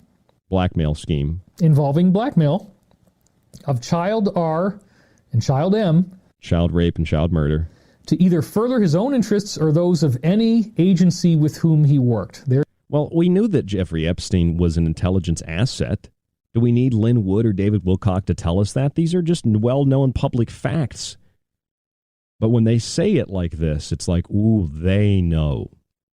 How does the Alliance have all this information? How does David Wilcock have all this information, but the average cabal member doesn't understand or know what's going on? I'm not taking the side of the cabal here. I just want to know why the cabal doesn't know what's happening. I want to know why David Wilcock is such a threat to stopping the child M and R and the B male. Why he is just impervious to censorship on YouTube. Why he's impervious to censorship on PayPal. Why can I still donate hundreds of dollars to this guy? Shouldn't he have been removed a while ago? From 1 hour and 14 minutes, we're now at 2 hours and 9 minutes. He's still reading Lin Wood tweets. He's literally being paid to read tweets. Literally. It's just unbelievable. This guy, it just keeps going. 2 hours and 14 minutes. 2 hours and 17 minutes. It just keeps going. How many tweets is this guy going to read? And I think he finally stopped. Yeah, he finally stopped at 2 hours and 20 minutes. This guy read Lin Wood tweets for an hour and 6 minutes. And he was paid what I would estimate to be hundreds, if not thousands of dollars to do that. If I just go find random things on Twitter and read them to you, will you pay me hundreds of dollars? This is how he makes his money, to pay for the fake teeth and to pay for the $40,000 crystals behind him. But then he tells you he has no money. So let's see how the video, wow, someone just donated 200, there's 20, there's another 20, a lot of money coming in. Let's see how he's going to end this video. Really fast and doesn't really do anything. Does it last 10 days? All this stuff, these are questions we don't really know the answers to. Because they're just made up in your head. But one of the most probable scenarios that we've heard many times is that through standard legal due process of whatever variety, somehow legally, we get some kind of results. And what do people call this? Hopium? That's exactly what it is. This is hopium. It's a drug. There is actually a flip, and the incumbent gets it for a second term. Okay, that could happen. Oh, it could happen. Well, anything could happen. But in about 10 days after the inauguration, we'll see, with the days after the inauguration, how much of what he's saying is not true. And yet people will still throw money at him, and he'll say the only reason it didn't happen was because we talked about it. Well, if that's the case, stop talking about it. The minute that the second term would be announced, the minute that there was a victory of that type, that's when everybody is expecting full-scale crazy stuff to start taking place in American cities. Bad stuff. Okay, really bad stuff. So now he's talking about bad stuff happening in American cities if the election is overturned. Well, I mean, yeah, that's going to happen either way. That's not really a prediction. That's just it's kind of based on what's happened in the last year. Yeah, that's going to happen. But here's the thing. At the end of this video, here's when he gives you the information you really need to know. All right, this is what you really need to know, folks. Gen kind of thing. But this is more important than nuclear weapons that miniaturize cities. You might not have radio. Well, you would have radio. So back to the slide real quick. There is certain equipment that has been recommended by the Alliance. Equipment recommended by the Alliance. That's literally what the slide says. All right, so the Alliance is recommending equipment for you to get when the power goes out, when the internet goes down, when your phones go down. Here's what the Alliance wants you to get. Well, you would have radio. So back to the slide real quick. There is certain equipment that has been recommended by the Alliance, and I was going to actually show it to you here. I don't actually have it in front of me. But anyway, we'll bring that out on another occasion, but let's just say right for now that the things that the Alliance has recommended, if you really, really want to be plugged in, okay, here we go. You should have a CB radio. That's one of the things they recommended, but more than anything is like a shortwave type of radio. So there's one called a Midland DB500. The Midland DB500, I have two of them now. You think he's getting paid to promote this? It's a little box that mounts in your car, and it has a little wire that comes off it and a little thing that you can hold on. It looks like what the cops would use. But see, I thought that this was like an EMP attack, right? I thought this was like an electromagnetic pulse, right? So wouldn't your car also go out? I don't know. Maybe. When I actually bought the Midland DB500... let's see how much a Midland DB500 costs. Midland DB500. Let's see how much this little radio set. Oh, he's talking about like the little two-way radios. That's like $25. There's $40, $30. There you go. You can get them on Amazon for $39.99. And when you order that, you can order one of his 4.7-star books as well, and get those both with Amazon Prime. Make sure you have those radios to communicate when the grid goes down. You have to mount it in a car, and it only has plugs to be mounted in a car. There's another one that looks like a little walkie-talkie, and it's called something like a Yaesu, Yaesu 6XR. And this is actually He keeps looking down, so he's reading all this from somewhere. And I want to know like why, if this guy's really truly concerned with the power going out and phones going down and there not being any internet, I'd like to know why he is sitting in a multi-million-dollar mansion. This looks like the one in Colorado. He's purchased $1 million log cabin. I'm not sure if he still owns it, had at one point owned $1 million+ home in Malibu on the mountaintop. And this guy has like enormous statues of feathers and goddesses and gods and crystals that look like, they're like the size of a person, just big, enormous crystals in his house. And he's collecting all this stuff and spending tens of millions of dollars of money he doesn't have, but he's afraid the power is going to go out and we're going to need to be mobile with walkie-talkies and we're going to be living like The Walking Dead or something. Well, why would he be accumulating all this stuff?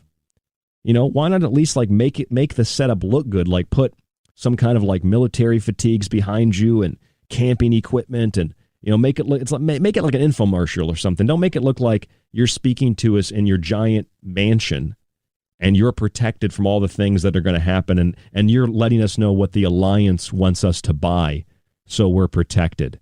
And then, oh my God, HS, his wife starts talking.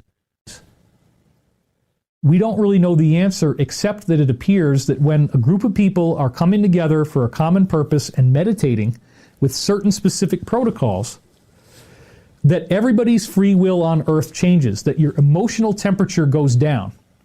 Think about what would happen if you're trapped in a room and the room starts to get really freaking hot and all the doors are locked and there's a crowd of people and they're trying to each other, and it all has to do with the fact that the room they're in is getting so freaking hot, the temperature is so high that they need to escape. They need to open the door and they need to get out. So if we meditate, I guess all the rapes are going to stop. That's what I'm getting out of this. But let's go to Elizabeth Wilcock, New Age guru, goddess, Amazonian warrior, priestess, princess extraordinaire.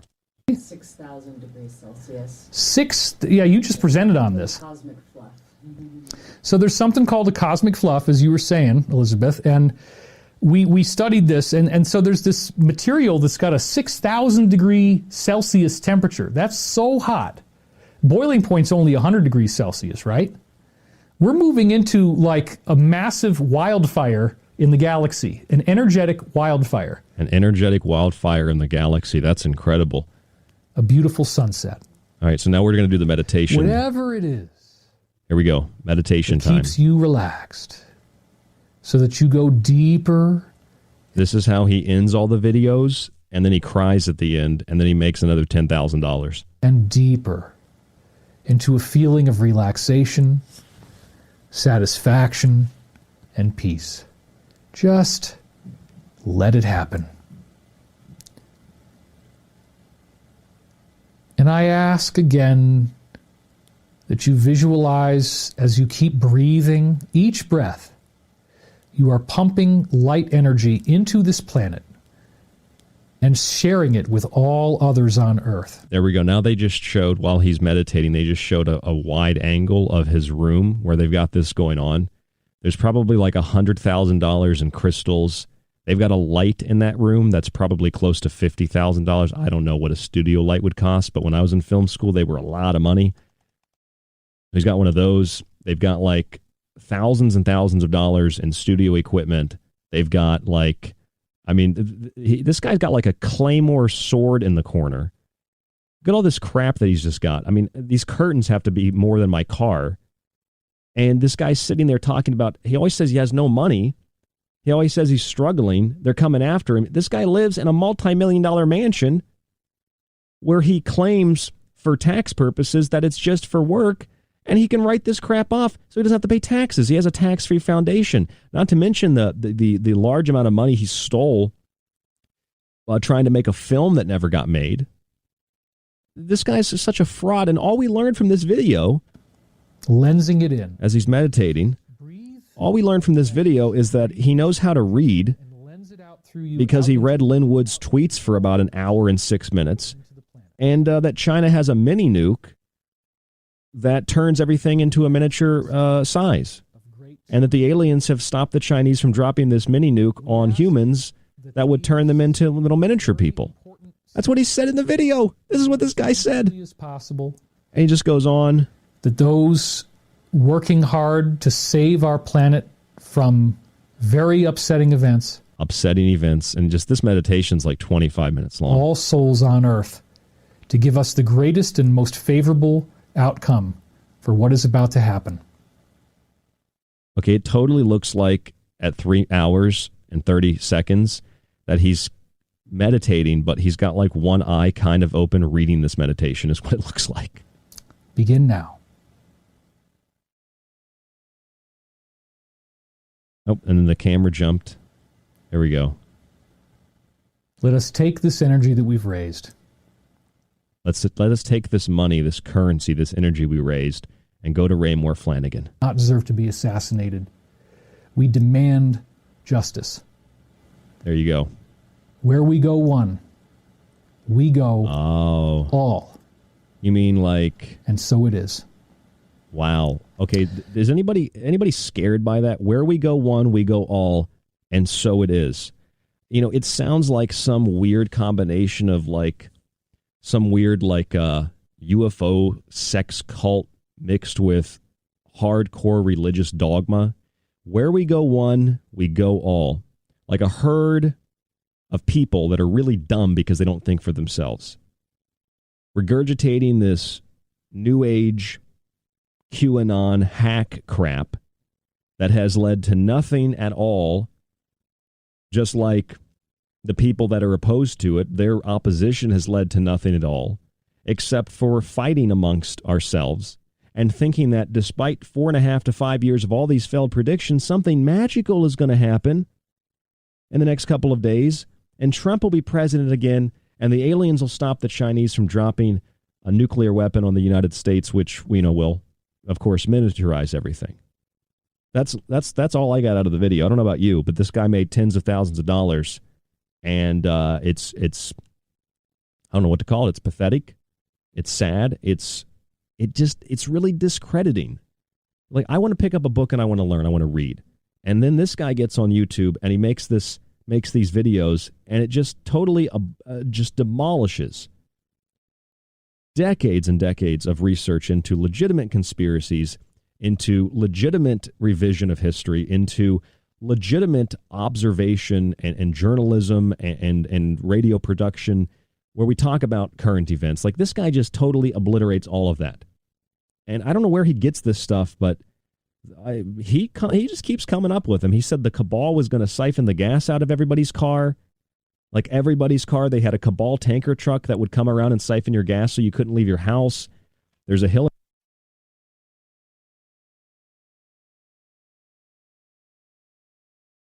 nuclear weapon or a mini nuclear weapon or some kind of nuclear weapon, and when that happens, nobody will die. It'll just miniaturize everything. Where does this guy get this stuff? rdgable@yahoo.com is the email. Contact us there if you'd like. I'm Ryan Gable. This is The Secret Teachings. If you'd like to support us, you can subscribe to the archive, get access to the montages, the shows, the books, everything. www.thesecretteachings.info, rdgable@yahoo.com, and facebook.com/The Secret Teachings. Thank you all for listening tonight. Stay safe, stay informed.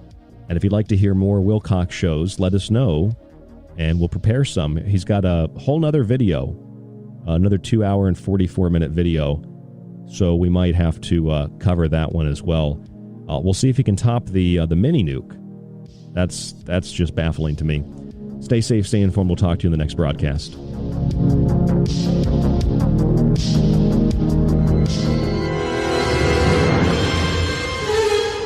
Time's up. Time may be up for tonight's broadcast of The Secret Teachings, but don't worry, you can still catch us Monday through Friday right here exclusively on the Fringe FM. You can also subscribe to the show and montage archive while grabbing my books at thesecretteachings.info. To get in contact with us, you can email the show at rdgable@yahoo.com. Stay tuned to KTLK Digital Broadcasting, the Fringe FM.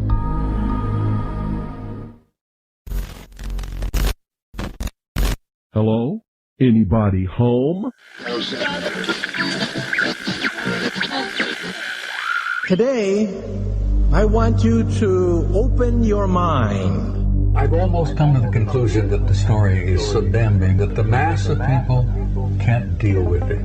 We are in process of developing a whole series of techniques to get people actually to love their servitude. We face a hostile ideology, global in scope, atheistic in character, ruthless in purpose, and insidious in method. For we are opposed around the world by a monolithic and ruthless conspiracy that relies primarily on covert means for expanding its sphere of influence. To change the minds and the attitudes and the beliefs of the people of the world, and especially the United States, to bring about one world socialist totalitarian government. The potential for the disastrous rise of misplaced power exists and will persist. It has patterned itself after every dictator who has ever planted the ripping imprint of a boot on the pages of history since the beginning of time. If you can get people to consent to the state of affairs in which they are living, then you have a much more easily controllable society than you would if you were relying wholly on clubs and firing squads and concentration camps.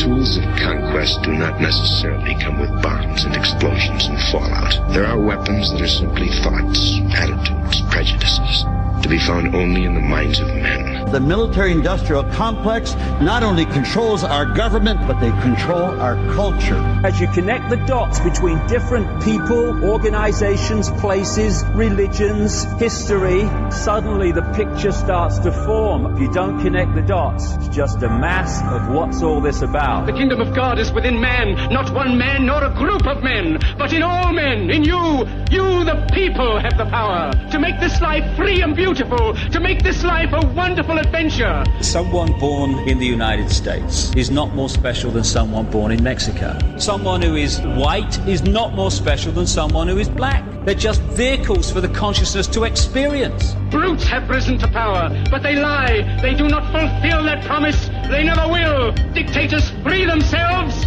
but they enslave the people. War is peace. Freedom is slavery. Ignorance is strength. They do not want your children to be educated. They do not want you to think too much. It was learned that the aliens had been and were then manipulating masses of people through secret societies, witchcraft, magic, the occult, and religion. They reach into our children in music, television, books. Prey on children's innocence. How can I disprove lies that are stamped with an official seal? So if you have the opportunity to stand next to one of these machines, it feels like an altar to an alien god. The Army Air Forces has announced that a flying disc has been found and is now in the possession of the Army. You can deny all the things I've seen, all the things I've discovered, but not for much longer, because too many others know what's happening out there. And no one, no government agency has jurisdiction over the truth. Any state, any entity, any ideology that fails to recognize the worth, the dignity, the rights of man, that state is obsolete. A case to be filed under M for Mankind in the Twilight Zone. It's about time some of you got acquainted with the real hard truth. Freedom is the privilege to be right. Freedom from the disasters of our mistakes. It's the heart that says, I will not acquiesce. Across the gulf of space, intellects, vast and cool and unsympathetic, regarded our planet with envious eyes. Perception is the key, and the heart is the solution. Heart perception will change everything.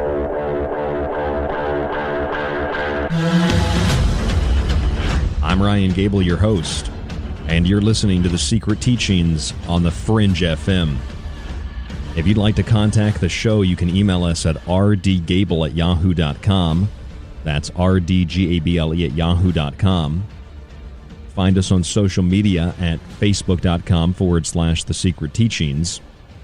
And check out the website at www.thesecretteachings.info for the full show archive, all of the montages, my books, and our top news section. That's at www.thesecretteachings.info. You've probably heard the phrase before that a person is smart, but a group of people, they're not so smart. They're panicky. They're dumb. That quote comes from the first Men in Black movie. Remember when Tommy Lee Jones was talking to Will Smith and said, a person is smart, but people are dumb, panicky. People are irrational, meaning that a group of people, the mob, is irrational. The mob doesn't really think. The mob just kind of moves wherever stimuli directs it. But an individual can think for themselves. An individual extracted from that mob may still succumb to mob mentality, to the faith of the overall mob ideology, but an individual can think for themselves. An individual can determine their future, can determine their path in life, but a group of people leaning off one another for a determination on what exactly reality is and what they should or shouldn't believe is a very dangerous, dangerous thing. And this subject is not a subject that can be ascribed to any kind of identifiable belief system. It doesn't need to be, I should say. In other words, I don't need to suggest that a person is smart and a group of people are dumb based on some political bias that I have or some religious bias that I have or any other bias that I have. Everybody has a bias. Like I have a bias. My bias is trying to find a way to look at things, whatever those things might be, as unbiasedly as possible.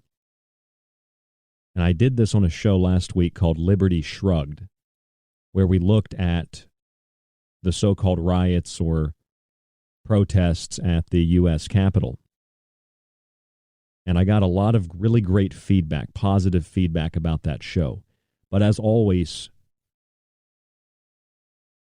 you get those people who think that you're taking some political stand on something.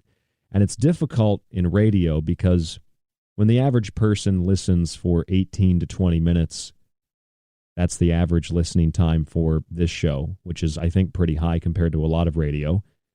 18 to 20 minutes, that's about a segment. You don't hear maybe the setup to that segment. You don't hear everything that has been said in that segment. You don't know where the host is coming from. you're making an immediate judgment based on what the host says, or in some cases, comments that are basically just jokes or they're sarcasm. And without thinking, people immediately address that sarcasm and they assign it some category, and that becomes the perception of the individual. And we do this all the time. We do this at work. We do this with family. We do this with friends. We're always looking for threats in our environment, threats that are ideological threats. And these ideological threats where perhaps at one point we could have a conversation about whatever it was that we disagreed with, what we disagreed on. We could debate it. We could have fun talking about it, and we could come to a better understanding of why the other person believes in what they believe in. A lot of times, you speak to somebody who you kind of maybe disagree with. If you actually open yourself and don't judge on the surface, at least, what that person is saying, you'll find that a lot of people you disagree with actually have a very similar point of view, a very similar viewpoint as yourself. Now, some people don't have any desire to have a conversation. That's fine. But I'm saying that there are some people you might feel you disagree with. I've experienced this time and time again, but you actually do agree with them when you continue to converse. So, at the risk of being considered and placed into a category of some political ideology, of some political side, which is really, really frustrating and irritating, I'm going to address tonight on the broadcast, using this, what I perceive as logic and a little bit of philosophy, to examine the extremes and the non-extremes in current political thought and the psychology of the mob and of the individual. And I'll give you an example of what I mean by this. What happened in Washington last week? There are some who might suggest that nothing happened. It was all staged. Nothing actually happened. The Capitol wasn't broken into, or people didn't storm the Capitol. And that's a great example to start us out. There are some who believe nothing actually happened. The whole thing was fake. Some people who believe that Washington, D.C. doesn't even exist. It's not a real place because they've never been there, right? Just like the Roman Colosseum doesn't exist because they've never been there. Oh, I've only seen pictures on TV. The Illuminati wants me to think that the world is much bigger than it really is, or it's smaller than it really is. You know, those kinds of attitudes. And that's fine. But then you go into the polar extremes in American politics or in any country's political system. And a lot of the rest of the world pays attention to what goes on in the United States of America, and rightfully so in many ways, I think. And so for the last 4.5 to 5 years, we've heard nothing but anti-Donald Trump sentiment. We've heard nothing but he's a racist. We've heard nothing but he's a sexist. We've heard nothing but he's a bigot. We've heard nothing but he's a xenophobe.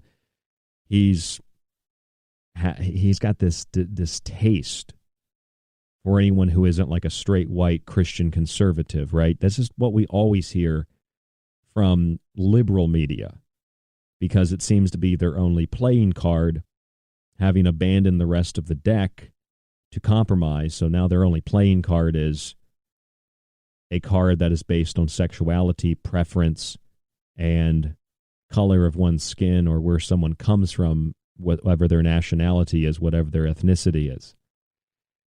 And so you have people in the last 4 to 5 years, and this is just an example. You can find endless examples of this throughout history, but you have people in the last 4 to 5 years who have been reabsorbed into the political system. And what I mean by that more specifically is there are people like myself who I came up as a Baptist Christian, and I didn't consider myself of a political side. I did take the stance of a libertarian at one point. And then I decided that I don't really have to be religious or political. I can just think for myself. And I think I was lucky that I was able to break the spell of those polar ideological cults. I feel very lucky that I was able to break that and to do it myself. One of the few things in life that I've done solely by myself that was such a big, big change in my life. I feel grateful to myself, and I think that's a positive thing. I don't think that's egotistical. I feel grateful to myself that I was able to do that and continue to move away from those cult ideologies. And so when I started to realize that the only reason that some people didn't like my radio show when I first began was because I would make commentary that was, I wouldn't call it anti, but it was critical of the Obama administration. And since the college where I did radio was a really liberal college, and Obama was friends with the president of this college, as far as I understood, Obama came to the college many times, people were very angry that I would make this commentary that I disagreed with what the president was doing, right? And so I would have people that made death threats to me. I would have people vandalized my car. It became such a liability to the radio station that security had to, for liability reasons, escort me to and from my car some mornings. I only did a show on the weekends. That's how bad it became, because people didn't like what was being said, and they thought that it was a conservative talk radio show, and it was like, nah, we talk about like aliens, 3 or 4 months or 3 or 4 weeks of every month, because we did a show once a week, so it was four shows a month. It's like 3 out of 4 shows are alien shows. So I don't know what you're talking about. This is a conservative radio show. But that's what people interpreted. Then there were other shows where I would talk more about the politics of the Bush administration and how I disagreed with the wars and the occupations of Iraq and Afghanistan. And that, of course, was met with applause from the liberal college because, yes, those conservatives were bad. Now, the conservatives who might have disagreed with me, who did like George Bush, I never got threats from them. Nobody ever threatened to kill me. Those were all threats from the blue side, let's call it. And so I started to learn that it was okay and acceptable under certain circumstances around certain groups of people to make comments, and other times it was not acceptable because those groups of people would act in a physically violent way towards me. Now, these were just my experiences. So as I learned about this, and I tried as best as I could to understand the ideological cult mentality of it, the psychology of it, I started to realize more and more, wow, I don't identify, I don't agree with, I don't stand with, I don't support any of these groups. And I found that the people that I could get along with best were people that were individuals. They were persons, because the person is smart. But the mob, the group of people, are dumb and irrational and panicky. And you learn that it doesn't really matter what the idea and what the faith is.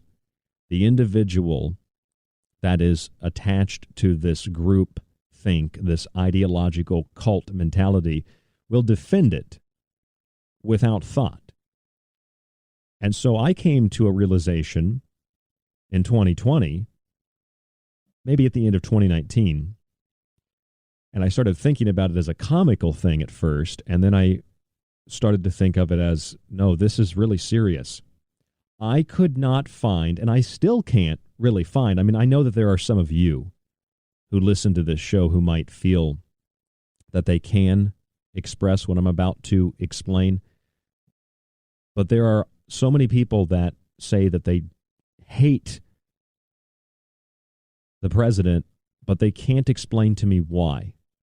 And I mean explain to me as an individual, not as a group, not citing sexism and racism and xenophobia. I mean explain to me as a person, as an individual, why. And likewise, I can't really find many people who can explain why they like the president. I can't find anybody that can really explain why they like him and why they are dismissing the racism and the sexism and the xenophobia type claims. You see what I mean? I can't really find individuals or groups of people that can explain why they hate or why they like Trump, in the same way that I really can't find Christians who can explain to me why they either love Judaism so much or hate Islam so much. It's just like, I'm a Christian, so we have to do good things for Jews and we have to smite the Muslims. And likewise, there are many Muslims, it's the same way. They can't find a Muslim that can explain to you why they don't hate Christianity, why they actually agree with Christianity, and why they dislike Judaism. And it's hard to find a conservative who can say, this is why I disagree with liberals. This is why I disagree with my own party. None of this is political. None of this is religious. But I can guarantee you in the last 18 minutes and 40 seconds, there are hundreds of people listening around the world, morning, noon, night, wherever you're listening, whenever you're listening, thinking this is some conservative talk radio show, or thinking this is some liberal-like talk radio show. And it's none of those things.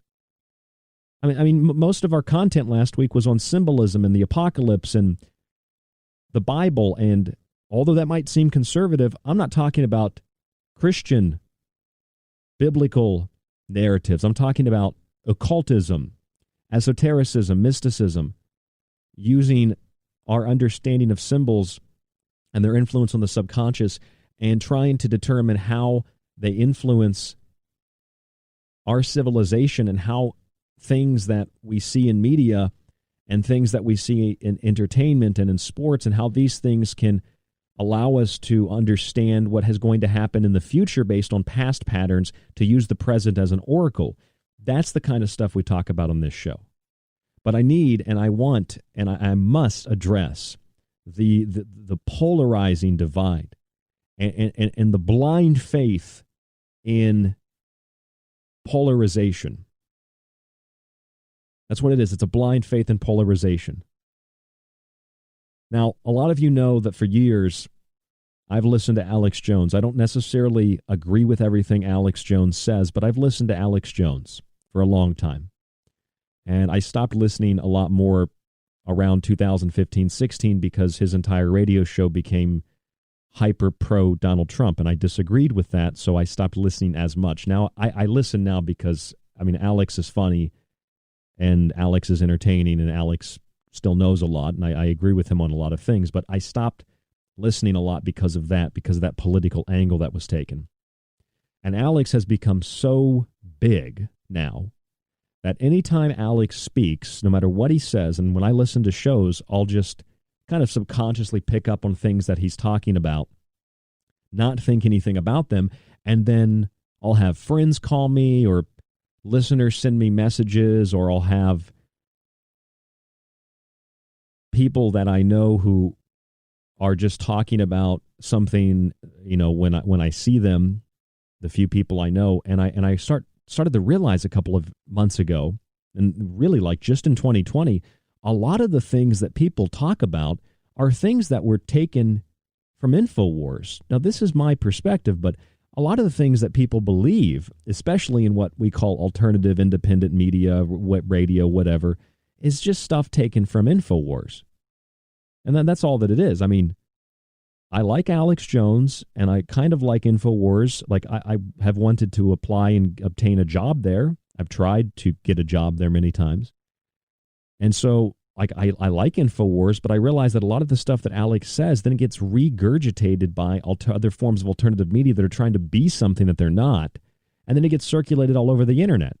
Like, for example, a top military officer, retired Air Force Lieutenant General Thomas McInerney, said that during this siege, or whatever they want to call it, riot, protest, etc., during this event, you saw the guy in Nancy Pelosi's office with his feet up. That during this event, some of the good guys, you know, the white hats, they grabbed Nancy Pelosi's laptop, and this is what's making her so frantic. And this is why just today they've introduced an article of impeachment against the president.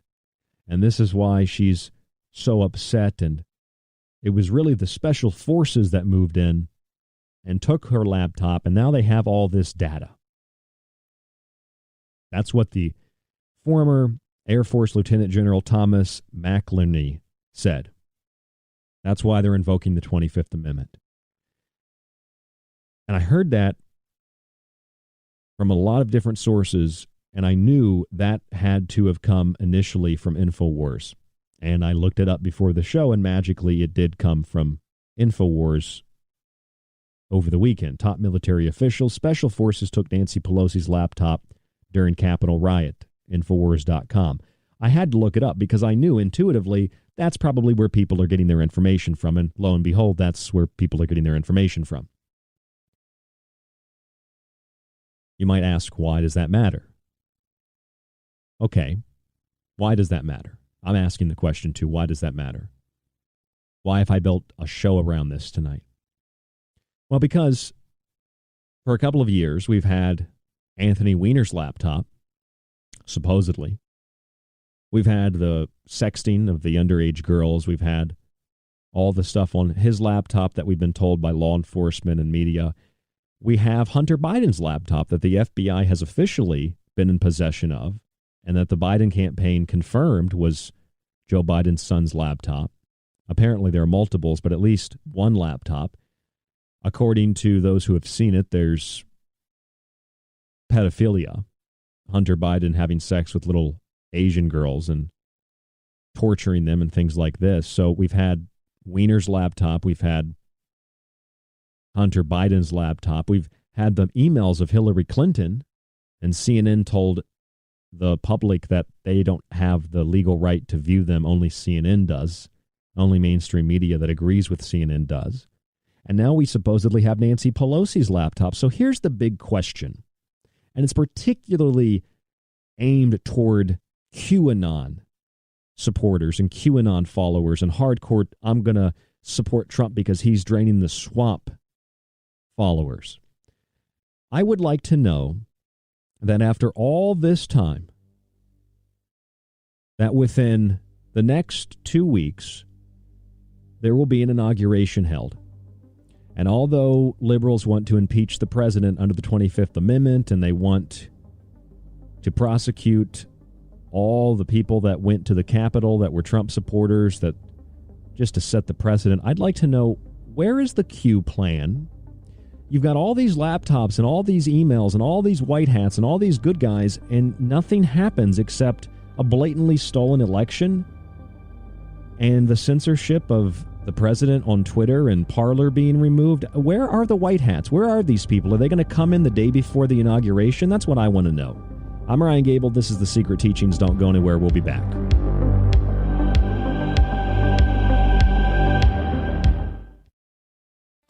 This is KTLK Digital Broadcasting, The Fringe FM.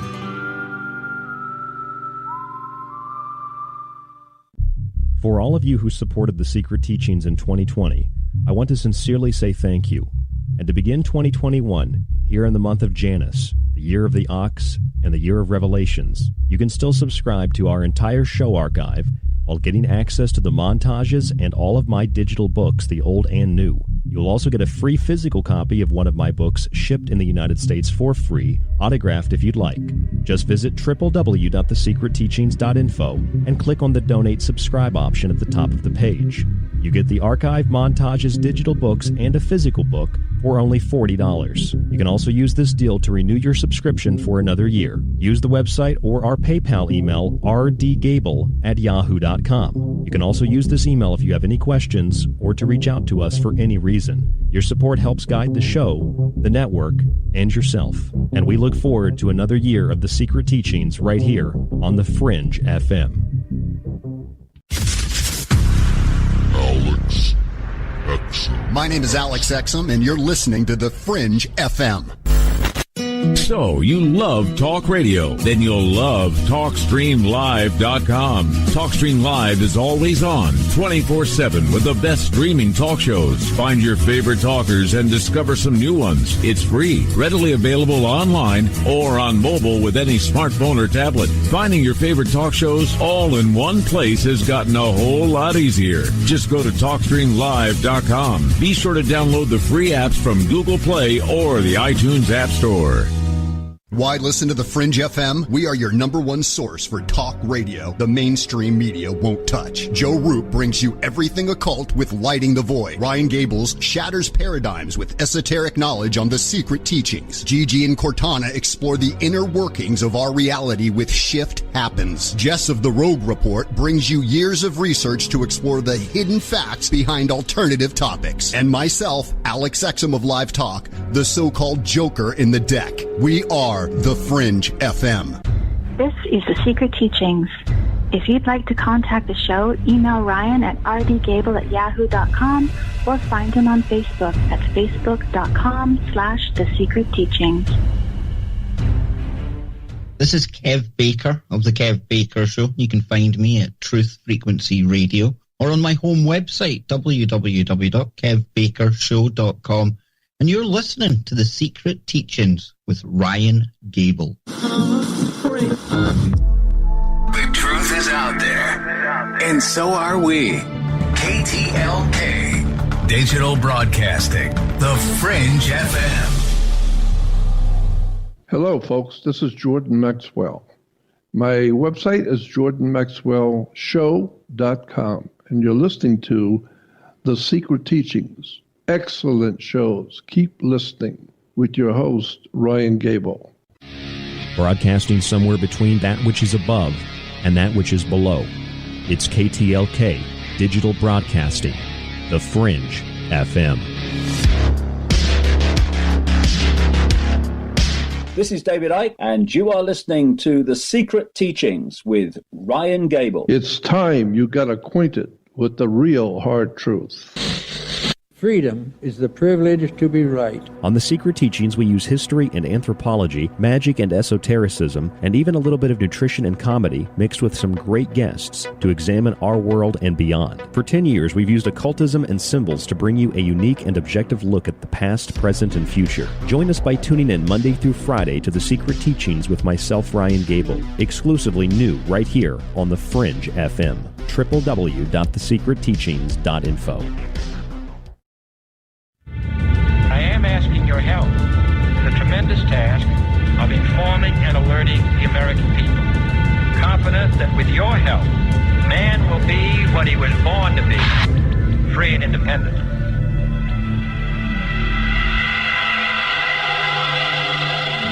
Humans, for the most part, don't have a clue. They don't want one or need one either. They're happy. But why the big secret? People are smart. They can handle it. The person is smart. People are dumb, panicky, dangerous animals, and you know it.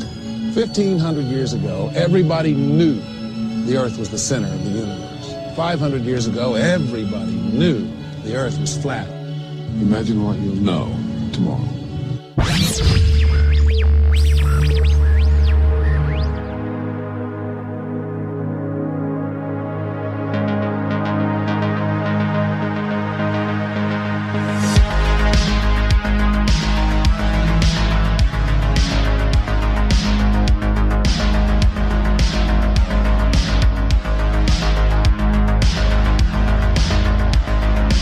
I'm your host, Ryan Gable, and you're tuned in to The Secret Teachings on the Fringe FM. You can check out thefringe.fm or just fringe.fm. Download the Fringe FM app for your Google device or your Apple device, both of which I think are dumb phones, not smartphones. And it looks like you won't be able to download Parler anymore. Looks like you won't be able to follow the president on any platform, as Twitter and others have moved to ban the president. It's incredible. I just had my friend Joey in West Virginia, my oldest friend, over 11 years. He sent me an article not too long ago, just a little bit ago, that said many of the Capitol protesters are now on the FBI's or the Department of Homeland Security, I guess it would be, no-fly list.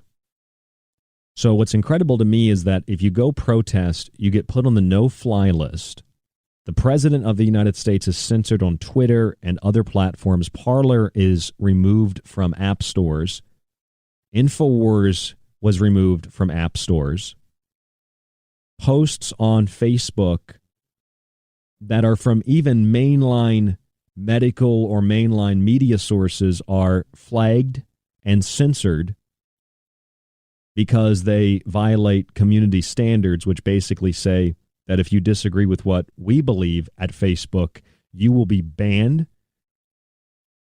And individual bans lead to mass bans and mass purgings.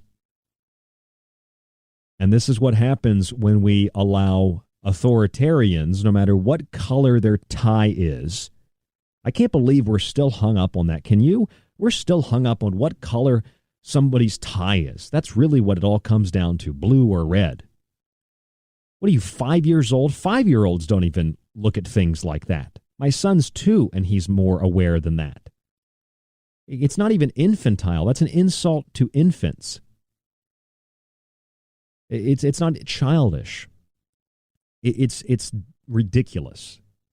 And just saying that, of course, people will interpret my words as being pro-conservative.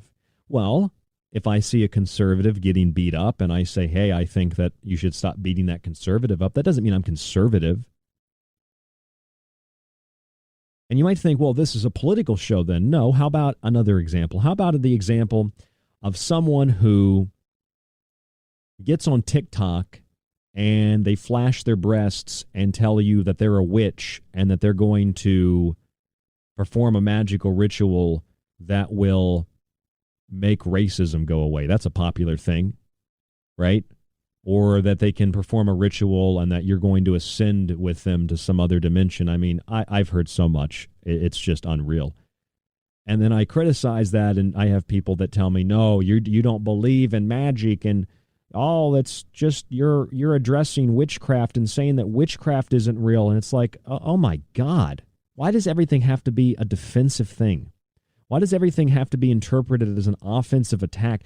What happened to just raw observation, which really ultimately is the scientific method, is just observation. That's all that it is. It's observation of patterns. That's what science really is. Science isn't the consensus. Science isn't what everybody believes. The truth isn't just what everybody believes. The truth is the truth, no matter if one person believes it or a million people believe it. Consensus is not science. I don't care how many people believe it. It's not science. Consensus is not a fact. Consensus is a mob.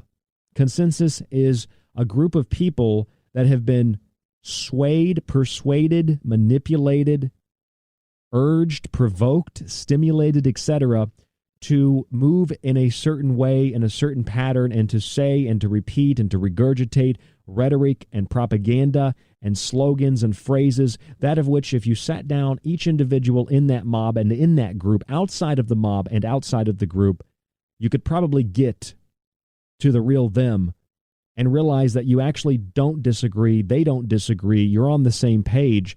They've just been swallowed up by hysteria. And that's all that we see around us in media. It's what we see out in public. It's hysteria. It's hysteria about everything. It's hysteria about politics. It's hysteria about health. It's hysteria about making sure that that person's exactly 6 feet away from you. That make sure that person has their mask on. Making sure that if that person looks like they might view the world from a red lens, that you censor and block them because, they're just violent conservatives. I mean, it's absolutely out of control. And it comes back to that moment where we can take a deep breath, that moment when we realize we don't have to pick sides in any debate, and that moment when we start asking questions like, maybe some of the hot button social issues are social issues by some standard, but we're asking the wrong questions. Maybe we're asking the wrong questions about abortion. Maybe we're asking the wrong questions about gay marriage. Maybe we're asking the wrong questions or we're focusing on the wrong things. Wrong is arbitrary, but maybe we should try approaching things from a different angle. Maybe we can learn that way. During this Capitol protest last week, I did a show on it called Liberty Shrugged. I tried to take as balanced of an approach as I could. And although I don't really think I have a viewpoint on whether it's condonable or not, that to me is kind of irrelevant. But it's an event that unless you just deny that anything happened because you read something online and you just don't believe anything in the world is happening, it's just nothing exists out of your apartment. Some people believe that, and that's okay. But you saw what happened at the Capitol in the United States, in Washington. And that's an event that we can all agree, yes, something happened, right? Something did happen there. The question then becomes, what happened there? And most of us get our information through media with headlines like this: 4 dead, 52 arrested, 14 police officers injured after pro-Trump rioters breach U.S. Capitol. FBI opens investigation. 4 dead at pro-Trump riot. Well, was it a riot? Was it a protest? Was it a campaign rally? What exactly was it? Because the article says thousands of rioters gathered at the National Mall to protest the election results. At a campaign-style rally about an hour before the mob broke through police lines at the Capitol, Trump had urged them to go to the building. This is ripe with fallacies, disingenuousness, inaccuracy, out of context details. Thousands of rioters gathered at the National Mall to protest the election results. Well, how could they be rioters that gathered to then protest? Rioters don't protest. Rioters riot. Rioters steal things. Rioters break windows and steal things out of businesses in cities because they supposedly support black people. They destroy small businesses. They burn buildings down. That's what a rioter does. But they're a rioter that then went to a protest. And then it says, at a rally, the mob broke out. So it's a rally, it's a mob, they're rioters and they're protesters. All those 4 words in 2 sentences in this article: 4 dead at pro-Trump event. 4 dead, pro-Trump rioters breach U.S. Capitol. Do you know how those 4 people died? Most of you do. I'm sure all of you do. 1 person was shot by the Capitol Police. 2 people had heart attacks. 1 person had a stroke.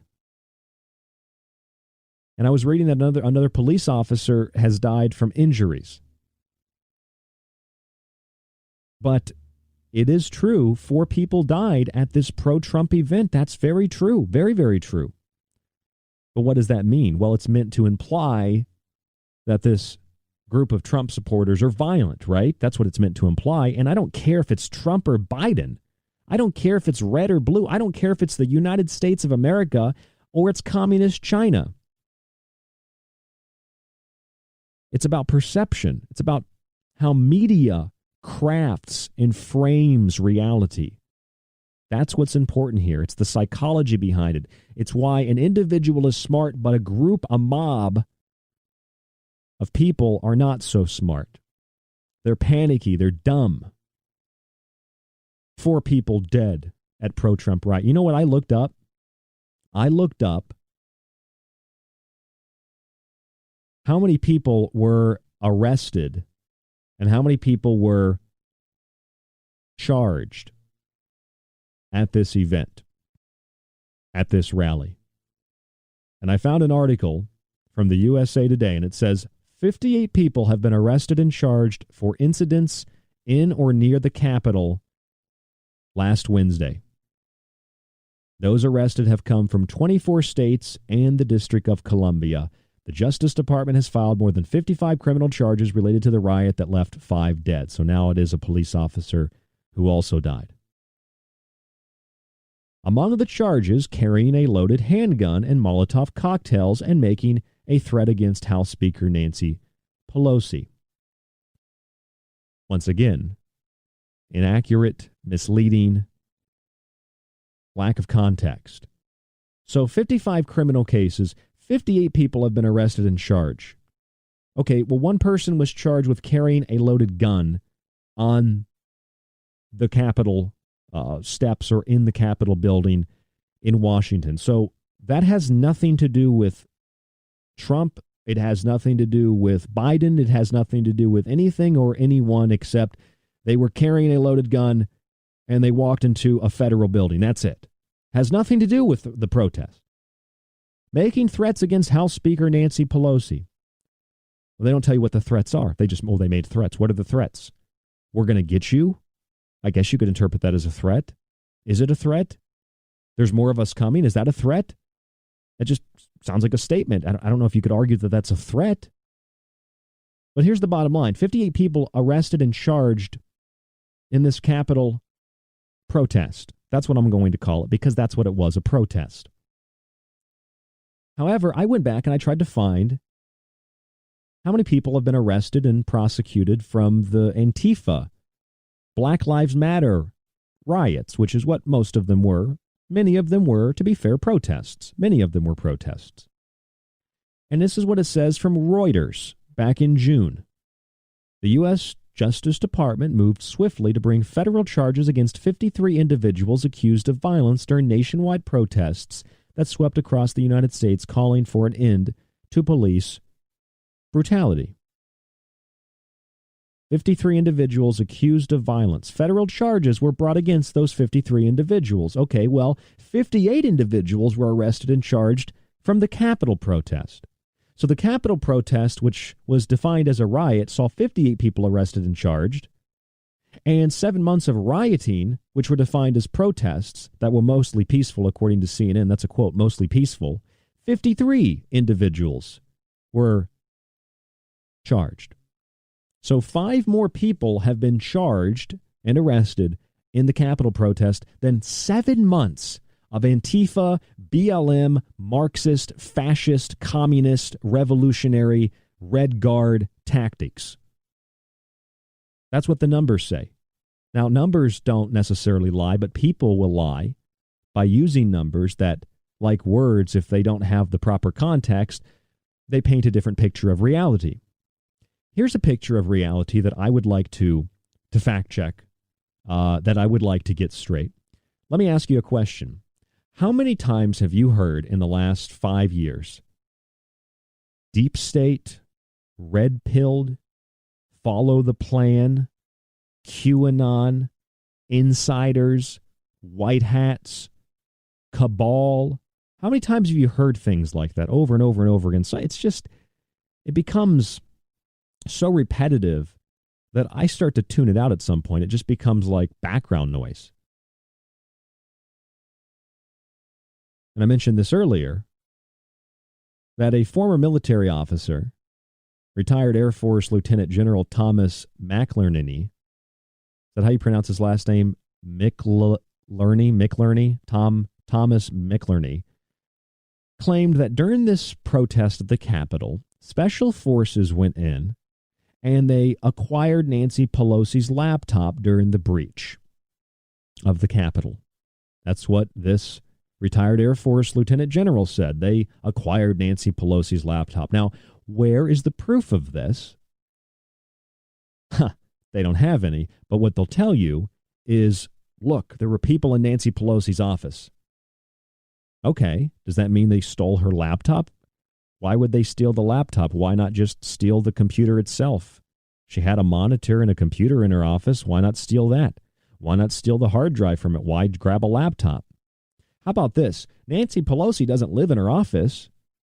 Congress, the Senate, they're not always there at the Capitol. So here's an idea.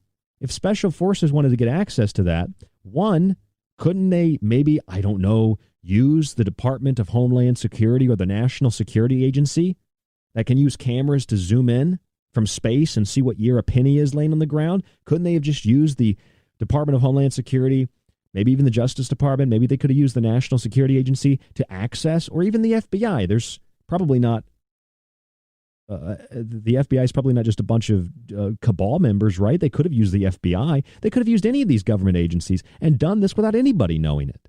But no, they did it with the whole world watching. They grabbed her laptop, right? They grabbed the laptop with the whole world watching and made sure she knew they grabbed her laptop. Does that make any sense at all to anybody when you think about it? Couldn't they have just like had somebody pose as a janitor in the Capitol, cleaning her office, and they just grab the laptop and dump it into the trash can that they're carting around? Maybe they could have done that. You're telling me the FBI couldn't have raided her office if they were really concerned? Oh, they can't use the FBI. They can't use the DHS. They can't use the NSA. They can't use these agencies. It's all deep state. They've got roots in the swamp. Really? That's what you think? So now consider this. They went through this elaborate event just to get Nancy Pelosi's laptop. Total nonsense. And I guess they're just going to put that into the storage bin with Anthony Weiner's laptop. And the storage bin with Hillary Clinton's emails. And the storage bin with Hunter Biden's laptop. I guess it just goes into the storage bin with all these other laptops and all these other hard drives and all these other emails. And we'll just forget about it and nothing will happen. Nothing will come of it. You know what came of Hillary Clinton's emails? You remember? Anybody remember what came of Hillary Clinton's emails? You might say nothing, and you'd be right to some extent. But no, a lot of things came out of Hillary Clinton's emails. Probably one of the most poorly developed, poorly promulgated conspiracy theories that I've ever heard in my life. Pizzagate. Total nonsense. Total joke. Because it was supported by non-existent phantom pillars, meaning that there was no support for it whatsoever, so it collapsed. And people laughed. And the collapse of Pizzagate allowed for the Boy Scouts of America and Jeffrey Epstein and John of God and Allison Mack and all the sex cults and all the horrible things that are done to children and the Finders Group and the documents that were released by the FBI even recently. We have seen all of that just get swallowed up in this black hole of Pizzagate. That's what came out of Hillary Clinton's emails. You know, unless you actually go through and read them and you read the things that she said, and then it's like, wait a minute. None of this stuff relates to what they call Pizzagate. None of this is like more what you've heard people talking about in regards to human child trafficking, what goes on with the Vatican and major corporations and private groups and private, facilities like Jeffrey Epstein having breeding facilities in New Mexico. That's the kind of stuff that was really in there if you want to extract it, not Pizzagate. That was a name to apply to something to discredit all of it. What came out of Anthony Weiner's laptop? Nothing. Maybe some harassed cops. Maybe some dead police. What came out of Hunter Biden's laptop? 5 minutes of Fox News coverage, and that's it? A couple Alex Jones shows, and that's it? What came out of that laptop? Virtually nothing. Nancy Pelosi's laptop is now taken by the special forces working against the deep state. Really? They waited until the Capitol got breached to grab this thing? You waited until like 10, 11 days before inauguration to grab this thing? I guess it's been 2 weeks as of last Wednesday. You waited to like 2 weeks before the inauguration? I mean, that's like being down in a basketball game, 15 points, and the other team's real exhausted, and you've got your starters on the bench, and you could put them in at any time, and they could just push for that comeback, and you're like, nah, I'm going to leave my starters on the bench. We're only down by maybe not even 15. We're down by 5 points. It's been like that for the last 6-7 minutes. We've only got a couple minutes left in the game. Let's not even try to come back. Let's just leave the starters on the bench. Just don't worry about it. You're waiting. This is what doesn't make any sense to me, okay? The QAnon people trusting the plan.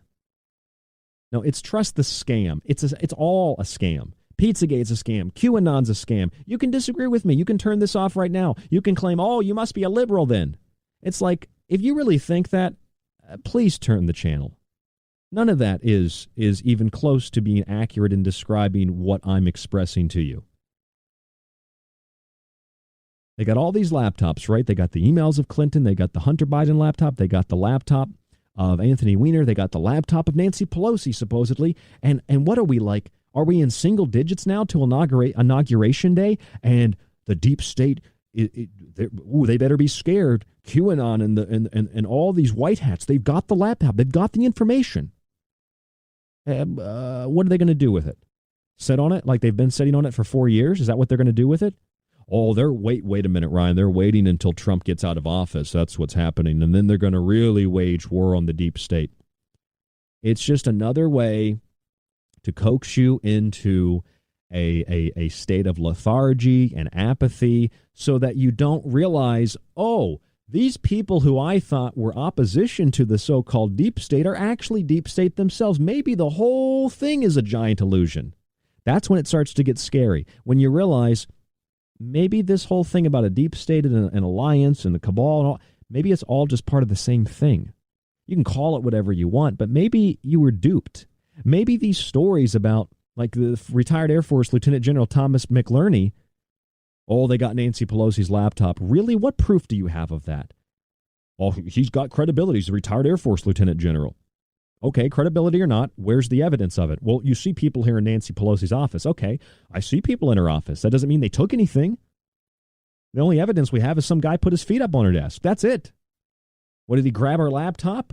Did he have her laptop in his hand? He had his arm behind his back and his feet up on her desk? You know? Or somebody threatened Nancy Pelosi and said there's more people coming, right? Because some guy wrote it on a manila folder and stuck it on her desk? And that couldn't have been staged? It wasn't even a threat. This whole thing, it's just the way that media spins it. And when you think media, maybe you think liberal media. Sure, it's very liberal media. Fox News is even hyper-liberal, or it's become that way. And then it's like you look at what we call alternative media, and you look at your alternative sources of information, and it's the same crap. You have been hearing for 5 years, increasingly in 4, 3, 2, 1, and now about a week and a half out from the inauguration, and nothing's been done with the laptops, nothing's been done with the papers and the emails. Nobody's been arrested, nobody's been indicted, the big name people, none of the cabal has been taken down as they tell us, none of the swamp has been drained as they tell us. What's happened? You've had 4 to 5 years of basically flower power. That's what it's been for the last 4 to 5 years. And yes, that's a reference to the 60s and what I would call the lethargy movement, to focus people's attention on drugs and sex and alcohol and carnal pleasure so that they don't protest government action, warfare, corruption. This time, the flower power is cultivating an environment where people are fighting against a fake corruption, fake warfare, to the level where it's theological dogma now. Heaven and hell, a better United States or a worse United States, heaven or hell. Trump is God, Biden is the devil, or anybody opposing Trump is the devil. And the little tiny minions like AOC, she's the demon, and Ted Cruz, he's one of the angels. And those of us who believe in the red, we are going to heaven. And those of you who believe in blue, you're going to hell. And the holy books and the texts written by conservatives, those, do not touch those. Those are holy, those are sacred, those are divine. But anything written by the Democrats, those are evil. It's theological dogma. It's social drama. It's meant to create and cultivate an attitude of apathy and lethargy so that you don't fight against the things that you actually have control of. You don't take personal responsibility, and you offload that responsibility on some mysterious figure. You offload that responsibility on a letter of the alphabet. And you listen to these people like retired Air Force Lieutenant General Thomas McLerney. Oh, they've got Nancy Pelosi's laptop. Oh, they got Anthony Weiner's laptop. Oh, they got Hunter Biden's laptop. And they do have Hunter Biden's laptop. But what is coming of this? Nothing. And let me paint a picture for you. Let me paint a picture. Let's say President Donald Trump doesn't get impeached. He runs for president in 4 years, and by some magical miracle, he's reelected in 4 years. You will have 4 years through the Biden-Harris, or should I say Harris-Biden administration, 4 years of people telling you that the deep state is going to be taken down soon. They're working still behind the scenes to do it. Really? Let me tell you something else.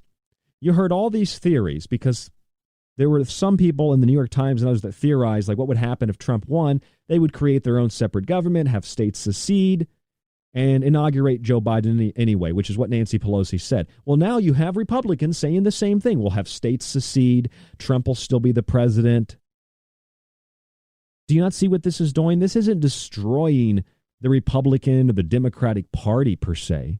This is destroying the foundation of the U.S. Republic. It's destroying people's faith in actual democracy as part of the process to maintain the Republic. It's destroying people's faith in true freedom of speech and expression, of thought, of congregation, of religious worship, of self-defense, of privacy. That's what it's destroying people's faith in. It's destroying people's faith in what we call human rights. Because what happens next, and what you're watching before your eyes, with people being restricted from flying, not just because they don't have a mask or a vaccine, but because they decided to protest at the Capitol, and people that are banned from social media for expressing opinions that are even supported by professionals and experts, and the President of the United States being banned off of Twitter. You know what comes next? I hope you know what comes next. I hope you've read enough history to understand what comes next. It'll proceed down this route. And those of us who otherwise might resist are going to be gobbled up in that black hole of QAnon nonsense, what I call QAnonsense. That black hole of misleading information that'll prevent you from protesting against what you should be protesting against. It'll prevent you from realizing what's really going on. Maybe it's time to realize all of it was a giant hoax. Every little bit of it. I don't care who's involved and who's responsible, but it's one big hoax. And we've all been fooled, those of us who bought into it. I'm Ryan Gable. This is The Secret Teachings. There's more after this. A person is smart, but people are dumb and irrational. This is The Secret Teachings on the Fringe FM. Don't go anywhere.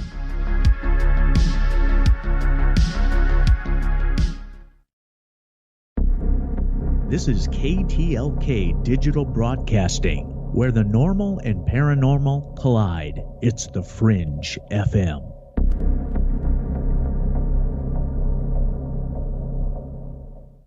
You are listening to The Secret Teachings.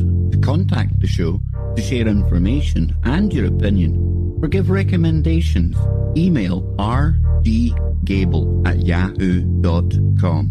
Visit the Facebook page, facebook.com/The Secret Teachings, or visit the website at www.thesecretteachings.info. Do you like The Secret Teachings and Ryan's passionately balanced approach to subjects from food and health to the entertainment industry and the occult? Then check out Ryan's books, available in PDF and softcover with free shipping in the United States. For a practical, balanced, and unique look at the food industry, vaccinations, the theories of disease, and geoengineering, grab a copy of Food Philosophy. For a deeper look into artificial intelligence, U.F.O cults, black goo, and pacts made with the devil in the music and entertainment industry, have a look at the technological elixir.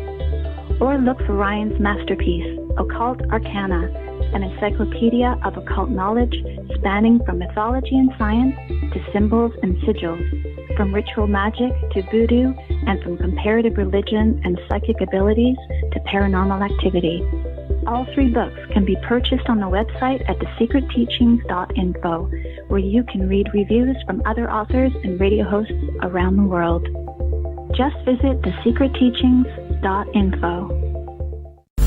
Why listen to the Fringe FM? We are your number one source for talk radio the mainstream media won't touch. Joe Roop brings you everything occult with Lighting the Void. Ryan Gables shatters paradigms with esoteric knowledge on the secret teachings. Gigi and Cortana explore the inner workings of our reality with Shift Happens. Jess of the Rogue Report brings you years of research to explore the hidden facts behind alternative topics. And myself, Alex Exum of Live Talk, the so-called Joker in the deck. We are the Fringe FM.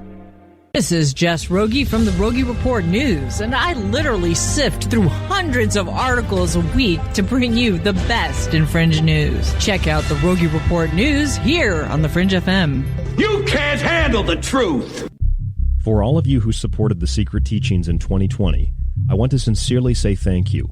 And to begin 2021, here in the month of Janus, the year of the Ox, and the year of Revelations, you can still subscribe to our entire show archive while getting access to the montages and all of my digital books, the old and new. You'll also get a free physical copy of one of my books shipped in the United States for free, autographed if you'd like. Just visit www.thesecretteachings.info and click on the Donate Subscribe option at the top of the page. You get the archive, montages, digital books, and a physical book for only $40. You can also use this deal to renew your subscription for another year. Use the website or our PayPal email, rdgable@yahoo.com. You can also use this email if you have any questions or to reach out to us for any reason. Your support helps guide the show, the network, and yourself. And we look forward to another year of the Secret Teachings right here on the Fringe FM.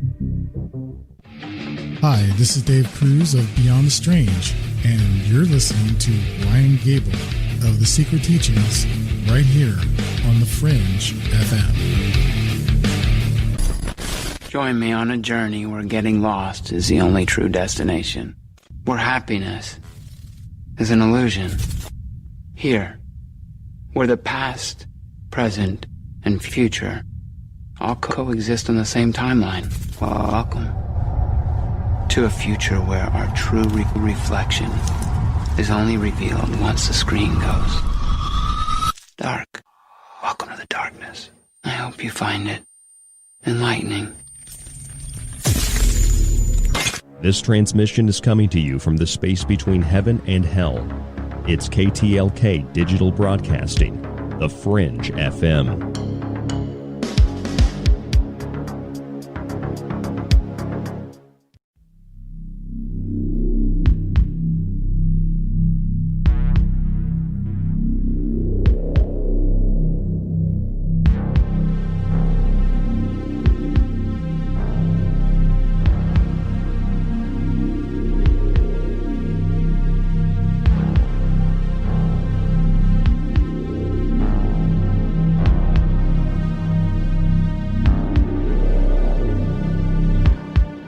I'm Ryan Gable, and this is The Secret Teachings on the Fringe FM.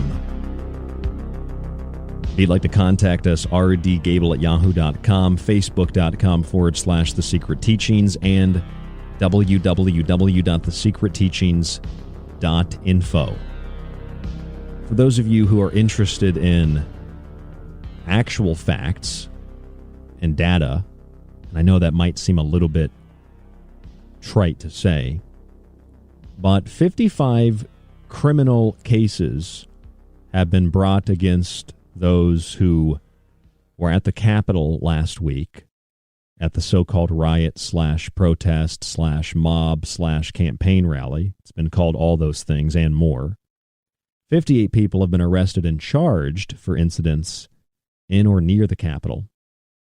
Some of those criminal cases include carrying a loaded gun into the Capitol.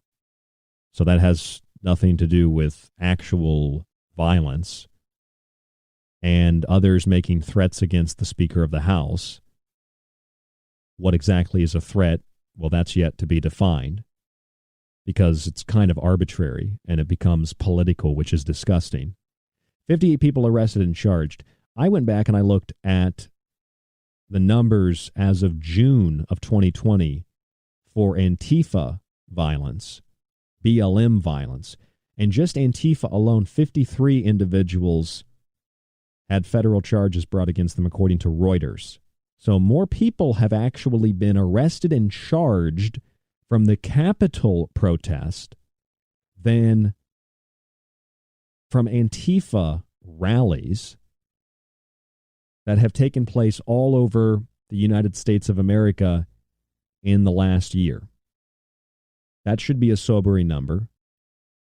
And it should tell us that, contrary to what media has presented to us as reality, is once again framed in the narrative that is beneficial and supportive of a biased political viewpoint, which has nothing to do with the political viewpoints of the United States of America, but the political viewpoints of extremist, authoritarian foreign regimes and foreign governments that have infiltrated and that sponsor our media. One of the first articles I read after the Capitol riot / protest / whatever it was, and I'll keep saying that over and over again because we can't come to a determination what it is, except when we try to compare it to BLM or Antifa, they tell us that's not right because BLM and Antifa were peaceful, although officially several dozen people were prosecuted and, several dozen people were shot and many people were killed over the last year as a result of that violence. And so what we're told is how China feels. That was one of the first articles I read, how China feels about the protest. Who cares what China says? Why does the media care what China says? One of the first articles I read after New Year's Eve, New Year's Day, one of the first articles I saw was, if you wore a mask and social distance, you could be celebrating the new year just like residents in Wuhan, China. They don't have any masks and no social distancing, and they're all just partying. Well, we don't really know what's going on in Wuhan, China, whether they're supposed to be locked down because of a virus or set free because they followed orders of the government. I don't know what's going on there, but it's all about China. Why is it about China? Why do we care what China thinks about the riots or the protests? Why do we care what China thinks about anything? China is adversarial. The only reason that there isn't hot war between the U.S. and China is because there's too much money involved.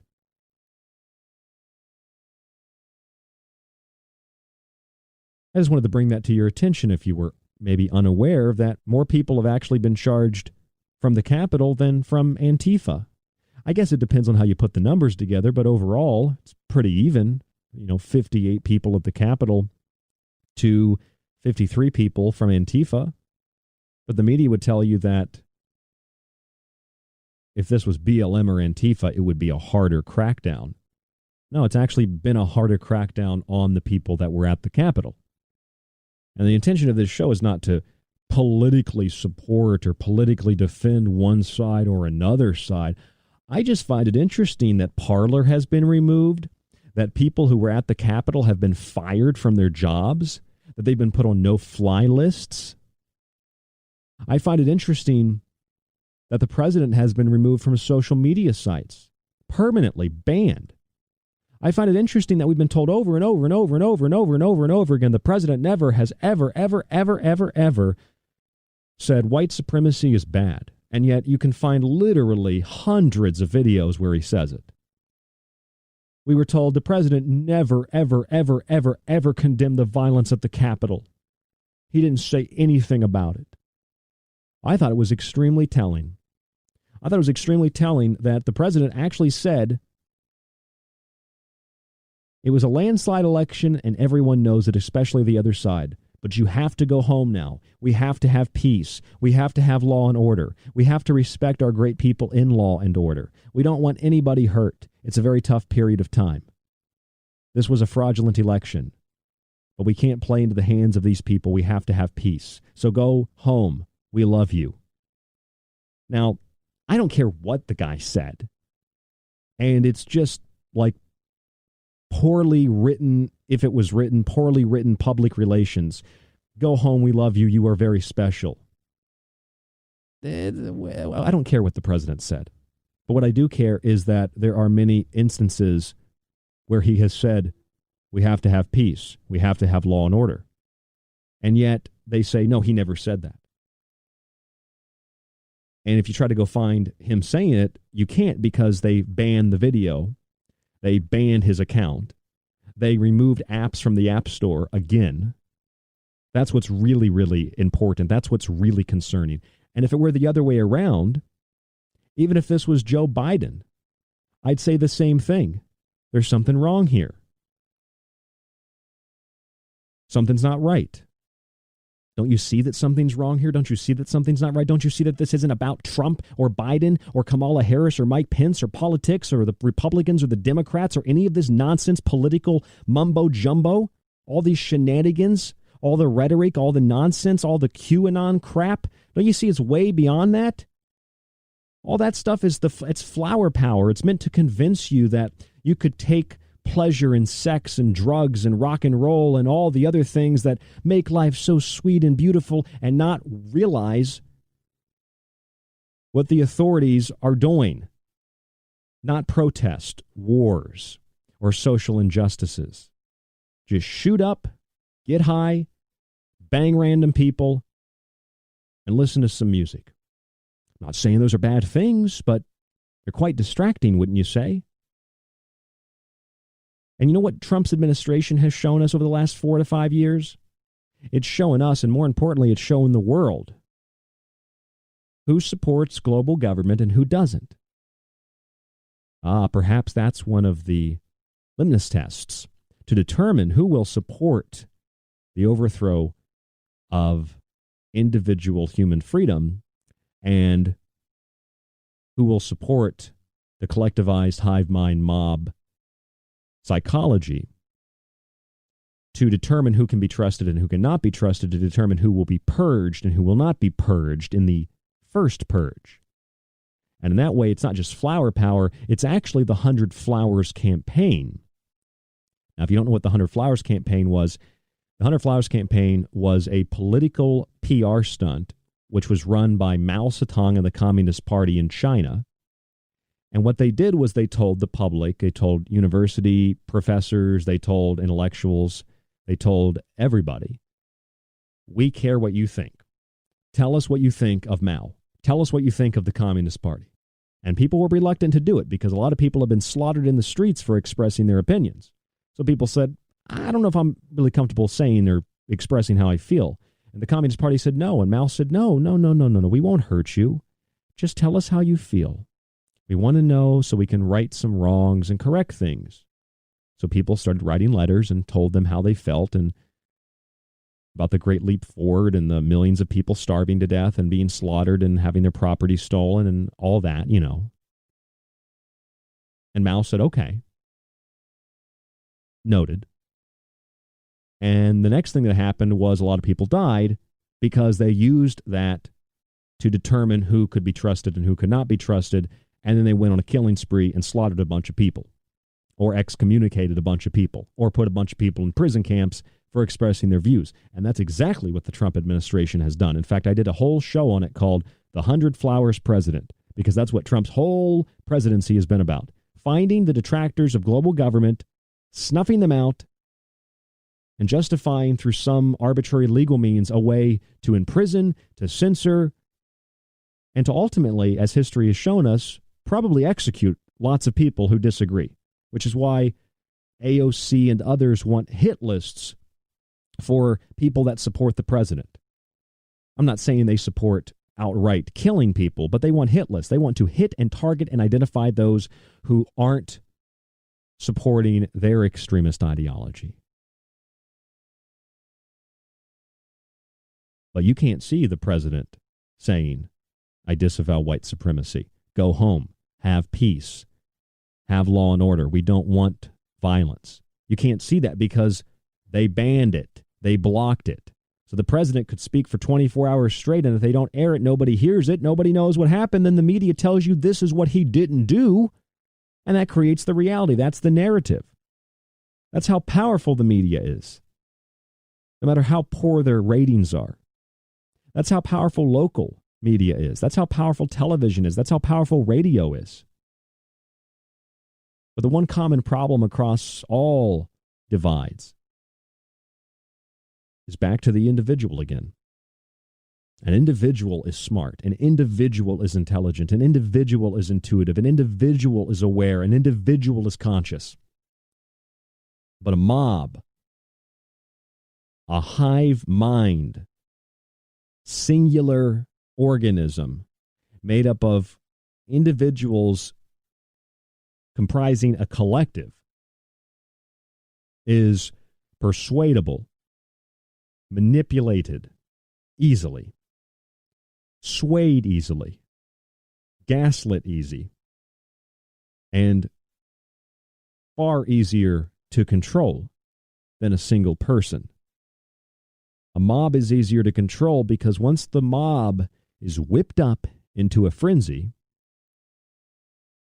the mob moves as a singular organism, and it can be brought to destroy or wreak havoc wherever it is moved. And then other mobs can be created, and they can be strategically placed in major cities, and they can be told as part of some greater cause to go and to riot and to rip down statues and to break windows. And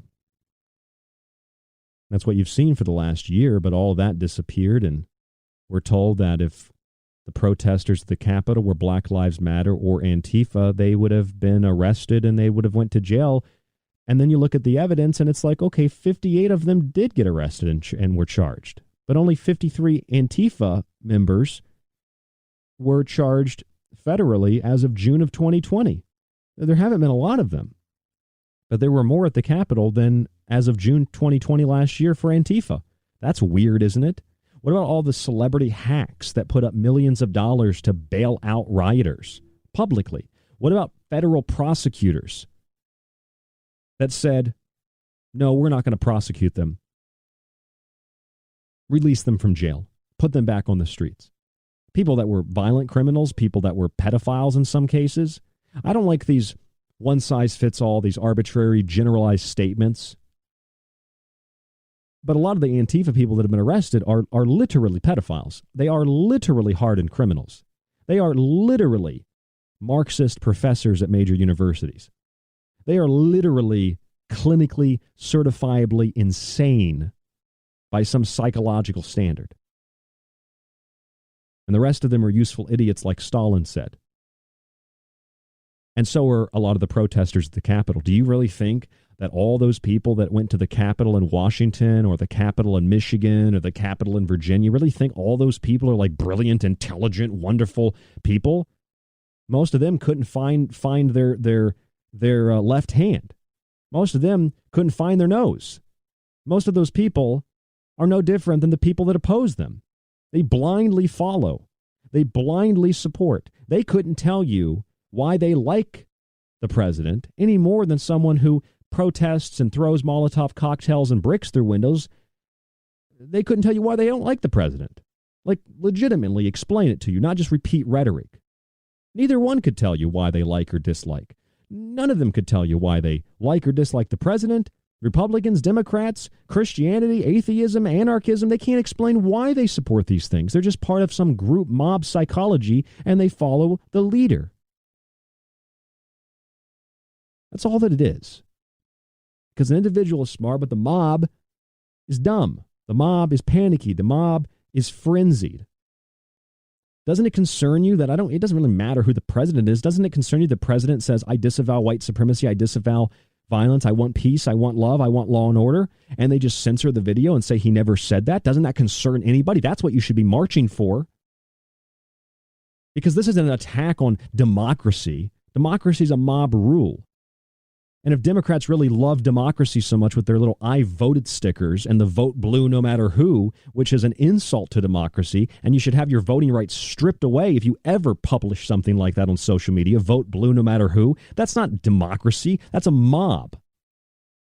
Which is the worst case in democracy if it's not supported by a republic. That's the point of Republican democratic governments, to have a democratic form of government that supports the republic, that supports the rule of law for all people, no matter who they are, where they come from, what they look like, what they believe, what they think, what their preferences are sexually. And that's what this is really a war on, isn't it? It's a war on that word that's used so frequently and so, I think, inaccurately and incorrectly and out of context and very disingenuous a lot of the time. It's a war on freedom. It's a war on ultimately human beings, free thought, free religious expression, the free dissemination of opinion, the free and open communication to pass information along, to congregate, to be secure in your privacy, to not be overrun by out-of-control bureaucracies and red tape and government authoritarianism. It's an attack on all that. And it affects you no matter if you're red or blue. It affects you whether or not you were in an Antifa rally, or you were in a Stop the Steal rally, or you were sitting at home condemning both or condoning both, or condoning one and condemning the other, and vice versa. It concerns all of us, because we're all losing as a result of that. And all the people that were like, well, Biden's going to set up his own government and they're going to have states secede if President Trump wins. And now Republicans are saying the same thing. There's going to be Trump in charge after the fact, and he's going to be running the real government, and we're going to have some states secede. It's the same thing on both sides. Are you serious? Both sides, as far as I'm concerned, have committed treason. Both sides have violated the rule of law. Both sides should be imprisoned. And I'm speaking generally here, of course. By sides, I mean both ideologies are in violation of the rule of law. Both ideologies are cult-like. Both ideologies are extreme. And you know who gets left alone?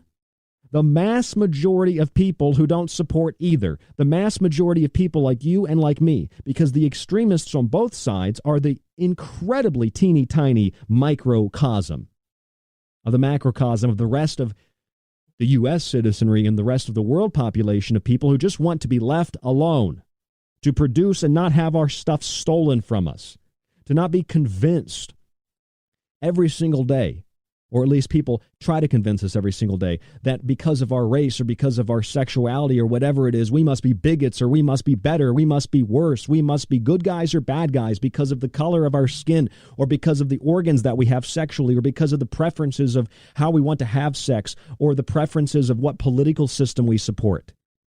Do you understand that all of that, the people that are trying to convince us of those things, or trying to convince us that they're not those things, those are the people that are bigots. Those are the people that are nasty. Those are the people that make life more difficult. Those are the people that truly discriminate. And the people that can't describe why they believe something except for repeating the rhetoric that's been heard over and over and over again. These are the people that make it more difficult to understand, to think, to expand consciousness, to expand awareness. This is what makes it more difficult to figure out what the hell is going on about any particular subject, because we have people that blindly believe anything that they hear. A person is smart. A mob, a group, is irrational, is dumb, is frantic. Step out of the mob. When you do, you realize that you can think for yourself. You don't have to support. You don't have to wage offensive action against the opposition. You can be a free, sovereign thinker. That's how real, true, neutral change occurs. If not, then you're supporting cult ideologies. It just makes things a lot worse. I'm Ryan Gable. This is The Secret Teachings. More after this. Don't go anywhere. Right here on the Fringe FM.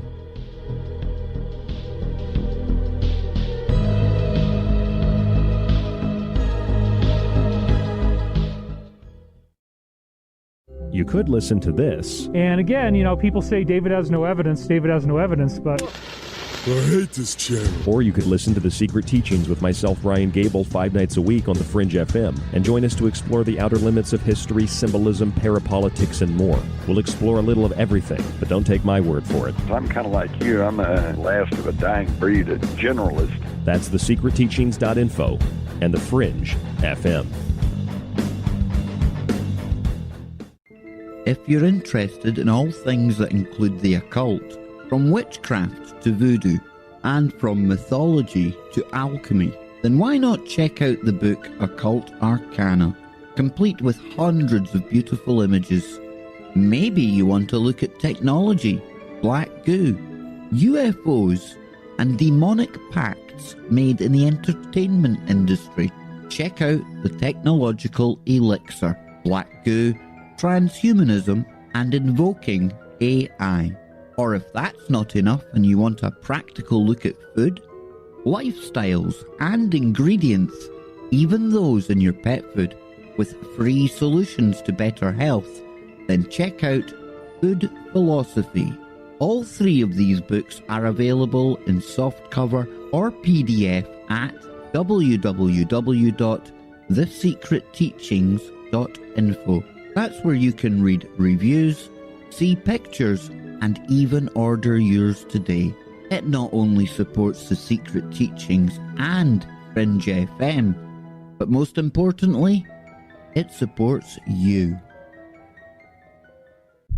For all of you who supported The Secret Teachings in 2020, I want to sincerely say thank you.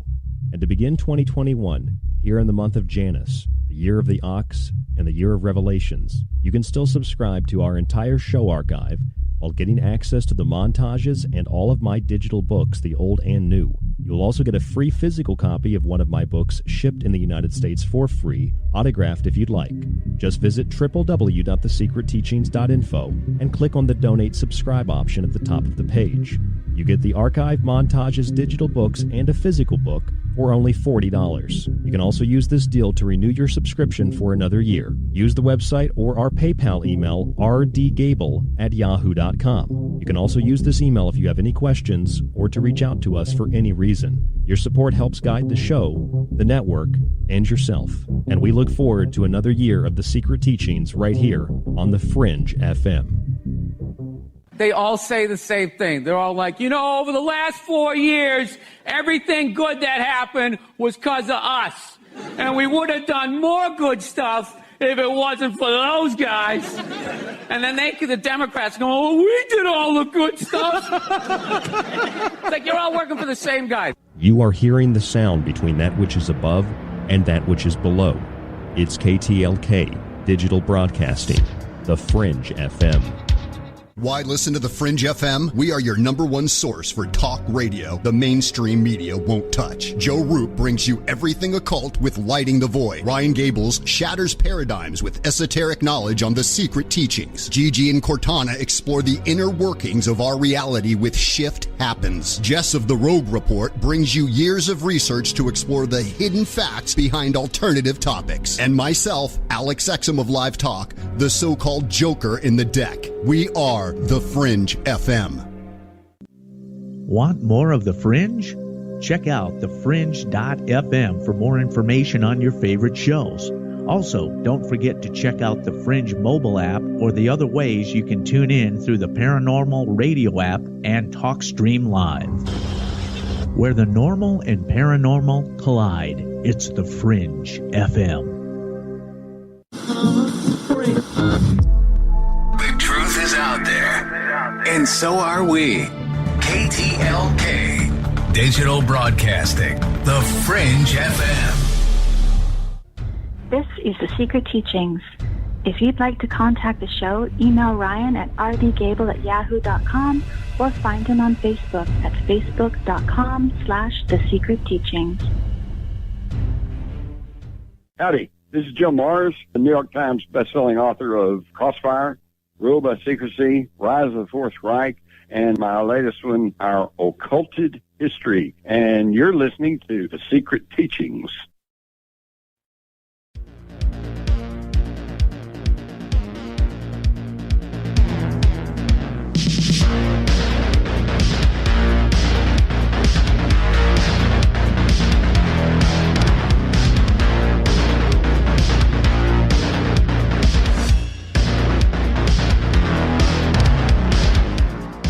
An individual person can be reasoned with, but a mob can only be avoided. Blind faith and rhetoric-based collective ideologies is incredibly volatile. It's incredibly dangerous. I was thinking of the flower power movement of the 1960s and 1970s, which is based on the passive resistance and nonviolence of protesters who were predominantly opposed to the Vietnam War, and how this movement has been recreated in the QAnon group, or the QAnon movement, which is more of a watch and wait form of passive resistance and nonviolence, a following of the plan, a plan that never, ever, ever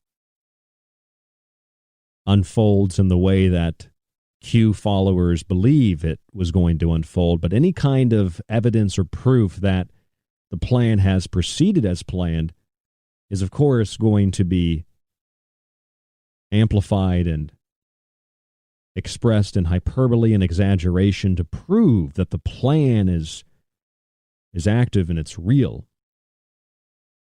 I think QAnon is the 21st century version of flower power, except flower power was about passive resistance and nonviolence to the war in Vietnam, whereas QAnon is passive resistance and nonviolence, although some people associate it with violence, to,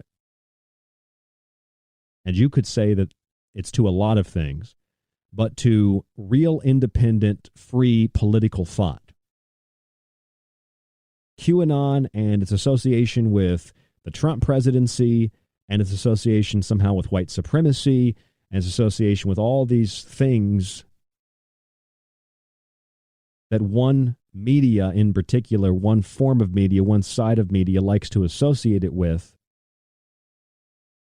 shows us what an incredible tool not only QAnon has been for the opposition that it supposedly fights against. And in other words, QAnon has actually been one of the biggest supporters of the cabal or the deep state. It's been one of the biggest defenders of the cabal or the deep state, because it has done nothing but cultivate passive resistance and nonviolence against that so-called deep state or that so-called cabal. It's done nothing but hold people back, even in thought.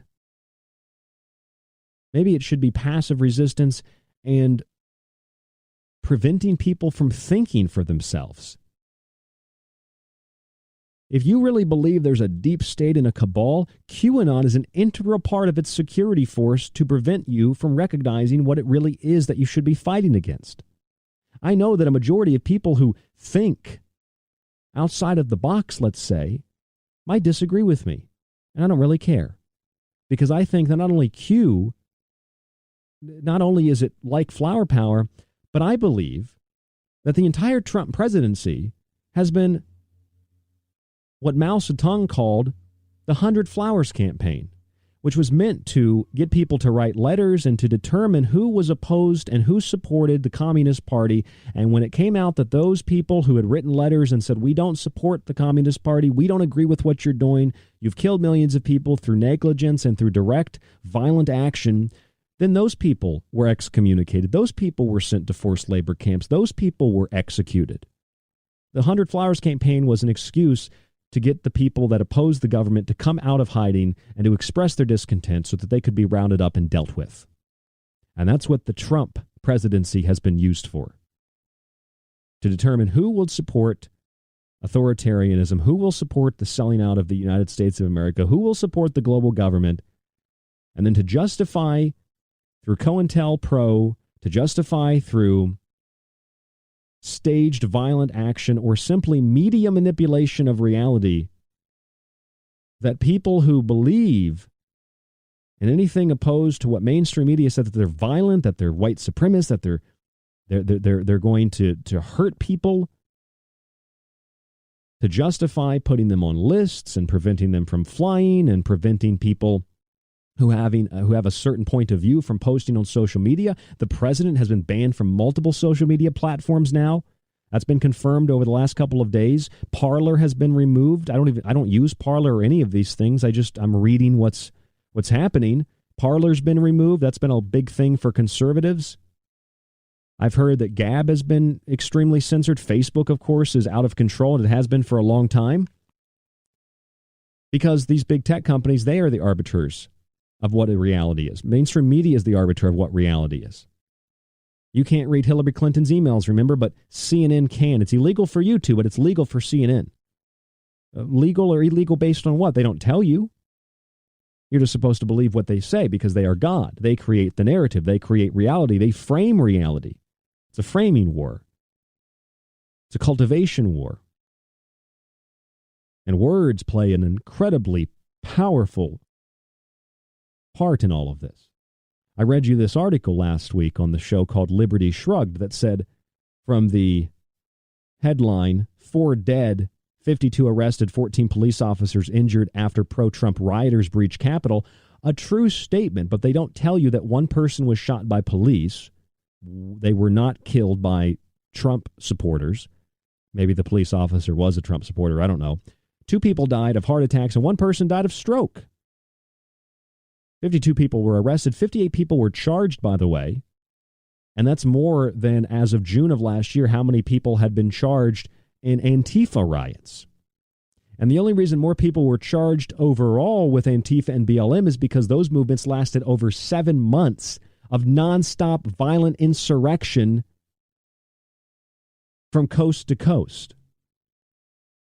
And although those who are calling for the Insurrection Act to be invoked might have a little bit more reality on their side, the truth is, it seems, that those on the left want the Capitol rioters or protesters to be charged with sedition. They want the president to be impeached under the 25th Amendment. They've drawn up these impeachment, the article of impeachment today, to remove him from office with just a tiny bit of time left, a few days left, and then to continue adding to the list of his supporters, which now, if you have gone to a rally, it's being reported by mainstream news, you're on the no-fly list now. And at the same time, those on the right want to enact the Insurrection Act to restore peace, justifiably so, arguably so, after 4 years or 4.5 years of upheaval over race and election fraud. But all this is peace made into war made into peace, and instigation and agent provocateurs that make it hard to determine who is guilty because we've been gaslit, who's guilty as an individual, and therefore we make broad, generalized condemnations of our political opponents. We want to see them jailed or we want to see them executed. And while we fester with internal fighting, countries like China look at us, mock us, and say, we'll rule you better. The UN will rule you better. And meanwhile, Liberty has shrugged at all the offensive actions that have been made in her name and despite her name. And the only people that seem to get it are the individuals that are not in the mob on the left or the right or down the middle, the individuals that can be reasoned with. Not the ones that have blind faith and rhetoric-based collective hive mind ideological points of view that are incredibly volatile and prone to snap at a moment's notice.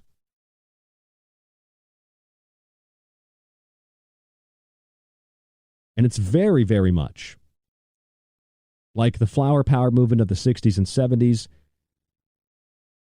when we think of QAnon. I mean, I think it's scary, the parallels. Because we know that the intelligence agencies like the CIA were behind flower power in the same way that we know the CIA is behind Q. I wrote it in my book, The Technological Elixir. I have a whole section on it. In fact, the Central Intelligence Agency held an intelligence conference a couple of years ago, and it was called the InQ-Tel Conference. And we learned that IBM's new supercomputer, their new quantum computer, is called the Q for quantum. And people say, well, that means quantum. It doesn't mean Q. Well, what do you think Q stands for to begin with? Quantum computing? Soci-intelligence? Self-organized collective intelligence? AI?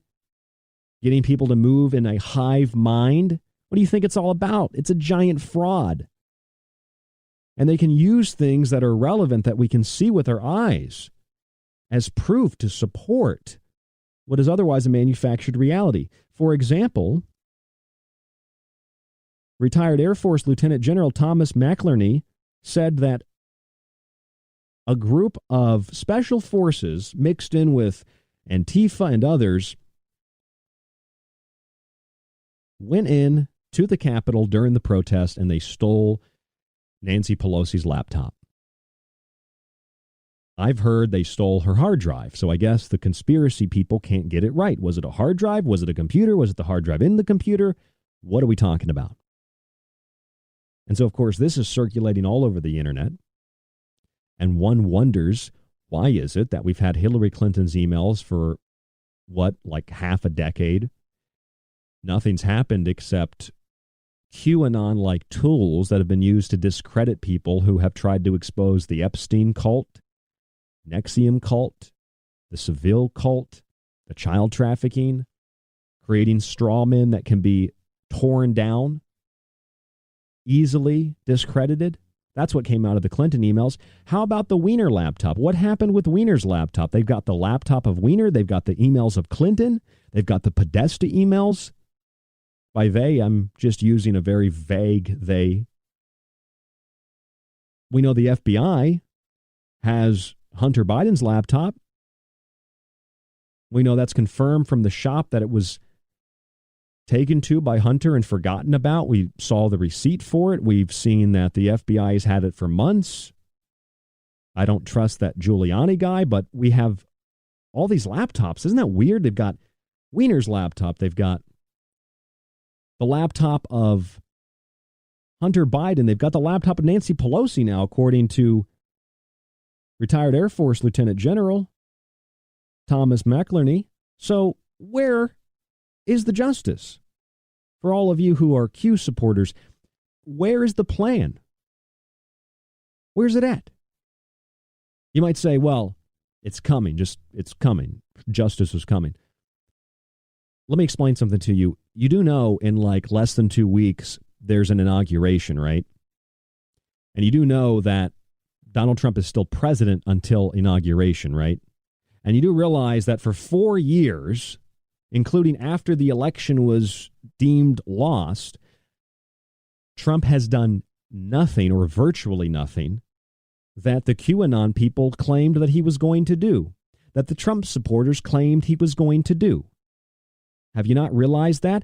It doesn't mean Trump hasn't done great stuff. I mean, Trump pulled the U.S. out of the COP21 Paris climate deal, which opposed to what most people think.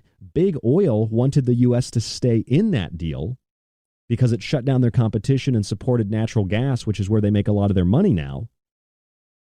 But Trump has also, of course, scaled back environmental regulations. And although I agree with Democrats that we should stop fracking, that doesn't mean I support Joe Biden's call for what in essence is the Great Reset. Don't you see that there's a way to look at things that are partly unbiased and that are kind of neutral? Trump's done some good stuff, like released predominantly black men and women from prison with second chance opportunities for nonviolent drug offenses, or allowed people to decide what kind of treatments they receive in hospitals and medical facilities. Those are good things. Although I don't necessarily feel one way or another about this, but the president also made it a federal offense to harm an animal. That's kind of interesting, isn't it? I mean, those sound like good things. Having a strong border, I think it's ridiculous to build a border wall. That's just all PR nonsense. It's comical if you've ever watched Arrested Development. But think about it. Like, those are good things, but it doesn't mean the president is, Rambo with a machine gun with an American eagle on his shoulder like all these anthropomorphic images show. Trump is not a god. Stop making presidents gods. Stop making presidents these godlike figures. People like George Washington, the first president, official first president, George Washington stepped down. He relieved his power. And all these years of Trump's not going to step down, Trump's not going to give up his power. Well, he's just asking questions about the election and then conceded. Where was all the violence we were supposed to see? Oh, it was at the Capitol. Really? It was all violence? How many people died?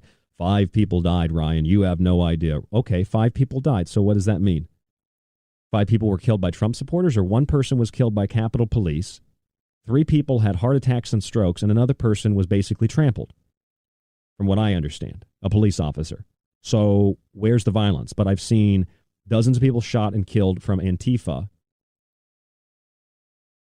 Friends of mine like Ron Patton, producer of Ground Zero with Clyde Lewis, he's been like, I think him and Clyde have both been in the riots in Portland. They've had to stay in their old studio overnight because of what was happening in Portland. I know many of you who have listened to this, who are listening to this show, have listened to the show before and have emailed me telling me about how horrible it is in Minneapolis or how horrible it is in Orlando, Florida, or any other city and state. And yet more people have been prosecuted thus far, at least charged, and are about ready to be prosecuted for the Capitol protest.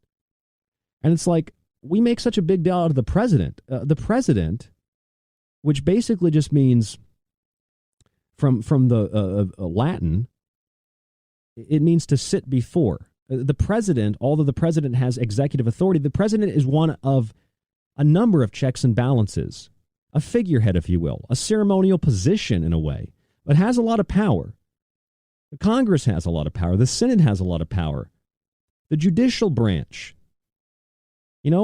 has a lot of power. The Supreme Court is a system of checks and balances. It's not because of the systems of checks and balances. It's not because of the Supreme Court. It's not because of the federal laws. It's not because of the Congress or the Senate or the president or the White House and the executive branch. It's not because of the state Supreme Courts and the state legislatures. It's not because of the sheriff's departments. It's not because of the broken, in a positive way, divided government that allows for this system of checks and balances to balance things out as best as possible. And like former President James Madison, when James Madison said, one of the constructors of the U.S. Constitution, yes, the process of creating a new law is difficult, and it will prevent good laws from passing. But most importantly, it will prevent bad laws from passing. And the problems we have are not a result of that system. They're a result of abandoning that system. They're a result of subjugating that system to basically ceremony, pomp and pageantry, like we have in foreign dictatorships like China or Venezuela. Oh, they have presidents. Oh, they have democratic elections. No, they don't. They have dictators. They have presidents for life. The first president of this country stepped down after his first term. It's a fundamental lack of understanding of what our government even is in the United States. And that's what's under assault. Freedom of expression, religious worship, congregation, privacy, self-defense, that's what's under attack. It doesn't matter if you're red or blue. That's what's really under attack. And then you have people like Arnold Schwarzenegger, former governor of California. And Arnold Schwarzenegger, this guy, this joke, he said, as a longtime critic of President Trump, he likened the so-called siege of the Capitol building to Kristallnacht. For those of you who know what that is, it means night of broken glass, when Jewish-owned businesses and institutions were destroyed by the Nazis in 1938. However, if you look at the context of the night of broken glass in Germany, as we have on this show before, because it's a very important historical date, one of the very few things I remember learning in history class pertaining to World War II, very vividly, we heard the Germans went out and they pillaged and destroyed Jewish businesses. However, you can look up that prior to 1938, the international Jewish elite declared war on Germany and had boycotted for months and months and months and months and months German goods, mostly at the behest of the British, who were terrified that a powerful Germany would excommunicate them and annex them from Europe economically. And you know that this idea of eugenics, that began in the UK, the United Kingdom. And Winston Churchill directed civilian bombings in Germany long before Hitler did. And Hitler asked Churchill to stop bombing civilians. And Churchill said no. So Hitler said, well, if you won't stop bombing civilians, we're going to bomb civilians. And then it's, oh no, it's blitzkrieg. You do understand that Churchill, FDR, Hitler, Mussolini, Mao, Pol Pot, Stalin, all these people were really terrible people. But you do understand that people's historical ignorance prevents us from recognizing that the night of broken glass in Germany, and this is even in Joseph Goebbels' diary, and there's a documentary on Netflix, you can watch it. Joseph Goebbels went to Adolf Hitler, who was having, I think he was having dinner, and said the German people are rioting. They have had it with this foreign alien influence in our country. And Hitler said, let them riot tonight. Tomorrow we will put a stop to it. And the next day they did. And anybody who was violating the orders of Adolf Hitler, who said, do not harm Jewish businesses, do not harm Jews, were arrested. Do you know that? They won't tell you that in history class. Sure, Hitler did not like Jews for many, many reasons. And a lot of people don't like Christians. A lot of people don't like Muslims. The point is, the Night of Broken Glass was a teeny tiny little slither of reality. But if you back that camera out, what you find is that that was a result of months and years. Years and years and years and years and years of declarations of war economically on Germany, and the opening of the borders and the flooding of illegals into Germany who refused to assimilate. That's what the result was. An organic German citizenry that said, we're done. We're done. These people are not citizens. These people are taking our wealth. These people are overrunning health care. These people are running the law. These people are profiting from war. We're done. And so they stormed and broke windows and they destroyed businesses. And that has been considered the Night of Broken Glass, the worst night in the history. All the Jews were harmed. Really?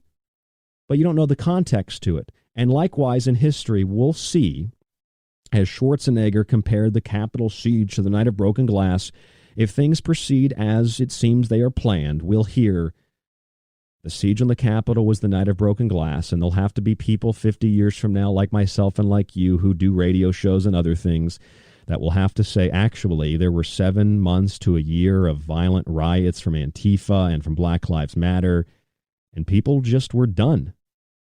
And so they started protesting, and they called it a riot. And the president said, stand down, just like Hitler did. And did people stand down? Yeah, they stood down. They made a point and they left. The violence carried out was really people having heart attacks. And there really wasn't any violence as we were told there was violence. And all these things that have happened, it's just out of context. And you're not allowed to see what Hitler said. You're not allowed to see what Trump said. Because there's a narrative. And likewise, there's a narrative on the other side. And the other side. And the other side, and the other side, and the other side, and all the sides. There's always a narrative. The manufacturing of reality through consensus, through mobs. Blind faith, rhetoric-based collective hive mind ideologies. I'm Ryan Gable, and this is The Secret Teachings. If you have anything to share with us, comments on the show, please email us at rdgable@yahoo.com, facebook.com/The Secret Teachings, www.thesecretteachings.info. rdgable@yahoo.com is the PayPal email. $40 gets you access to the archive, the montages, all of my digital books, and a physical book autographed. Free shipping in the U.S. I've got new books coming in. They should be in by the end of the month, so be patient for those books to go out. But if you have any questions, rdgable@yahoo.com. Thank you all so much for listening. I hope that you had a good weekend. And we're going to have a really great week here on The Secret Teachings. I've got an interesting show planned for tomorrow that'll take us away from all these things that we've talked about tonight. I'm Ryan Gable. This is The Secret Teachings.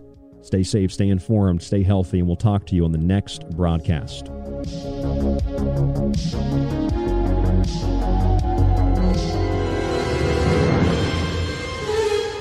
Time's up.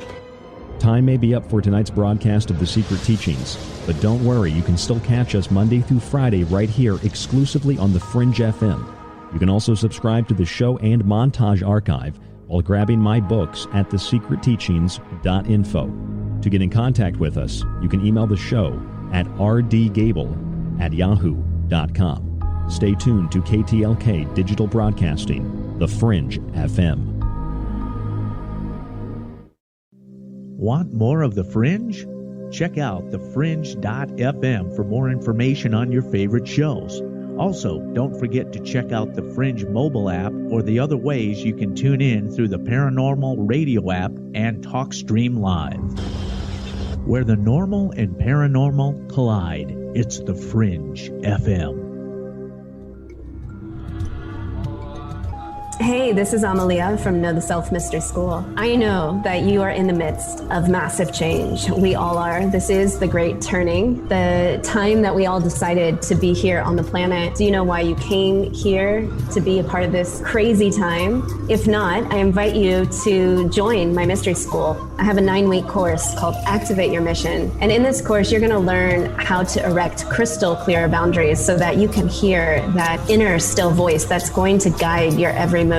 Even if you're dealing with feeling weighed down by obligation and being enslaved to the system, this course is going to give you the tools you need to illuminate your shadow and awaken to your soul's mission. The moment you sign up to the school, you are going to be greeted by not only a group of soulful spiritual warriors, but you're also going to get some massive karmic clearings, and you're going to feel the energy. It's palpable. I hope you'll join me in the school where together we're going to unlock your divine mission.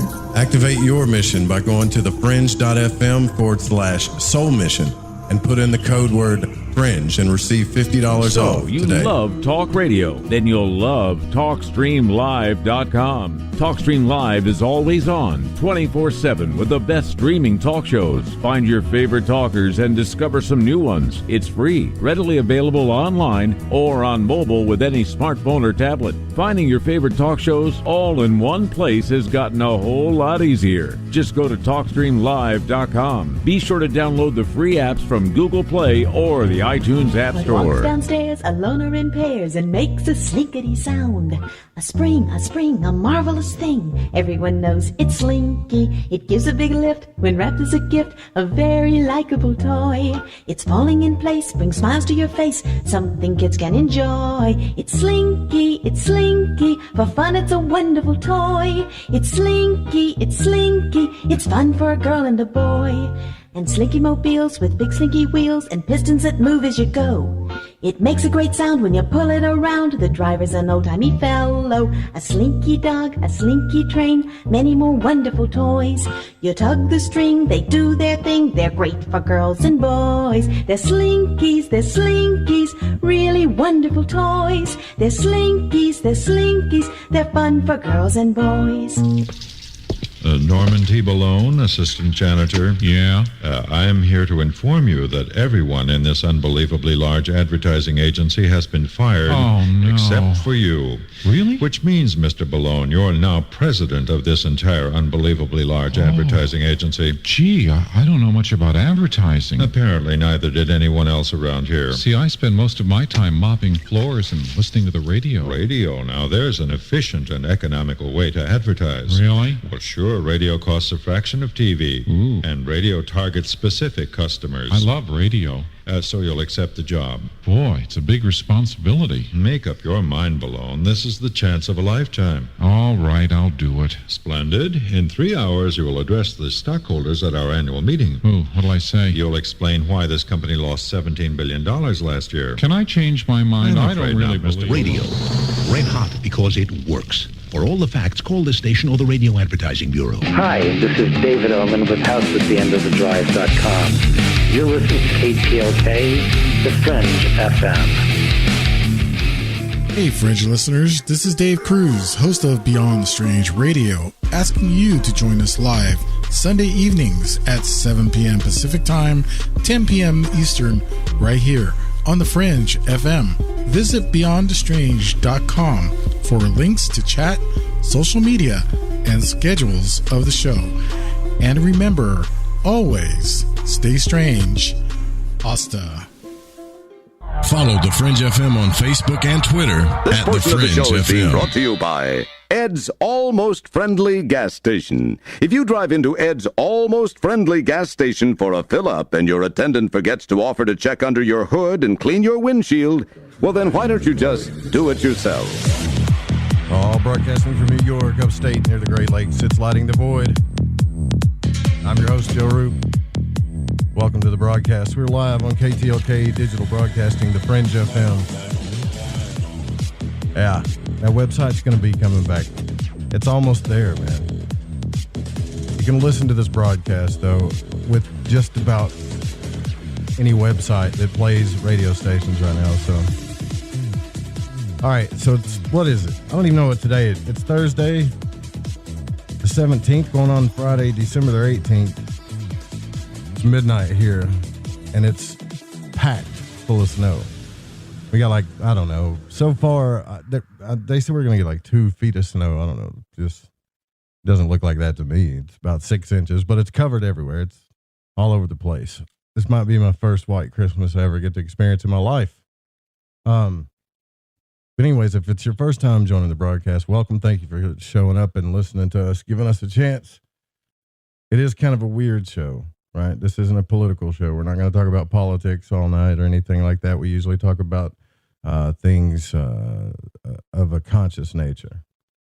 An eclectic show that likes to explore consciousness, astral travel, the occult, the esoteric, paranormal, parapolitical, and all things fringe. And every now and then we talk about absolutely nothing. Maybe potatoes, turtles, masks, Wendy's, whatever. If you want to join our chat room, you can go to thefringe.fm/chat room. The call-in number for tonight's 1-800-588-0335.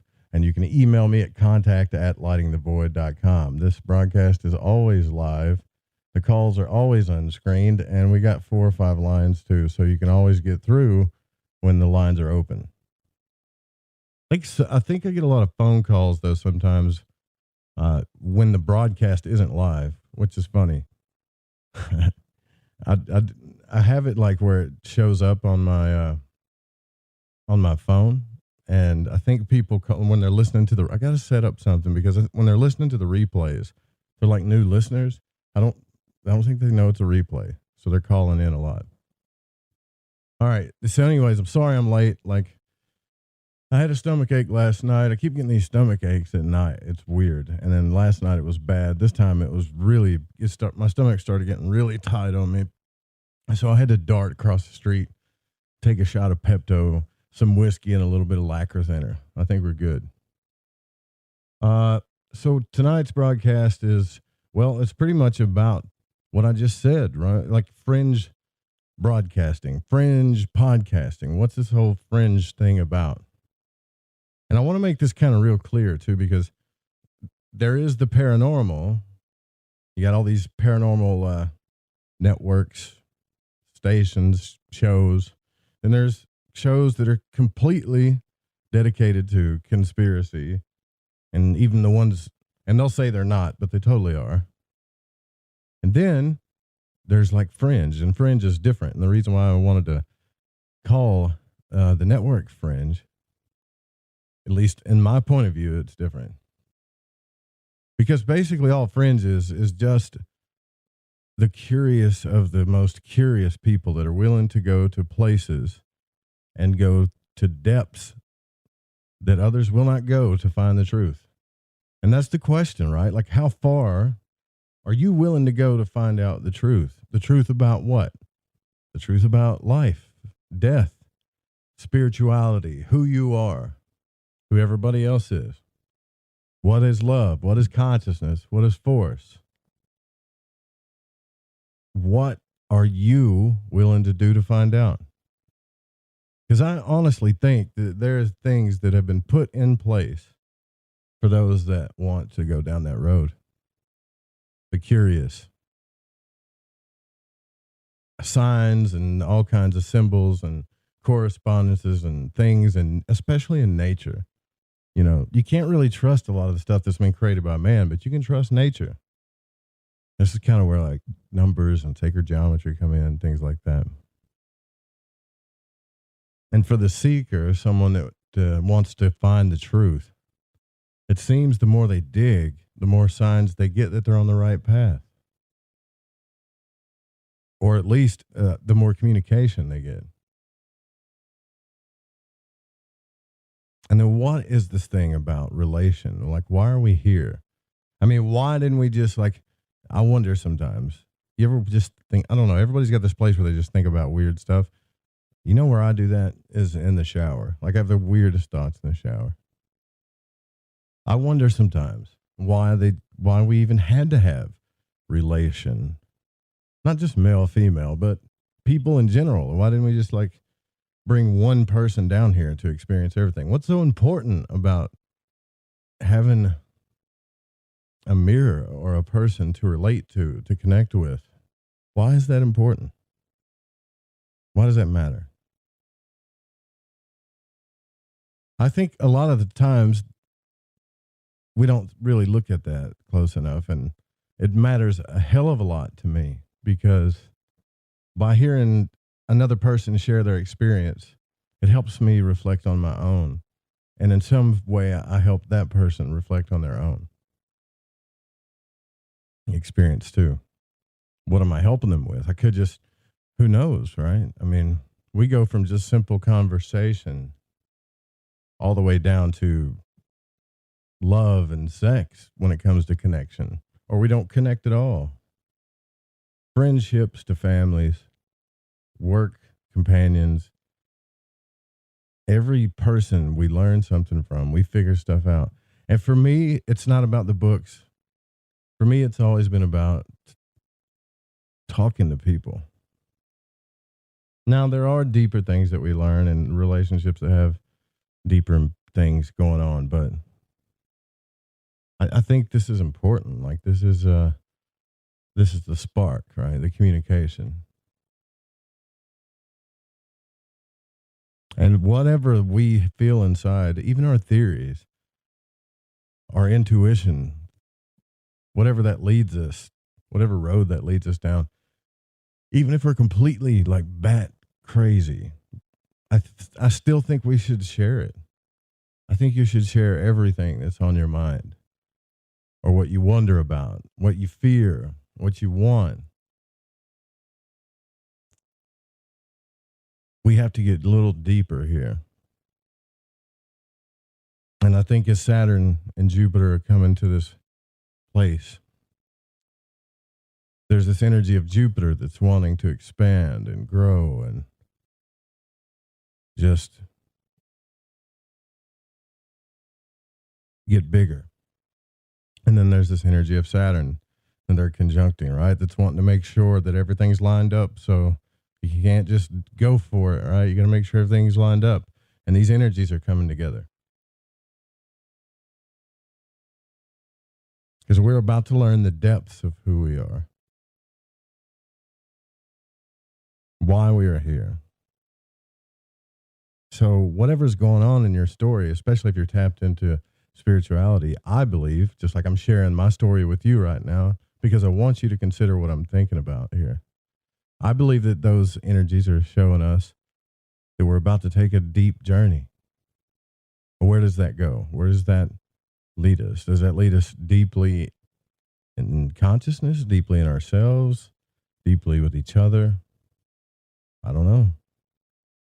But it's all possible for sure. But I think when we figure out whatever it is we figure out, it's really important to bring it to the world, to speak it with our mouths, to say, look what I discovered, or here's what I think.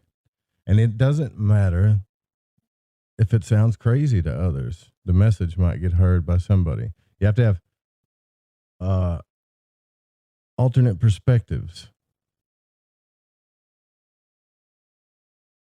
And I think by doing that, we start understanding ourselves on the inside. So people like us that are willing to go all the way to the edges, to step out on the hairline and observe, all the way to the fringe, we're the people that evolve this place. Everybody else wants to stay right there in their little box and not move. And they make their boxes comfortable and their beliefs comfortable. And they do everything in the world to validate those beliefs. Because, like the guy said last night, it's not about expansion. It's not about evolving or breaking goals or whatever. You know, it's all about like comfort. And there's nothing wrong with comfort. But I mean, man, it's kind of like water. If you're drinking water all day, water, like then is water really that good? You get tired of it. But if you never have water and you walk out in a desert for like, and it's hot as hell for all day, and then you drink a glass of water, well, man, that water is something special, isn't it? So essentially what we're learning here is that between the wanting of the water and the wanting of it, desire, is the fire that creates. It's the initial spark of creation of any idea. The tension, the nervousness, the uncomfort, the anxiety, the wanting, the wishing, the curiosity. It's the fire. That's the spark. That churning inside you. How far are you willing to go to get what you want, or what you desire, or what you think about, or what's in your heart?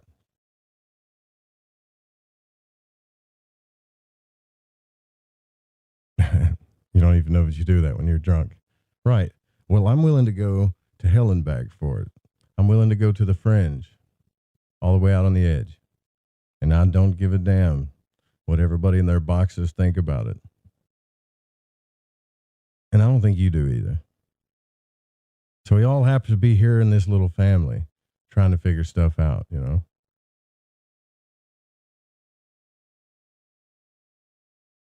Now, I don't want anybody to feel guilty about what I'm saying because you're not doing what you think you should be doing.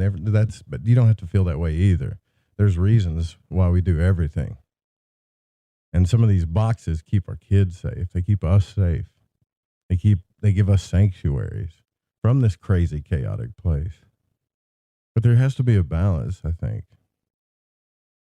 But anyways, I'll get on a rant here. I'm just saying this whole thing is about how far are you willing to go to get to the truth.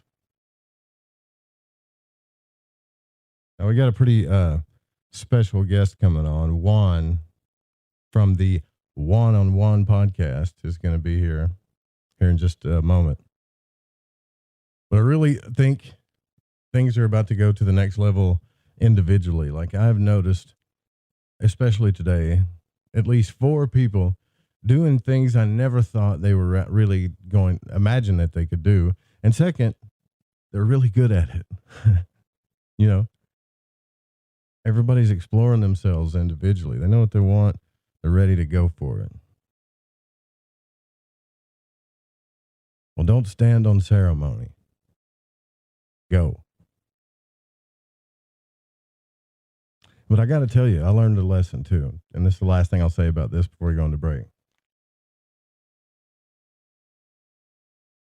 If you just go and follow your heart and your impulses all the time, you learn a lot of lessons along the way. You're going to grow. There's no doubt about it. You're going to grow, you're going to expand, you're going to evolve, you're going to experience things, and you're going to get out to that fringe, right? But you better be ready to experience all of it, not just the good. What are you willing to do, sacrifice, to have all that? You got to ask yourself that question, because I know a lot of you are right now. All right, enough of the philosophy and guru stuff. No guru. I'm a redneck guru, maybe. All right, we're going to be right back with our guest. Also, hey, if you want to support the show, make sure you go to lightingthevoid.com. Make a one-time donation, join the members. $50 off an altar box right now. Give the gift of magic. Give yourself the gift of magic. We'll be right back. More Lighting the Void coming up. Stay with us.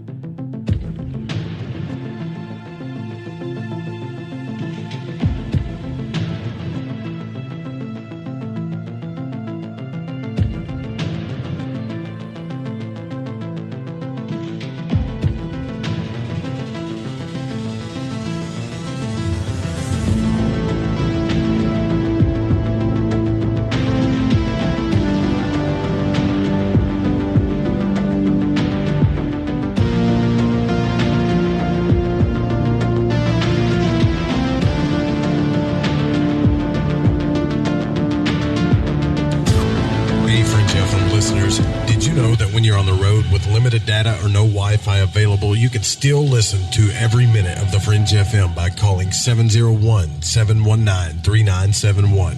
No smartphone app or internet needed. Saves your data plan and no extra cost if you have unlimited minutes. Call 701-719-3971. That's 701-719-3971. Listen to the Fringe FM on any phone, anytime, anywhere.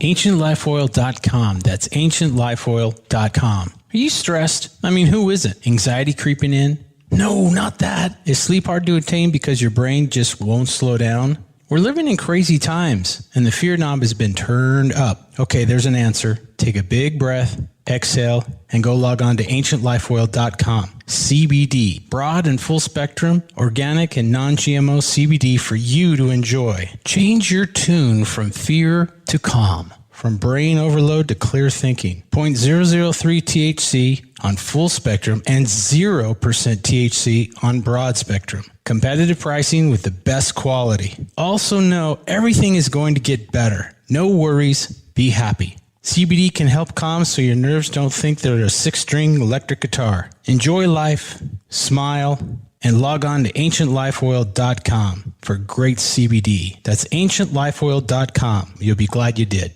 Want to know what's on the Fringe FM? Check out our schedule at thefringe.fm. Hola, Fringe listeners. This is Dave Cruz of Beyond the Strange, and you're listening to The Fringe FM. This is Malorcas45, fan of The Fringe FM, challenging everyone to open their mind's eye. Listen to Lighting the Void with Joe Roop to gain precision for your third eye vision. My name is Jake. I'm from Billings, Montana, and I am a void walker. Hey, Joe Root. Thanks for lighting the void. This is Janine in the bluegrass of Kentucky, and I am a void walker. What's up, guys? This is Damien from San Marcos, Texas, and I'm a void walker. I listen to the show to keep myself aligned with the world. Hi, this is Laura, aka Laura Lavender. I'm from Las Vegas, and I listen to Lighting the Void because it helps me understand some of the strangest experiences I've had. So thanks for all that you do and for always being there for us, Joe.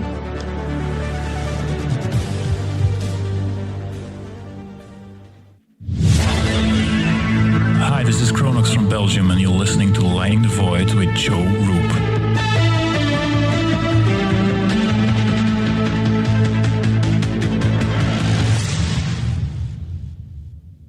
Hey, this is country music singer and void walker Jason Benoit, and when I need my fix on the world of magic and the capabilities of the human consciousness, I listen to Joe Roop right here on Lighting the Void Radio.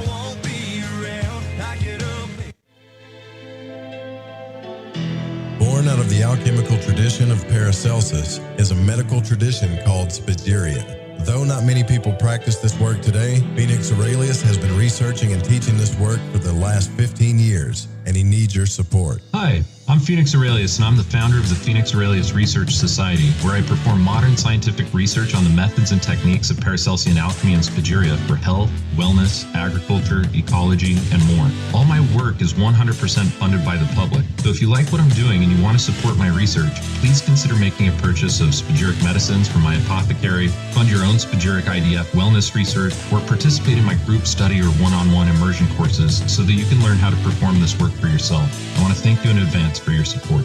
Visit thefringe.fm/alchemy research and enter coupon code FRINGE and receive 15% off anything and everything on the website. That's thefringe.fm/alchemy research. And thank you for doing your part and keeping alchemy alive in the modern day.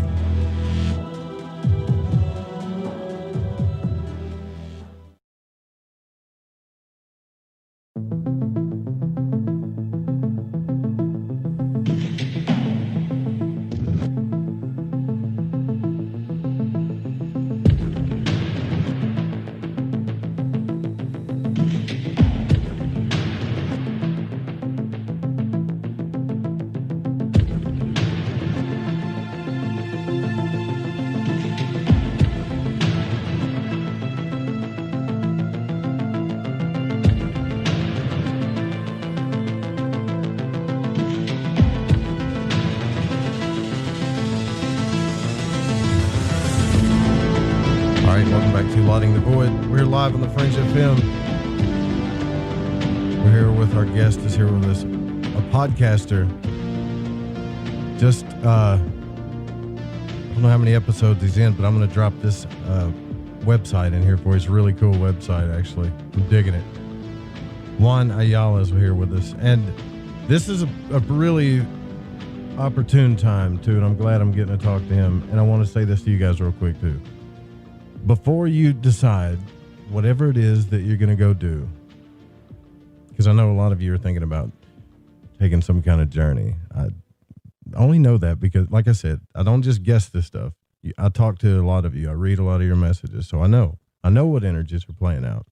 And just like this man that's coming on now, once you decide, you go for it, just like he has. And there's a book I think you should read before you ever decide, because I think you need to understand what it entails. And it's called The War of Art by Stephen Pressfield. I'm sure you've heard Joe Rogan talk about it, but it changed my life too. All right, so just take that into consideration. All right, so Juan Ayala is the host of the One-on-One podcast, The 1 Hour and Strange Wands, where he talks about life, self-awareness, esoterica, and other mysteries in the world, interviewing artists, authors, conspiracy theorists, and other individuals. Now, the goal with his podcast are to bring forth knowledge that is hidden or misunderstood, and that's exactly what we're going to be talking about tonight. Thanks for coming on the broadcast, man. It's good to have you. Thank you for reaching out, man. I'm a fan of the show. Thank you for having me on. Yeah. Well, how did you get started? That's what I know everybody wants to know. What got you? What made you say, yep, I'm going to do this. I'm going to take this journey. To be honest with you, man, like if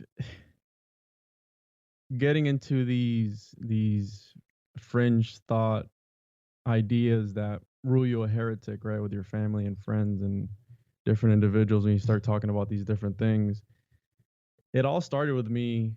I was raised Christian Pentecostal, and it started with religion, right? With you talk to people about certain things, and they're like, well, just interpret it this way, think about it in this way, and they manipulate the way that you think, and they want you to they want to paint that picture in your head for you.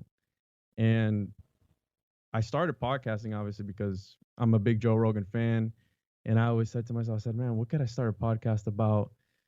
I'm not that interesting. I don't really know much about anything. I was like, I'm just going to go ahead and do it, right? And I've always hated my name. Like I said, growing up, it's the most Hispanic name there is. I'm Puerto Rican. And I was like, you know what? I sometimes embrace my own faults. And I'm everyone's their own worst critic. So I was like, the Juan on Juan, right? Yeah. That's funny. I'm Hispanic, cool. So it's not racist. So, embrace it. And if I would have known it was going to change just my whole outlook on the very fabric of reality when I first started. And it's funny because when I first started my podcasting, I started in February of last year. It's about to be a year. You can tell I almost lose my sanity from the very beginning of my episodes. I'm about to be on episode 47. And you can tell I just lose my sanity from the very first episode to like my more recent ones, when you start just collecting all these thoughts. Yeah, I've been there. Exactly. You know what I mean? Yeah. And then you're worried about, man, I'm losing my sanity in front of everybody. And then you say, I don't know. I hope y'all understand. Like, this is what I'm thinking about. That's how I was. Exactly. Yeah. I don't know if that's what you were doing, but that's how I was. Yeah. Yeah. And the thing is that with and I don't just talk about conspiracies, but it's a very big part of my show. And I love history. I love ancient civilizations. I love all that talk because, but some people just don't care about that type of topics. And I try and talk to certain individuals about it, and it just goes straight over their heads. They're like, they just can't tap into it. But sometimes you just got to ease them into the conversation. You can't just come out and be like, hey, did you know that we're descendants from some ancient alien race called the Anunnaki? Because you're just going to lose them right off the bat, right? You got to ease them into the conversation. And with all the information that I've collected over the last year of reading and talking to different people, and I talk to people in realms that are way above my pay grade, right? People with PhDs in church history or whatever, in religion, in whatever the realm is that I feel like talking about that week. And, I just go into it. I talk to people who are knowledgeable in the subject and I learn from them. My podcast is like this archive for myself. And I listen to my own podcast, man. I don't know about you, but I'll go back and I'll listen to something like, man, that's really interesting. Oh yeah, I do that sometimes too. But before I was doing it 5 nights a week, I would, because there were just some deep things that I wanted to learn, and I would get caught up in the conversation and miss out on stuff. And I'd have friends tell me like, "Yeah, you remember when you were talking about that one thing?" I was like, "I talked about that." Like, I need to go back and listen. It's so much, man. Yeah, it is. It's just a lot. It's a lot, and the more you do it, and I can tell you're doing good, and you're gonna be great, man. The more you do it, the more vibration you're putting out, and I believe this, and the more your tribe is going to come around to you. Doesn't mean they're not a part of other tribes, because they definitely are, but they're going to come towards you, which essentially is kind of what's happening now. And everybody that you talk to, in a way, it's like you're collecting this tribe and trying to find these people and trying to learn these things. But really, what all this thing does, it's not about the tribe, at least for me, and I get what you're saying. It's like you start waking up, you start going on an inner journey for sure, Yeah, it's like Sam Tripoli says, conspiracy leads to spirituality or something like that. Because what you're saying, one time I got called like a sage, right? This sage frequency that you're putting out that attracts people to you because you're just putting out all this information. And I mean, this is what I talk about a lot, about the system just suppressing us as a whole, right? And I mean, there's just right. What a crazy year to think that 2020 is about to be over and we're about to go into 2021. Yeah, it's like it's a blur, right? I mean, this whole year was just a mess. And for a lot of people, right? It's chaotic for sure. Chaotic and uncertain and kind of Twilight Zone-y weird for me. Yeah, for sure. Yeah, so that's interesting, man. So you just said, I'm going to do it, right? Like, I'm going to do this thing. And you took off and now you're deep into it, right? So what is like the biggest, at all the people you've talked to and all the episodes that you've done, what are you at now with your journey? Like, what's the one thing that's really got on your mind? You're really passionate about learning? Somebody told me recently to focus on the real, right? To pretty much knock it off with the conspiracies and religion and all these things, and don't talk about their stories, because I mean, you can put 2 and 2 together. A lot of these stories, and I was talking to somebody about this today, a lot of these epics and a lot of these ancient scriptures, regardless of the fact, even if it is narrative fallacy, there is some truth in that, right? Yeah. And when that person told me, it's like, oh, focus on the real, I became Morpheus in the Matrix. It's like, what is real? What is, I question the very fabric of reality. And science, it's a religion, and it's guessing, because at the end of the day, there's so many things as far as, and the Gnostics called them the archons, these dark forces. I call them the reptilian overlords, these reptilian-esque people, right? The ones that rule all over the world. And as we approach this singularity where we have these just massive companies censoring and controlling information that you're receiving at all times. And, I question just, it's like quantum physics is trying to understand consciousness. Well, consciousness doesn't understand itself. So how am I supposed to focus on the real if we don't even know what real is, right? Yeah. We don't even know. Like Rene Descartes, I think, therefore I am. It's that's the only thing I know to be real. And a lot of people get the misconception that when you talk about all these different topics that you believe them all. It's not you believe them all. On my show, I'm there to have a conversation. Like last week or earlier this week, I did a flat earth show. And when you mention flat Earth to people, it's like they get so triggered. But why is it?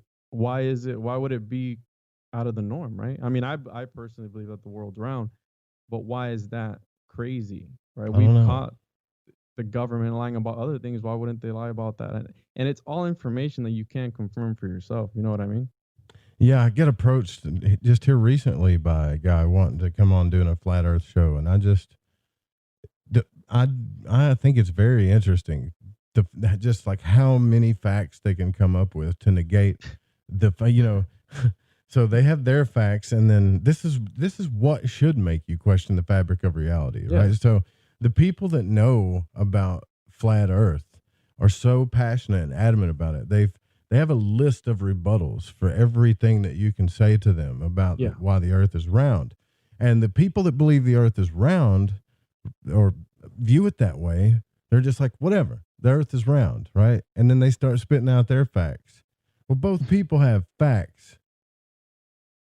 Where's the real truth then? Where's the proof? Where's the proof, And everybody I talk to has always got, well, it's round and this is why. And then, no, it's flat.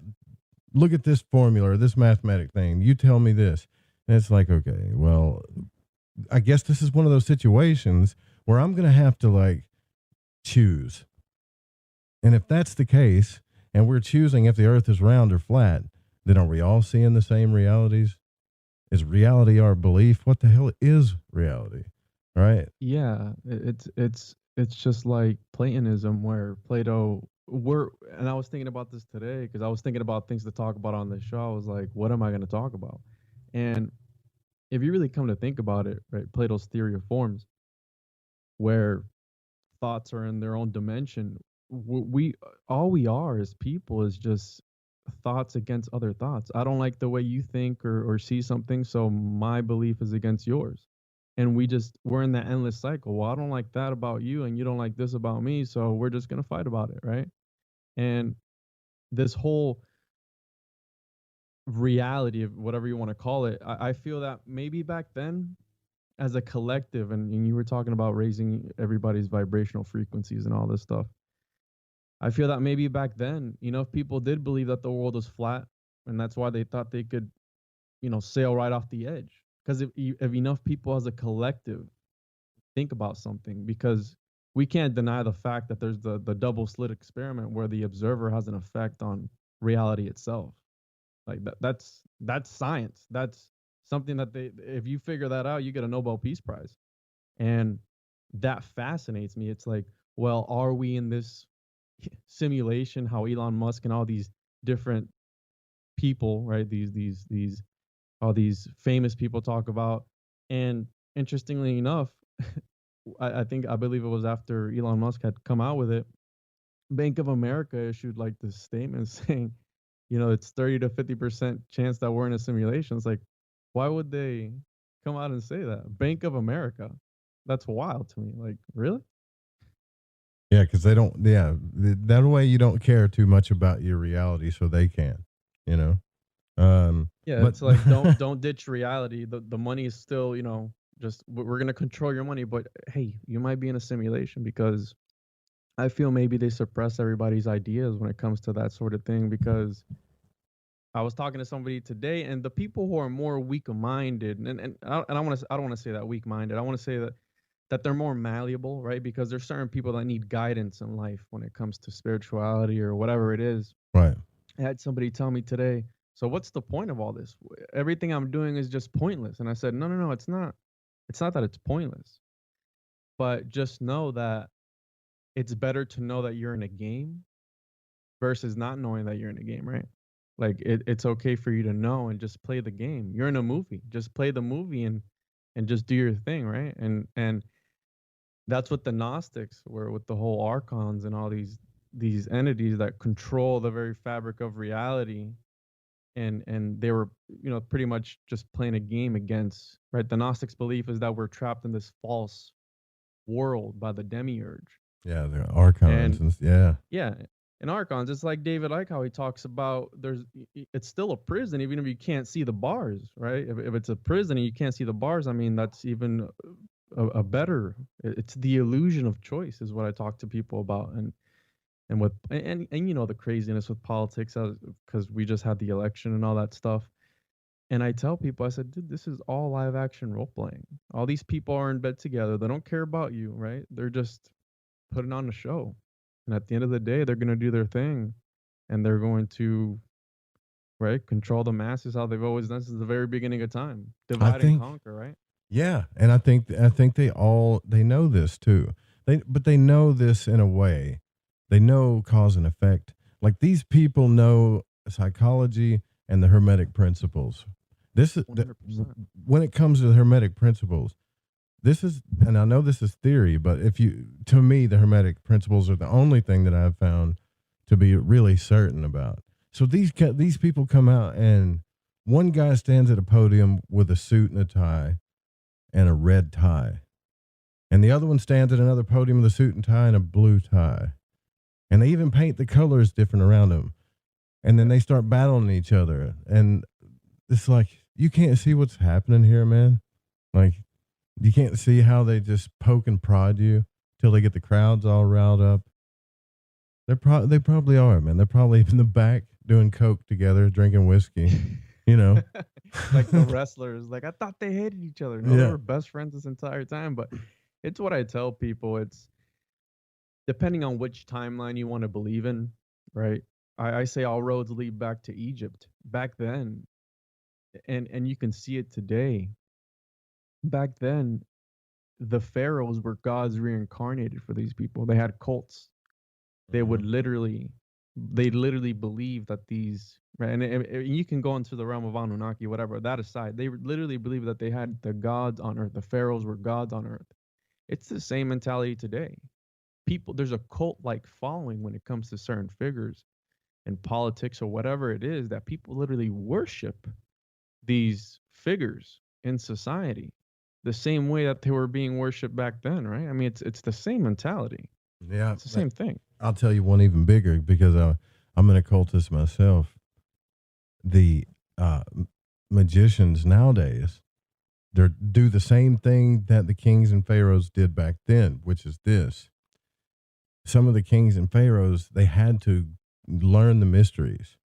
They had to study the mysteries, and they would actually invoke these god forms into them. Mm-hmm. They would call upon them and invoke them into them. Now, I don't know if that is real or if it works. What I do know is they were doing invocations, and apparently they had everybody believing they were those gods of that physical form, I guess. I don't know. Interesting. It's like, I think it was the last episode you did where he was talking about, in the Bible, it says don't worship false idols, and the idols need, I'm paraphrasing, that they would carry their idols around. Yeah. And again, it goes back to Egypt where, and even, ancient Mesopotamia and Sumer and all these places. And in some Hindu cultures, they believe that the actual statue is the deity.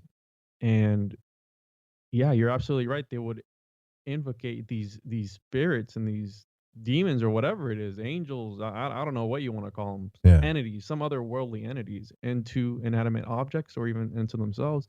That's 100% true. And what a lot of people fail, and I'm not into the occult because I believe it's real, and I've known people who have gone it's real certain things when it comes to the occult and magic, but magic is a very real thing, and I feel that maybe it was more significant back then and stronger back then. And not only that, but language itself, and when I talk about the suppression of the people as a whole, as a collective consciousness, back then I feel language was stronger. If you look at the alphabet, there's letters in there. The original alphabet only had 17 letters. There's letters in there that were added later on that never even existed. Why is that? They call it, when you spell, you're casting a spell. That's why I believe in the law of attraction, and I'm very careful with what I say because I do believe in manifestation, and I believe that's the key to everything, and that's what they don't want us to know, right? You're talking about like the mystery schools and all this occult knowledge that they have, that they know about, right? That they know about since the very beginning of time. And one of my favorite figures in history is Plato, because even Plato in Plato's The Republic, he talked about the effect that frequencies and certain musical notes had on people. And again, it's mimetic occultism where they're speaking through propaganda to the soul on a deeper level. That's why you see these people who it's almost like a demonic possession when you see them out in the streets doing whatever they're doing, right? It's like this deeper connection that it's just penetrating them just on such a deep level that it just takes over them. And again, it's almost demonic if you see them, and sometimes it's disturbing. Well, yeah, it is disturbing. But here's the thing. We, as people that study religion, we invoke Christ. We talk about the blood of Christ. God loved the world, so he gave his only begotten son. And because he spilled his blood, we're all saved. Like, what kind of invocations are we saying? You know, like, and then if you look at that story, that goes back and it kind of lines up with Horus, Osiris, and all these different solar stories, just all of them talking about astrotheology. And it's like, are we worshiping the sun? And then you read Revelations and it's like, I'm the sun, the bright morning star. I thought Lucifer was the star. Well, Jesus says he is in Revelation. It's confusing as hell, you know? So people are just they don't know they're still worshiping the sun.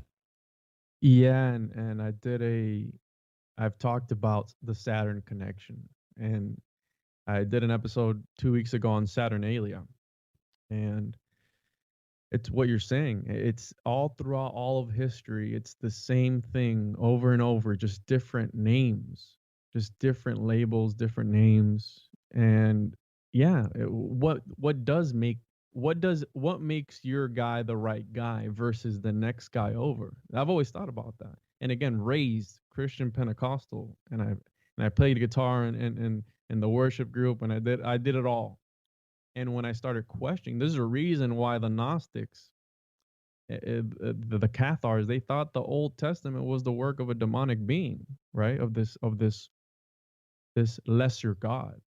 And when you question things in the Old Testament, like people who are in the church are like, oh, well, don't focus on the Old Testament as much. Just go ahead and read the New Testament. I go, no. What do you mean? Yeah, it's in the Bible. No.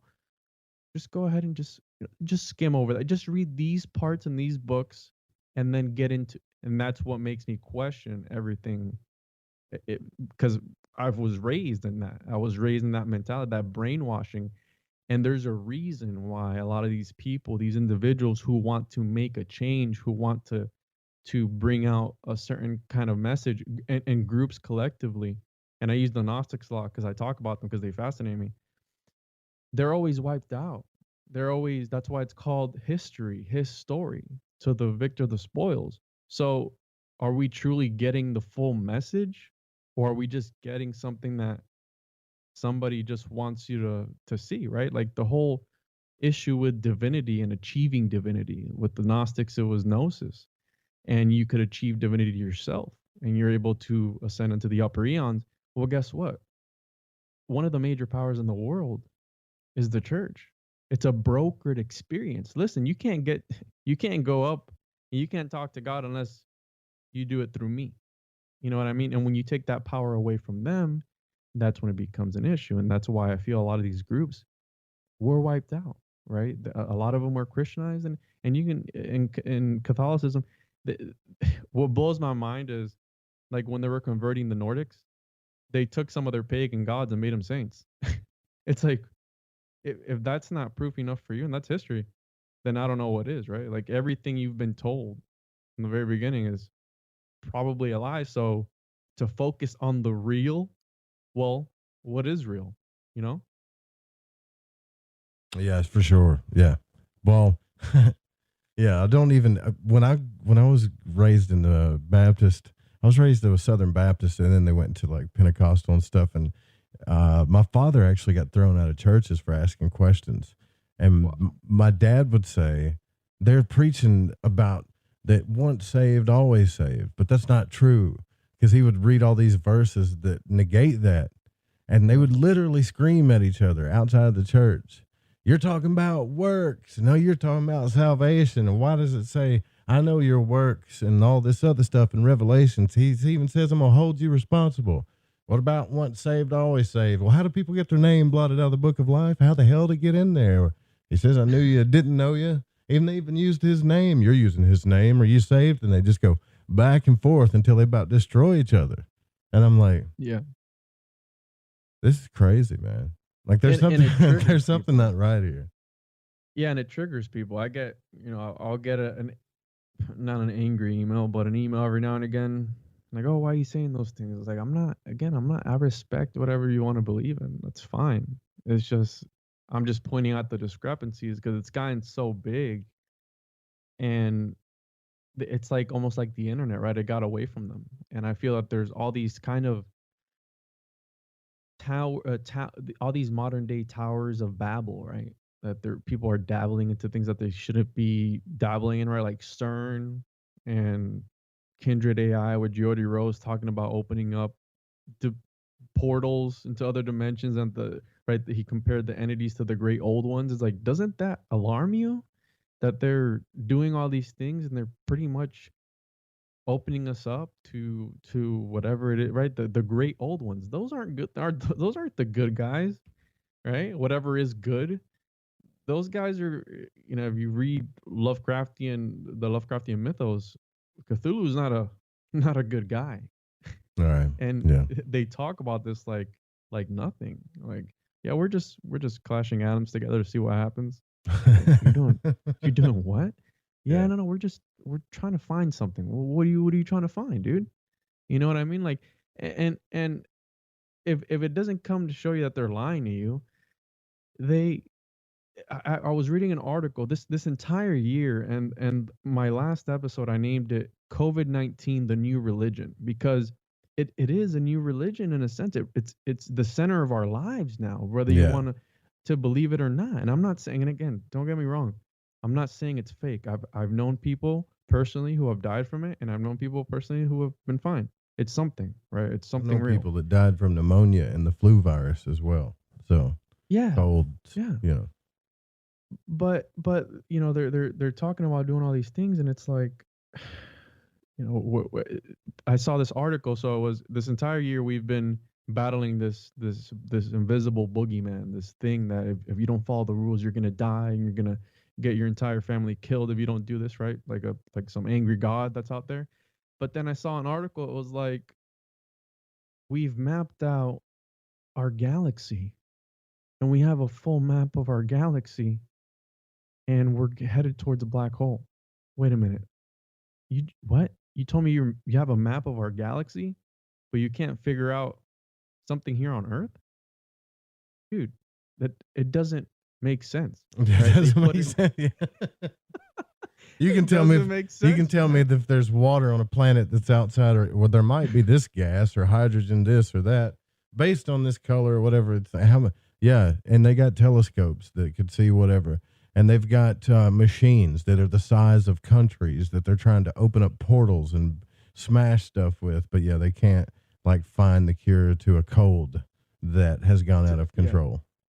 Yeah, and that's, I tell people, I go, why do we need a space force? Why do we need all these things? And I'm a big Elon Musk fan, man. I have Tesla stocks and everything. I believe in him 100%.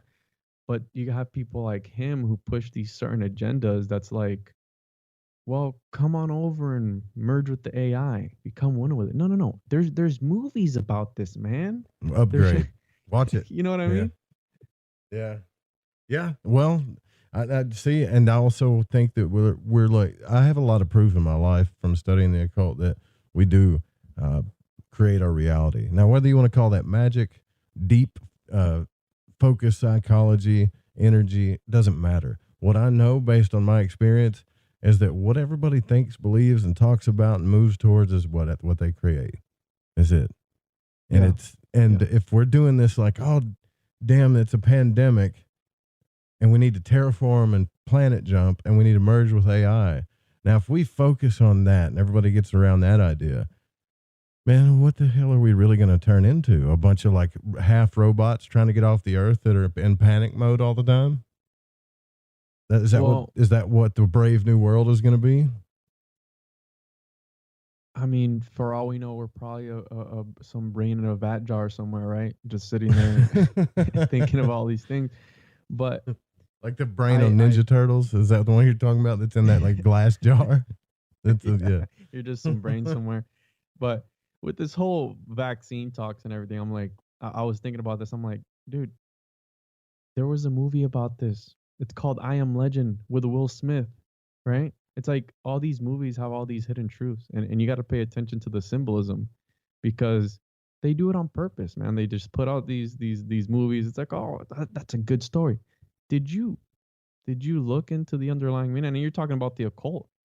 This whole country was founded on occult beliefs. I mean, all these symbols that you see everywhere, and right, the all these monoliths and these I'm trying to think of the obelisks everywhere, right? The symbolism behind that, and what does that have to do anything with our country? You know what I mean? Like all these different things, and I love the whole Tartarian conspiracy, right? The whole idea of that maybe with Nikola Tesla, he had some sort of knowledge as far as like Tartarian knowledge, and he was able to achieve all these things. But again, it comes back to the same thing. If you can get free energy from the ether, well, guess what? Then what good is the whole energy sector that's selling you literally the air you breathe, the water you drink, right? They're controlling all that. And when they lose control of that, then, and I mean, JP Morgan was funding Nikola Tesla. And it just so happened to be that his Wardenclyffe Tower was like the same, a similar design to the pyramids, if you really look at it. And I feel that the dynastic Egyptians didn't build the pyramids. I feel that they discovered them again through this more advanced ancient civilization that existed thousands of years before them. And they just got there. And I mean, they were notorious for scribbling out the previous pharaoh's name and putting theirs, and Egyptology is just surrounded by dogma. But it's like, why? You're really going to believe that Egypt is 4,000 years old? Get out of here with that, man. There's no way. Where do you stop, though, when it comes to what you're willing to do to find out the truth? Is it just a discussion for you? Are you willing to actually try, like, astral travel, not magic per se, or any of this stuff? Or is it all just discussions and trying to think, which isn't bad? Discussions and using your brain is actually a really good thing, But what are you willing to do? How far are you willing to go to try to figure this out as a podcaster?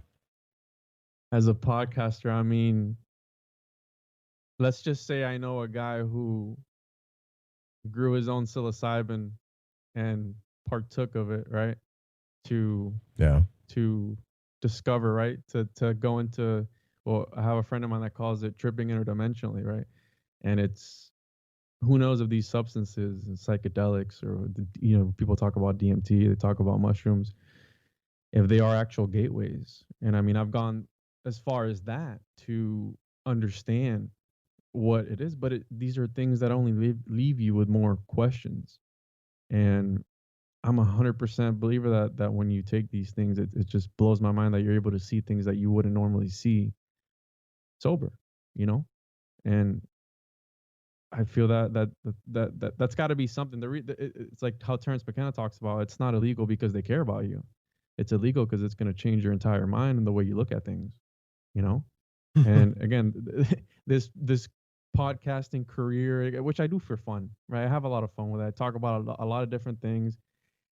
It's led me to that point to be a psychonaut and just explore the mind, right? Because again, that's the center of it. We don't know.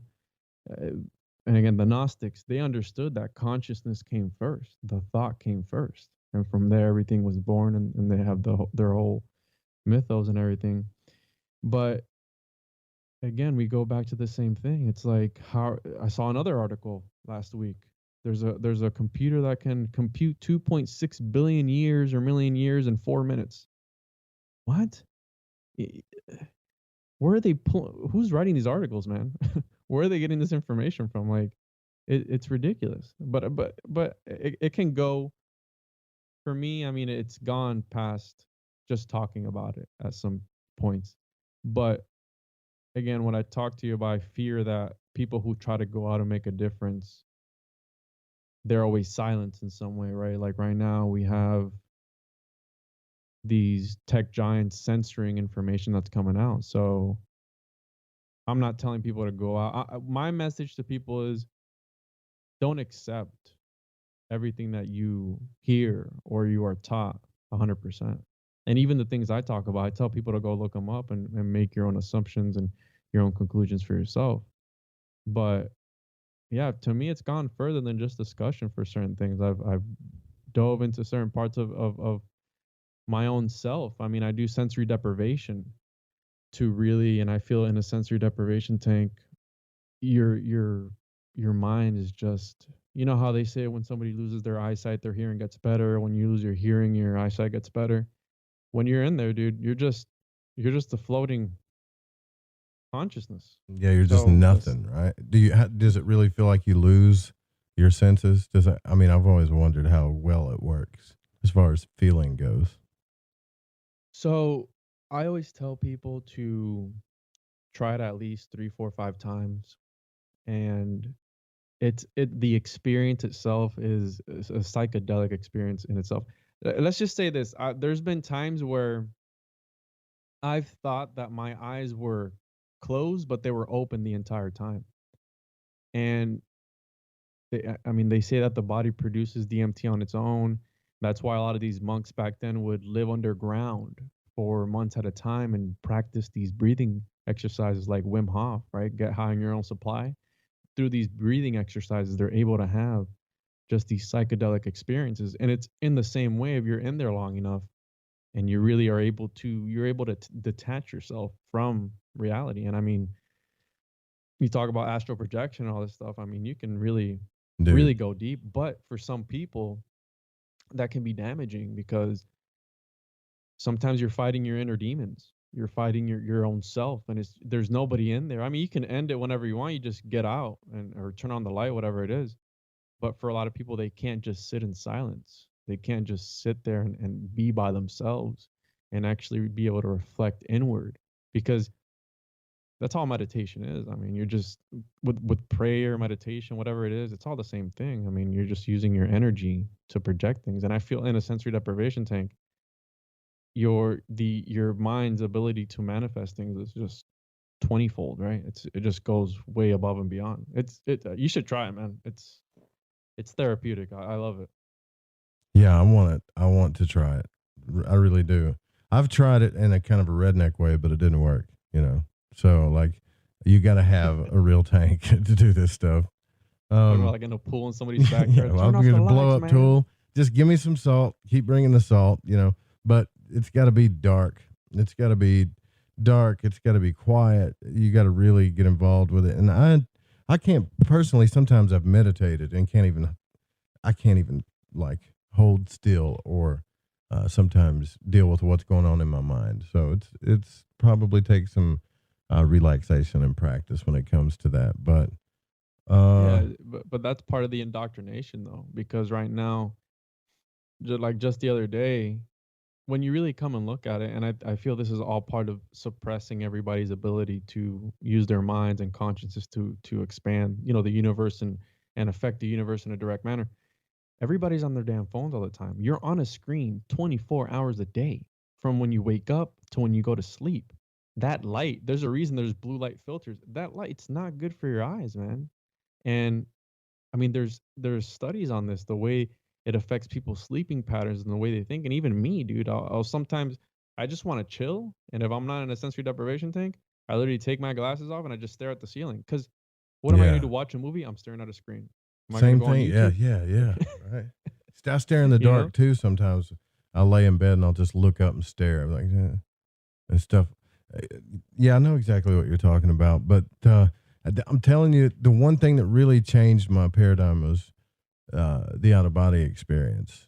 Not like everybody talks about astral travel and I'm flying and I'm lucid, and no, this was the real Robert Monroe experience. I had one very profound experience, man, where I was watching myself sleep. I saw things like that was in reality. Nothing was skewed. A very light, energetic sensation. It was trippy, man. Really trippy. Didn't last very long either. How were you able to do that? It's like lucid dreaming. Well, I read Journeys Out of the Body by Robert Monroe, and essentially, like, he had this experience he called the Gateway Experience, which is what him and Thomas Campbell, who's a NASA physicist, went and developed together at the Monroe Institute, because when people started reading his book about astral travel, he brought all these scientists down there, and Thomas Campbell was one of them. We've had him on the show too. He wrote The Theory of Everything.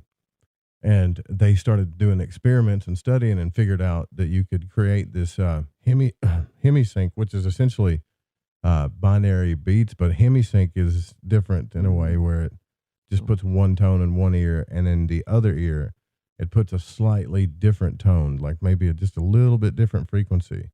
And you'll listen to it, and you'll hear that, and then eventually your brain doesn't like it, so it syncs them together, and then it just, and now the both hemispheres of your brain are actually in sync, which they never really are. There's usually on one side or the other, but in that sense they are. And so he has this relaxation method he takes you through, and so I obsessed on this like every night. And then he talks about how to, once you feel the vibrations, like the tingling and stuff, and the body paralysis, to not freak out. It's perfectly normal. And then once the vibrations are gone, to just peel yourself out. And dude, I literally peeled myself out, but it felt like I just sat up on the couch for real. No different than if I was to sit up on the couch for real. It felt exactly the same. In fact, I told my brain, I was like, you know, it didn't work, but I'm not going to give up. And so I stood up, I turned around, and I was looking at myself sleep. I was like, holy shit. That's like, I did it, dude. Wild. Yeah. And I was like, I was so excited. I got away from my body as fast as I could. Because I said, I couldn't believe it. Couldn't believe it. But it was amazing. It was like, it changed everything for me. Yeah. And you talk about that, and I feel that maybe, right, the Egyptians and that box that's in the king's chamber or queen's chamber, whichever one it is, that if I've had friends lay in it, and people around them will start humming a certain tone, and the box starts to shake, right? He says it's just overwhelming because it just starts to shake, this huge granite box, right? That you're taught that the pyramids are just these over-engineered tombs, but they've never found any bodies in any of them, right? They're all buried at the Valley of the Kings, like I don't know how many miles down south. But I feel that all these ancient civilizations that got up and disappeared, they were able to, as a whole, tap into a certain frequency and able to just leave out of this world. And like, I had this flat earth guy, he told me that, and it made sense to me, but I just can't get behind the whole flat earth thing. He told me that they would just follow the suns, right? Every planet was a different sun. What? And it would be, all the suns would be just born over and over again, and the people collectively would just follow the suns out. And outside of the wall, right, are just other pretty much universes and dimensions. And supposedly on the 21st of this month, with the age of Aquarius or whatever you want to believe in, all that you're going to be able to see through the veil, right? I mean, but that I mean, it makes sense to me, and I feel that with the whole haplogene X group and all that stuff, these people are able to tap into some sort of frequency where they're able to, like you said, either astral project out of their bodies or even just dissolve their own bodies. Because that's the whole thing with 5G, right? What are these frequencies? If frequencies can literally, with cymatics and all this stuff, can literally separate water molecules, right, at a molecular level, what are they doing to the brain? What are they doing to the whole body itself, right? We're just a bunch of atoms just put together loosely. What's to say? I mean, the government has those type of weapons where they come out with these big speakers and they blast people and they just go away. You know, like, that technology exists. You know what I mean? Like, it's real. Yeah.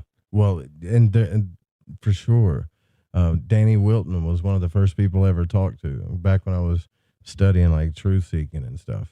And this is a guy that would the first time I heard him was on Red Ice Radio. I don't know if anybody remembers that, and he was telling people about the Nebula of Orion and how how everything maps out on this earth. The Nile maps out exactly like the Nebula of Orion, like there's a mirror in space of the Nile in Egypt, and it's in space, and it's so far in space.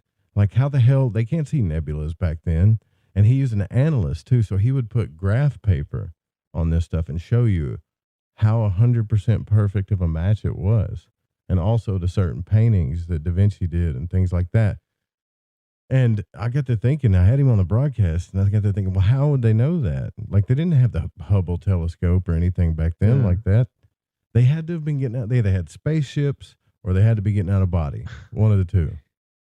Right? Well, I mean, you talk about the Egyptians. If you take all the dimensions of the world, they fit inside the Great Pyramid of Giza, right? If you to a scale, right? And again, that's what the Egyptians. They were very big on sacred geometry because they wanted to put a part of the god or their creator, whatever, in everything that they did. So they would incorporate it, the sacred geometry and the golden ratio and all these things into everything that they made, because they wanted a piece of God or whoever it is in that work. But yeah, 100%. It's like, go even further, right? The Dogon tribe with the Nomos in West Africa, where there were the Nomos, these fish-headed people, came down from where? Oh, the Sirius star system. They came down and they taught them about agriculture. They taught them about the three stars that are there. That one's a brown dwarf, the other one's a white dwarf that's naked to the human eye. And then they didn't figure them out till 50 years after they had invented the telescope. But these people knew about it. Yeah, these right. People knew about it. What the hell? How? Yeah, dude, exactly. That blows my mind, man. That's wild. Exactly. And what I meant to say was, it wasn't the Egyptians. Okay. So it was the Greeks, or Renaissance artists that drew these things, like the Last Supper. There's a couple of other ones too where it matches the Nile totally. Well, the Nile, but it also matches the Orion Nebula. So here, I just think that the Hermetic axiom of as above, so below. Like, there's something out there programming this. It's like it's fractally programming downwards, or in spiral, or in minuscule form, to this place is nothing but a place that is created essentially by laws on higher planes. That's it. Like, we just are mini gods in these bodies, taking these laws from this higher place and making another little world out of it, Yeah. No, I can get. I mean, even the Aztecs thought that too. That we are like these gods, like you're saying. This self divinity, the divine spark. Excuse me. And that they talk about that you're able, again, through knowledge, maybe through knowledge of all this stuff, talking about this and tapping into some other frequency, you're able to, again, transcend through the dimensions and go into the upper eons. But, right, it hints at the Akashic records. Maybe the Akashic records is our DNA. And some people are able to tap into that, and they're just able to access all the information from the very beginning of the universe on some other level. Right, these people, they were able. They had shamans. They like ayahuasca in the rainforest. How are you going to tell me out of all the millions of combinations you're able to put these two together? If you ask them who told them, they go, "Well, the plants told us." Who? Oh, the plants. They told us what to do. Yeah, the gods, right? Well, and that sounds completely crazy to some people, and it always still sounds a little crazy to me too, but at the same time, like, you're telling me, like, a guy like Graham Hancock, that as smart as he is saying he's talked to these gods, and I don't know if I can look at him and tell him he's crazy, because that dude's taught me a lot of stuff. But maybe when you get into a certain state of mind, it's so profound that there's no way you don't believe it. And people have done TMT say it felt more real than this reality, and so did it. That's exactly what happened when I had that out-of-body experience. Like, this is kind of hazy here compared to that, So yeah, maybe we are in some kind of crazy illusion. Well, again, the Gnostic mythology is that we are in this false world, and they were wiped out for a reason, for preaching something that they were ruled heretics. But I know people who have also done DMT, and they say they all encountered the same entities in that dimension, and they all have the similar aspects and behaviors, and it's almost like, and like what you're talking about, that like when I before I started getting into all this, I would listen to Terrence McKenna, and there's hours and hours Oh, and yeah. hours of Terrence McKenna talking. I couldn't keep up. I couldn't understand what he was saying. And then later on, once I started diving deeper and deeper, I started to understand what he was talking about. I go, "Oh, that's what he meant." And then now I'm going back and re-listening to all these talks that he did, and there's just a wealth of knowledge. You're right. And again, right. coming from a guy that was in other dimensions, right, talking about the clockwork elves and all these crazy things, right? But think about that. So your brain was cut. Your brain was not understanding it. Let's just say your mind, not your brain. But the second you an aha moment came, or a light came on, it's like a door opens to all of this new information. It's not just, that's when you're really tapping into something, I think, because now you got all this new information that just floods in, because all of a sudden you understand a new concept where a door opened that just changed everything for you. And that allows all of these new concepts to flood in. And essentially, this is like what consciousness is growing up. First, it's like, I'm hungry, I'm thirsty, I just wet myself, I need love, this feels good, what is that? And then every time we learn something new, it opens up a bigger door and a bigger door. But what they're doing to us, bro, is like when we become adults, is they're shutting doors on us with religion, politics, science, saying this is reality when it's probably the least of reality, Yeah. So Yeah, it's all simulacra and simulation. I mean, we're giving value to empty symbols, right? Just because it's a picture of Jesus Christ doesn't mean it is Jesus Christ, but for some people it is, because that's how indoctrinated they are. They go deeper. Again, it goes to a deeper connection, and like money is a piece of paper, but it's not that. It's what it signifies, and all the world revolves around it. And what would they do?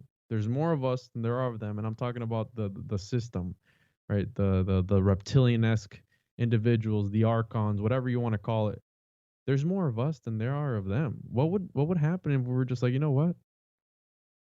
We're not gonna comply anymore. We're not. What are they gonna do? What are they, you know what I mean? Like what's? I mean, there's movies about that yeah, too. that's but- why I guess I see what you're saying. That's why they keep you divided. That's why they keep you uncertain. Yeah, exactly. It's a power thing. It's almost kind of like a balance thing too. But what I've been saying to people is like, listen, man, I figured out how to get out of your body, and I'm not playing. I don't care if you think I'm crazy. I really don't care, because I experienced it, and it doesn't matter. So if I can get out of my body, and Robert Monroe can do it and pinch somebody, what power do these people have over us? We just need to focus on becoming a ghost, man, because if I can learn how to be a ghost, I can do anything, I had somebody today tell me that if they got the chance, and I think, dude, I think that 2020 was a test run. I really do. I really believe that it was a test run to see how they're like, you know what? Let's see how they would react, right? Maybe it is what's going to come before Project Bluebeam, if you want to believe in that or anything. But I believe that with this coming out, they're going to be like, hey, listen, you see what's happening? People are getting sick. People are dying. Well, guess what? For $19.99 a month, you can download your consciousness into this thumb drive, and you're not ever going to get sick ever again. You're not ever going to have to worry about aging. You're going to be one with the AI. Just come on in and just merge, right? That's how I feel about all this that's going on. It's like almost like they're setting it up so they can sell you a good package, and it's like, well, maybe that's not that bad. Because I had somebody today tell me, they were like, I'd jump on the opportunity, and well, I was that's like, that's what they're selling you now with this new RNA vaccine for $29.99 or whatever. You can inject this vaccine that increases your immune system and gets right into your genome, and you'll be able to fly on airplanes and do all of the cool stuff that you used to do. Yeah. So come on down and get that. Yeah, but they can kick rocks with that with me, because I'm not.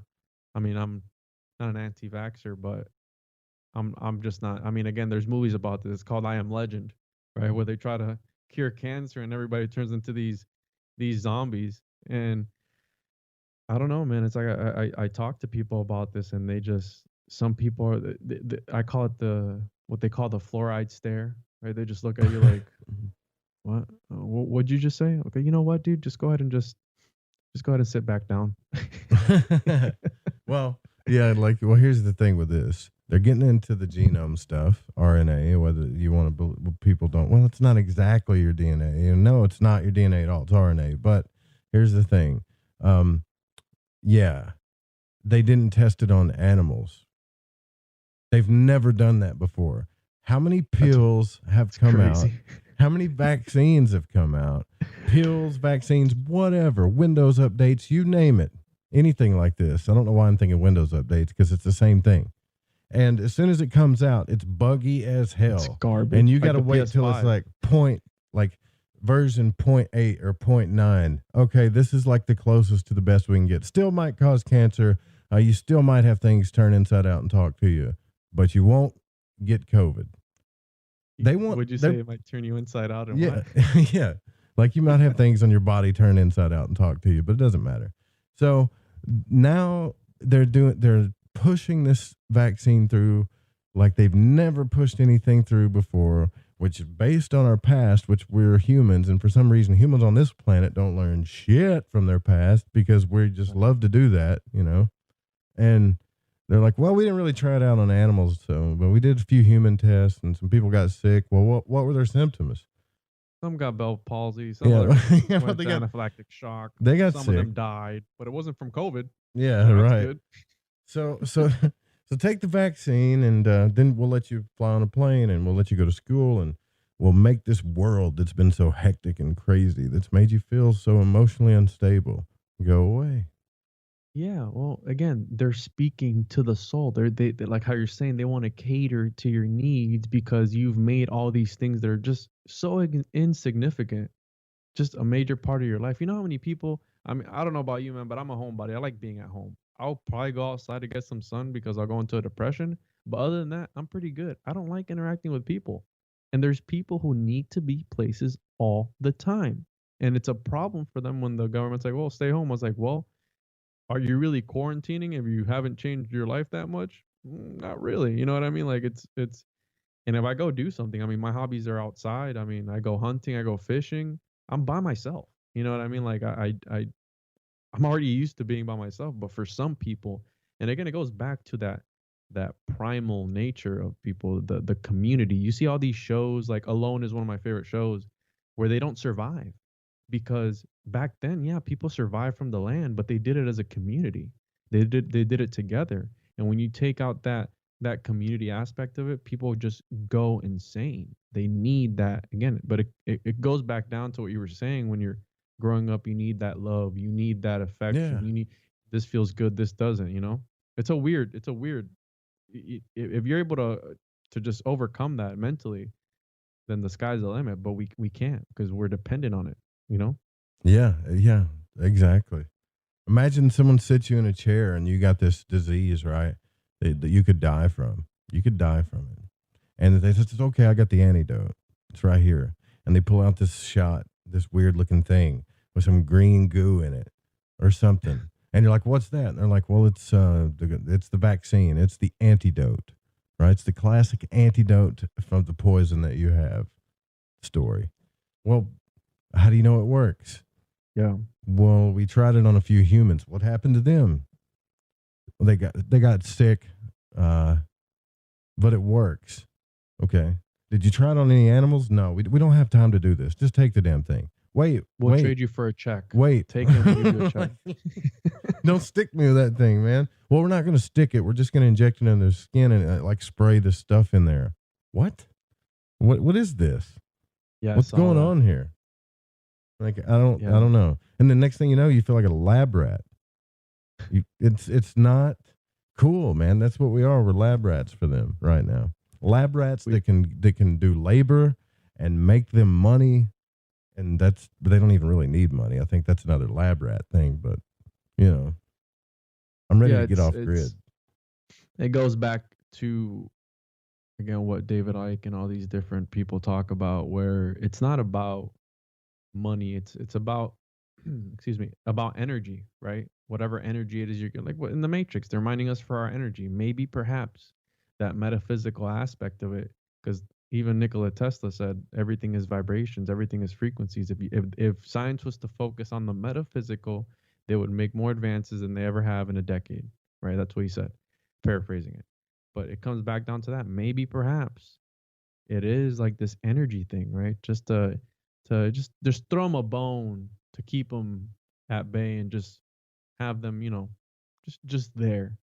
And I personally think we're probably a failed plant experiment or something. I don't know. The plants are using us to transport all their spores and everything everywhere. Who knows, right? That's why it's like focus on the real. Well, tell me what it is, because you don't even know that, right? Yeah, nobody knows what it is. That's the truth. And any physicist or any physicist that's studied reality will tell you that. And all these physicists are arguing with each other about stuff and have all their theories just as much as the Jews did when they wrote the Babylonian Talmud. They've all got their theories about everything. And then, we were supposed to listen to them because they're old and wise. And everything sounds so intelligent when they say it, and it adds up. But essentially, that's what conspiracy is, putting a whole bunch of stuff together and making a truth out of it. But it doesn't make it true. Like... Well, I talked to somebody about this today, where I said how I mentioned earlier, even if it is an exaggerated part of a lie or of a truth, I always feel that every ancient scripture, every tale, or every, like the boogeyman, right? That's there's a mustard seed of truth in there, and maybe it's even programmed into our DNA through all the years of fighting off the unknown, right? You have this an old hominid or something back then that would live in fear because he couldn't see in the dark at night, and there was a saber-toothed tiger or something trying to hunt him, and that same fear is what's been transferred all throughout the DNA. That's why I believe the DNA is the Akashic records. Maybe that's why they're targeting with this vaccine our DNA or RNA, whatever, right? But in a single strand of DNA, you can store how much data? A bunch, right? I don't know the number, but a bunch. Yeah, it's massive. It's like the biggest computer ever. You could crazy. I mean, the whole world, the universe itself, it is an organism. It is a computer if you really look at it. And again, these people are playing the game, but as long as you know you're in a game, it makes it a little bit better, right? You there's certain things you can't do in the program because it's not programmed. You can't jump 20 feet in the air because it's not part of the program. But if you know you're in this, like the Truman Show, right at the very end, where he knows about it, it's like, hey, listen, I'm out of here, man. Maybe if with enough shows like this and like podcasts like mine, where we talk about these things and we're able to bring people to a certain level of awareness, then maybe later on we might be able to, as a collective consciousness, break free of this false reality that the demiurge just set up for us, right? Right. And I think the way to do that, one of the ways to do that, is when someone tells you a certainty, you just give them a reason why it's not, right? I mean, about everything. Well, you should worship God. Well, I don't know God. Maybe I'm God. Do you know? Right? Just it doesn't even have to make sense. But if you get people thinking, it'll work, right? Well, you should settle down and get married. Why? Well, it's what you're supposed to do. Well, why? Or you should work a job and have something guaranteed. Why is that guaranteed? Well, because it's a 40 hours a week job, it's not, what are you going to do? Go be an entrepreneur or something? It's not guaranteed. This job is run by somebody that's at the top of a building that can point a stick at a chart. And if it dips a way he don't like, they lay off a certain percentage that goes all the way back down and trickles to your little world. And they just lay you off. That can happen next week. Yeah. What about marriage? Or what about being with somebody for forever and ever and ever? Not going to happen. One of you is going to die first. So essentially, there's nothing here but change. So what do you want to experience? And why are you forcing yourself to believe something? Yeah. Yeah. That's like I tell people, make your own decisions, make your own assumptions. And like how you're saying, I mean, it's a game, right? new save. You start off right, Skyrim. You start off. You want to do a certain build. Well, I mean, maybe perhaps you only have one shot at it, but I believe that like sometimes I'll look at my son and he'll be doing stuff, and I'll look at him and I'll go, man, who were you in your other life, right?